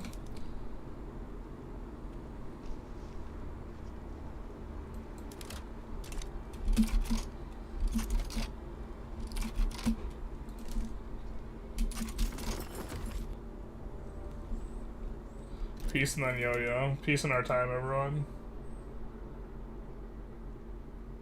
Have fun with the drink, Hamish. Poe encirclement. Yeah, big nice. So we saved, so now we can yo-yo. Oop, that was the wrong one. No, we did the wrong one. Alright, if you guys, just so we're clear, we're gonna be operating for like the remainder of the stream on increasingly fewer brain resources. We are definitely starting to slow down in that regard. Okay. I apologize. Ask for become subject. Perfect. The freezies, good dealsies.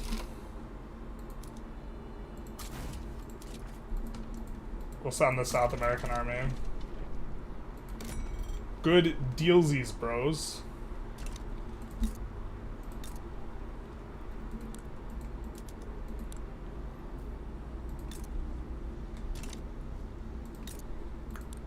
Let's see Poland's GDP now.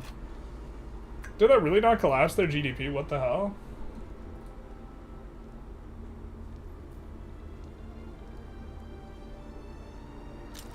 Man, my preview is so delayed. Relative. Kazan wants an alliance. I mean, I bet you do, but like, we're kind of thinking we'd take you out. But we don't have to take out Kazan. We just have to wipe Russia off the map. Okay, we gotta speed things up a little bit, maybe. Dane power is brained. Yeah, basically.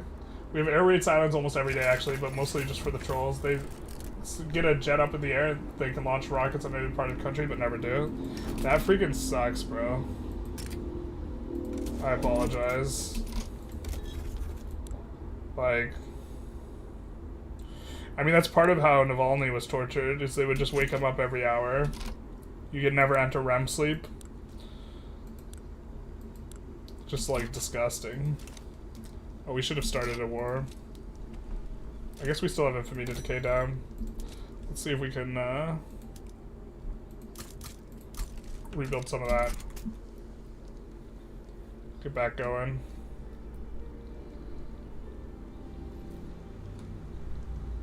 Bro, this actually feels, like, pretty strong. Like, we're in pretty good shape.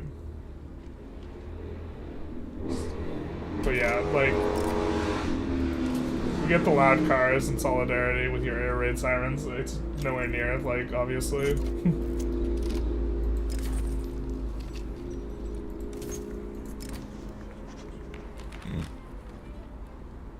Youch. Steel's that bad, huh? Oh, a lot of things are that bad. What do we need explosives for? I mean, okay. It must be not us, but Argentina, rather.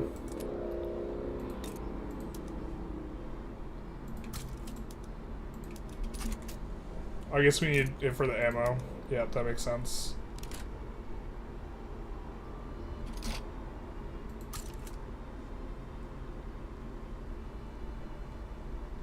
I think we want explosives factory here, too.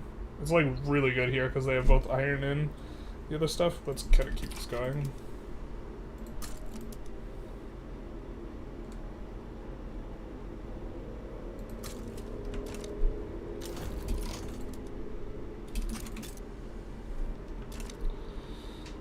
So can't reduce autonomy on them yet. We can kind of just chill for a little bit too.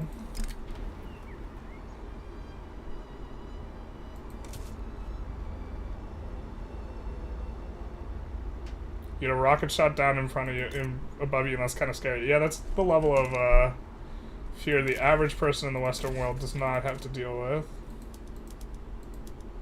Generally speaking.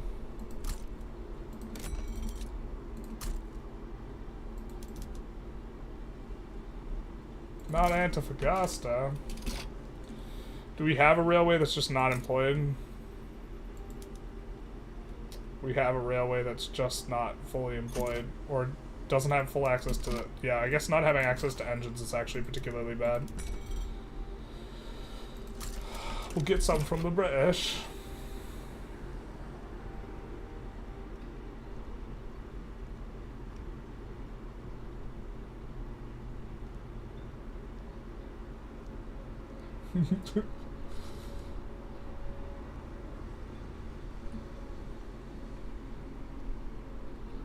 Alright, we got 40 minutes until both pizza and the next Putin dragging.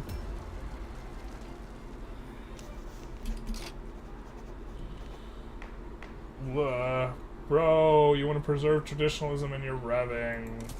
Don't think we like this. Don't think we like this. 100% like would rather be interacting. Oh, we can't even pass a law. Is that presidential republic? Yikes.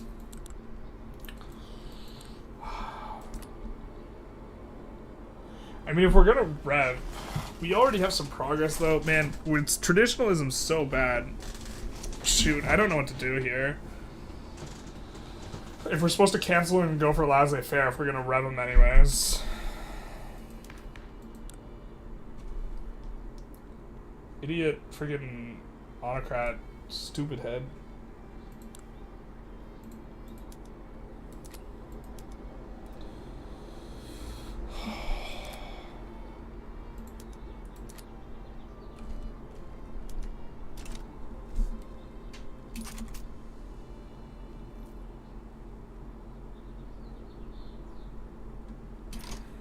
I think we just stick with what we're doing because we've already made enough progress that it's like we might as well just stick with it. But like we just want to force the rev. But do we even win this rev?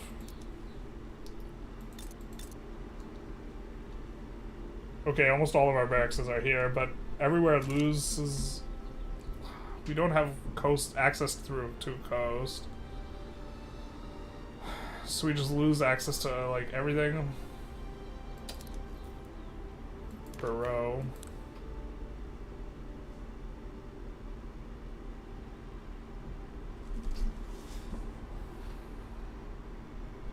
God, the landowners are so strong after all this time. It sucks. We start out with so many farms. We also haven't built a single farm.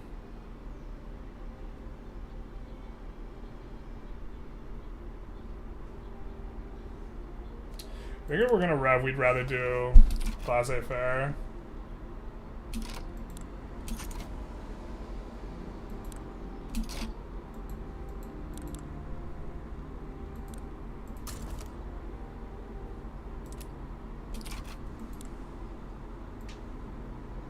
I mean, we could go presidential republic with our movement. Oh, the movement's super weak.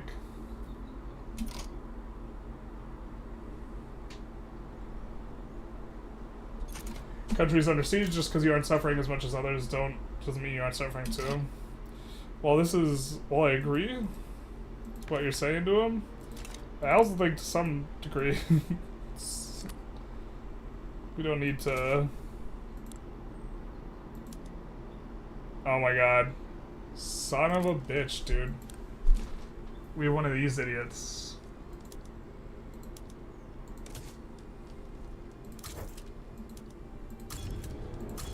If I get another protectionist, so help me God. We actually probably should have been trying to nurse our way into getting a market liberal landowner, to be honest. As far as the Victoria 3 portion, I think I am playing not very good. Alright, this is gonna force a rev.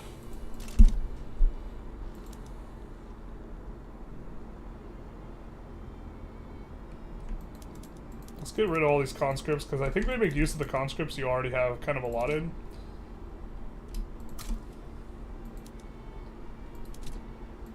Maybe add a little of this and this. Ukraine is bad, but I wouldn't want to live in rural North Korea. Yeah. Cop the rev. Maybe. Not the worst timing. USA? Yeah, USA just went for super normal looking borders. Alright, let's eat this rev.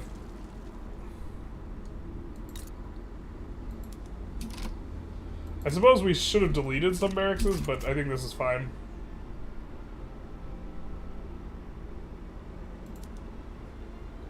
We will choose the events that make us progress as quickly as possible to having a revolution. But we can actually reduce taxes twice and actually make some ticking.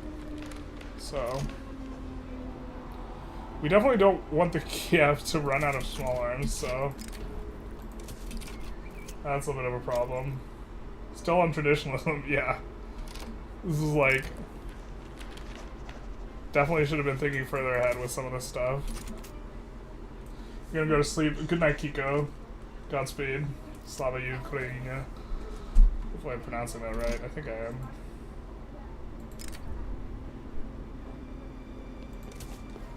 Oh, nope. We're just supposed to take the more rev chance, aren't we?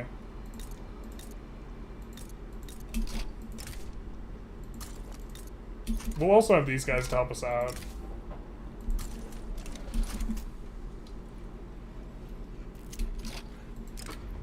In the hands of the state, I find solace.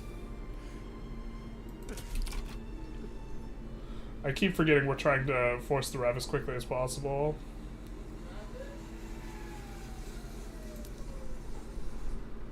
I'll go to really this time. Godspeed. Godspeed, my friend. Okay, okay, nice, nice, nice. We won't promote anything to skirmish until after the rev pops. We want more progress on the rev. So this rev's about to pop off, baby. We're illegitimate again. I think we do want to go to pharmaceuticals. We're gonna try and keep ticking it along, but we're gonna up taxes, I think, in a second here. Actually, you know what? We maybe don't want this tick to happen while these guys are still in Gov.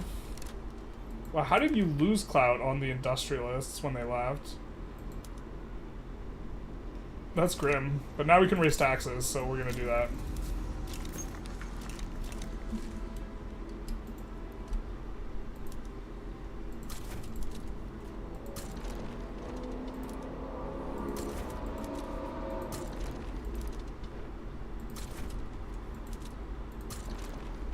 Now, of course, we will also upgrade. Kills all of our trade routes, which kind of sucks.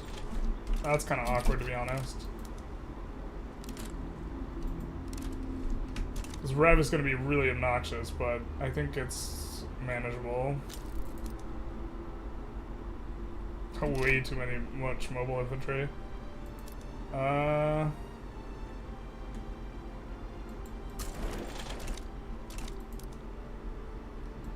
guess we're gonna do some of this. Yeah, why don't we just actually, like, conscript everywhere to help fix the ratio, and to just end this as quickly as possible, if we can. Does anyone have open commander? Open combat should be good. We'll put you on cautious advance. If we want to recruit a bunch of generals that are not going to be of a particular persuasion, now would be the time to do it, right? So, and we could get more of these, like, type of guys, like this Intelligentsia guy, right? We can bring in to kind of increase the Intelligentsia's clout. Let's see Paul Allen's clout.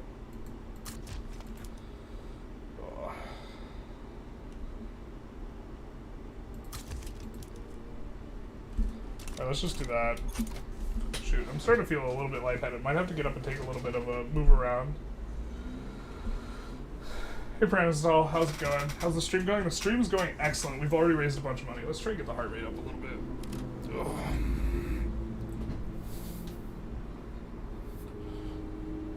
Ugh.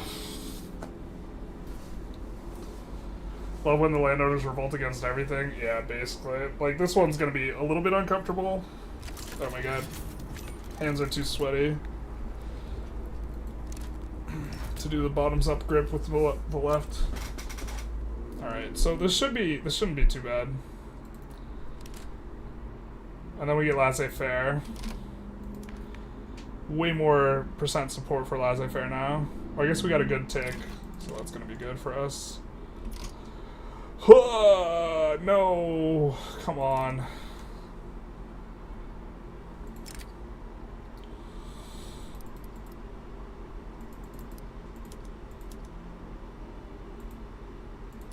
The problem here is that our guys couldn't get to the front.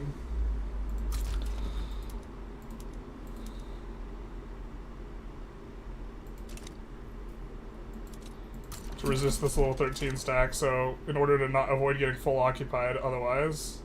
God, can you imagine we get full occupied by this? Ridiculous. Sorry, I realized it's a game. Response to what? I mean, we're also dragging Putin. If this is in response to the title, this is definitely the plan. Every hour on the hour, roughly. We might not see that exact thing. Sure, we'll promote Giuseppe Garibaldi. To be honest, we wouldn't mind him giving... It'd be really nice to demarginalize these guys kind of early. So we don't mind any of that action.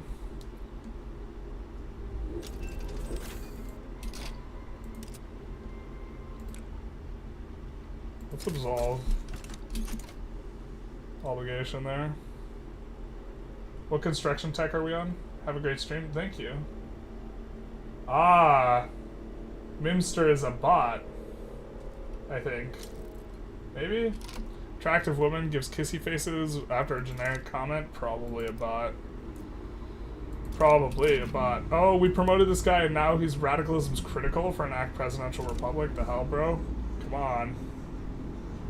How do you have that much clout or whatever? Intelligentsia is huge. Ah, but they hate we have the authoritarian boyo. It's a bit of a problem.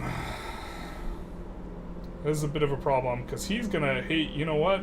He's gonna hate, wow. He's gonna hate the things. We're on iron frame buildings right now.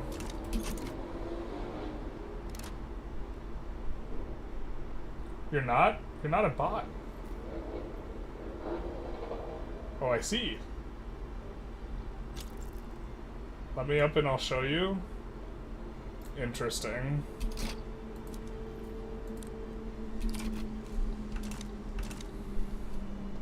Well, I mean, certainly responding like not a bot.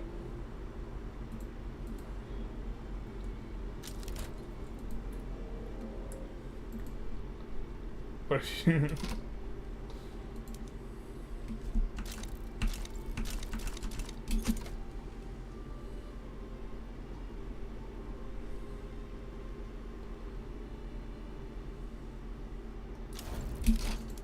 there we go, perfection. And we just have to let this tick out, yeah. That's a little stressful. Well, they deleted all the construction sectors. Oh, of course they did.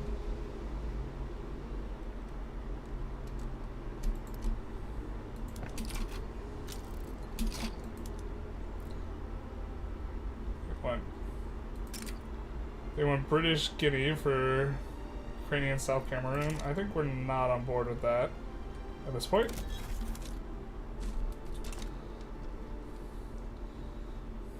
One of Generalist is 3% women viewership has apparently shown up.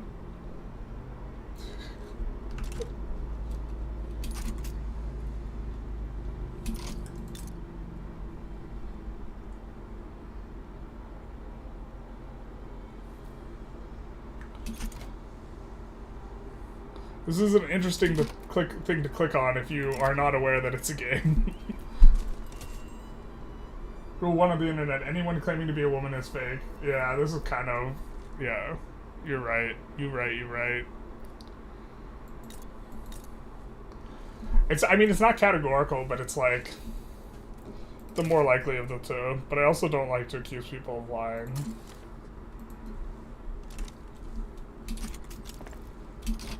Okay, we have to get our construction sectors back.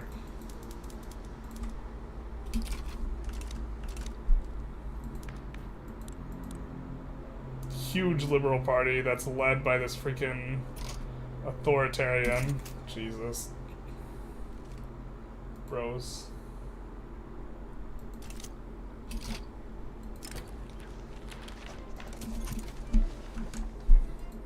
Speaking of, let's check how our viewership's going a little bit. Got about 100 between both platforms. Okay. Yeah, the energy level's definitely dipped, so. Strategy gamers wouldn't see women on the internet. Also true.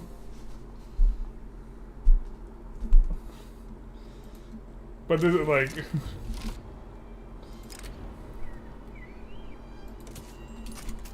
I think also one of the reasons women don't talk is because when they do talk, they get accused. They get like one of two very strange responses, which is like, "You're not a woman," or like, "Oh my god, a woman."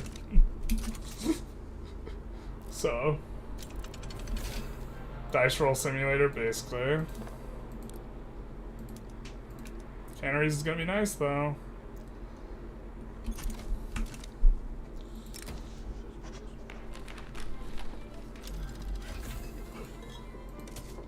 I'm gonna get up to use the restroom pretty soon. Where's the borscht? Need that energy? Basically. I'm starting to feel pretty tired. How long have we been going? Well, we started at 9:30. It's 5:30, so 8 hours. Solid. Get the vroom vrooms outside. I will say hello, and then you can drop me down. What? I'm not gonna drop you from anything. What do you mean? Are you suggesting I ban you? I would not ban you if you... I think it's unlikely you're a bot. I think it's very possible you're not a woman. But I also think it's possible you're a woman. You're strangers chatter. Should take a 5-minute break, dude. Get the circulation going. Yeah, alright.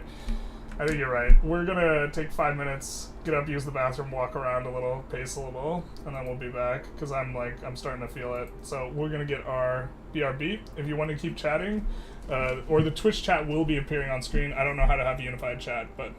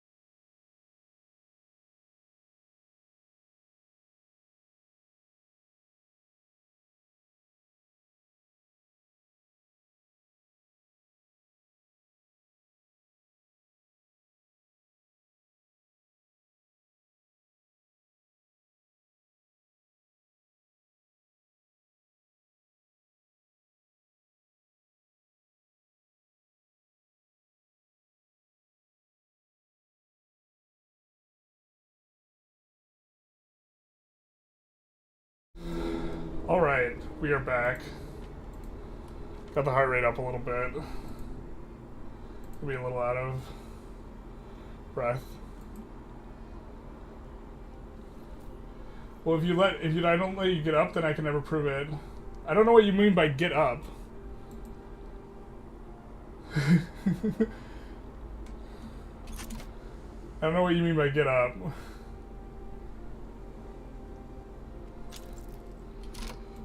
And I'm not going to unlock someone else's ability to... I don't know what you mean by get up. You mean you stream instead of me stream? I have a feeling it's someone who wants to scream Ukrainian and Russian propaganda on stream. Yeah, I don't think I'm gonna...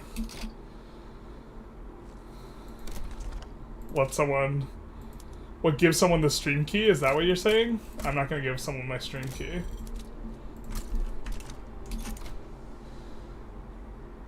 On panel? This is not something I want to have guessed. I mean, like, the question of whether or not you are a woman, I think is not profoundly interesting to the chat, and although I guess it's maybe a non-zero, but The let the bot cook.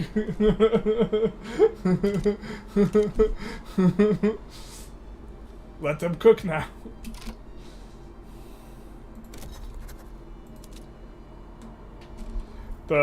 Someone desired to prove to the chat that they are indeed a woman and a real person, for me, is not sufficient reason to give them control of the stream.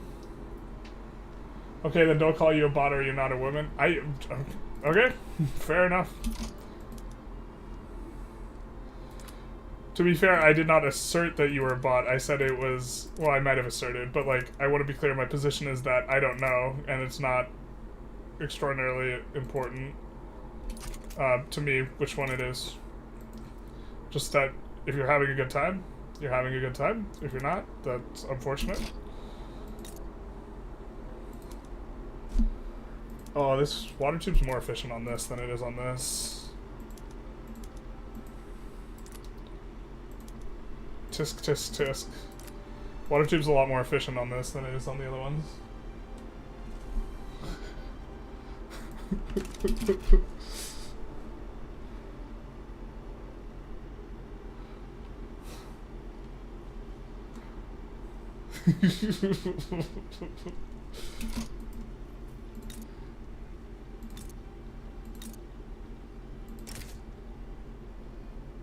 Alright, they accept this.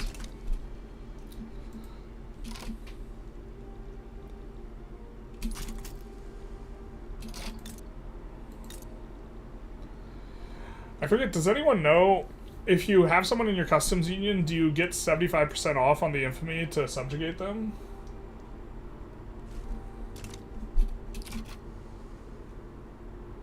If losers didn't make a big deal about women being in chat, dudes would stop pretending to be women in chat. I'm inclined to agree with you. And also, women would feel more comfortable appearing as women in chat. A lot of women just intentionally choose names that are like not feminine sounding, so they don't get identified as a woman online because they don't want to be harassed.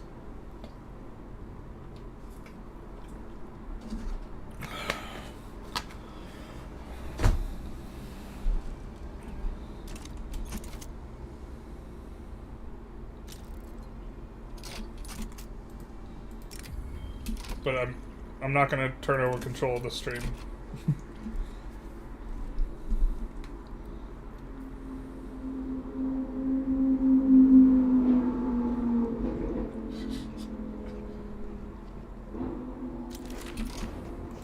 Alright, finally we get to slot in New Russia Limited. Industrialist approval is gonna be nice. Railway building throughput is gonna be a real nice. Our next company we go for is probably going to be the Campagna di Salitres y Ferrocarril de Antofagasta. Mimster is just a nickname. You don't have to prove anything to these people in chat, Mimster.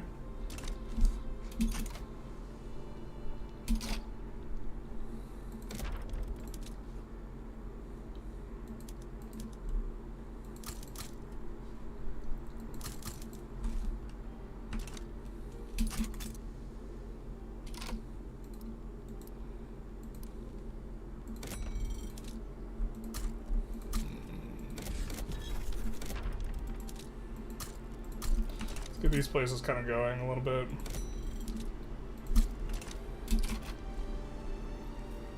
Don't do it, they're a loud car in disguise. You don't want control stream, you don't even know what that means. I'm not sure what you mean by come on up. If that's like...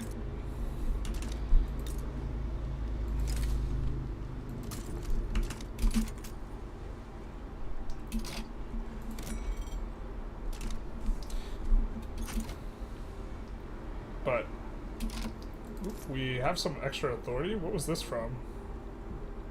Oh, the edicts we had in Luhansk. Do we still want the edicts in Luhansk? Kind of.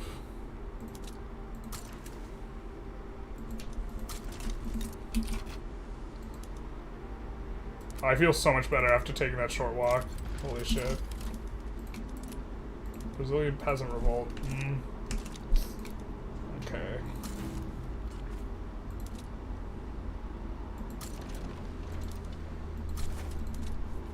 I think we already...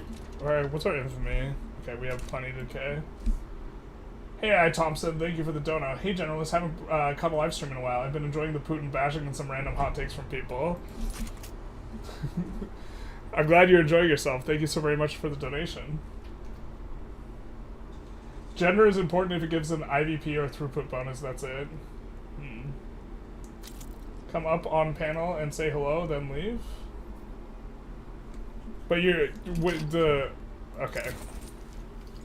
I'm not sure. 1 second.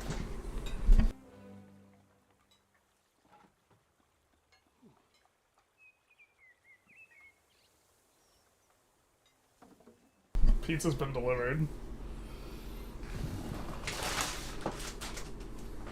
They didn't ring the doorbell. They, like, hate ringing the doorbell. I don't think they rang the doorbell. I didn't hear the doorbell.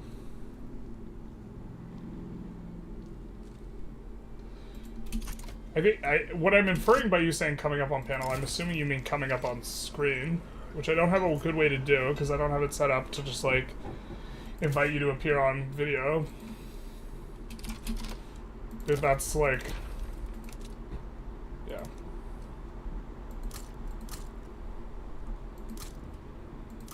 Let's do that there. Gender is used to control birth rates. Have you not played Victoria 3 for 5 minutes? What? Borscht is back on the menu, boys. I freaking love Lord of the Rings. I'd die for a Lord of the Rings reference, TBH. Alright, so I think we go this. Oh, now we get the market liberal landowner. Jesus.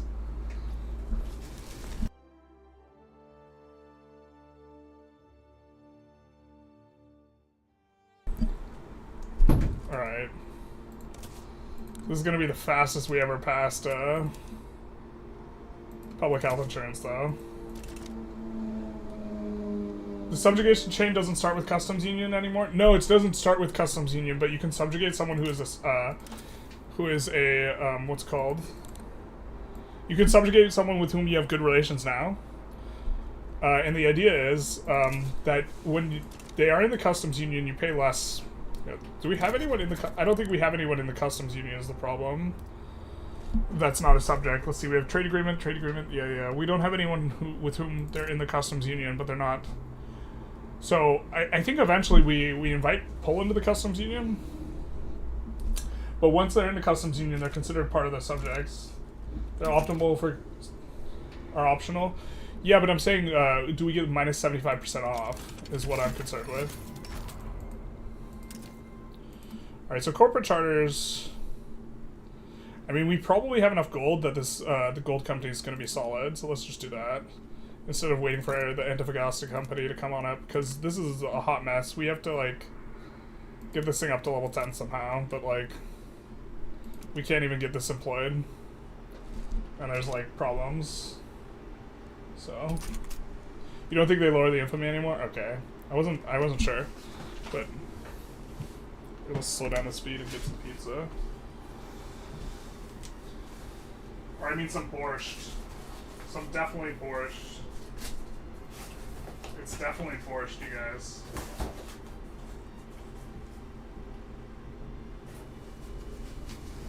Ah! My room is a hot mess, you guys.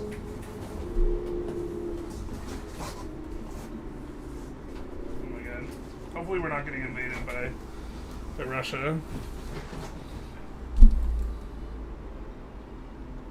They are classified as subjects in that way anymore? Are you sure? Because they get classified as subjects in a lot of awkward ways. But yeah, I believe you.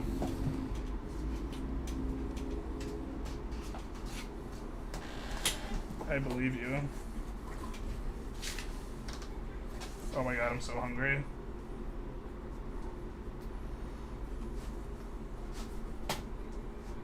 Gonna be some delicious borscht.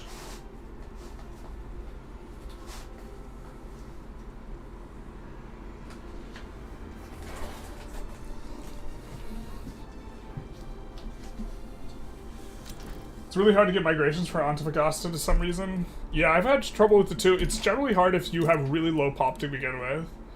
And they start with really low pop to begin with. Because it's hard to get the SOL up high.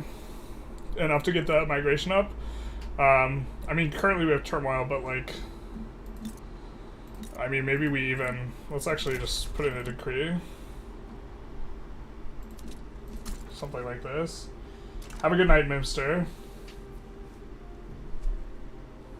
And also kiss...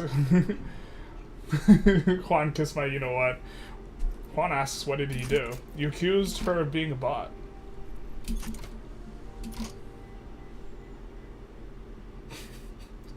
that whole situation is just like...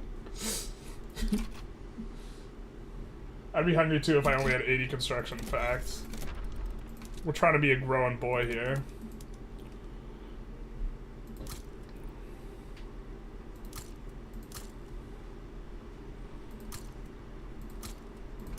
Let's just add one construction sector everywhere.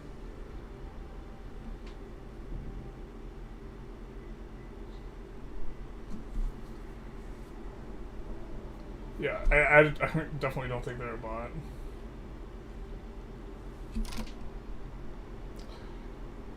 You ever consider they're here for my other content, Juan? But bam.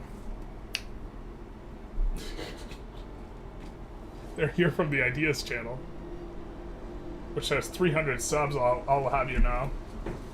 Alright.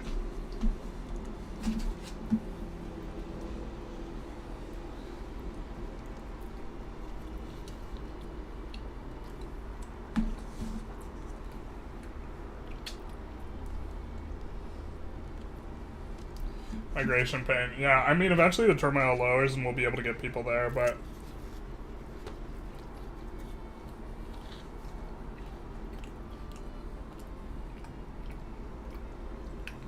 Raise 1K, we hit the mark? Oh, baby. By the way, this is the pep and sauce board. Let's take a look. Let's see Paul Allen's charity.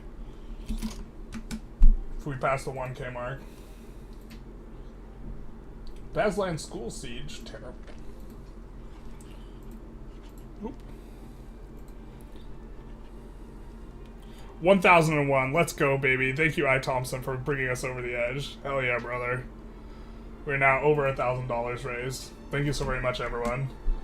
Especially Anonymous, the most peak donor in the group. Just keeps on donating. Crazy.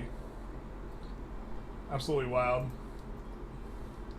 Didn't you have a workout channel as well? Yeah, I did. But of the channels, the one that is most likely to have a woman coming in from is probably going to be the Ideas channel. I think my workout channel is like 99% male by YouTube metrics, which I think a lot of people just don't report on those. I think, yeah, I think it's like 99% male on my lifting. Maybe that's not right. I don't know. I'd have to check. I was on a podcast of a female, like, fitness person who's probably going to set the world record on bent press. Not super soon, but eventually. And maybe I got some followers from that.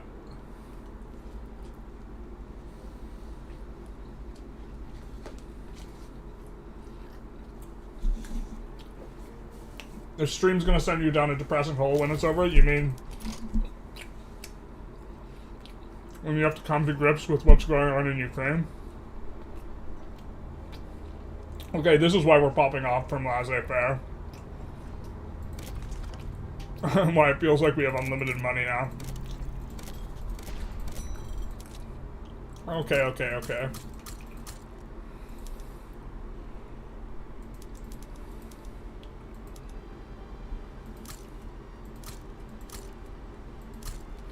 Let's build a few in Crimea. Crimea is one of the places where we actually have iron.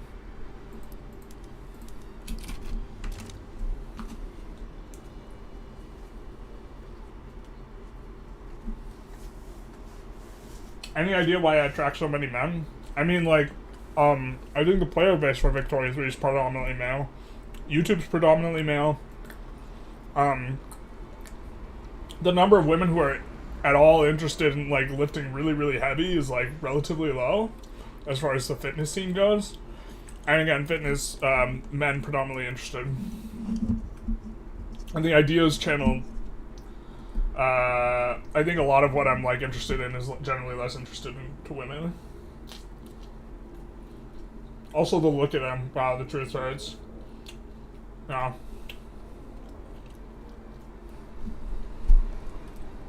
Yep. Jesus. Absolutely roasted by chat. Holy shit.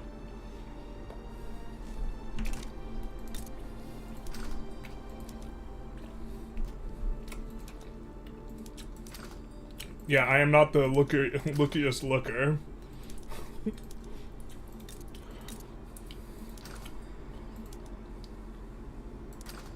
Maybe we could import grain from Kazan?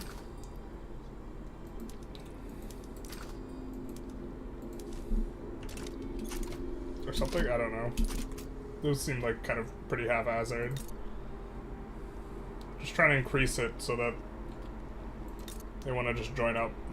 Don't want to have to bankroll them. I guess we could bankroll.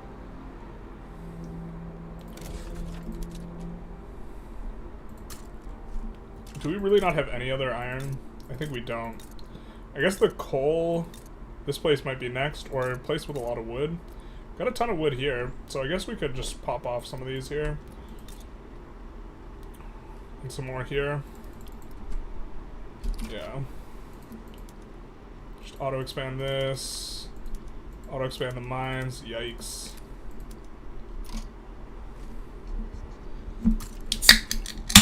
Oops, get sound gated.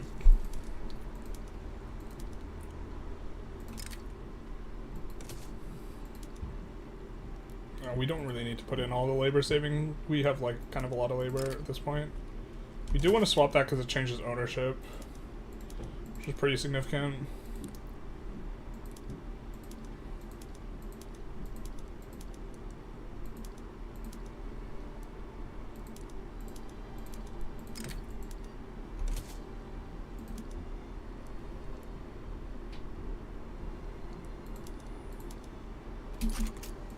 That should be good. Now we're hemorrhaging a ton of money. Interesting. That's because we're not using the investment pool.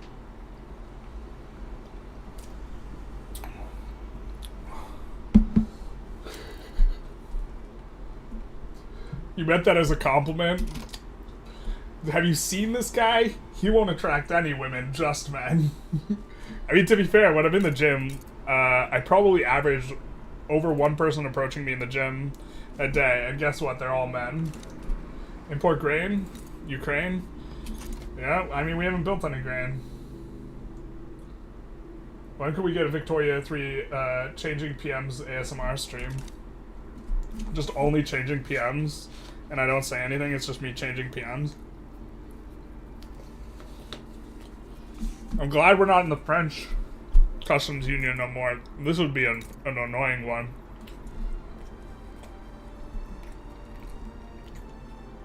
They get too many Paris isolating revs. Like, this just crushes their market super hard.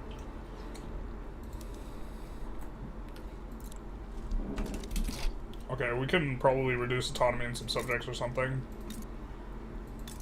Bueller? Maybe not. Or at least in Macron? I guess that starts a play. They accepted the demands. I didn't even, like, look close enough to see if there was an accept. Okay, what's our infamy? 4.2. So we have to go for something kind of big. I mean, we could subjugate this guy, but I think that low-key, like, Russia sides against us here, if we do that.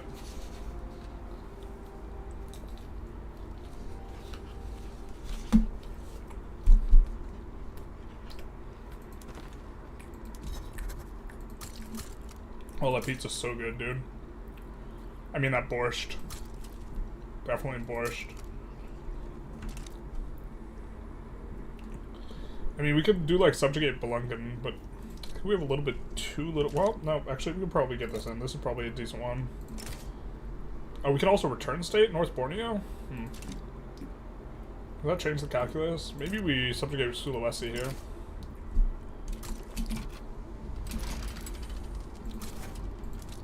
Mainly just looking to get one in so we can eat pizza and continue to make progress.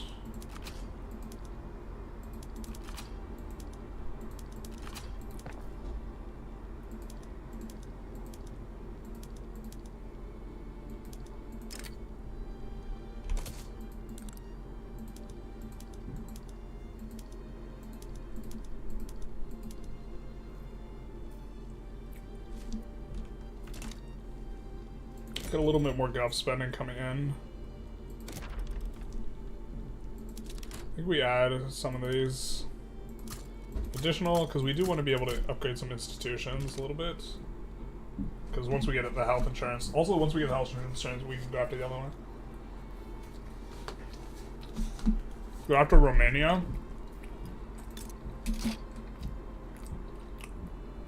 It's just so derpy after giving them land for free at the start of the game.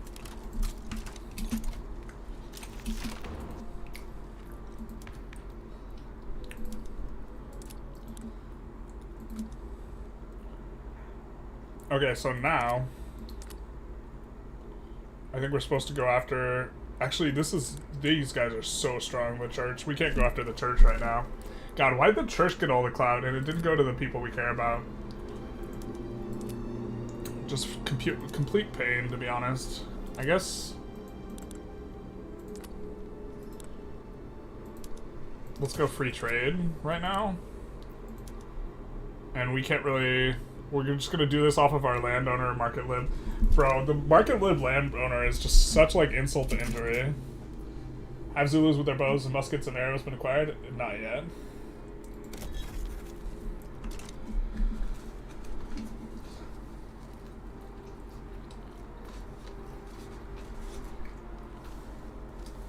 Do you think the infantry decays out faster than the war lasts? Maybe. They're also really likely to back down.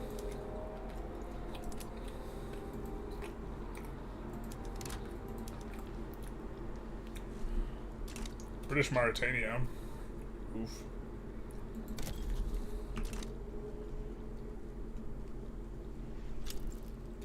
A Sulu back down. Alright.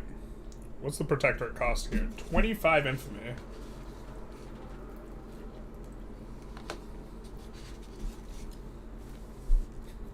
It feels so awkward after giving it back.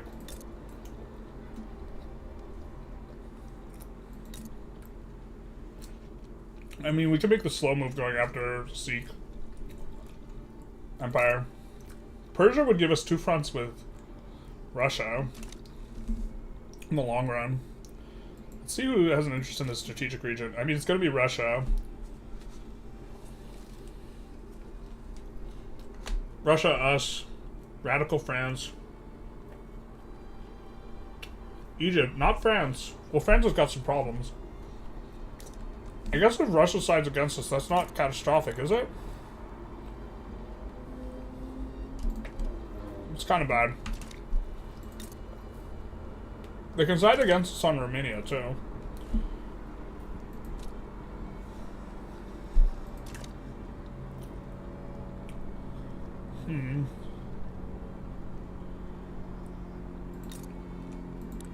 We reduce now. UA is good call on UA. To check. No, there's still a major. That was definitely the right thinking, though.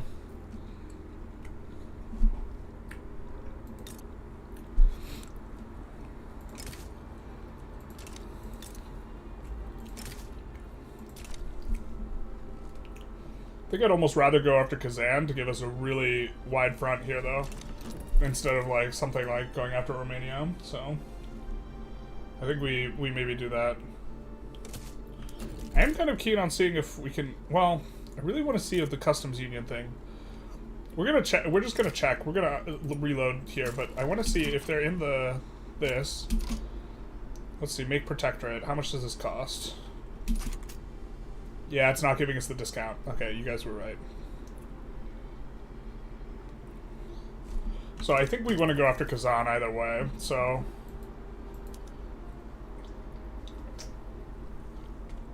I think that this probably makes sense as our next war. Do we have any mods running? No, we do not. Oh my god, we forgot to drag Putin. What are we doing? Okay.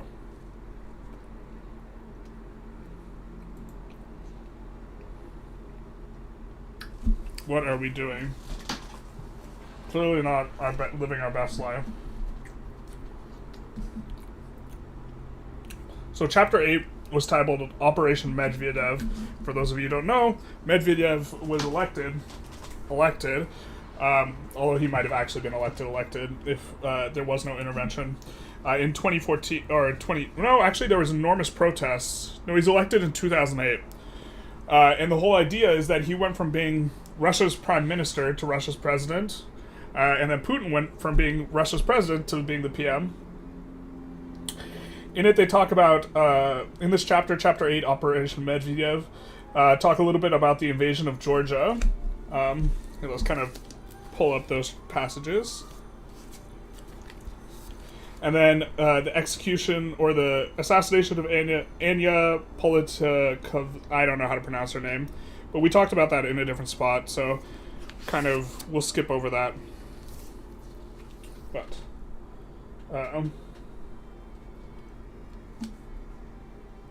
one of the criticisms, though, is the congratulation of Medvedev leading or winning when it's very obviously a power grab on the point of Putin.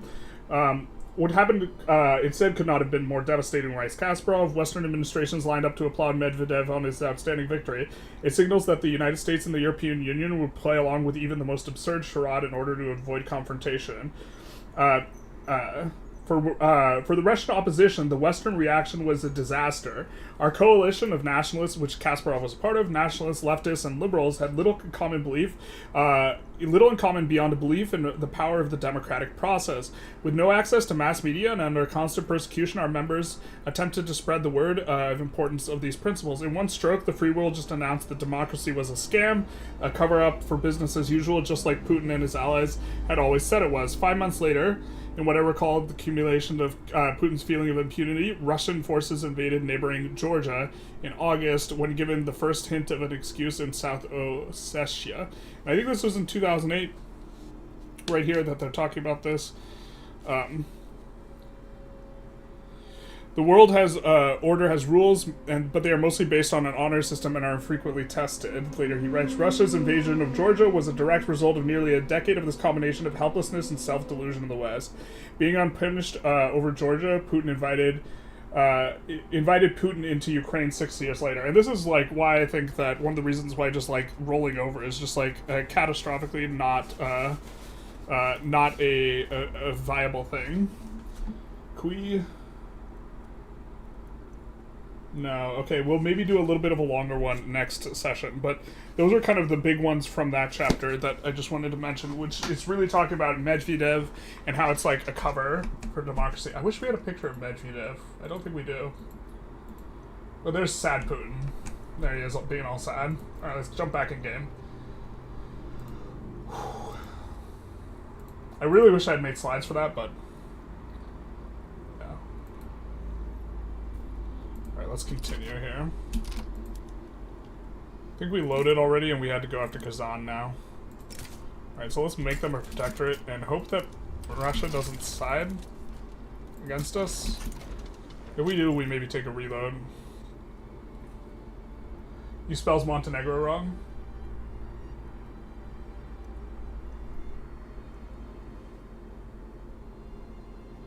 Your first victory one's Japan getting isolationist, getting all of Oceania, Indonesia, and Atlantic Islands. Yeah, it is a little bit more aggressive if you're isolationist now. I'm not sure how possible that is anymore. We're gonna reunite these troops in their bigger stack, because having a big stack is important. The biggest of stacks is what you want. Alright, we'll do this. Please don't side with them, Russia. I think it's pretty likely that Russia sides with them to be... Oh, we could sway Russia? Bro. Transfer Kuban, war goals, return state. That's wild, man. I mean, we're not gonna do that, but maybe Russia's so belligerent towards them that they just let us get away with going after this. That would be a little bit of an interesting one. We're gonna grab some more pizza, though. I mean, borscht. Borscht. I guess let's put this pie on the top over here. Next up. Oh my god. I wish I had a table thing. Slava, my friends. Slava indeed. Alright, we do have a queue moving, so that's gonna be good. Next up is the cheesy bread, which we have jalapenos and bacon on. Added. Oh no, not my gumdrop buttons. It tore. Apologies. I would like to apologize to the Academy for my inability to separate pizza. Truly, this is the worst of my crimes.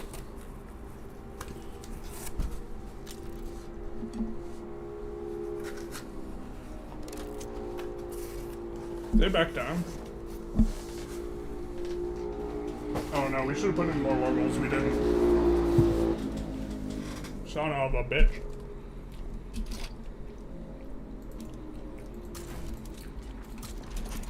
Not ideal. I think let's... Oh, we did it. Here, let's double check. Okay, yeah, we did switch back over.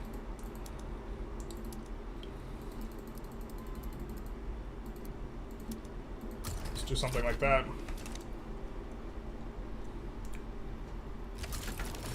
No, we didn't click the right buttons, though.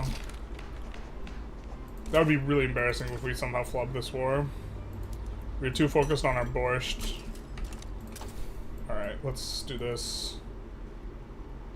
Son of a bizzle. Maybe we do Central Archives? Joint Stock Company is not spreading, so...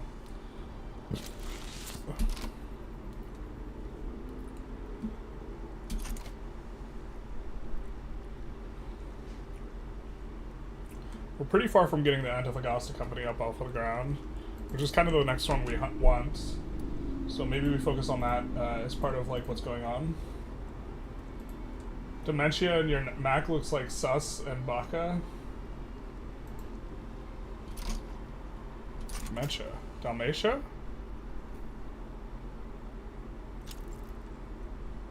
Dementia? Interesting.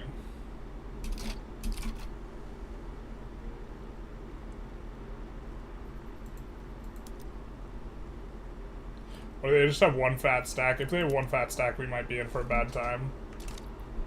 Trying to push with these other stacks. Okay, let's put these guys on defend front. Maybe we just have to merge everything.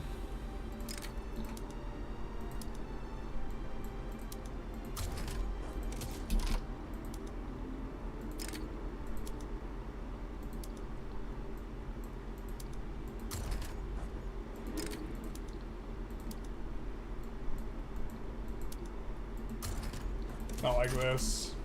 It'd be really embarrassing to lose this war.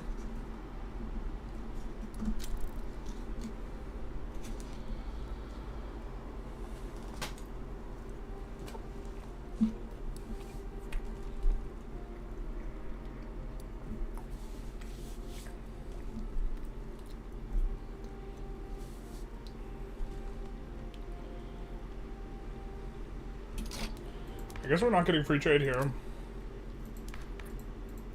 Unless we can slot in. Maybe we slot these guys in. That's what we'd have to do. I mean, we're already on consideration, so maybe we do that. It's kind of a annoying play pattern, but we get to still keep trying to push through to it. Alright, looks like we can push in on them.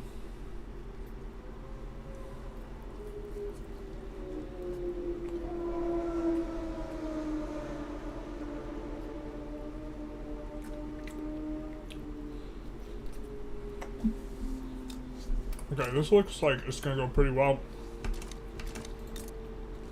So let's see, how long do we have on the truce? The truce is up. So we probably have to go after Russia next. Or would like to.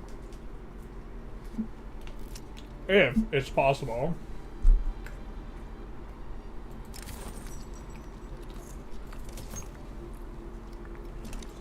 but maybe it's not possible. I don't think we have... We're not that strong yet. We have, like, what, like, close to 100 battalions. I know they have, like, 50% more battalions, but... They're being pretty bad about defending stuff, and we have several subjects who have battalions.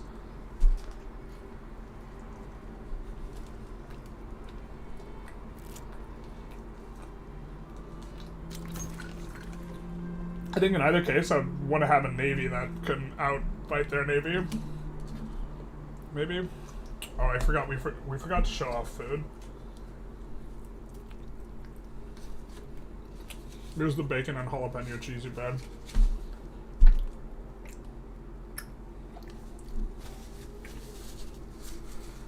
Oh, that's real hot.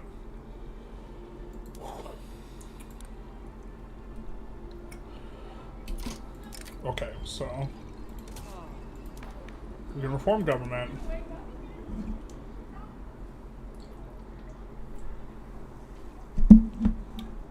Not very well. Christian Party is so strong, man. I don't even think we really like their bonus that much. Let's double check, make sure that...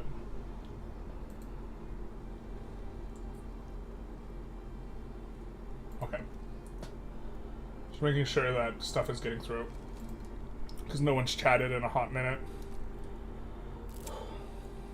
To be fair, the Ukrainians did go to bed.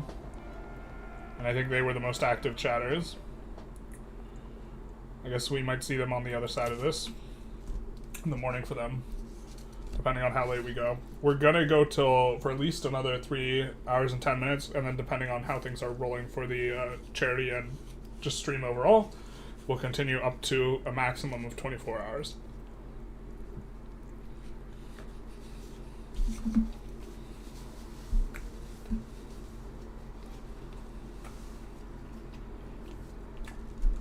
Can we form Russia as Ukraine? No, we cannot.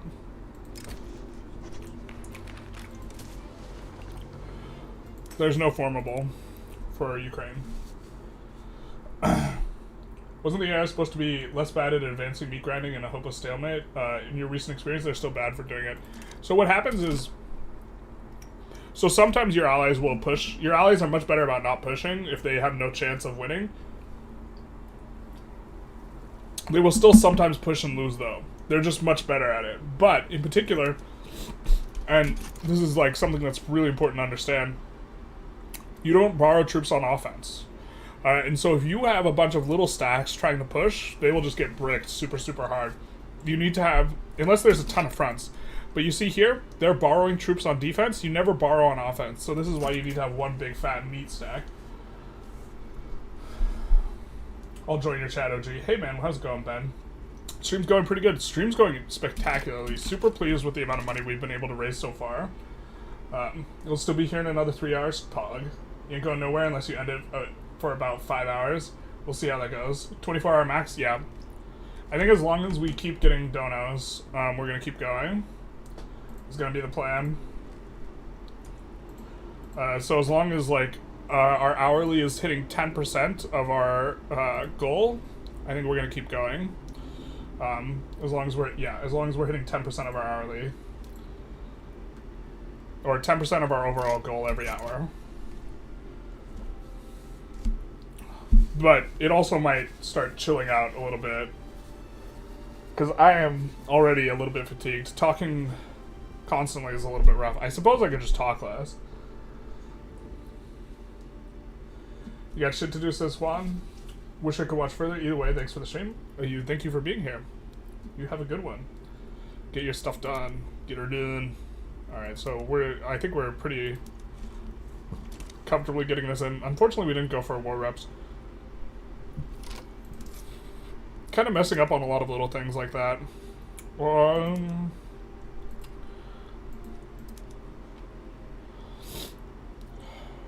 let's tax tobacco. This is going to tax the lower rung pops. We still have a high enough density, I think, of peasants that this is worth. We have more peasants than gainfully employed. We do have to reform our government a little bit. We could do this. Or we could do this. But that means giving up what we're working towards right now. So we probably reform like that. And make sure we get the free trade through. This is the worst government, though. This also allows us to, if we wanted to,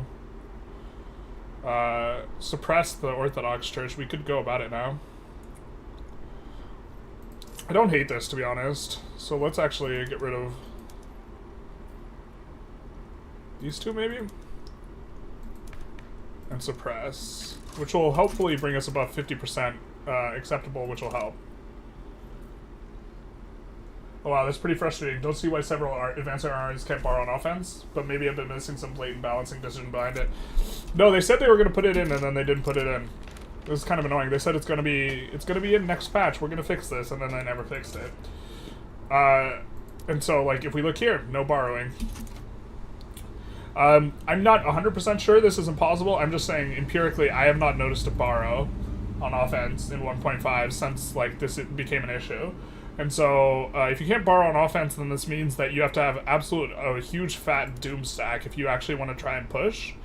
But then you actually want a bunch of defensive armies. And so what the meta appears to be is like a half and half army for your pushing stack, and then defensive stacks, which are all firearms. There's a secondary, like, a common economic consideration in that arms industries are one of the most efficient industries in the game, so in terms of stimulating the economy, it's actually preferable to have infantry only.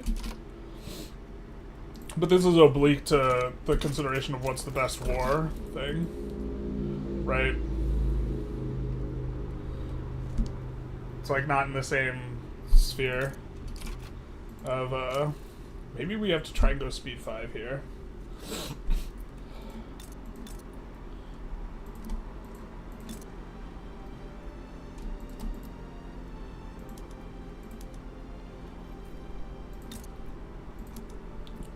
Oh, these aren't... Somehow... Why did those get bricked? Oh, because the rev. Our auto-expands got bricked because the rev. That makes sense.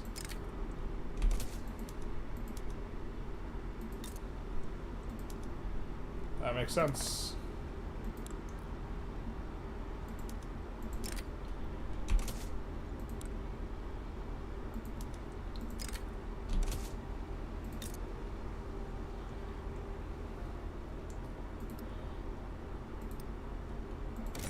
I think we still have the thing in Luhansk, but we still have a ton of peasants in Luhansk, so we could still keep going hard. A couple of smaller landing armies too, yeah. And those will be like infantry and cav, or infantry cav arty, with enough cav for you to be using rapid advance. So whenever we're evaluating how much money, you have to do this number plus this number, but we could increase this deficit. So we're effectively running at a 10k deficit, but we have a ton of investment pool to clear. So we can increase this deficit a little bit, and it wouldn't be too bad. Let's do some of this. And then I think we're going to set all these to auto-expand.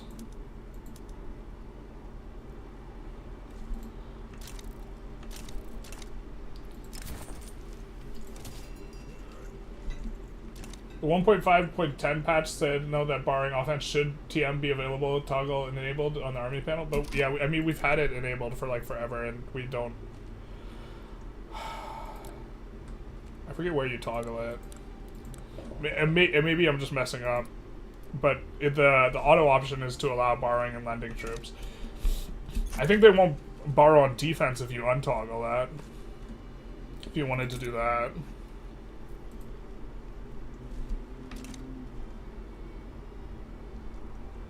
But yeah, so pretty soon this getting depressed enough will put us into acceptable. I'm looking and you can't see it. It's in, I think we just showed it, but yeah, it's going to be a little bit of a lag, but it's right here in the formation settings.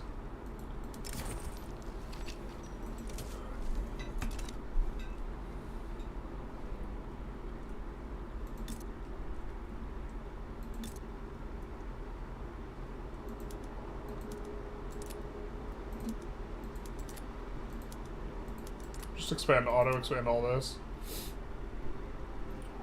Maybe not Glassworks. We got Glassworks auto expanding here though, or that was the plan. I guess we didn't.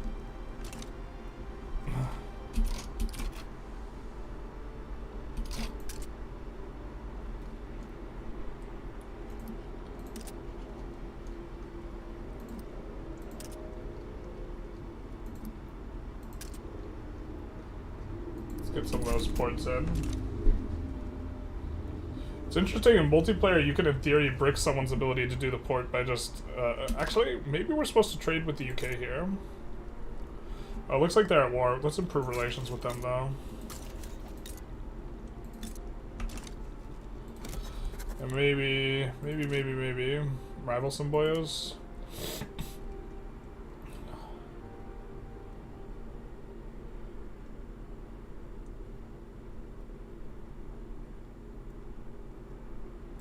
Denmark's pretty worthless in terms of being able to compete with us.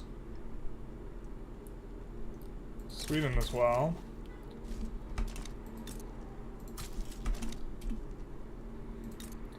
Maybe we're supposed to dow Russia here. That doesn't feel too good. I think we're a little out of... Well, we beat them last time we fought, but that's just because they like that. So it's this weird thing where, like, do we hope to declare war on them in the hopes that, okay, they're gonna call Qing because they have an alliance with Qing. Actually, we definitely don't do it now while we're infamous. We won't get help while we're infamous. What game is this? This is Victoria 3.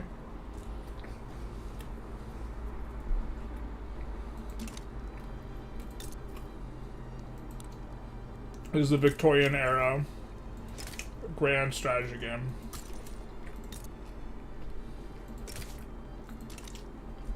I guess we got some reduced autonomies to do. Man, we're popping off so hard following getting off of traditionalism.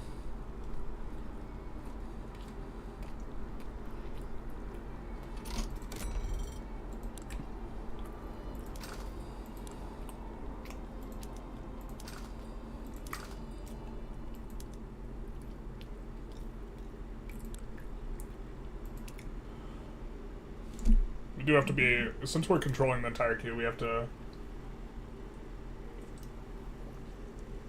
be leery of stuff like that. Like, that's a problem. Okay.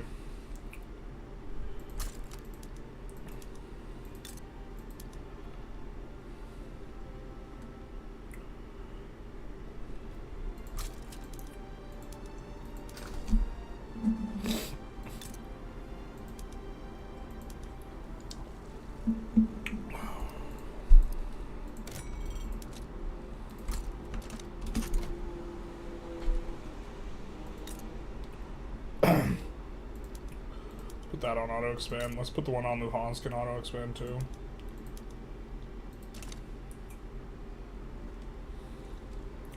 Colonialism simulator, kind of oppression, I guess. Maybe we're exporting some of that. What do we need to do to isolate market here?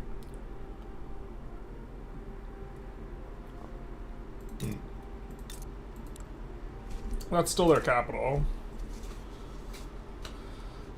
I mean, we could take their capital and we would know that their capital would move to Moscow following that.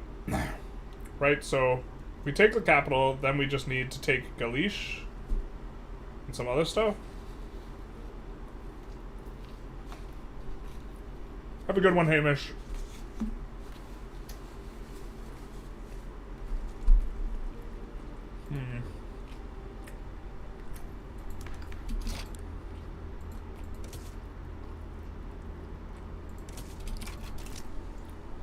I think we want to get that up and coming too.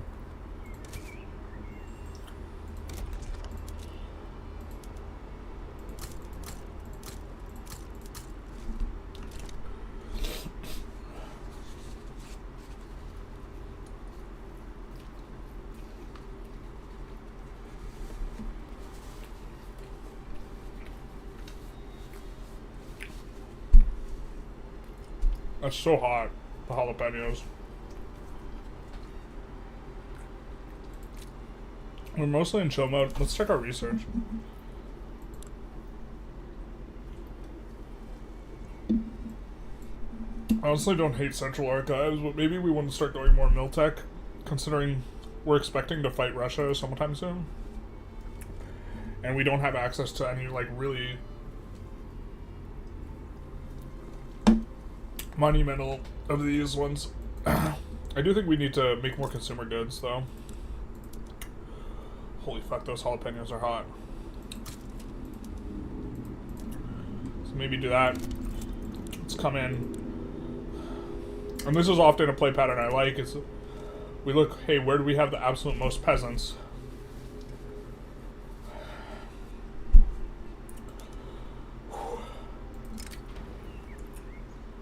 Oh my god, those jalapenos.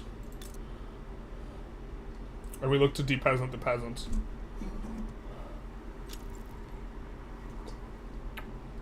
Okay, so let's do this there as well. We have a good amount of logging on there on focused hardwood, so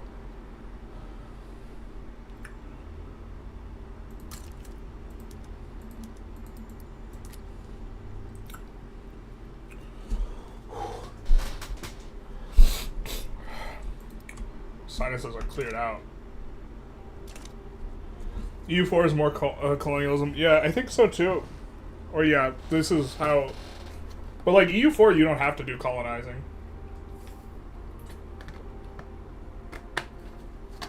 This game, you have to care about your securing resources long term. All right, we're actually gaining money here, so let's chill out on the taxes a little bit.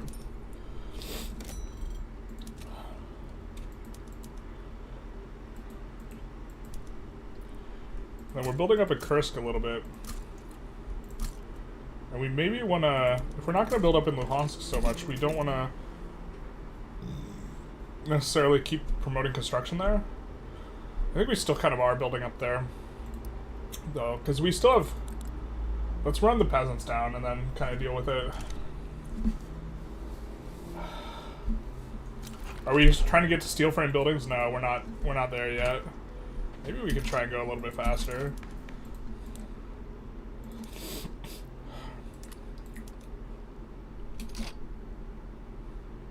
I don't want to re-rev here. The landowners absolutely love us, though.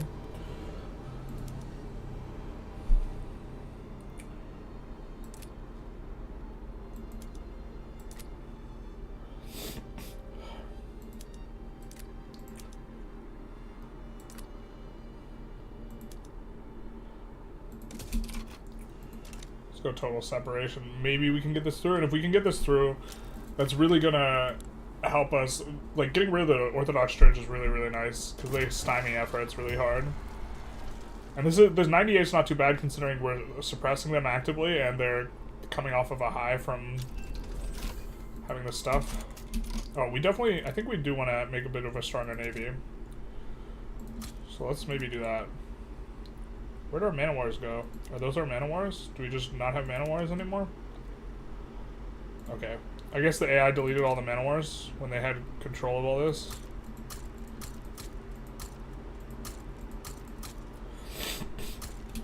Something like this.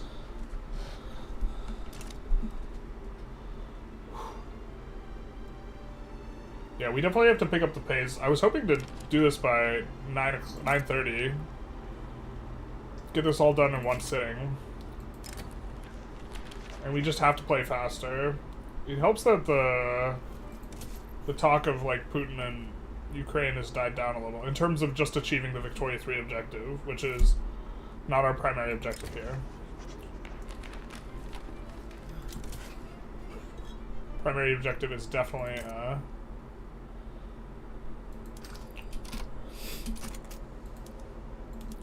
raising money.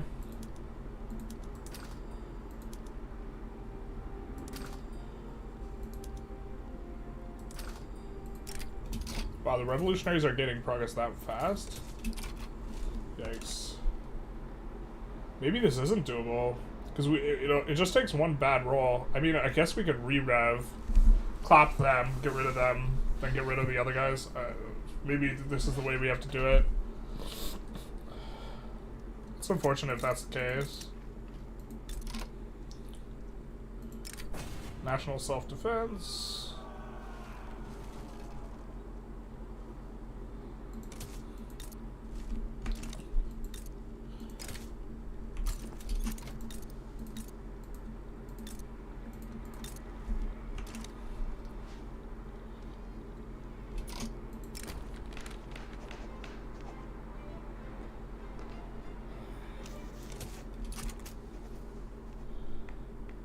These guys are real mad. I mean, I guess we're prepared for this, but it's uncomfortable. Maybe we should have started running low taxes earlier. It's not really helping our... Let's get more guys, though.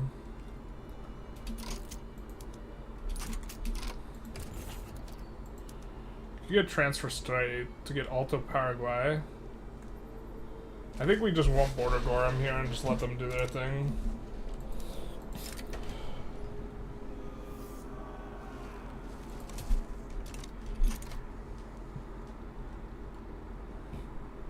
There really needs to be mothball alternative to outright downsizing when in revs. Yep, there's so much like wrong with like war specifically. And then like yeah. It wasn't Zelensky, but Ukrainian former minister that called to ban the letter Z. That sounds a little bit more, yeah, on point. Zelensky advocating the banning of the spelling of his own name is like wild. But also, someone calling for something at some point in time with one soundbite is not actual policy as well, right? Because it does not seem that that was ever implemented in policy. Let's do this. From what I can tell. God, I really wish that this would become less extreme. I mean, we're ready for this round, but definitely not doing it.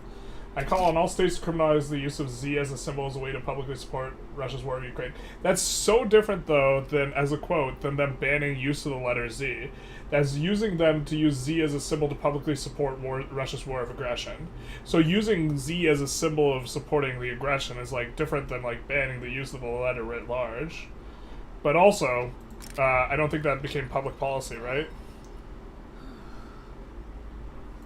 But you were just saying they can't use Z. I think it was banning Z versus 3. I know V is also used as a support.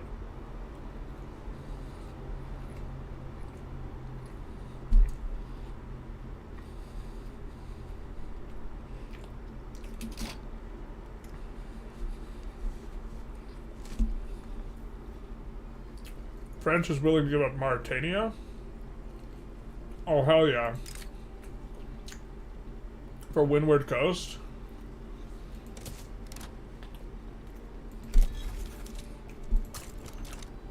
Hell to the yeah. I mean, I guess we're gonna get rid of the religious faction this way, but feels freaking bad, man.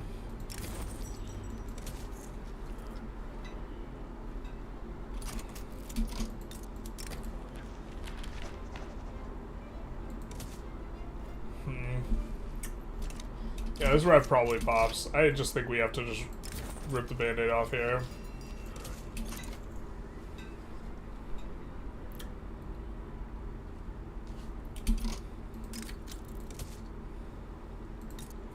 Trade agreements with both these guys would be super preferable.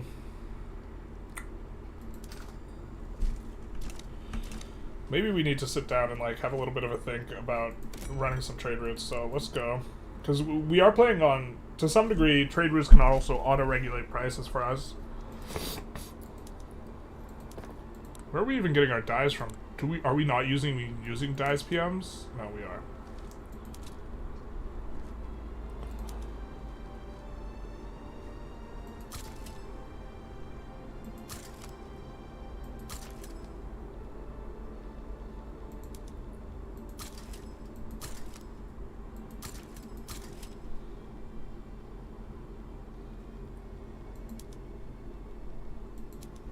My brain is still on that one mod where like you absolutely like want to run a positive like balance in regards to imports and exports, and it's like just a strangeness.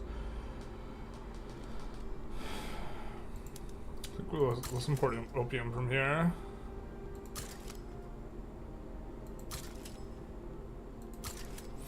We want to make sure that we have a supply of opium. Alright, let's look at exports. Can we export tools? We can export tools. Can we export luxury stuff? We can. Not any of that. Can we export wood? Not really. Can we export iron? Yes. Can we export coal? No. I think those are kind of the ones we maybe want to export. Maybe we live in a world where you actually want to be aggressive about exporting small arms, especially when you're not at war. Because then it'll auto-adjust down as well. Are we winning the economy, brother? We're trying. We're doing our bestest. Hello, Washington. Welcome to the stream. To anyone who's newly arrived, we are doing a charity stream, trying to raise money for Ukraine. That is what the QR code is about. And every minute, or every hour on the hour, we're ripping on Vladimir Putin as well. Alright, so we get our rev here. Nice that it doesn't take all of our states, just takes all but one. But it's very nice because now we have a little bit better looking borders, so...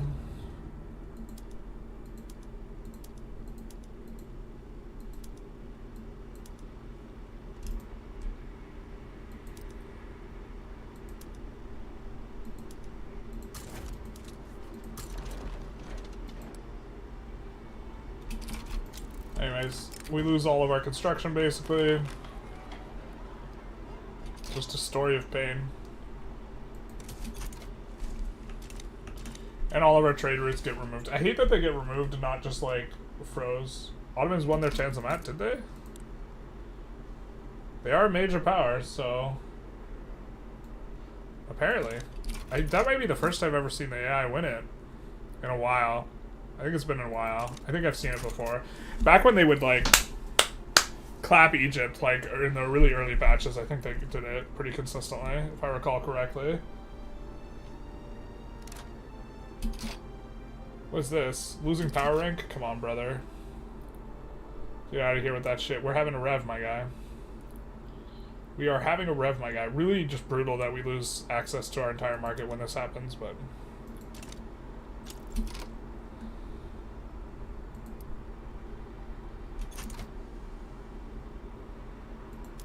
L to the na, na. Alright, we'll make do with this, I guess. Let's actually read the conscripts, but... we will be able to push in here. Hey, Generalist. Hey, Canal. How's it going? You're back? Are we winning? We're winning, son. Are you winning, son?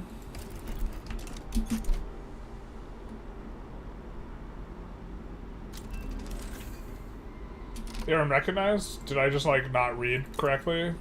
I can't read, so they did lose. I apologize. I take it all back. It's been a long stream, boys. We've been live a long time now. We've been live a lot of hours. 9 hours we've been live. Gonna make some mistakes. Gonna make some mistakes. Oh, we only have to get sulfur mines to 5. Hello, nurse. Let's get that company in. The Antofagasta company. Big nice. Low-key tempted to support them for nothing, but we're gonna increasingly have clashes with the Qing. There isn't really a good way to break up alliances like there is in EU4. Like EU4, you can do stuff to break up alliance matrices. You don't have the same agency in this one. In this game. They're probably gonna delete all the construction sectors again. Son of a bizzle. We don't like that. We hate that. Do we want this guy to fade into the darkness? He literally has literary. Oh, I guess we have to do this. Yeah. How do you leave when we're trying to do total separation, though, and you're a nihilist, my guy? I don't understand. I've been messing around with Great Britain and such, and power status lost in Rev. It bricked you from utilizing Confederation of the Rhine because Austria revs into losing minor power. Yeah. Man, there's so much, like...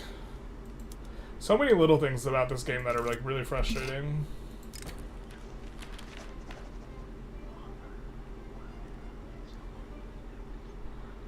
The king changed to nihilist. think we'd rather have the enactment chance to be a TBH.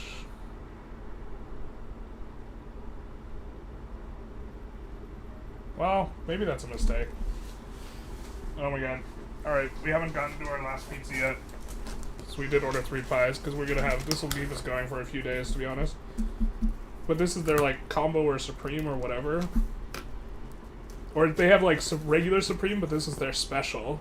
So it's like, we'll get a nice little bit of it for the chat. It's got olives, onions, pepperoni, sausage, ham, pineapple, jalapenos.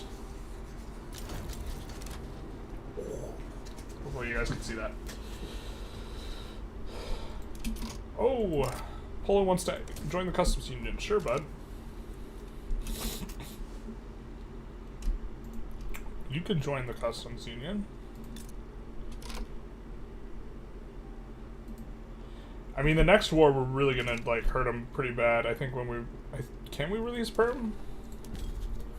Oh, we can if we can get a thing there. So yeah, at the very least we're releasing perm next war. So with them, we're getting some stuff nailed down and operational at home first, though.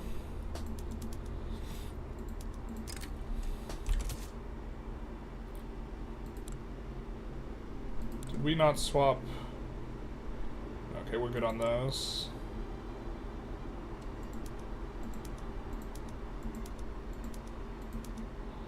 Hopefully they didn't delete, like, all the construction, but they probably did. Alright, they didn't delete all of it. Are we really losing this much money? Where did our investment pool go? We had a fat investment pool. Does that delete on the rev?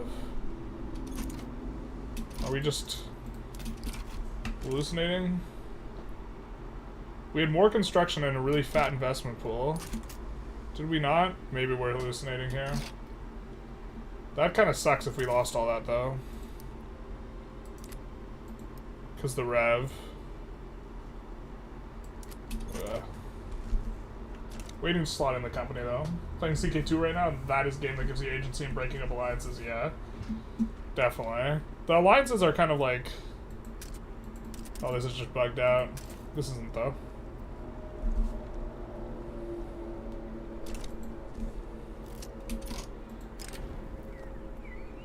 I think we'll take total separation on everyone's lips. Something about shaking hips. Sambas? Gold depleted in Transvaal. Oh no. Whatever will we do about that gold that's been depleted in Transvaal? I think we should probably add another unit in Transvaal. This is like always a problem. They're really bad at employing up, so like very consistently in these areas. I'm getting my second win now that we ate a little bit and drank and like moved around. I think that, are we still suppressing the Orthodox? No, the Orthodox Church is done now. They're done skis, bros. So what's next? In terms of, oh.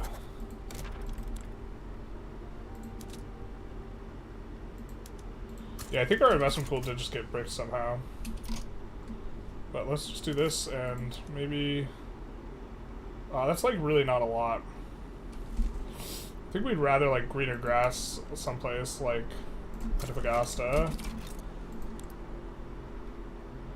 and actually like get the ball rolling here, because it's actually a pretty strong state once it can get going. We did hit level 5 here, so we can establish this company. Man, our companies are so good here.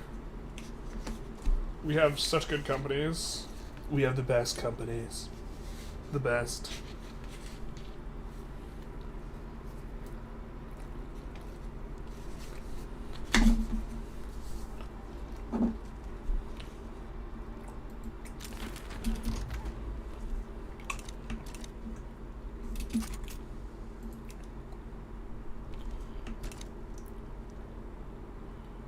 I didn't even realize that was happening. Alright. Total separation. Big nice. They're done now.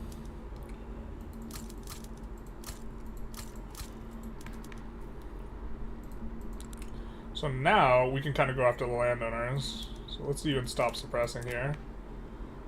Oh, well, yeah, okay, we lost a bunch of authority anyways.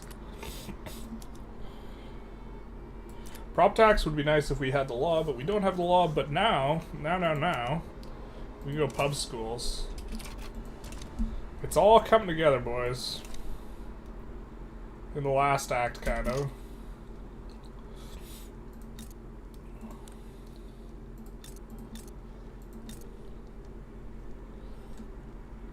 Have we reduced autonomy on Macron recently? No. So, just having a bit of a think here, what we're supposed to do. I guess let's deck a rivalry here. And have a think.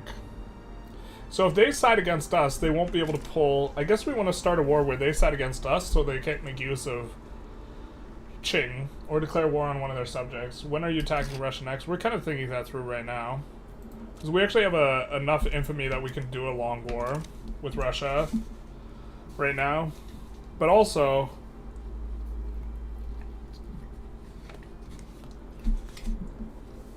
we kind of only beat Russia if they go idiot mode.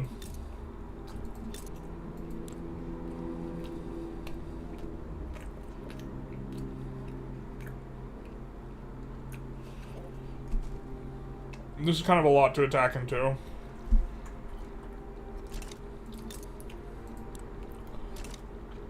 But if we, like, go after, like, Sind, for example, and Russia sides against us, this would be, like, kind of the preferable thing. So we go after Nejd here. Maybe. We can take a look. But the thing is like, we need to start the war. It looks like Russia doesn't even have an interest here. We need to start a war in a place where Russia has a strategic interest, and so does stuff like Prussia and the other guys who could maybe help us out. And so maybe it's actually wait, deck on Poland.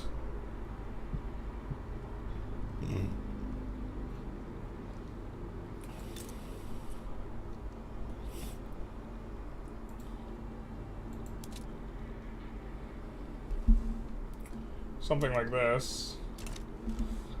Or actually, I think it works if we declare on their subject that we brick their, like, alliance matrix. Prussia has an interest up here, so maybe let's declare an interest in the Baltic. So maybe we release Finland. Right, as our primary interest. Now, I think they can still call... I forget exactly how the rules work. If they can't call any of their allies when we deck on Finland, this will be kind of a preferable thing, or a preferable approach to what we're trying to do.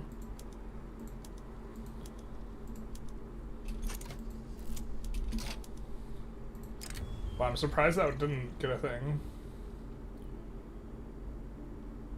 Yeah, we kind of hate those guys. Been watching from Alaska. Maybe you annex them soon. We could be useful. Maybe. Hey, Curtis, how's it going? Almost a GP. Very epic. It will be a nice showdown. Oh, I didn't even realize we're not a GP yet.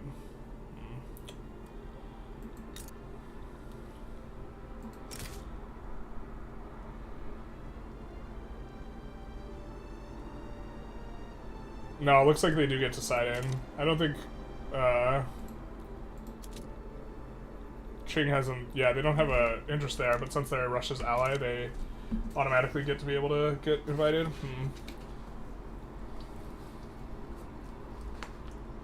So we have to somehow provoke Russia.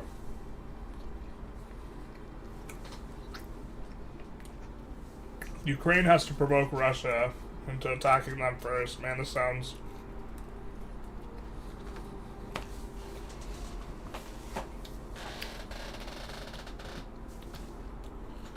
This sounds vaguely familiar.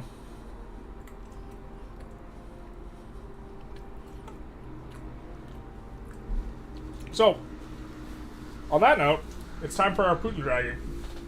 We're going to be 3 minutes early, but that's okay. We said every hour on the hour, damn it.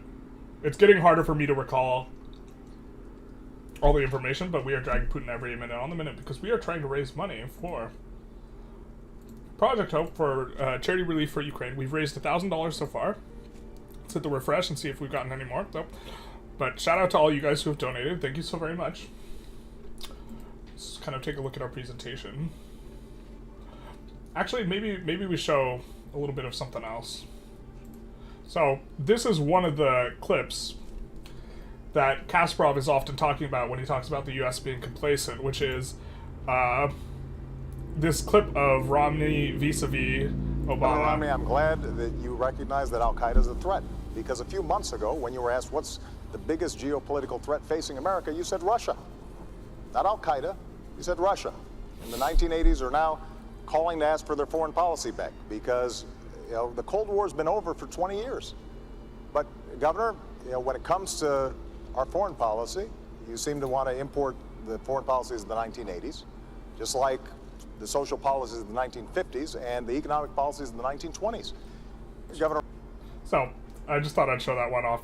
A little bit.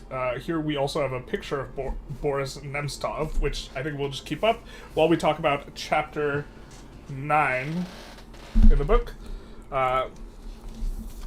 Here. So let's flip to a page.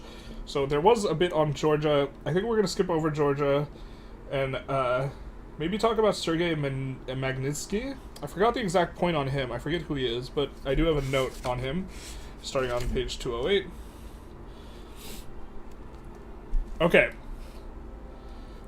The Senate 1030, the Sergei Magnitsky Rule of Law Accountability Act of 2011, was designed to go after the visas and financial assets of those responsible for the detention, abuse, or death of Sergei Magnitsky, the whistleblower blowing young lawyer who died in Russian police custody in 2009. This is a common thing. Alexei Navalny, who we have here, died last week in custody. He was the main opposition leader in Russia until he died, of course, in police custody after 2009 after exposing hundreds of millions of dollars in fraud by Russian officials. This is, of course, something that that's how Alexei Navalny initially kind of got his going, was by specifically going after corruption and exposing corruption. This act could also be expanded to cover individuals implicated in similar cases, etc., etc. Let's kind of scroll down. The version of what everyone called the Magnitsky Act finally came out of Congress as the Russian and Moldova Jack-Zvanek Repeal and Sergei Magnitsky Rule of Law Accountability of Act of 2012. That's a mouthful. It was a rare piece of U.S. legislation that was overwhelmingly bipartisan support, so I was curious to see the Obama administration seem bent on thwarting it. It passed the House Senate 365 to 443, and the Senate 92 to 4. After trying to stop it getting out of Congress for over a year, Obama signed it into law. And then later, or perhaps Obama, who managed to keep it in Congress off his desk just until after his re-election, was afraid to lend credence to the words of his 2012 opponent Mitt Romney, who in a March interview on CNN had said that Russia, without question, was our number one geopolitical foe. We're getting to the exact quote we already. They fight every cause for the world's worst actors. The idea that he has some more flexibility in mind for Russia is very, very troubling indeed. This is, of course, referring to helping out North Korea, Iran, and, the like. Obama ridiculed Romney for the remark, even preparing to a debate zinger about how the 1980s wanted their foreign policy back. So, we have that one that we have there. And so that was one part that was in chapter 9, was those appeals. We have, talking about 1984, which I'm not sure exactly, this is going to be Orwellian, yeah. The adjective Orwellian has become a cheap currency in modern political discourse. Liberals and conservatives alike in democracies like the United Kingdom and the United States enjoy using the term to describe nearly any infringement on civil rights by the state. Video cameras to deter crime, wiretaps of suspected terrorists, and security checkpoints, etc., etc., worthy of reference to Orwell's masterpiece 1985. I too sense the importance of protecting personal freedoms even in a democracy, but those of us who have lived in actual police states would prefer to keep certain words in our lexicon that can describe our far more dire circumstances. The most powerful theme in Orwell's book is not that all-seeing Big Brother, but that of control and distortion of language, especially in the form of newspeak.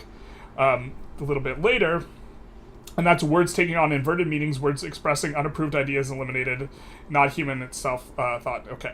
And so a little bit later, and so the presidential election of March 4th, 2012, this is the one where Putin came back into power after, you know, the whole little bit of an interlude with Medvedev. The most fraudulent in U.S. Russian history was proclaimed fair and clean by a state-controlled media. Peaceful civilian protests were dubbed extremist provocations, and the Oman police riot, who brutally suppressed the prosecutors, were maintaining order, in quotes.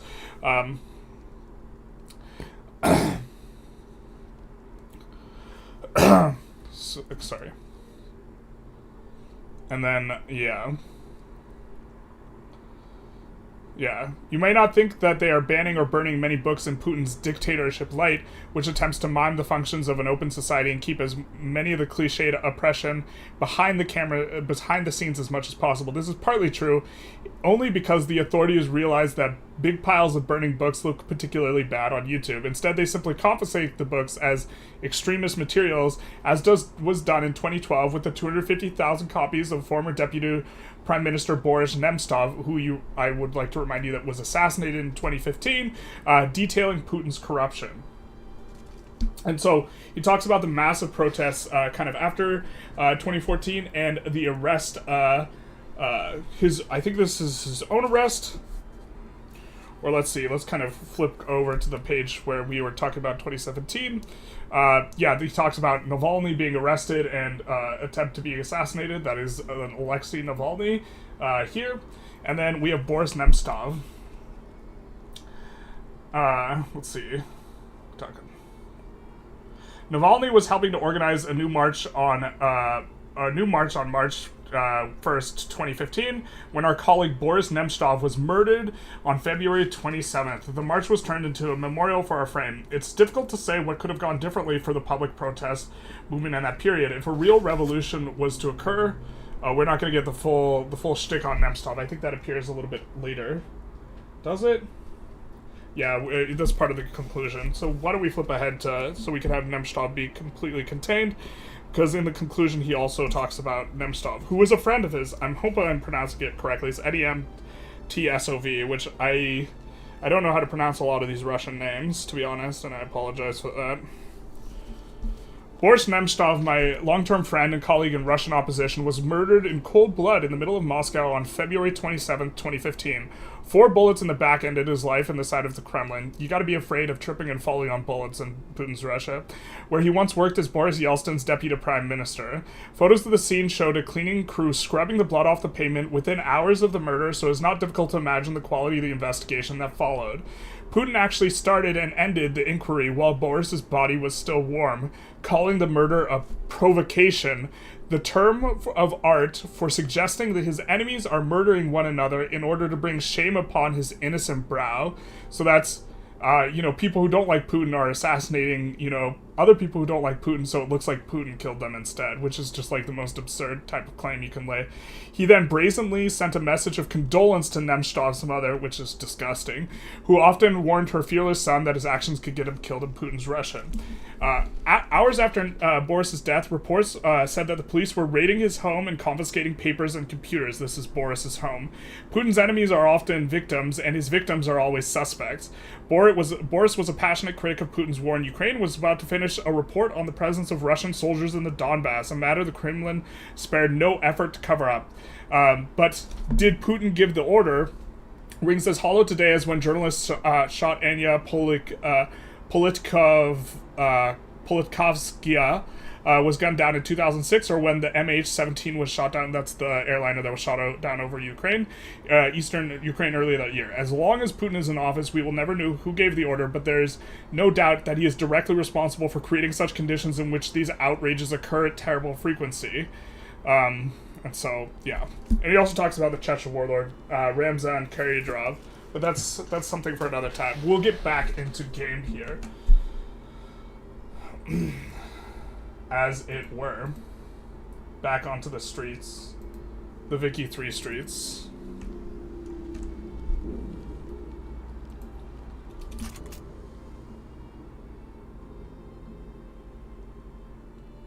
Flag Peen Envy.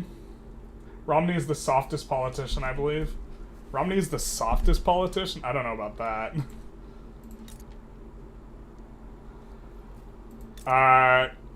Someone who just kowtows and, like, toes party line would probably have to be the softest politician.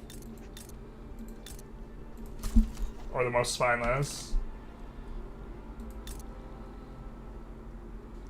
Although, I mean, you could say a lot of negative things about Romney if you like. I don't know if I would call him soft. We definitely want to be using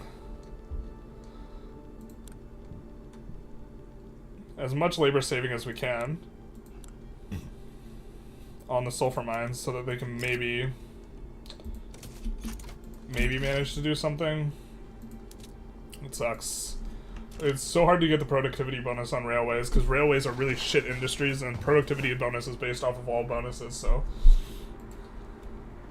that didn't age well. Yeah, the Romney, like, the Obama thing, no, it aged absolutely horribly. Very amusing to me.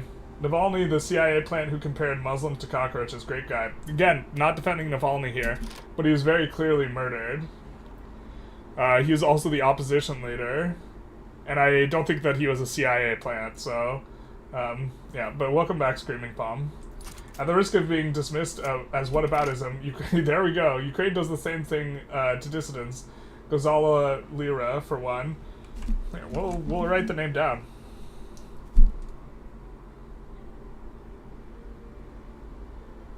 But I take that to mean, though, that you think it is unacceptable for people who are in power to assassinate their opposition? Is this correct? Yeah. Joe Biden has been in the exact middle of the Democratic Party since mid-1970s. Yeah, if you want to call a politician soft, I think Biden would not be unfair to characterize Biden as being softer than Romney. McCain probably, in my mind, being the least soft.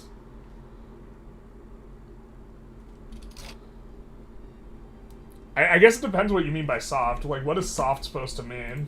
Yeah, let's... But, like... Joe Biden, like, talking tough regarding Saudi during the campaign and then shaking hands with the guy, like, 1 month in or whatever, is, like, to me, a little bit, unsavory. You just shouldn't talk like you're gonna be hard on the Saudis and then just, like, not be. Like... So we have to provoke them somehow. I guess we could go after... Ooh, we could go after Kalat and then Afghanistan and then Bukhara. They almost certainly side against us against Bukhara, right? So maybe this is gonna be a solid one. Maybe, well, this is kind of slow. But I think they're fairly likely to side against us in this region. Right, maybe we could get something done here. If not, Kalat's not terrible to slowly annex. If we're going down the assassinated Russian dissidents, my friend's uncle was murdered. Google Paul Klebnikov, Forbes journalist. Yeah, the list with Putin is particularly large. We're focusing on just a few.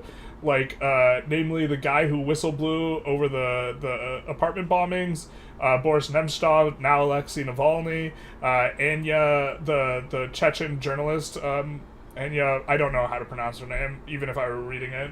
But, like, the list is fucking long. Like, it's not a short list.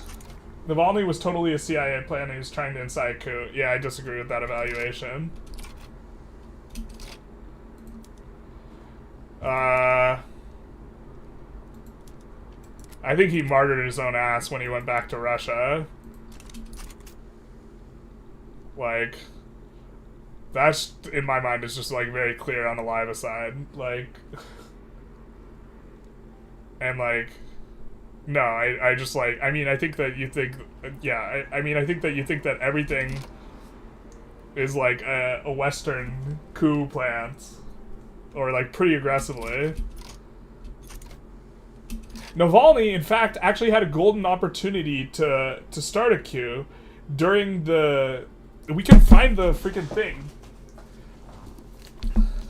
We can find the quote. He actually had an enormously good opportunity to violently coup. here. This is at the end of chapter 9 here. It's difficult to say... Okay. Navalny, it's difficult to say what could have gone on differently for the public protest movement in that period. If a real revolution was to occur, it needed to occur early, before the regime formulated a response.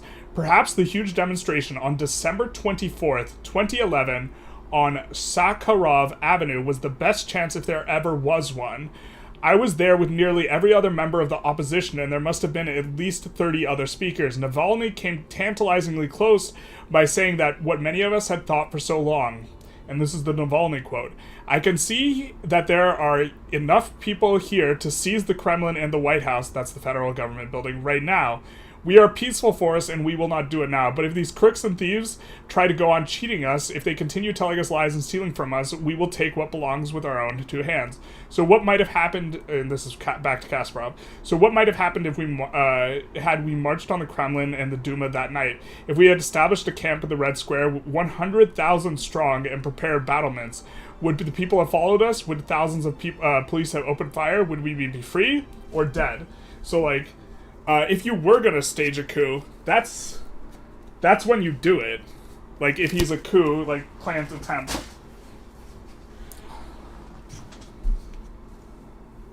Like, you're not gonna get that close and then be like, just kidding.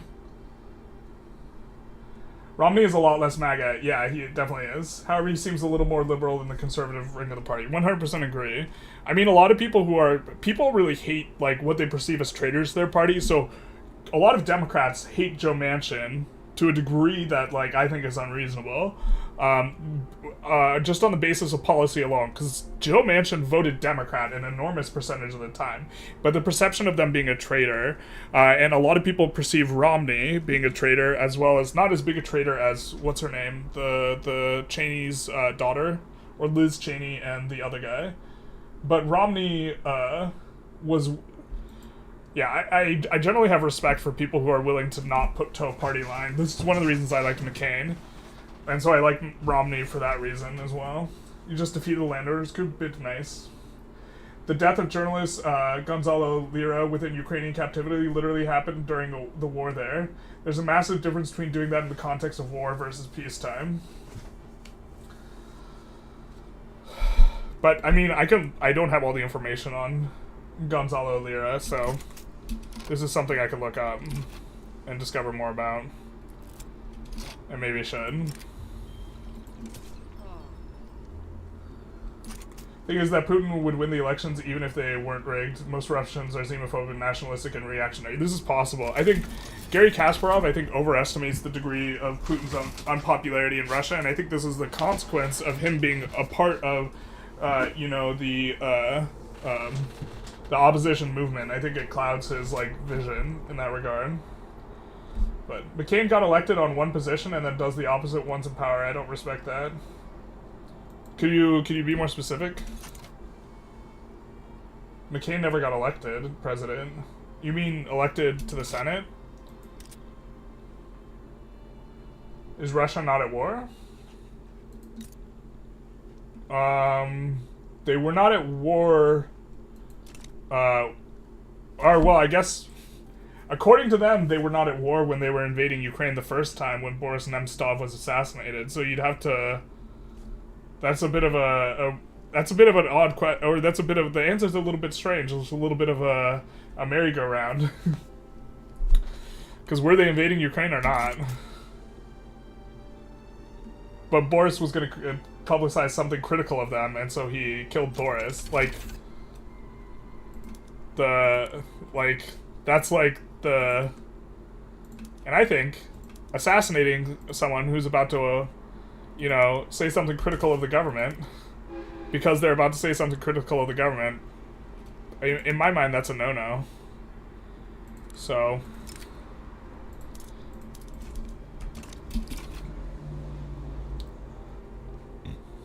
I mean, at what point... I'd really like to get, like, 50% higher than their GDP, to be honest. Before we, like, actually take a real shot at them. Just, like, out of the dark.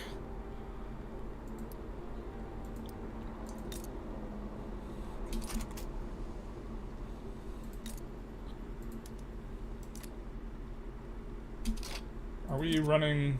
Do we have transportation shortage? We do have transportation shortage. Oh, we have it on this? Brother. Oh, brother. Oh, it's because we don't have a single... Okay, we can resolve that. He was elected Arizona senator and then got behind Trump healthcare vote and then suddenly reversed his stance and votes against the landmark bill. Yeah, because there was no... he was still an advocate of repeal and replace. But he was an advocate specifically of repeal and replace. There was no replacement bill. And so he did not want to repeal it without there being a replacement. I wouldn't call that an about face, but if you want to call that an about face, I suppose that's okay. I don't think it's unreasonable to call that an about face. Just to me, it's not. I give him a little bit more leeway on that, I suppose. Dick Cheney destabilized the Middle East by lying about Iraq, not the best VP. Yeah, I'm not a fan of Dick Cheney. Can't say anything about his children. Yeah, not a fan of Dick Cheney. I think that us going into Iraq the first time was probably justified, and the second time was probably not. He said he would vote for it. Let's vote come and then votes against. I would have to review his speaking record on it, but I think he was always a proponent of repeal and replace, and there's a conjunction there, right? Repeal and replace. But again, I think if your opinion that if your position is that he about faced on it, I don't think that that's unreasonable. Right? Because the first thing you have to do before you repeal and replace is the repeal part.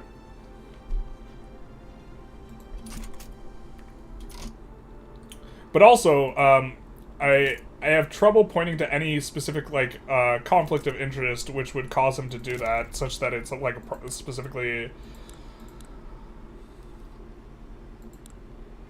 Like, maybe he's going rogue, right? But, like, to me, he's not lining his own pockets by doing that or something like this.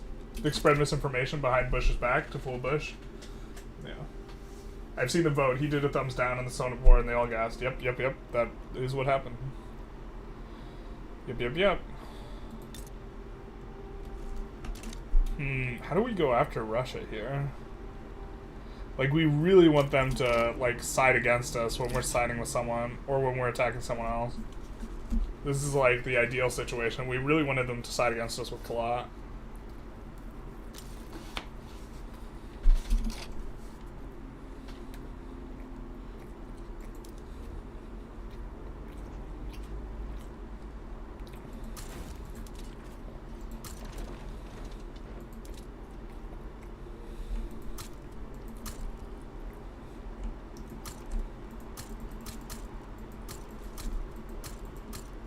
We'll do something like that.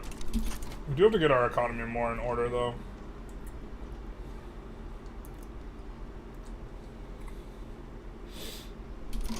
Where do we have the most guys again? I'm just gonna take a look where we have the most peasants. Kursk and then Kiev. Alright, so Kiev... Let's maybe do something like this. Let's come into Kursk. Kursk, we can start expanding this. We'll need another one of those there.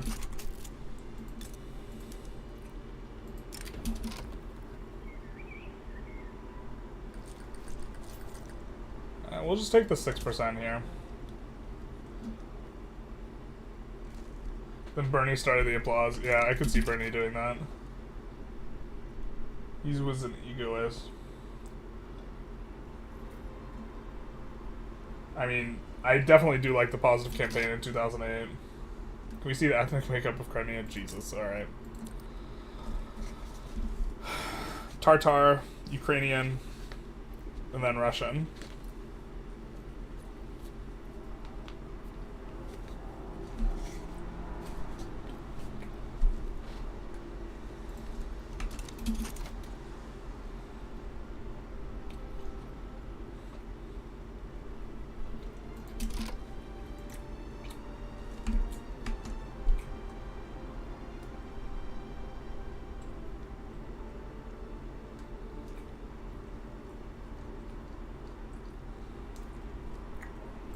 trying to see if I ever got a response. I did not.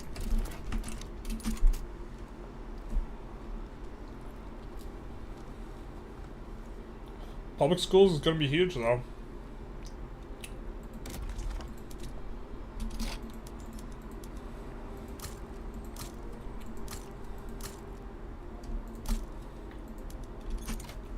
Oh, Kursk can't even employ up. What the hell?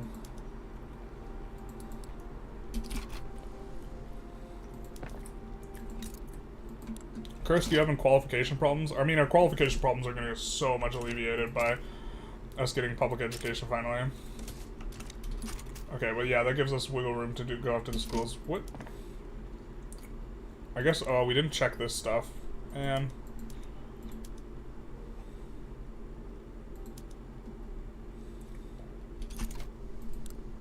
okay. I guess it's prior to Stalin expelling the Tartars. It is. Will you liberate the Caucasus peoples? Probably not.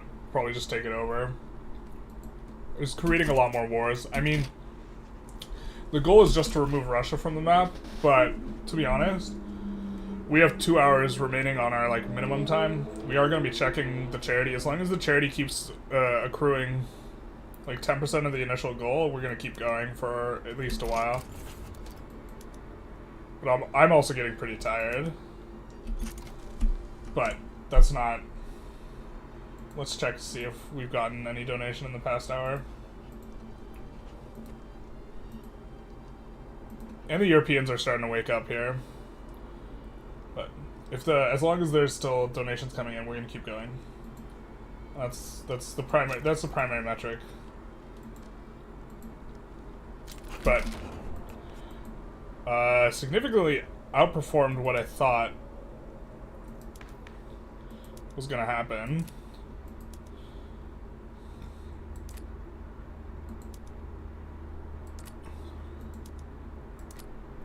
I mean, we could just force another rev. Really kind of don't want to rev again, to be honest.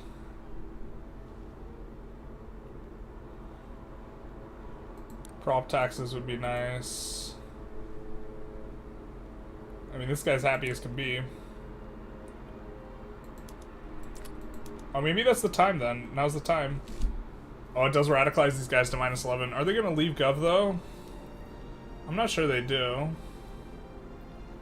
We could try it. I mean, hopefully they don't leave Gov.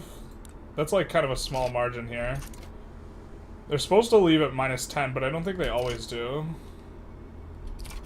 So, we'll see what happens here.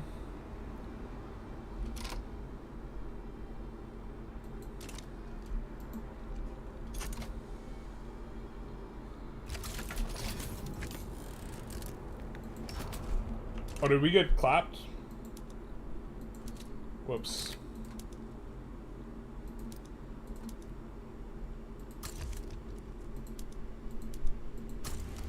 I guess we got clapped, and a ton of our navy got deleted again. Bro, it takes so long to build up, it's so aggravating.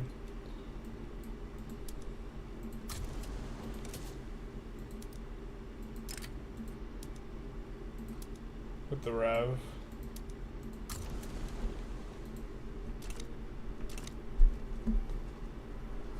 Temporary lower taxes to bump government out of unacceptable.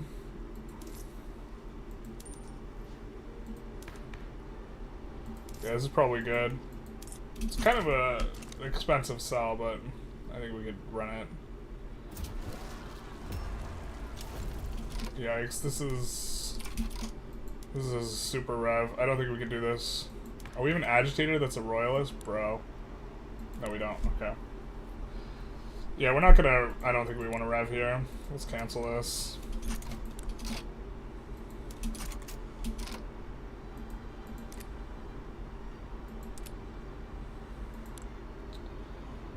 Well, these guys are super happy, so I guess we could go after hereditary bureaucrats, which is going to require having the Intelligentsia in Gov. So let's do this. And these guys won't like it, but they won't rev. We go elected. And that'll destroy their cloud a little bit. The thing is, we just need a lot of construction to make them weaker. I think we are going to re-increase taxes, though. You're doing Greek RP? Looking at the budget, basically. The truth hurts. To be fair, also, once people get more literacy, we're gonna pop off a little bit. Literacy has to climb up, but part of why we can't get stuff employed up is because of literacy, so that's why our auto expands are not fully going through in this type of stuff. So that's gonna be in much better shape once that happens. Investment pool is shrinking. Yuri's the new king. I think we didn't like Yuri very much. Well, the truth hurts. He's a child.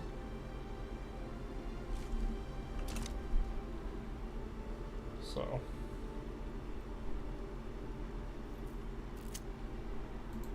Meritocracy.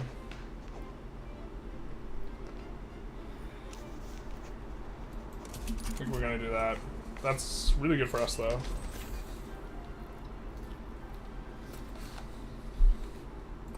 We're gonna turn on screw frigates. This is an interesting one because it often doesn't make money, but I turn it on anyways. Because it changes the ownership to privately owned.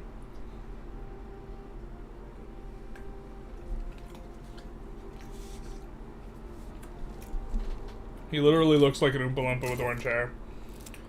You're not wrong.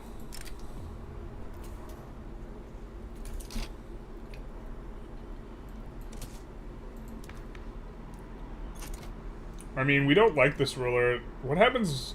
There's no heir. I forget what happens when we assassinate. Maybe we coup this guy. Coup the boyo. Coup the child. Law progressed to consideration. We're also running out of Putin dragging. We only have, we only really have one more chapter to discuss, so.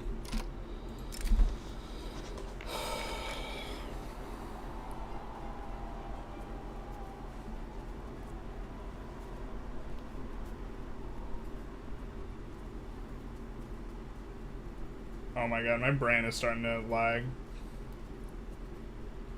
Let's just do this.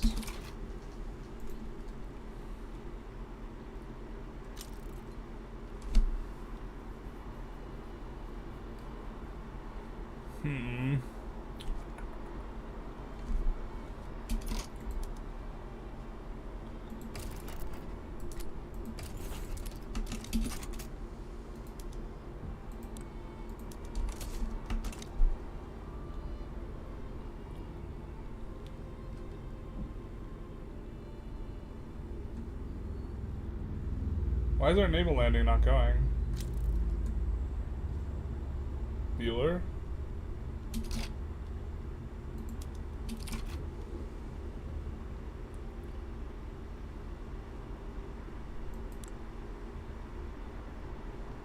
Oh, I guess we're just failing. Ouch. The truth, it hurts.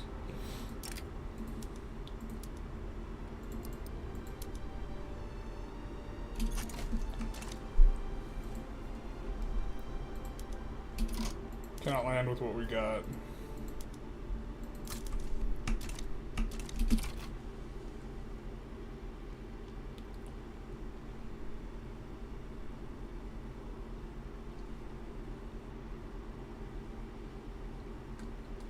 Oh wait, was that our initial war there?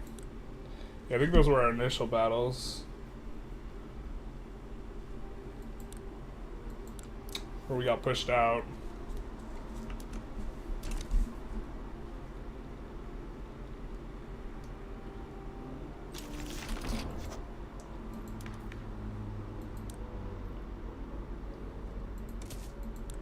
Maybe we do that.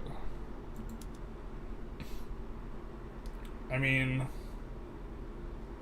technocracy, wow, they really hate that. I thought they were kind of chill with it. Do these guys hate technocracy? No. Oh, frick, our thing is not showing. That's not ideal. Alright. We do want egalitarianism, so we'll go for the taxes next.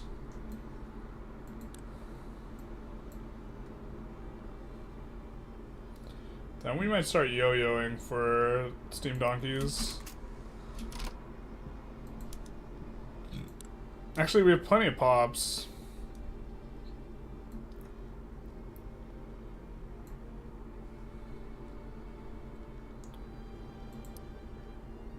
Maybe something like this?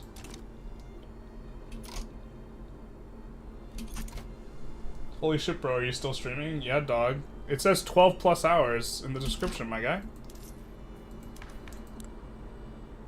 What, you thought this was a joke? You think this is a game? People in Ukraine are dying.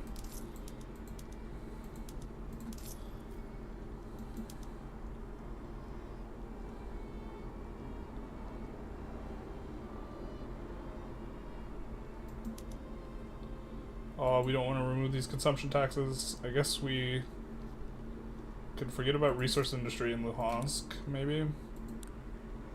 And kill one of these. Stop taxing liquor. Yeah, we are still streaming. Still going on strong-ish. Actually, like, I'm just getting very severe brain lag. So, starting to play not the hottest.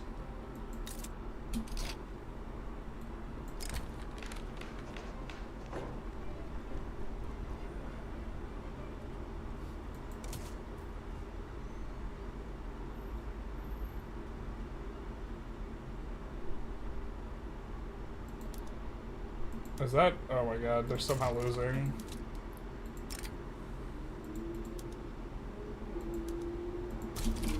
Playing with these guys there. Alright, egalitarianism will give us prop tax, so we're gonna need to put in the petite bourgeoisie, armed forces, or the other guys. Let's put in the armed forces here. And go on to prop tax. Hopefully this doesn't oh, it does radicalize the landowners. Man, they just hate everything fun. Maybe they're not big enough to rev? Yeah, they're not big enough to full rev. Landowners abandon gov.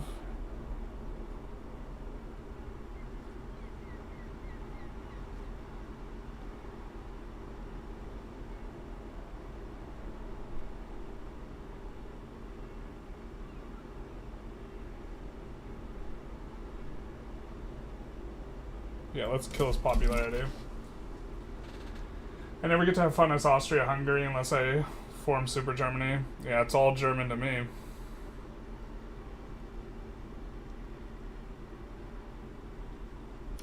I think this is bugged, though. I haven't seen a single battle here.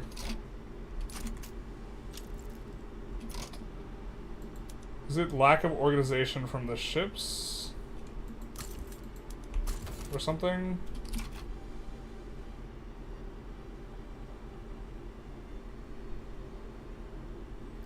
There's full org there. We have full org here. But the battles just straight up are not happening. We're about to switch sides and capitulate, to be honest. Kinda don't want to do it because it bricks a lot of our stuff, but I think this is just a bug. And I think that we win this. So... kind of a little bit annoying. Is that really, like...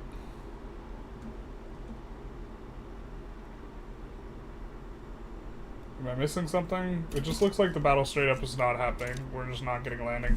Alright, you know what? We don't have to necessarily... Let's just cancel the naval invasion and try again.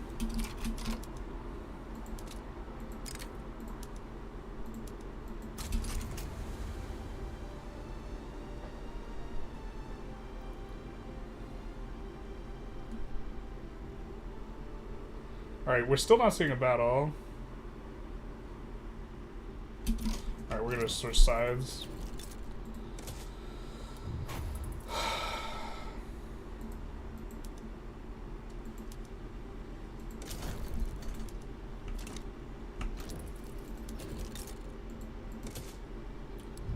I'd like to apologize to everyone at the Academy. All those years wasted. Maybe just take a save and a reload too, because this is stuck bugged out. But we're at it. How's everyone in chat doing today? It's starting to become night for a lot of you guys. Well, super late night for the Ukraine, the Europe crowd, right?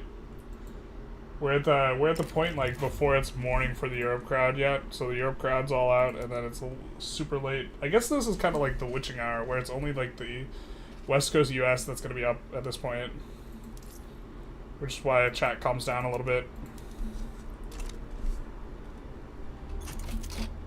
Yeah, that fixed that.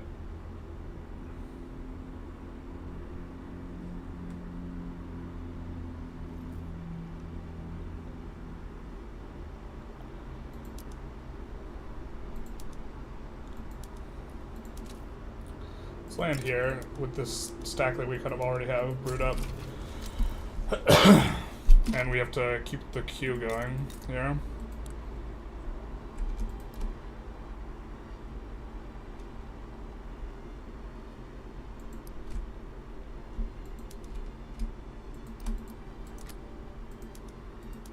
Auto expand this. We have to auto expand out a lot of stuff now, so let's come in here.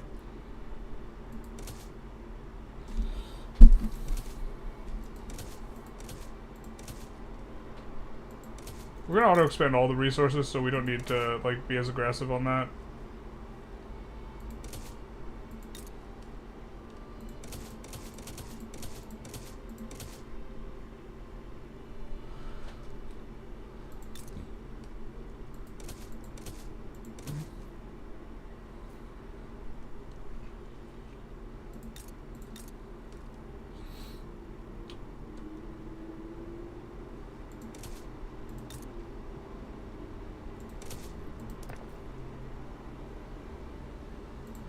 Let's come in here and auto expand all the resources. I think we're kind of fine doing this now at this point in the game. Fish 2? Yeah, fish 2. East Coast still standing? Oh baby. Going on strong. Woo, says Mighty Muffin. I agree. Epic stream things. You use Screaming Palm. When you finish, I'll go play. Yeah, you can always have me on in the background too. This is not against the rules. That's how a lot of people like watch my content, which I thought was so fascinating when I first discovered it, but it's only 2:30 p.m. in Australia. The East Coast still standing. Oh man, so it's like 10:40 for West Coast, or sorry, East Coast, West Coast, West Coast. I would have to agree. I think I am a little bit biased. 3 a.m. in England, Jesus. You might want to get to bed. I mean, I do like views, but like, I don't want to hurt you to hurt your health in exchange for my fraction of a cent. Comments atmospheric engine in time? Big nice. Approaching 2 p.m. in Australia. How many Australian people are there out there? Let's pull the YouTubes.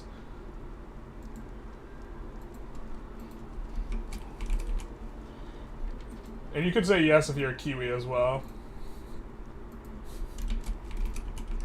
I know the Australians hate it when you say it's the same thing.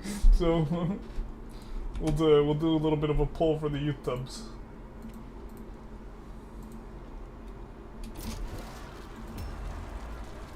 Reserve land-based taxation. We're super fine with that level of rev. These guys are also out of gov, right?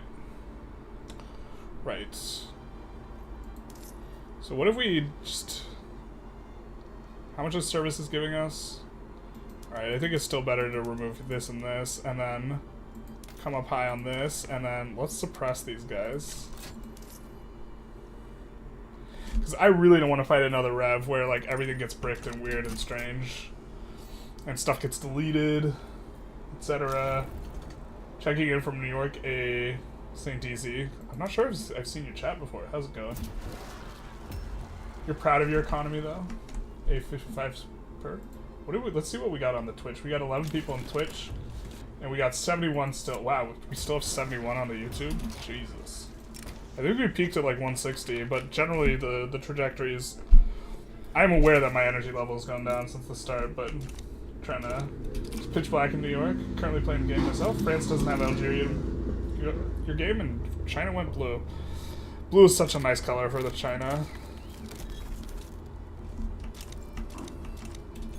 We do like big blue China. I think we maybe get ready to go breach load and then... You know, the truth is like, we're so far behind on the tech. Yeah, but the uni's focus is going to be next. We're just like, we're behind them economically, so us trying to like outbuild their military just like feels bad. Everything feels bad, to be honest. Let's check our infamy. Yikes, we're at 0 infamy. Okay, we have to do something.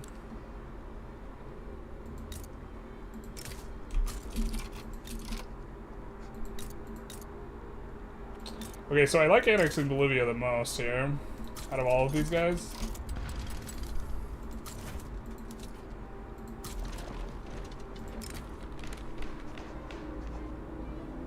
We'll give them minus political strength, because they're not going to rev anyways. I think we just continue on with this. CT here. Nice. Is that Connecticut, right? East Coast. They shouldn't be able to reach this front. Did we save before this? I can't remember.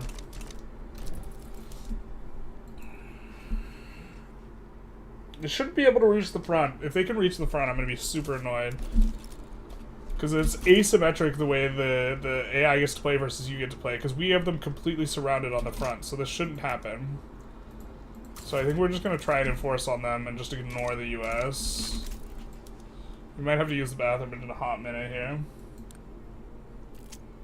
Blue is perfect. Also, it'd be really nice if they went blue here.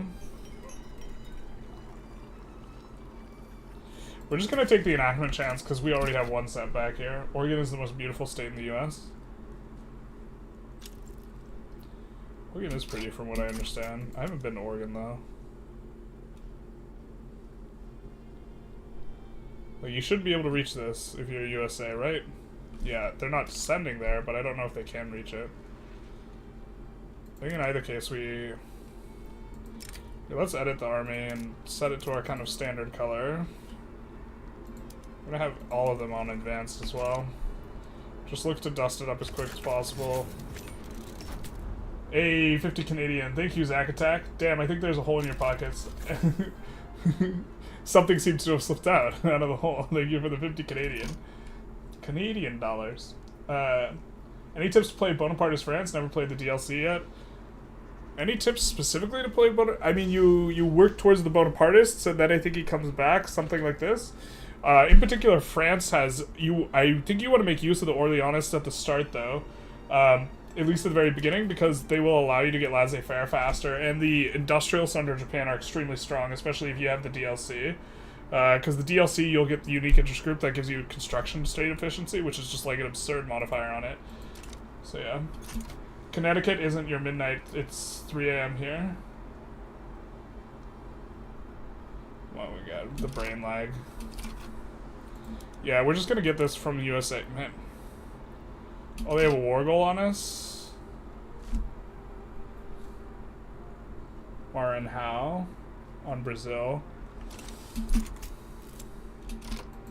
That's kind of obnoxious.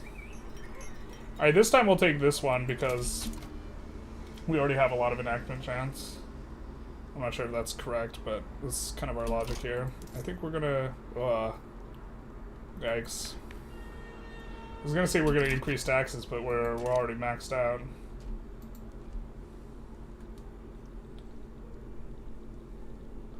I mean, we're gonna enforce on these guys, and then what? We just wait for the US to not land this guy? That kind of sucks. We're not having war goals on the US, though, so we should be enforcing them down relatively quickly. But thank you again so very much to Zack Attack. I haven't even been keeping track super close of how many donuts have income to me. I think you donated... Did you donate to the charity earlier? I think you did.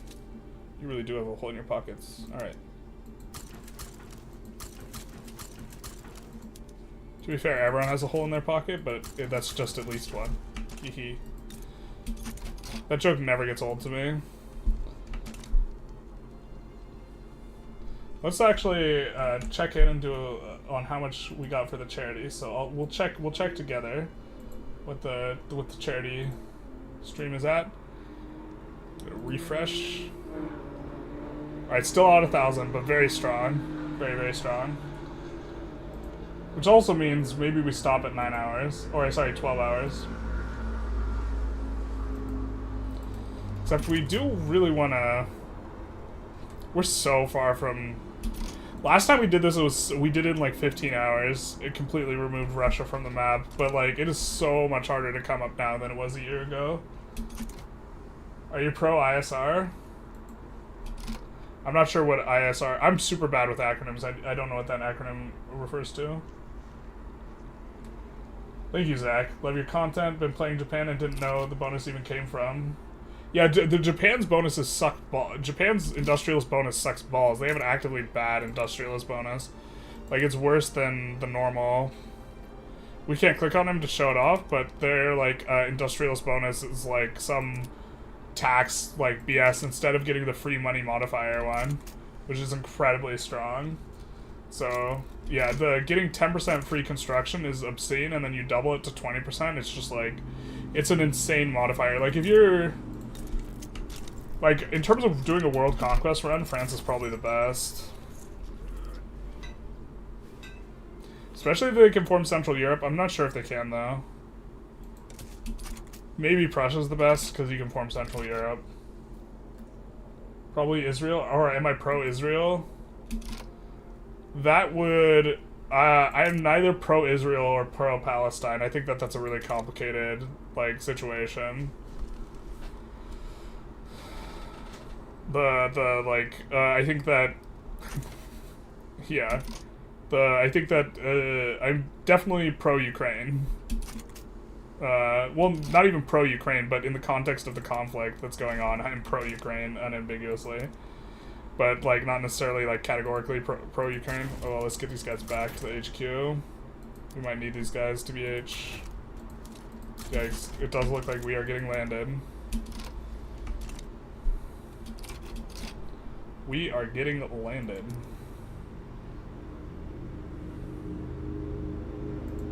Let's bring these guys back too. Are we winning, son? We're trying. But yeah, pro-Israel. I think Israel has a right to try and remove Hamas. I think that they're killing way too many Palestinians doing it. That is the most succinct way I can put my position without being like misrepresenting kind of my position, I think.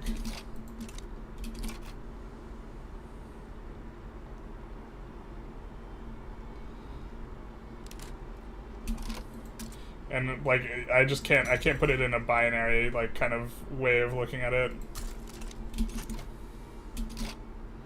Oh, we're getting wrecked in the convoys.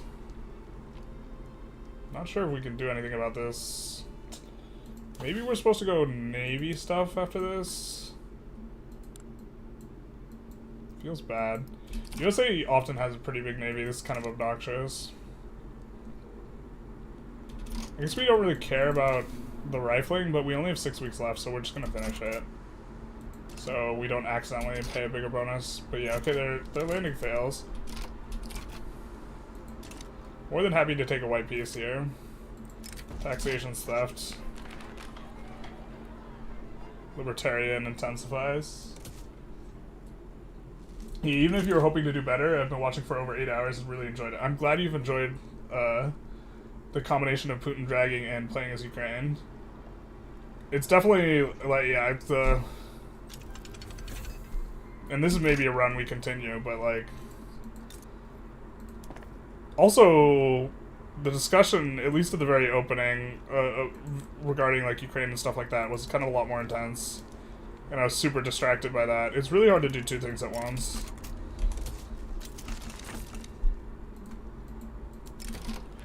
Distracted is not the right word. That is the most important thing for us to be talking about Ukraine. For this one. This is, like, this stream has been more about Ukraine than it is about, like, this run specifically or something like this. No side is correct here. Yeah, the regarding the Israel-Palestine conflict, that's kind of more where I'm at. No, we're not gonna give you the treaty port. Why would we do that? You don't control it. You're not decaying us down, the frick. Why would we give that up? That makes no sense, my guy. Get the frick out of here. You've been watching since it started, and it's very fun. You've been watching a hot minute, my guy. You don't find Israel-Palestine complicated at all? Palestine all the way? Well, I think it's important to add Hamas. And also, even then I still think it's complicated. I think Israel has the big stick, and so it's, they certainly have the power to impose their will much more. I think that, a very large percent, yeah. There's not a way for me to unpack this, like, very well. Actually, there is, but, like, I'm also tired, and I don't want people to, like, misunderstand my impression, which is just very, like, much... If I had to say I was more sympathetic to one or the other, Israel relative to Hamas, 100% Israel. Israel relative to Palestine, but nowhere near, like, the 100% figure. And that is Palestine with the exclusion of Hamas, which some people would disagree with that characterization. But I also think that there are substantive numbers of both Israelis and Palestinians that want nothing to do with peace. And so I think that peace is going to be incredibly hard to achieve as a consequence. I guess they're really convoy raiding us into oblivion, and that's particularly acutely uncomfortable. Do we still need to... Maybe we don't need to...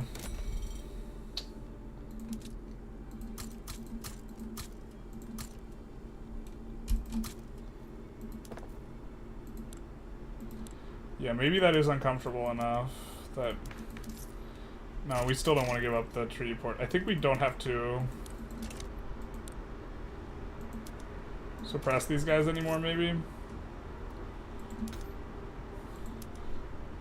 Hey, this is crazy. I just met you. Suppress me, maybe. Something like that.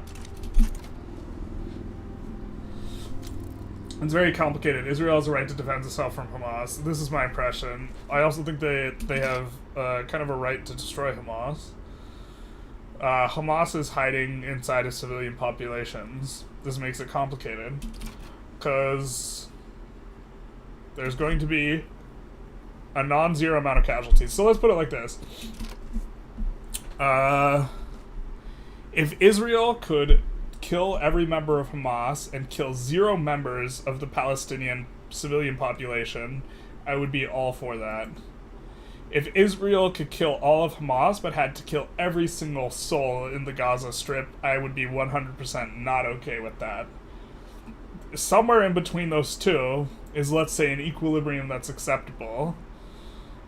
I think Israel is currently on the side of killing too many civilians. Which doesn't mean it flips like a light switch and I suddenly have 0 approval, but it's like... it's like a volume knob, and the volume is at an unacceptable level, in my opinion. But it's not wholly unwarranted. But also, that's talking about Israel and Hamas, not Israel and Palestine. Israel and Palestine's like a whole nother thing.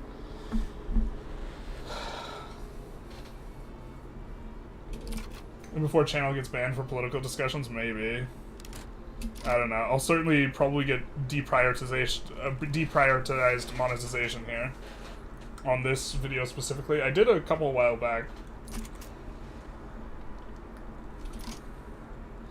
Right. And there's an uncomfortable truth that some amount of, let's see who subbed. Timid Pimp, thank you for the follow. Timid Pimp. But, like, I also don't, like...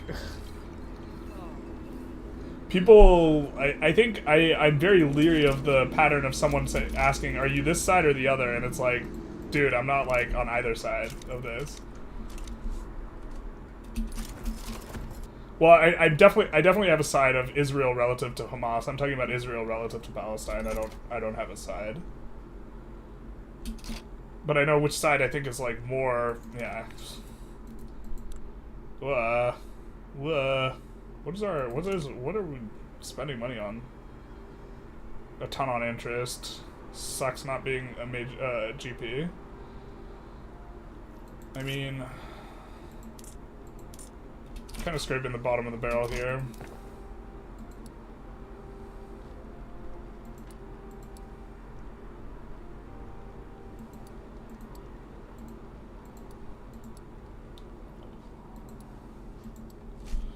Something like this, maybe. Bring everything to a more manageable level, especially until we recover our convoys. I guess it's mainly convoy recovering, actually. Why do we have so much bloody bureaucracy? I don't recall putting in that much.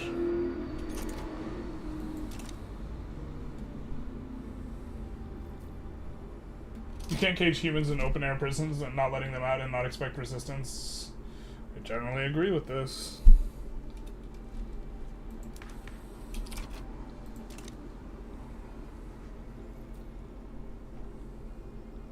Hamas hides behind the civilians, that's why they exist. They're terrorists. I agree that Hamas is terrorist.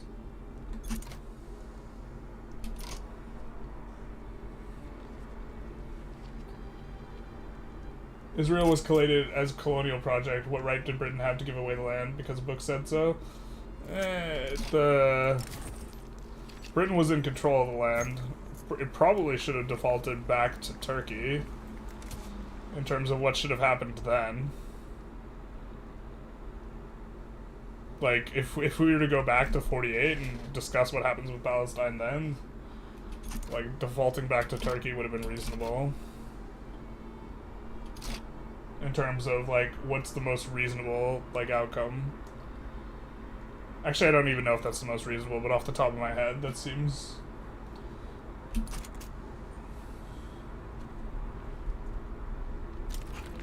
Isn't every Western nation in the Western Hemisphere a colonial project? I don't see many people giving their land back to Native Americans. Yeah, Native Americans have not gotten any land back. This is 100% the case.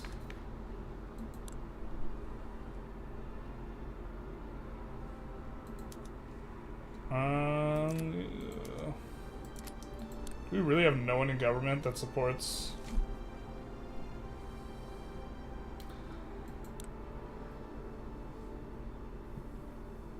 Wow, the landowners are still so powerful, man. Oop. Oh no! Oh no! Ah! Are we still alive?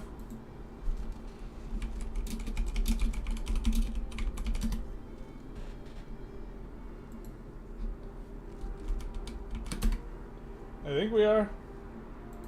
I misclicked.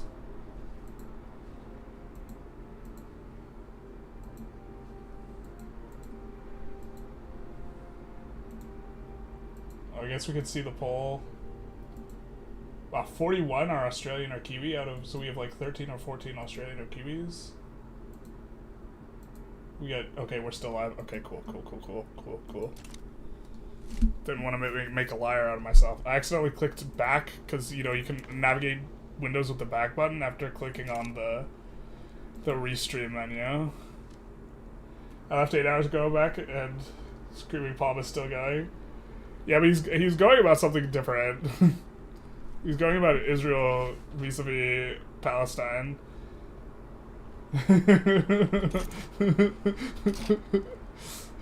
To be fair, the name kind of warns you that something's afoot. It is Screaming Palm, so not.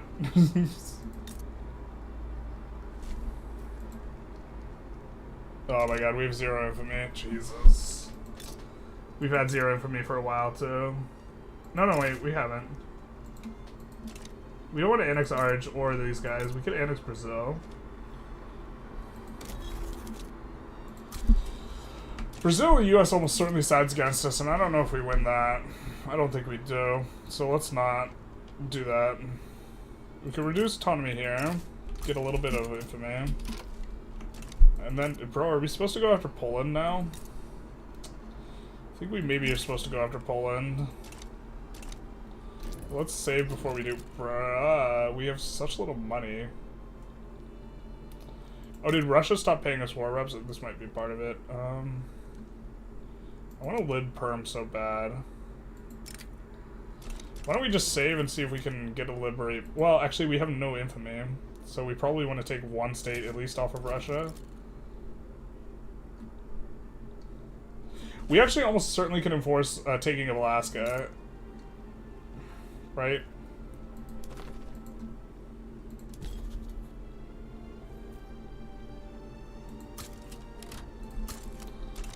Something like this. Good night, Devante. Palestinian Authority is corrupt oligarchy, which has not done any favors to Palestinian people. I generally agree that the PA is corrupt.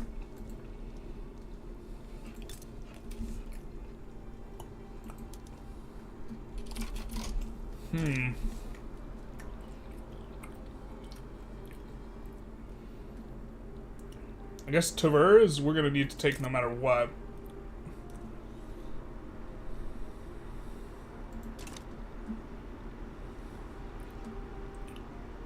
We'd super rather annex Brazil here. Dagnabbit.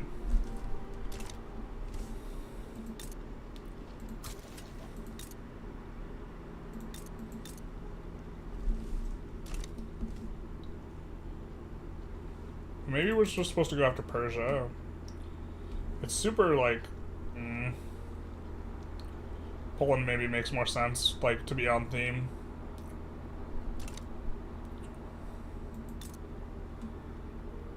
Alright, let's save and go after Poland and see what happens. Have we played Victoria Tweaks mod since the Siam run? No. Might want to come back to that, though. I think people overall enjoyed us playing on VTM, so... And maybe this provokes Russia. See, if this provokes Russia... The thing is, Poland's relatively big, to be honest. I think this does provoke Russia. That's not the person we wanted to provoke. That's like the opposite of the person we wanted to provoke.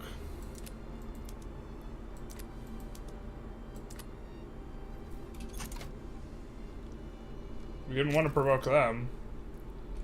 Yeah, bro, I wish that diplomacy was so much more transparent. Is Putin bashing a clock? Oh, is it really? It is Putin bashing a clock. That's right, my bad. Are we out of Putin slides? We are out of Putin slides, but we are not out of the Putin.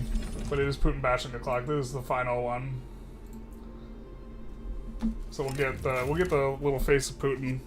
It is Putin bashing a clock. You are right. We get our book. So we have a little bit about Snowden, page 223 to 224. Get you all a bedtime story. How Putin is an asshole. Is the name of the book.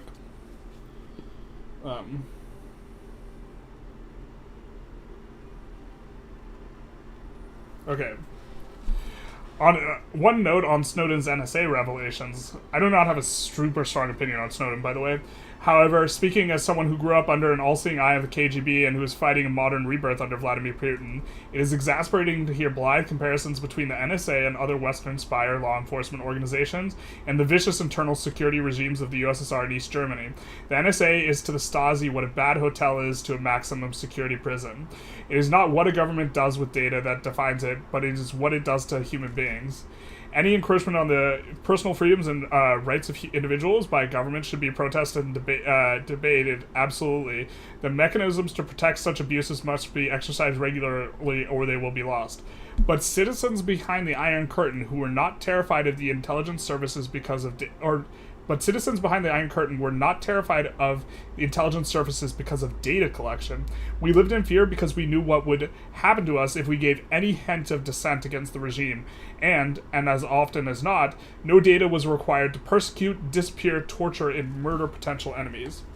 If a court actually was involved and evidence was desired, it would simply be fabricated. And no, to take on the next argument I often hear, brutal totalitarianism does not begin with surveillance by a liberal democratic state. It begins with terror, it begins with violence, and it begins with the knowledge that your thoughts and words can end your career or your life. Then on a little bit, Putin is always quick to exploit any opportunity to justify his authoritarian ways, but in many cases, it is Western leaders and press looking to make excuses for Putin and avoid calling him out as a dictator. This is a genetic strength and weakness of the free world, the desire to be fair and balanced and to show both sides of the story, even when it means giving the benefit of the doubt to someone who hasn't deserved it in over a decade. And then he is generally anti-Snowden. Talks a little bit about the Sochi Olympics. Let's find these pages. 226.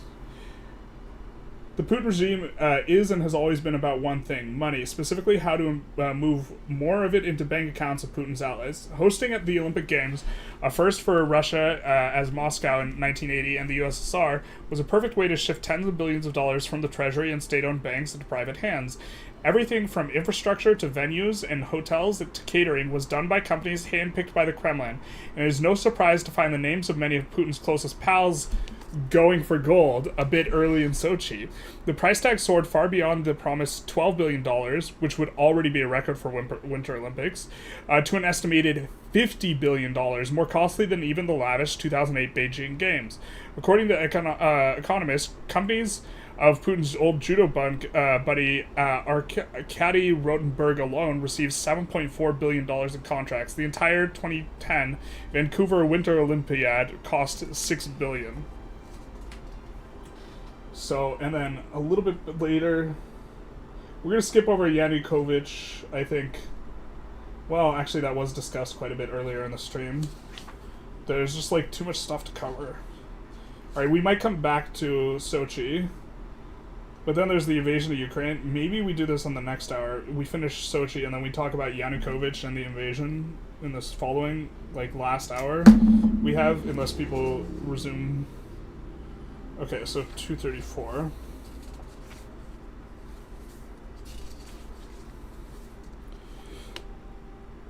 Okay, Putin wanted the Sochi Olympiad to be his Peter the Great moment. His beloved Soviet summer resort town turned into an international jewel the same way St. Petersburg was built into imperial city practically from scratch. Later, this is the sort of delusion that sets in when a despot confuses himself with the state after being too long in power. Absent the feedback mechanisms of a free media and real elections, he began to believe his glory as is the country's glory, that what makes him happy also makes the people happy. There is a distinction between Sochi 2014 and the Summer Games in Moscow in 1980 and Beijing in 2008. In those earlier cases, authoritarian propaganda machine was in the service of promoting achievements of a country and a system. They were dedicated to communism. The Sochi spectacle was clearly about the ambitions and hubris of one ubiquitous man, something that it has in common with the Summer Games held in Berlin of 1936. I will detour for a moment because this is where I often used to hear interviewers and pundits roll their eyes. The phrase, "But Putin is no Hitler," formed on their lips before I'd finished saying the word Berlin. It is fascinating and dangerous development in historical ignorance that nearly any mention of Hitler or the Nazis is now ritually scoffed at, from professional journalists to anonymous tweets, as if it's the slow and public evolution of a German populist politician into history's most infamous monster is beyond rational contemplation. I'm very aware of the dangers of comparing anything bad to the Nazis or Hitler, or everything repressive to fascism, or every act of appeasement to Munich. Overuse leads to trivialization, and the loss of meaning is also why the G word and the Holocaust must be reserved for specific things instead of be used casually for their shock value. A little bit later. And so it is not at all lightly that I compare the modern one-man dictatorship spreading fascist propaganda to the previous one when it annexes a chunk of a European neighbor on exactly the same pretext of protecting our blood brothers. It is not out of ignorance or desire to shock that I compare the cowardice and conciliation displayed today by the leaders of the free world towards Putin when the degenerate, futile, and ultimately ruinous appeasement policies of 1930s towards Hitler. I think I misread that a little bit, but we are still alive. Oh wait, I'm answering myself. Okay. But there we go. Jesus. It's been a long day. Alright. Oh, here, we'll pull it more to a Putin slide here, actually. We like these goofy looking Putin slides. Nah. That one's certainly flippant. But back in the game. We've ticked over the hour, yeah? Alright. back into it. Do you understand that Netanyahu boosted and funded Hamas? I don't know if he funded Hamas. I would want to see receipts on that. You believe they would help prevent a Palestinian state? I think that even if you were wanting to say that Israel did that, I believe the point at which laying blame might be well, I also really don't like Netanyahu, so it's not outside of the thing. PA is just an extension of this Israeli occupation with a Palestinian name. I think that's slightly unfair to the PA. I think calling it corrupt would not be unfair, but saying it's an extension of, you know, them doesn't quite make sense. Okay, so, oh, we're looking for a war, and we didn't get the war we wanted. Maybe we got the war we deserved. We could go after Protectorate Persia, but then we have to chill for forever. But, you know, maybe the chill for forever is super fine, because we're looking to go after Russia eventually, so maybe we do this. And we get ourselves a front down here. The thing is I think we actually don't want Russia to side against us with this particular one. VDM has more pop growth and less construction, so it should be better for not running out of pops. Absolutely, there's so much more pop growth on VTM. Just like looking at the numbers. Yeah, so Russia sides and then...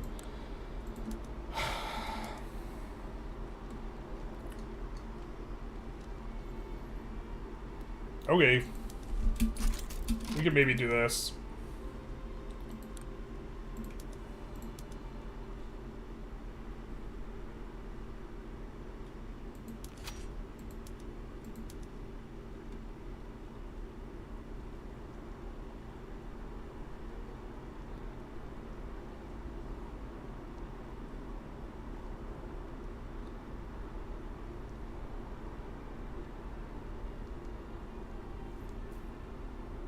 Probably Belarus is going to be the most way to kneecap. This doesn't necessarily... They could back down, but we'll see exactly how that shakes out. We maybe should have saved some of our maneuvers. Also, we almost certainly...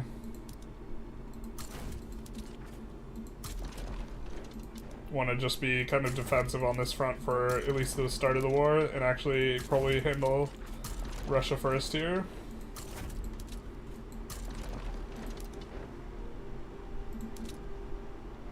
Or this is the critical front, I think.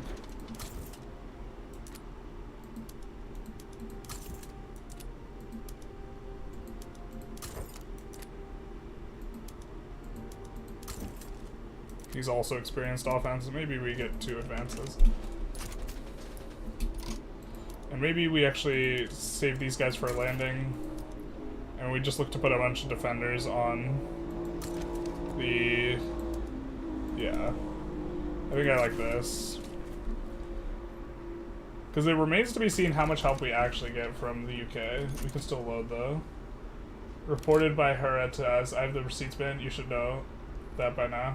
Well, I think I disagree with like some of your assertions, but I've read something to the extent that Netanyahu helped Hamas come into power, but also the way in which it's characterized might not be agreeable to me. But like, so the guy who pulled out of Gaza Strip, he would have helped the PA more if it looked like some sort of negotiated withdrawal instead of a unilateral withdrawal, which would have given the PA a little bit more. Which would have made the PA look a little bit better, and making the PA look a little bit better would have made it harder for something like Hamas to come into power, so you can blame him to some extent, but like, are we gonna say he's operating in bad faith? No. I think that the interpretation of events that you take a lot is like pretty extreme, screaming palm, or like the pretty on one side, so like, or it has been for this day. This is the worst border guard I've ever seen. Can you send it via Discord?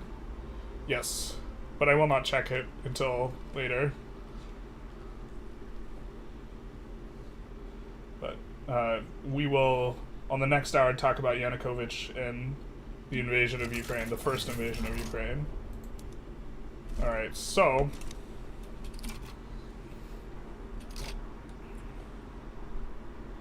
To be fair, actually, what we could do is we could take this squad and land them in Persia first.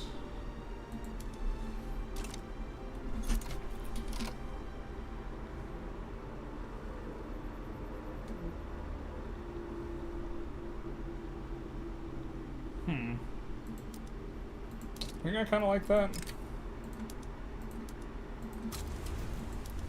Do they have enough guys to do rapid advance? They do.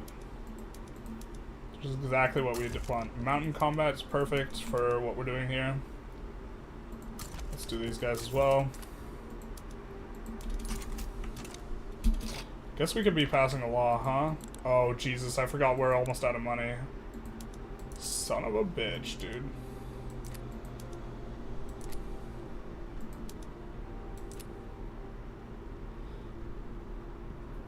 We might have to delete some construction here. Okay, so if we're deleting construction, the way I like to do it is we like to sort by upkeep, see which place has the worst upkeep, and delete it there. So we saw Rostov and Kuban, in particular, didn't have very good. So we're going to delete just a couple there. Hope to normalize a little bit. It's really not going to do it. It's not going to be enough, to be honest. I kind of want to do this before we start passing on a lot. So we see Kursk is actually kind of expensive. So why don't we delete down to 1 in Kursk? And hopefully this fixes things a little bit here. Kind of does. We're not going to be getting war reps from Russia as well here. But it looks like we're probably going to get in here.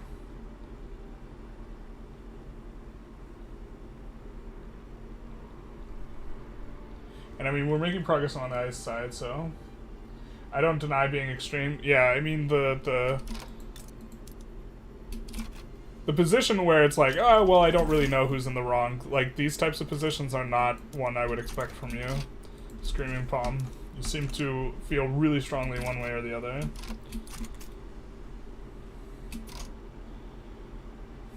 I guess we don't need this Gov institution, right?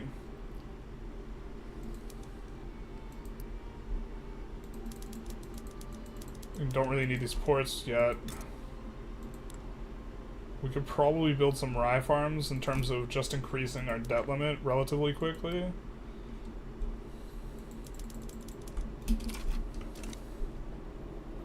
And maybe we can survive on a -30 deficit. Being ground out. I mean, this is certainly enough of a war to... Oh no, we put our book on top of the pizza. Gross. We weren't done with that pizza either. We haven't even eaten that much pizza. Where did we get the pizza from? You mean the borscht? We got it from kind of a local pizza place, but I don't want to dox myself, like, more specifically where I live, in terms of telling you. It's like a local chain that has between 2 and 10 locations. So it's kind of a small pop, mom and pop local type of thing. Historically, definitely could be nothing wrong about the country split and cities fell concrete wall. If you didn't take a strong stance when genocide is happening, something has gone wrong. Right, but I think it's more complicated than that. I don't think characterizing what's going on in Palestine as genocide is a reach. But if you think that... I mean, what specifically do you propose is done? Specifically. And I'm not talking about specifically... So I assume that you think there should be an instant ceasefire. Well, that's going to create a long-term problem with Hamas if ceasefire is constantly enforced. Like, I think Hamas is, like, a problem. So is the solution just letting Hamas stay in place? Is that the proposition here? It'd be a lot of fun to have a private convo at Screaming Palm. You guys could hit each other up on Discord. If you're both on my Discord. I don't know if you are, but just a suggestion. We'll send the money, I guess. Whoa, that was wildly successful.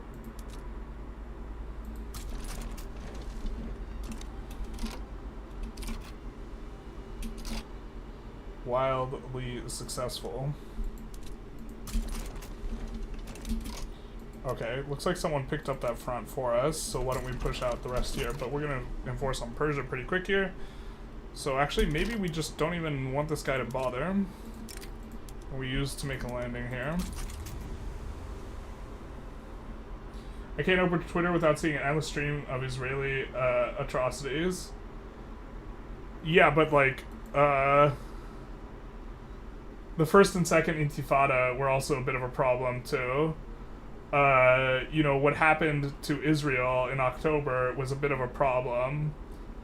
And the intent is, I think, if you want to argue a genocidal intent, you can certainly argue it for both sides. So the proposition of what exactly should be done, like, give everyone a timeout, I don't think it's straightforward. I don't think there's a solution that looks particularly good. I think the situation's complex. Fair, you inspired you to order Domino's. Ask for the borscht. If only my liberal family felt the same. That's why I have to let it out all online. Yeah.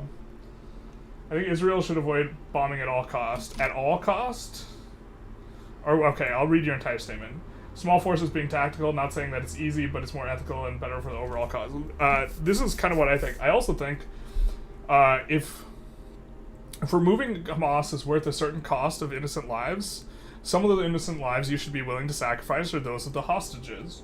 I think that they have been incredibly leery about causing any hostages to die, and the hostages are just as innocent as the Palestinians. And so, I don't know how accurate this report was, but there was a period of time where, to my knowledge, or to my understanding, they knew where the main leader of Hamas was, but they didn't strike because they didn't want to kill any hostages.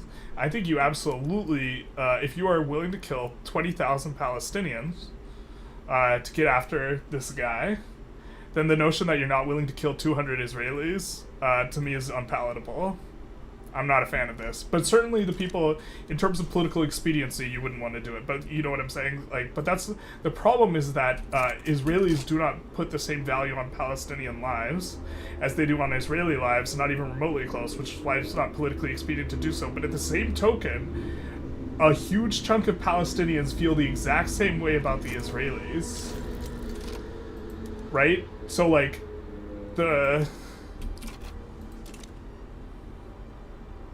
you know, and like, the big difference is that the Palestinian are not strong enough to be the ones that are, like, waving the stick.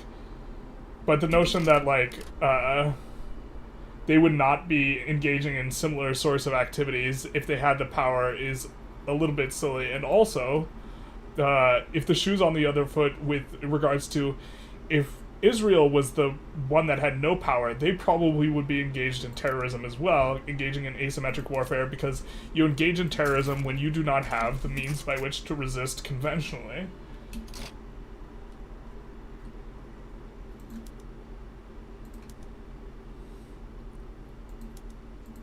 Ooh. Alright, well, we've successfully really kneecapped Russia in either case.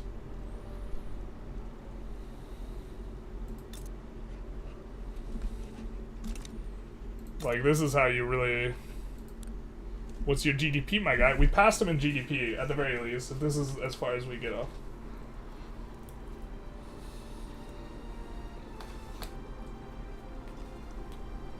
It's not moral or strategic. I assume you mean to level Gaza. I certainly don't think it's immoral to turn it into sand. And that appears to be what's going on. But I would call the situation anything but clear and unambiguous.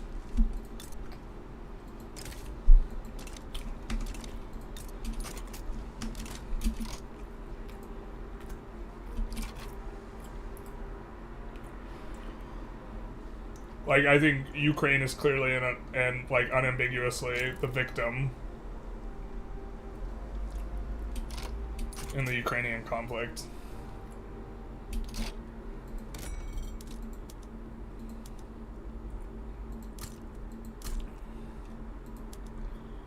Let's do that. Where's the secession at, baby? I would think that by now I'm starting to get close to memorizing where all the secessions are, just by the name. certainly kind of know where every country is, or most countries.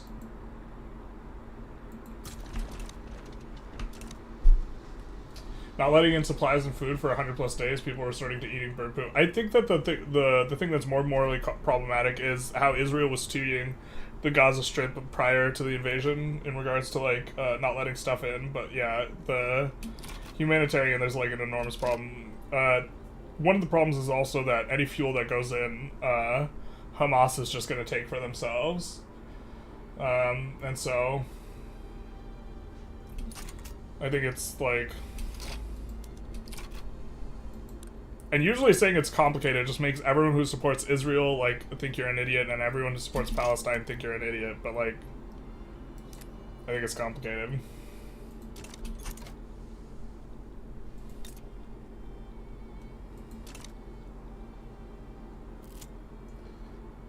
This isn't a conversation that fits well in live chat. Yeah, perhaps not. This is fair. I have to avoid saying anything too inflammatory. I don't want to get demonetized.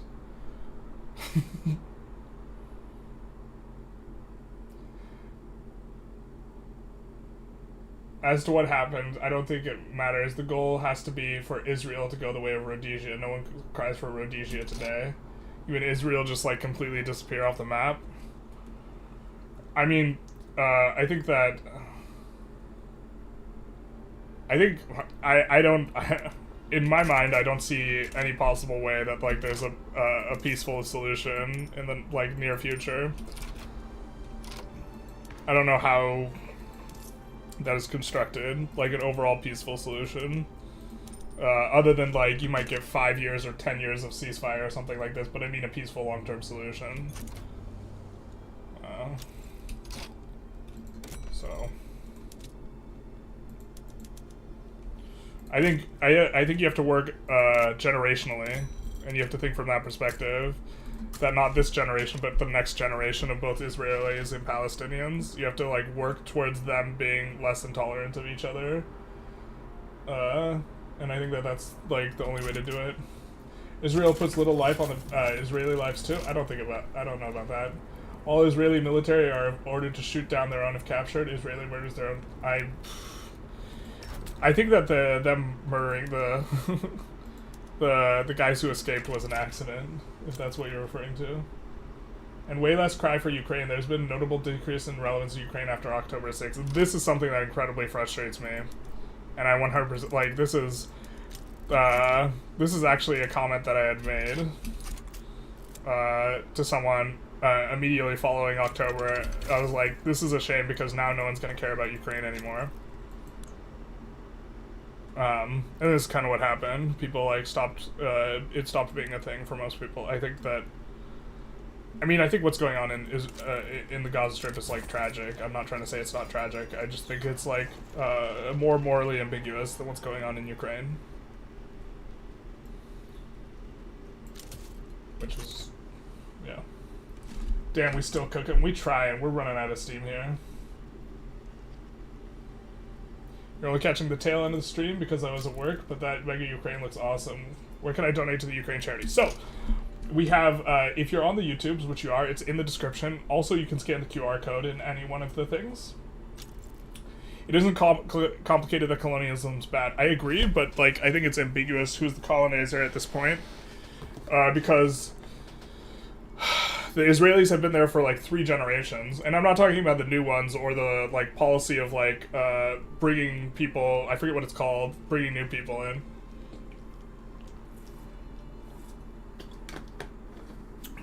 But a lot of people came there when that one Russian czar was assassinated in, like, the late 1800s, and have been there since. So... You mean Israelis go home? For a lot of them, that is their home. And that's the only home they've known. Also, they're, like... they think they are going home when they're going there. Is the messiest conflict over and very long going? I agree. Also, Palestine has enjoyed support from a lot of the Middle East, and that's kind of generally withdrawing because...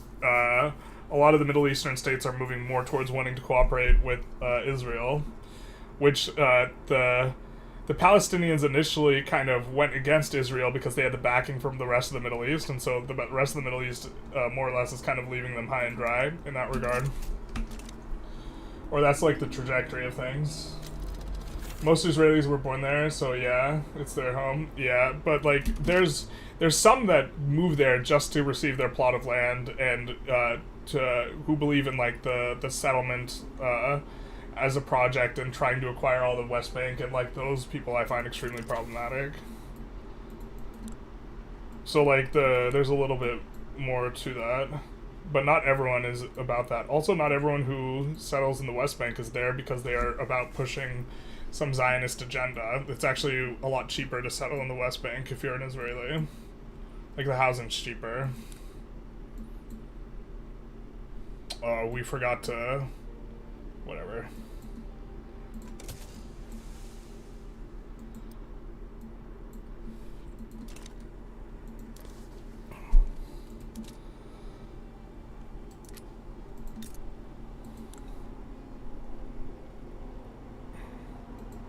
Did we not? I could have sworn we built... I guess we must have revved. Alright, well I guess this is fine then. We'll build some steel hulls, ships there. And some regular shipyards, put them both on auto expand. Do something like this. You're almost a GP? Yeah, we are. Do the Ukrainian tradition of going anarchist? Oof. Are they almost a major power? Hey, they're almost a major power. Mission accomplished, kind of. A lot of them go over there from the US. Palestinians are not allowed the same right of return. Yeah, there is an enormous, I forget the word, amount of Palestinians living in other countries that are effectively... Oh, what's the word? It's like living in exile, but I forget what the word means, but yeah. There's a lot of them. I agree. They're not allowed to return back.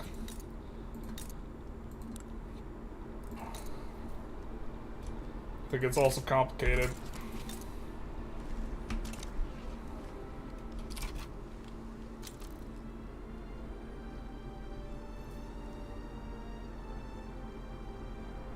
It's a shame there was the thought of there need to be a Jewish state. Yeah, I definitely would have preferred if it never happened. But and like the Jews instead like migrated to like Western nations with whom they are culturally similar. But also, there's anti-Semitism like in the United States. There's anti-Semitism in France, like the UK. There's anti-Semitism like everywhere. So like, I certainly understand the perspective of wanting your own nation. Right? It's not insane.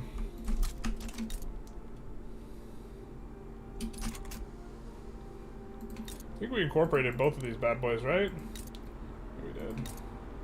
Let's incorporate that too.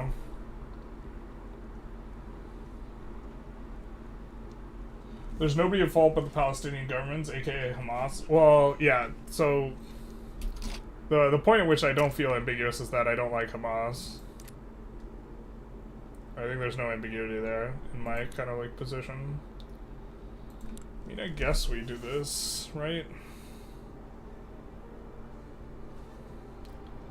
God, it's taking forever to go after these guys, but we kind of have like a lot of the laws we want anyways. Like the laws that really matter, laissez-faire. We got the schools, we got the total separation. So maybe we're okay tolerating a monarchy for a little bit. This will help us with the radicalism. Just diaspora. That's the word I'm looking for. I forget how to pronounce it, but yes, that's correct. That's the exact one I was thinking of. Thank you, Jackson. It's interesting that Egypt also does the blockade. So a while back, I forget if it was a Palestinian supporter or a Palestinian themselves, but a while back, Egypt was a little bit more accommodating towards the Palestinians and let them in, and the president of Egypt was assassinated by either a sympathizer or a Palestinian. I can't remember exactly.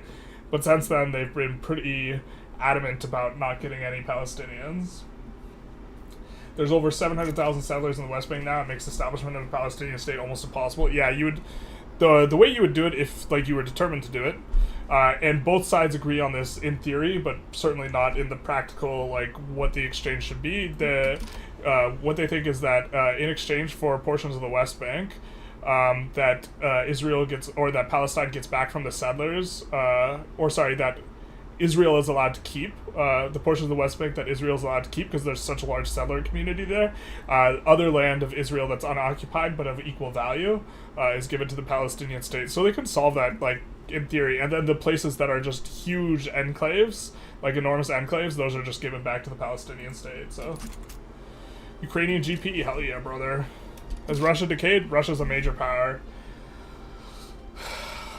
Big nice. That's like kind of mission accomplished to some degree. We're approaching the hour, so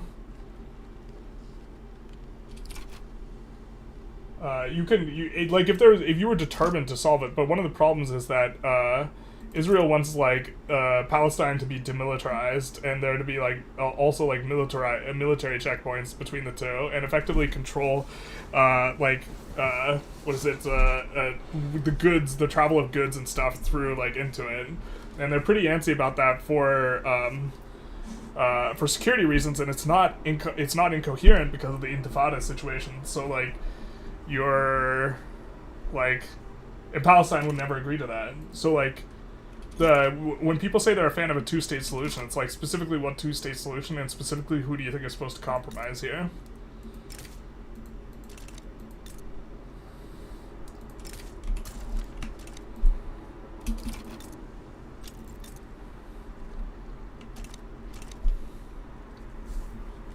Jews make up 1% of Germany's population and have charged with 37% of charges of anti-Semitism since, Jews have been charged with 37% of anti-Semitism since October 7th. What? Wait, what? Only a single-state solution is possible now. I think you would need, like, some sort of confederation where they effectively have, like, the same situation with freedom of movement and wealth and the same currency that, like, the European Union has. And that's complete. I think this is the only way it gets solved long term, and that's complete impossibility now because they hate each other's guts, and so that's like I think how that shakes out. But like I think you need like freedom of movement and freedom of trade like throughout the region, like on a practical basis. Like you can't have this like effective blockade on the Palestinian state, and in order to do that there has to be like a level of trust that's not there, nor do I think that level of trust is forthcoming. So like I really don't know how you try and do that. Diaspora, thank you for the pronunciation, St. Izzy, I appreciate that. Diaspora, I think that's how I pronounced it the first time and then I got butchered it after that. But we're clearing out some of this debt here. I think we have a bunch of excess bureaucracy, so maybe we just knock out that last level of police anyways. I am tired, Adam. I'm pretty tired. I've been like talking, my voice feels a little bit strained. I'm not hungry. We have so much pizza back there. It's like, yeah. Yes, by that I meant it's a shame that the Jewish homeland isn't just Earth, like how every other region should be if we were both just, in law, we're both tired, yeah. Been going a hot minute. Ooh, we forgot to check. We were planning on checking every hour on the hour if anyone's donated, but we're gonna keep going if people keep donating. Otherwise, we're gonna stop at the 12-hour mark, or play like just past the 12-hour mark. So checked. Blame imperialism, the British imperialism. I still think there might have been an issue if the Ottomans maintained control, or Turkey at the time maintained control over Palestine. I still think there might have been a long-term issue, but like I think that because a bunch of Jews started coming to Palestine after the assassination of the Russian leader, and they became like persecuted there. Then they started coming there, but Turkey. The persecution was was relatively much less in Turkey than it was in Russia, which was one of the reasons. So, I'm not trying to argue there's zero persecution under Turkey, which some people do, but like also it was less than other places. So, State of Israel, Palestine, where both cultures are the primary culture. Basically, this is also one of the reasons. This is why Israel will not allow Palestinians to return, by the way. This is the primary reason, because they want to be a democracy. And they want to maintain control by they want to maintain Jewish control. If you let in all the Palestinians, who were had to leave. Then Palestinians gained control of the elections because there's more of them. And so in order to do that, you would have to not be a democracy, and they want to be a democracy. So this is the consequence, which is why I propose like a confederation, or like confederation of the type of like the EU, where you have the two separate nations, but they are effectively like intermingled. That way they could have separate elections and governments, and Israel would not have to be worried about being governed by Palestinians, which is what they want to do. A confederation like so is never going to be possible. It's certainly not possible now, and will not be possible as long as 30% plus of the population on each side just absolutely hates the other side's guts. You would need long-term, really, really deep cultural change, and no one has the political will to try and enact that. So that's kind of why I think they're like, I don't know what the long-term solution is. I think it's more likely that one side gets completely eliminated from the region, and that this is how like peace eventually happens, which like one side getting completely eliminated is not a very peaceful process, but as a matter of practice, like that's how I think that's going to shake out.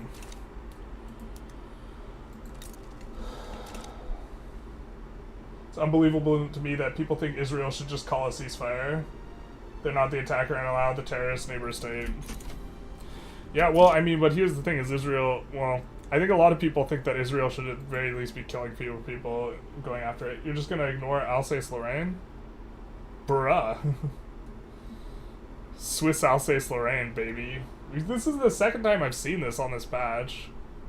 And I don't think I've seen it on any other patch. If I wasn't unemployed, I'd support the charity, but alas, yeah, if you're financially strapped, I don't want you to necessarily feel... Redful Cadillac said, just donated $10. Thank you so very much for supporting the charity. And helping the people of Ukraine in their humanitarian crisis, which is ongoing. Man, it was super sad when I was hearing that, like, it's still super fucked there. I don't think it's cultural. Jews and Arabs lived in the harmony there for reasons. I think the problem is Zionism. Yeah, they've lived in there for relative harmony. I don't know if I'd want to call it harmony for a long time, but not recently. Like, the conflict has definitely escalated recently. And at this point, it is now cultural. I don't think it's, like, innate in either of the two cultures. I'm saying, like, there is now a shared history of contempt and mistrust between the two. Bro, like, 3/4 of Israelis think all Arabs should be expelled from Israel. The question you ask, like, you have to be a little bit more specific on, like, the third figure, but, like, a third... they think that... Yeah, they should not be...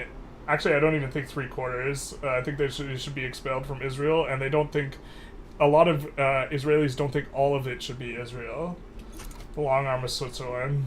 Who says it's an arm, baby? It's a third leg. It's interesting that Israel has such a high birth rate.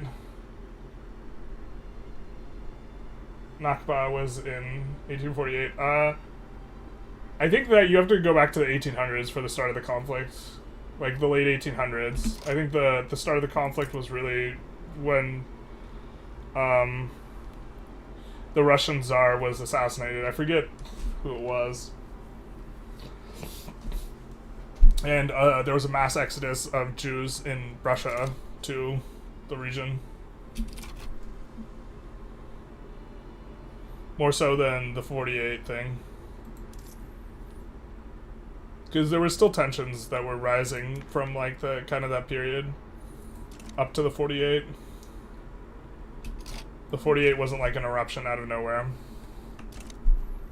Or I think that's not a proper characterization.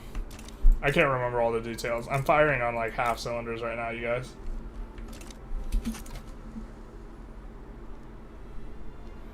Your Americans go to Israel for the free healthcare. And free education. Yeah, maybe. October 7th, Israel basically expelled diplomats and picked 3 turns, no improving relations now. Yep, I also think that's kind of the case. Relations minus 100. Also, I think that, yeah, I agree with the expressed aim of the war by the Israeli government, which is the removal of Hamas. I disagree with how many Palestinians that are innocent that they're killing.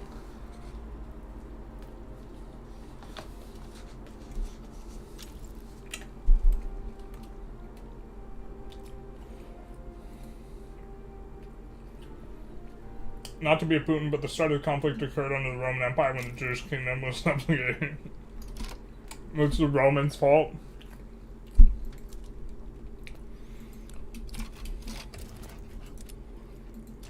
I think it was also under the Roman Empire that... No, actually, I don't know my history that well. I hate people who reach back millennia for justification. I think that that's silly. Like, the people who are Jewish and they're like, 3 millennia ago, we were there first. It's like... I think that's a stupid-ass argument. I think the real blame should be Pangaea for allowing that asteroid to hit her. Facts. There were Muslims in the Roman Empire.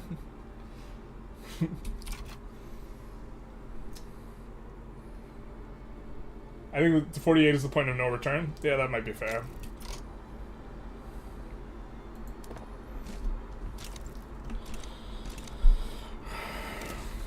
Alright, let's try and ramp up construction a little bit more. Awkward, but Crimea is kind of where we got the most iron mines. So we'll kind of keep going up there. It's funny because you actually find Imperator one of your favorite grand strategy games because it's so detached from the world after Rome. This is fair. Also, Carthage is there. It's because of Carthage, right? That's the main reason, because of Carthage. Because you can play as Carthage. Carthage isn't destroyed in Imperator. This is truly the reason. Because of Carthage, right? Right, Papaliop? It's because of Carthage. Clearly the hunter-gatherer in Northern Africa's fault. Yeah, basically. Had to step away, damn it, it's 1877 and Russia still has Alaska. The truth hurts. We've been taking, Russia's a major power and we're a GP, so... We got 36 million GDP, they got the good old 28 mil, so... I think the overall... The spirit of what we were trying to do has definitely been accomplished. If not the explicit removing them from the map, which is... To be fair, it's not super far off if we can minor power them. Which would involve actually, probably taking Novgorod and Smolensk. And then... That cuts off access to their interior here. That's a lot of their economy, and then we release the country here, Kamenetcha, or whatever it's called. And then they just can't do anything. Definitely would want to subjugate Perm kind of coming up here, though. In terms of our desire.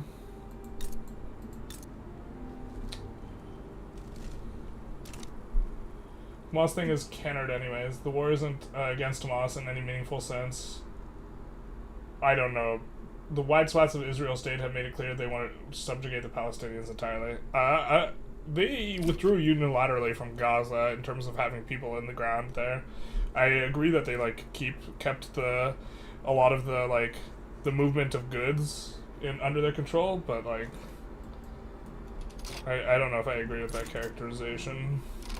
They certainly want them out of the Gaza Strip now. So that way, they would prefer if the Gaza Strip was completely unoccupied, I think.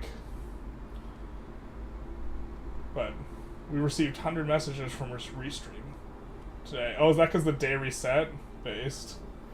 We got the 100. We've been streaming so long. We've got 100 messages today, and we got the 100 message from Restream.io earlier. Balkanizing Russia, basically.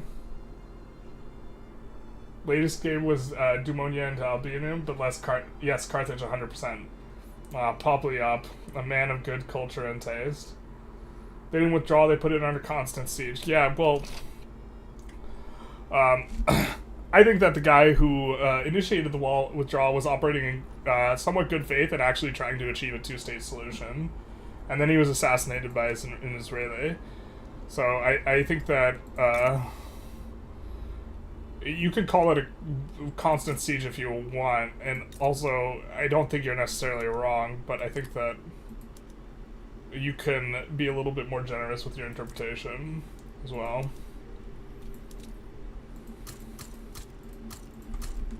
Let's get some ironclads in this bitch. Hard to argue with not wanting rockets dropped on your head regularly. Yeah, this is another thing, is Israel's If you look at the timeline of rockets being shot into Israel, it's near constant. So, I would probably have a less chill if that I were in their position. Hamas is effectively in control of Gaza, so for Israeli to want to subjugate the region is not entirely outlandish.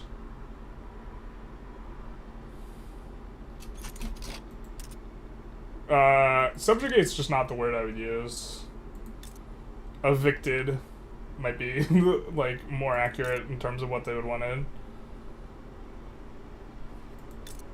Like, they don't want to oppress like the Palestinian people for labor or anything. They just don't want them to be there. But I think that's also a generalization. That doesn't describe all Israelis. But wow, we're making so much money now. Ukraine. I guess we could probably start putting some construction sectors in places like Lima. Basically any place we have an iron mine.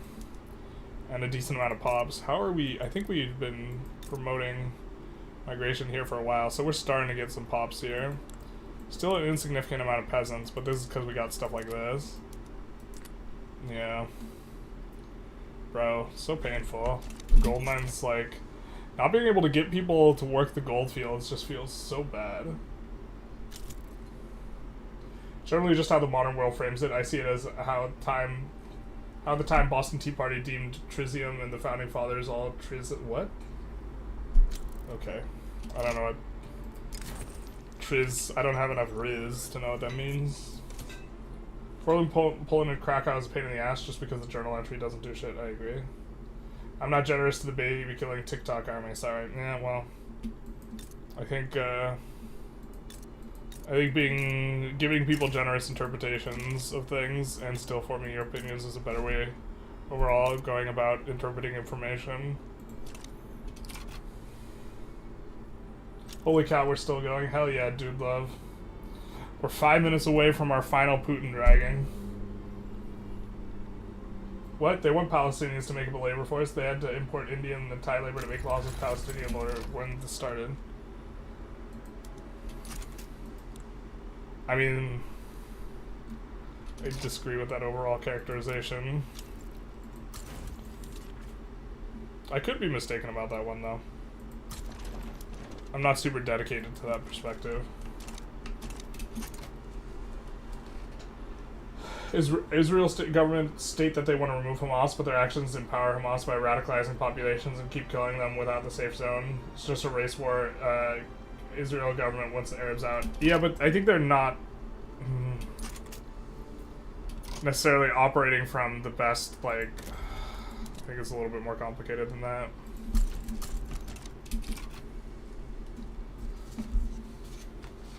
I guess we want kind of Quinine soon, huh?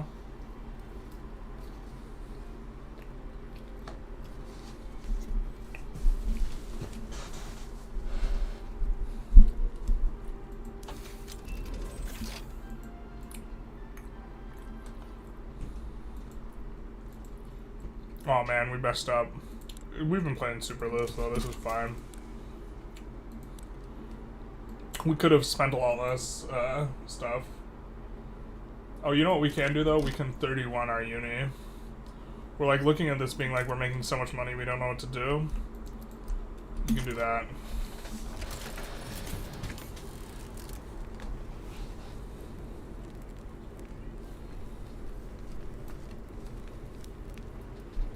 Some people forget that Israel is not an ethnic state and there's a substantial Israeli Arab population. Yes. Also, there's a substantive amount of Israelis that are not Jewish. Which is one of the reasons why I like say it's complicated. But yeah.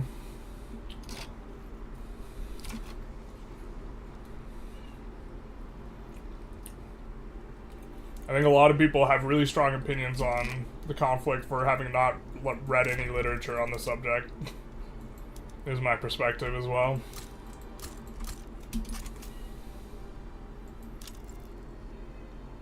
Meow.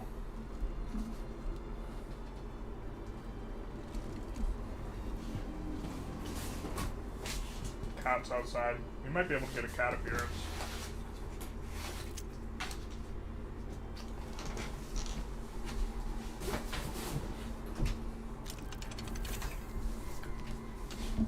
I'm not gonna pick her up because she doesn't like getting picked up, but she might jump on the bed behind me. Meow.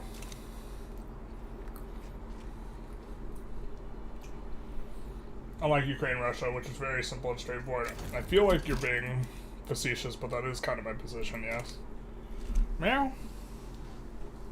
Where'd you go, girl? What? Did she just hit it and quit it? How dare you? You had me get up and then you just leave? She just tooted and booted. Okay, well... She just peaced out.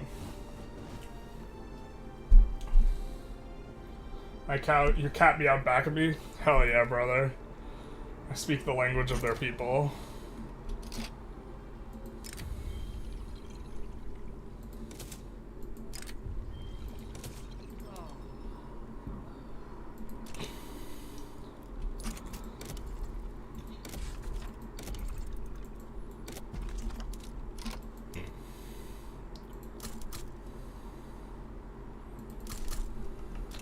Running out of labor in Crimea.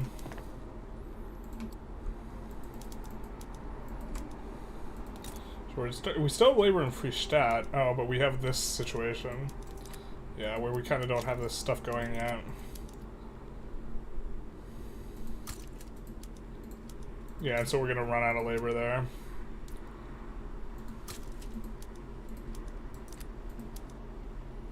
Yeah.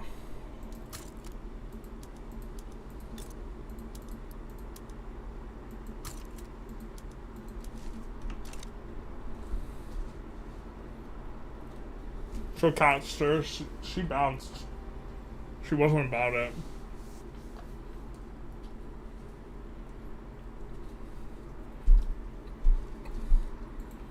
I don't think they want to subjugate. They want the land without the indigenous population. That's kind of my perspective, yeah. They just don't want it to be something they have to think about. And to do that, you have to do some very bad things. That is correct. And I think a lot of them, if not most of them, don't want to do those things, but they would like to have had those things have already been done. A little facetious, yeah. I don't know what serious level we are on here. I just got here. I mean, I've repeatedly throughout the stream been like, I think that this is a much more straightforward good guy, bad guy situation with Ukraine than I do Israel-Palestine. I think Putin is more clearly in the wrong. But, speaking of, it's time for the final Putin dragging that we have kind of already gotten things for. So, let's get to that. So, maybe we find, yeah, there's a good haircut. Here, let's go backwards and forwards so it stays on Putin there. Got Putin with the best hair.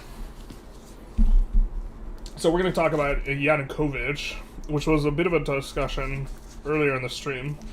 Also, my voice is almost completely gone at this point, it feels like.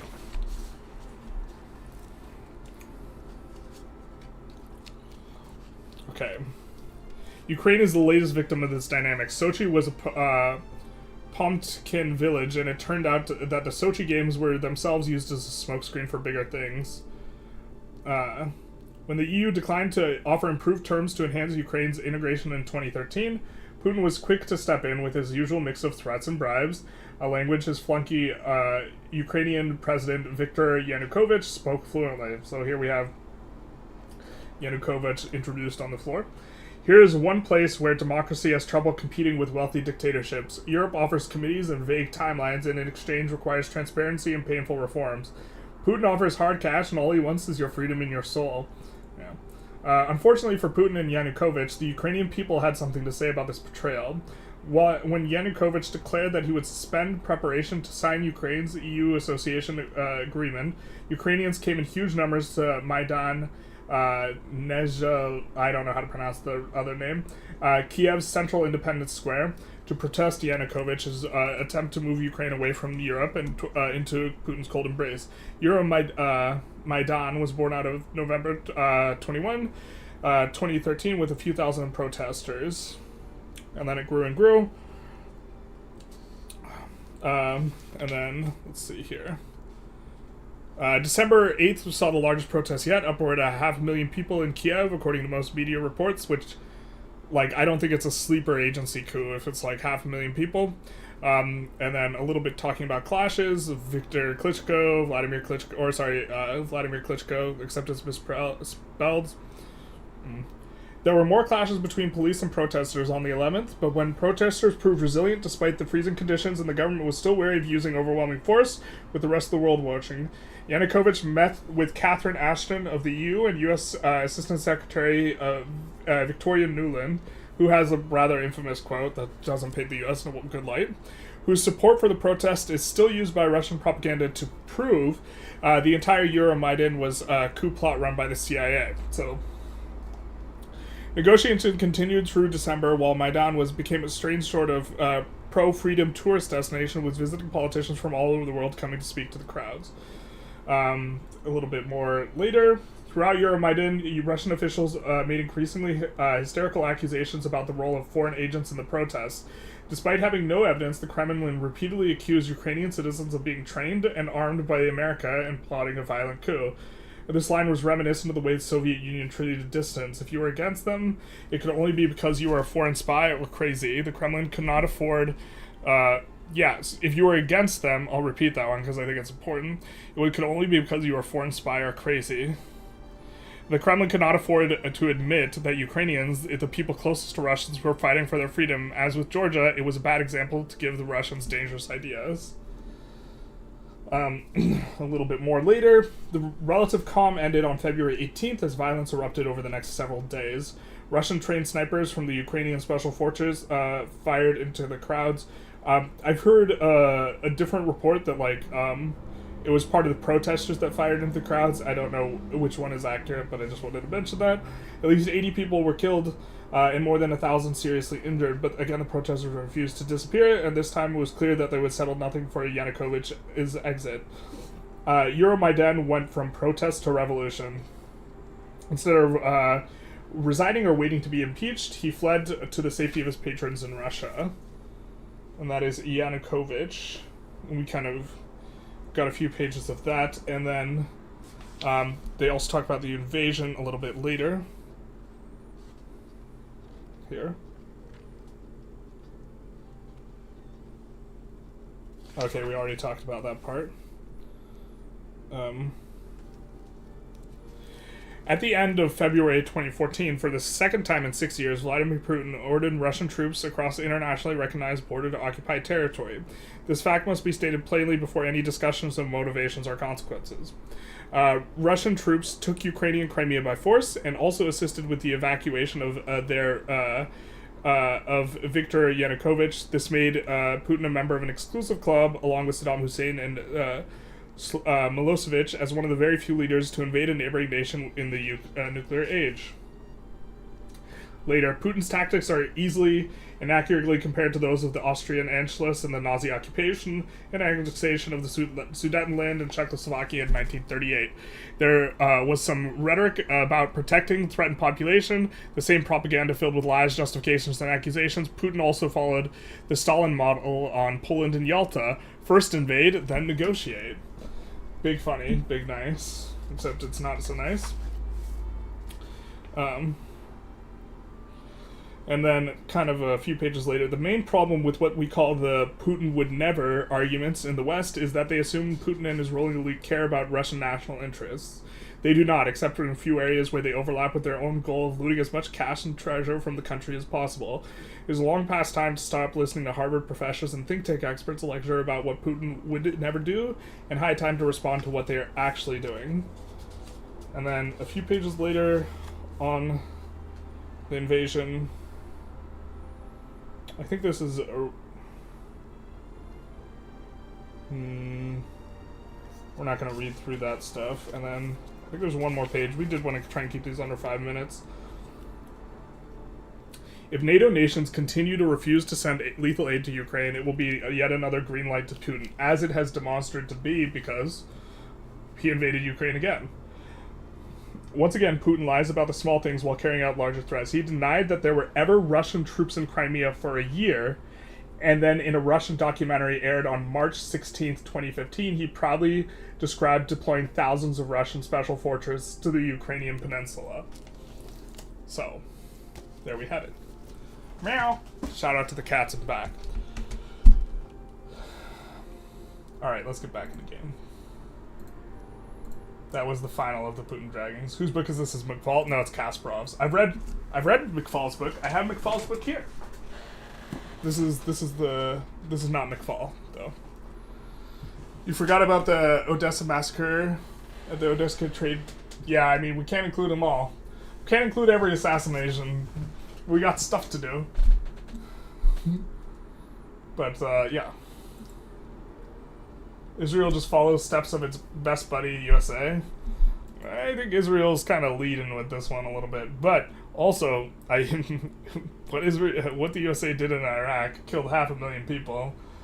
It's not exactly a fun, happy, good time. Ivan Kachanovsky, Ukrainian-Canadian guy, has a peer-reviewed paper on the sniper. They were right sector Sloboda types. Okay, so they weren't. They were part of the demonstrators that fired on their own dudes. Yeah, that's what I've also heard. But I think, independent of who fired, it doesn't justify an invasion of Ukraine.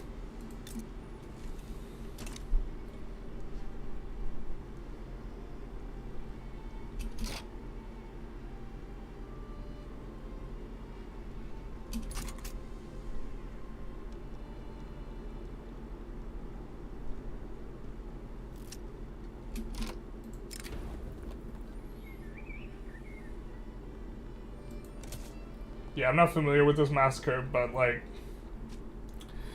I would have to look it up.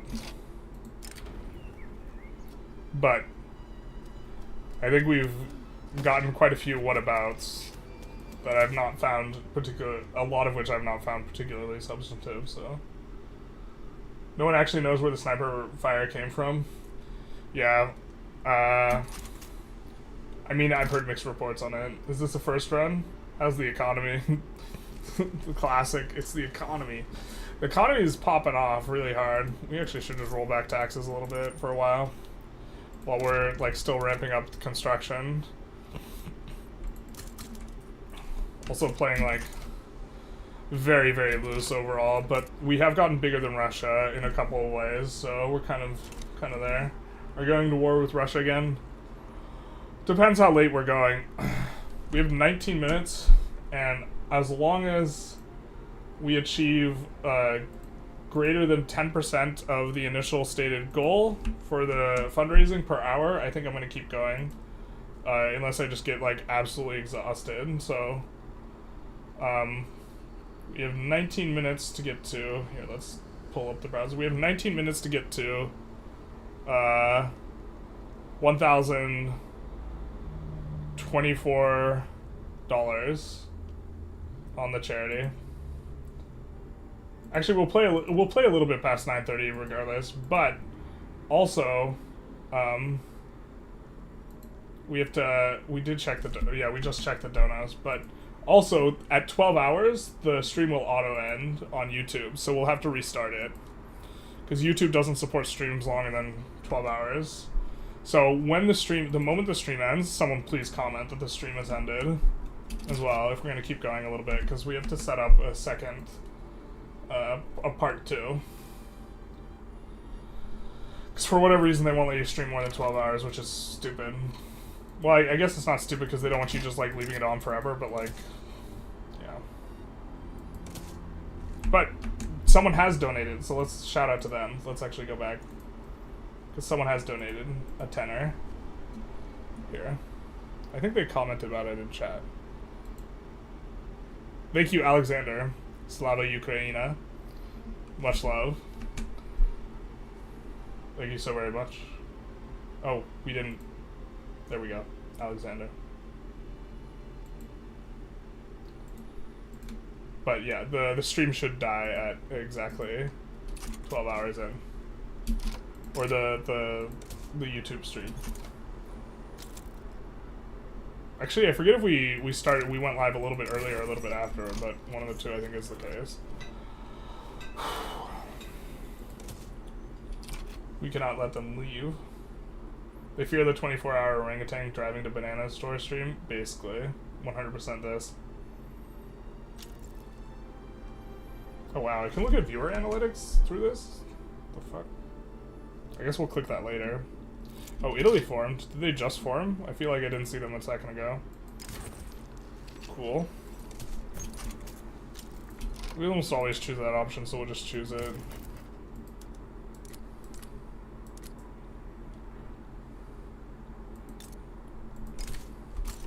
Yeah, our economy is really popping off now. Oh, well. I guess maybe that speed is... Actually, how much more do we need? $13 to go another hour. I just threw in another 25 so we can do another hour. Alright, let's go, baby. So then I'm gonna schedule part 2 on the YouTubes right now.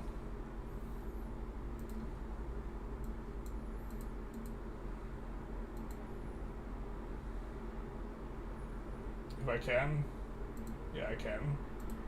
Can I use... I can't use the same one, the same thing? Son of a bizzle. Okay, once the stream completes, I'll do it. If you're on the YouTube, spam when it completes, and we'll host a new one, and then I'll put the link in.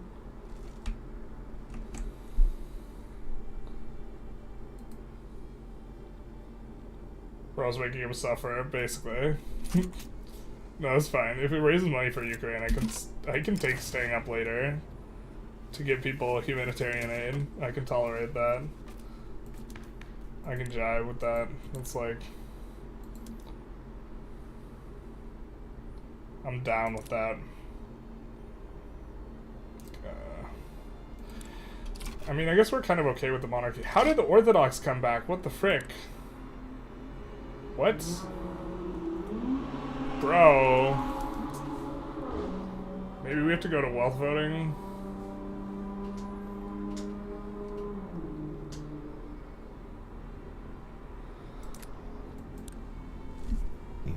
The landowners are still too strong here. 10% of the original amount for every extra hour, basically, yeah.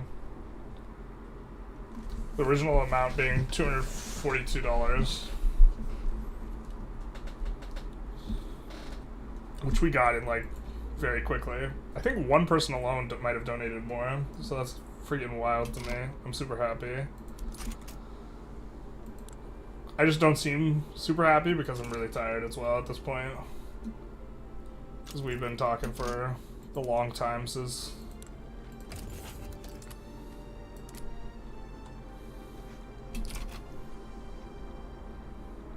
It's gonna be super nice once we get these unis in as well. In terms of what we're prepping for. And we're about to hit some of these... what are we supposed to go? Bro, are we supposed to go... maybe we're supposed to go into this next. That makes a lot of sense to me. Actually, no, we're gonna hit the penalty. Maybe we can make better use of going after this, because we're not gonna hit penalty going just for vulcanization here.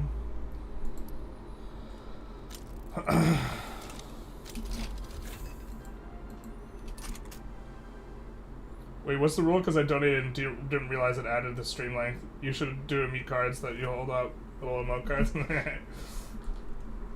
I said that as long as every hour, as long as we're still getting at least 10%, so that has been fulfilled for 9:30 to 10:30, effectively, to me, or from 8:30 to 9:30, as long as we are getting still at least 10% of the initial donation amount, I'll keep going. and for 24 hours being the absolute cap. But if I'm like super exhausted, I'll try and let you guys know if I don't want to keep going with that level of. I'll try and communicate. We are at least going to 10:30 now, though. But we might have to start a new stream. I'm not sure if it's gonna let us go. But if we start a new stream, I'll try and start it as quickly as I can, and then at least on the YouTubes. For the Twitch, we can stay live indefinitely. Shout out to our 7 Twitch viewers, along with our 70 YouTube viewers. Just donated 100. Oh man. All right. Well, we'll certainly go to 9:30 then. Thank you so very much.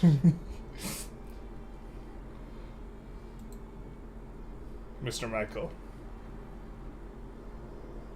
Oh, and Anonymous, and Blue Hawk. Holy shit, you guys.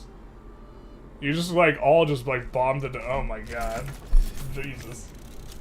Who are we fighting? Okay, 1 second. We're gonna handle this fight, and then we're gonna show off. I didn't realize...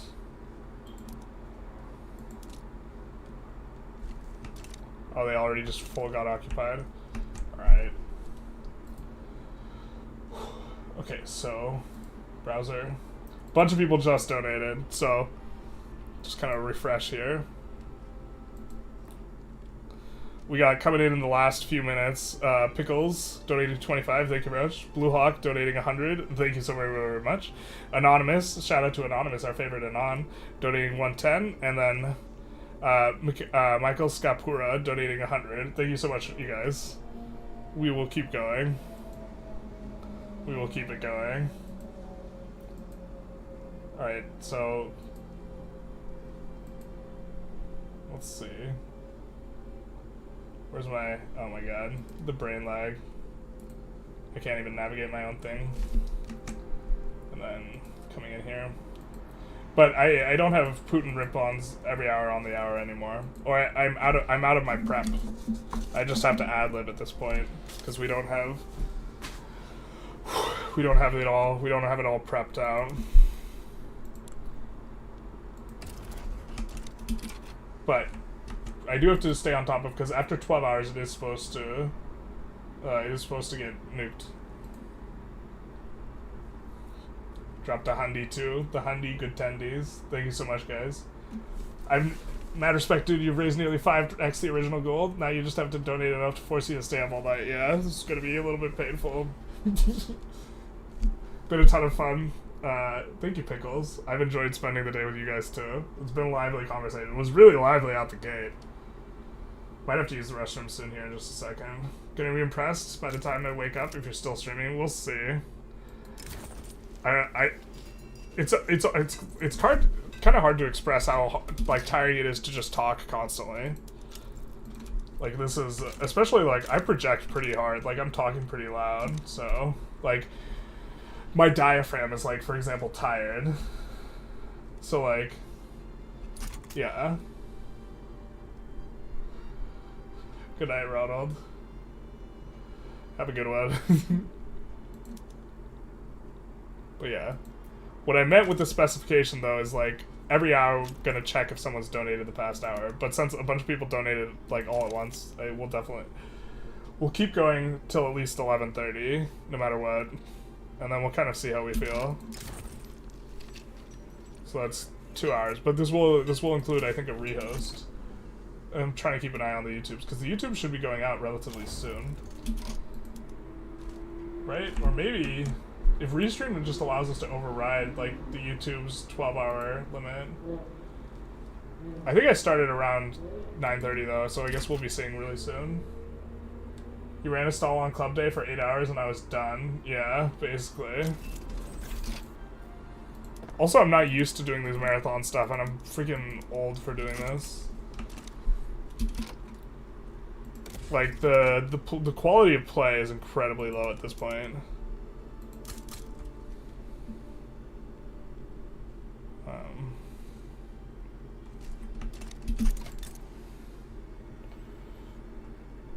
Ooh, that's gonna be nice. almost certainly we're gonna need a railroad there, and then where are we promoting? Oh, we're not promoting anywhere. We're gonna remove this consumption tax and try and greener grass Transvaal here.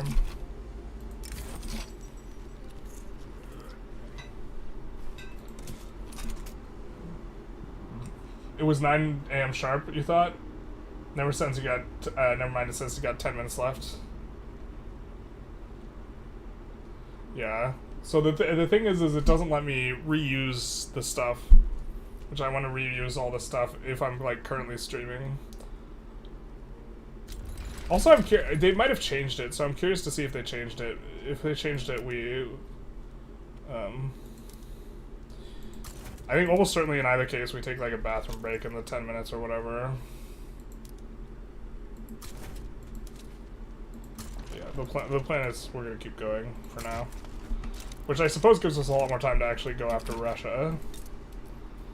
Let's see how long a truce we have, or is we finished the truce? Real? No, we still have a truce. Just not visually showing? What the frick?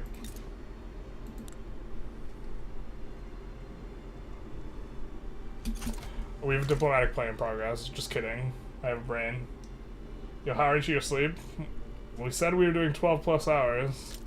And I also said if people keep donating, we're gonna keep going. And then everyone donated like a ton, which is not exactly what I meant, but we're gonna at least go to 11:30. But then once we get to 11:30, if between 10:30 and 11:30, if someone has donated a substantive amount, then we'll keep going to 12:30, unless I'm feeling completely exhausted, at which point I will try and communicate that as effectively as possible to you guys that I just, like, can't keep going. But for me, it's like, it's worth keeping going if people want to keep donating. Like, this is 100% worth it to me at this point in time, so we're gonna keep doing it.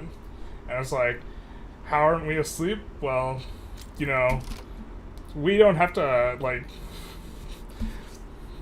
the Ukrainians who went to bed 2 hours ago were talking about, I hope there's not an air raid siren because I want to sleep. So man, does it feel stupid for us to just go to sleep right now with our no air raid sirening sounding, like, room where it's just nice and quiet and cool, and there's like, oh, I'm not going to get murdered to death by a giant missile in my sleep.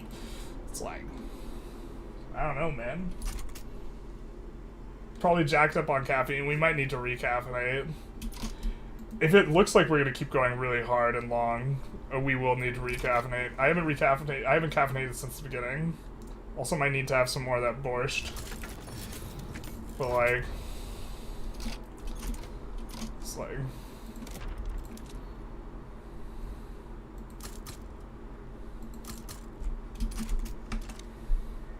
I think we stopped constructing these, though, because we will be transitioning to vulcanization, or sorry, no, we're not transitioning to, yeah, so this comes after that. Bro, I think I actually don't mind dialectics here after this, actually. And then labor movement, and then this, maybe? Something like this. So I guess we're a little bit a ways from steel labor. Whataboutism. That's funny. If you were talking about my rant and whataboutism, talking to, like, referring my sleep to the other thing, that's good. I like that. I can respect that.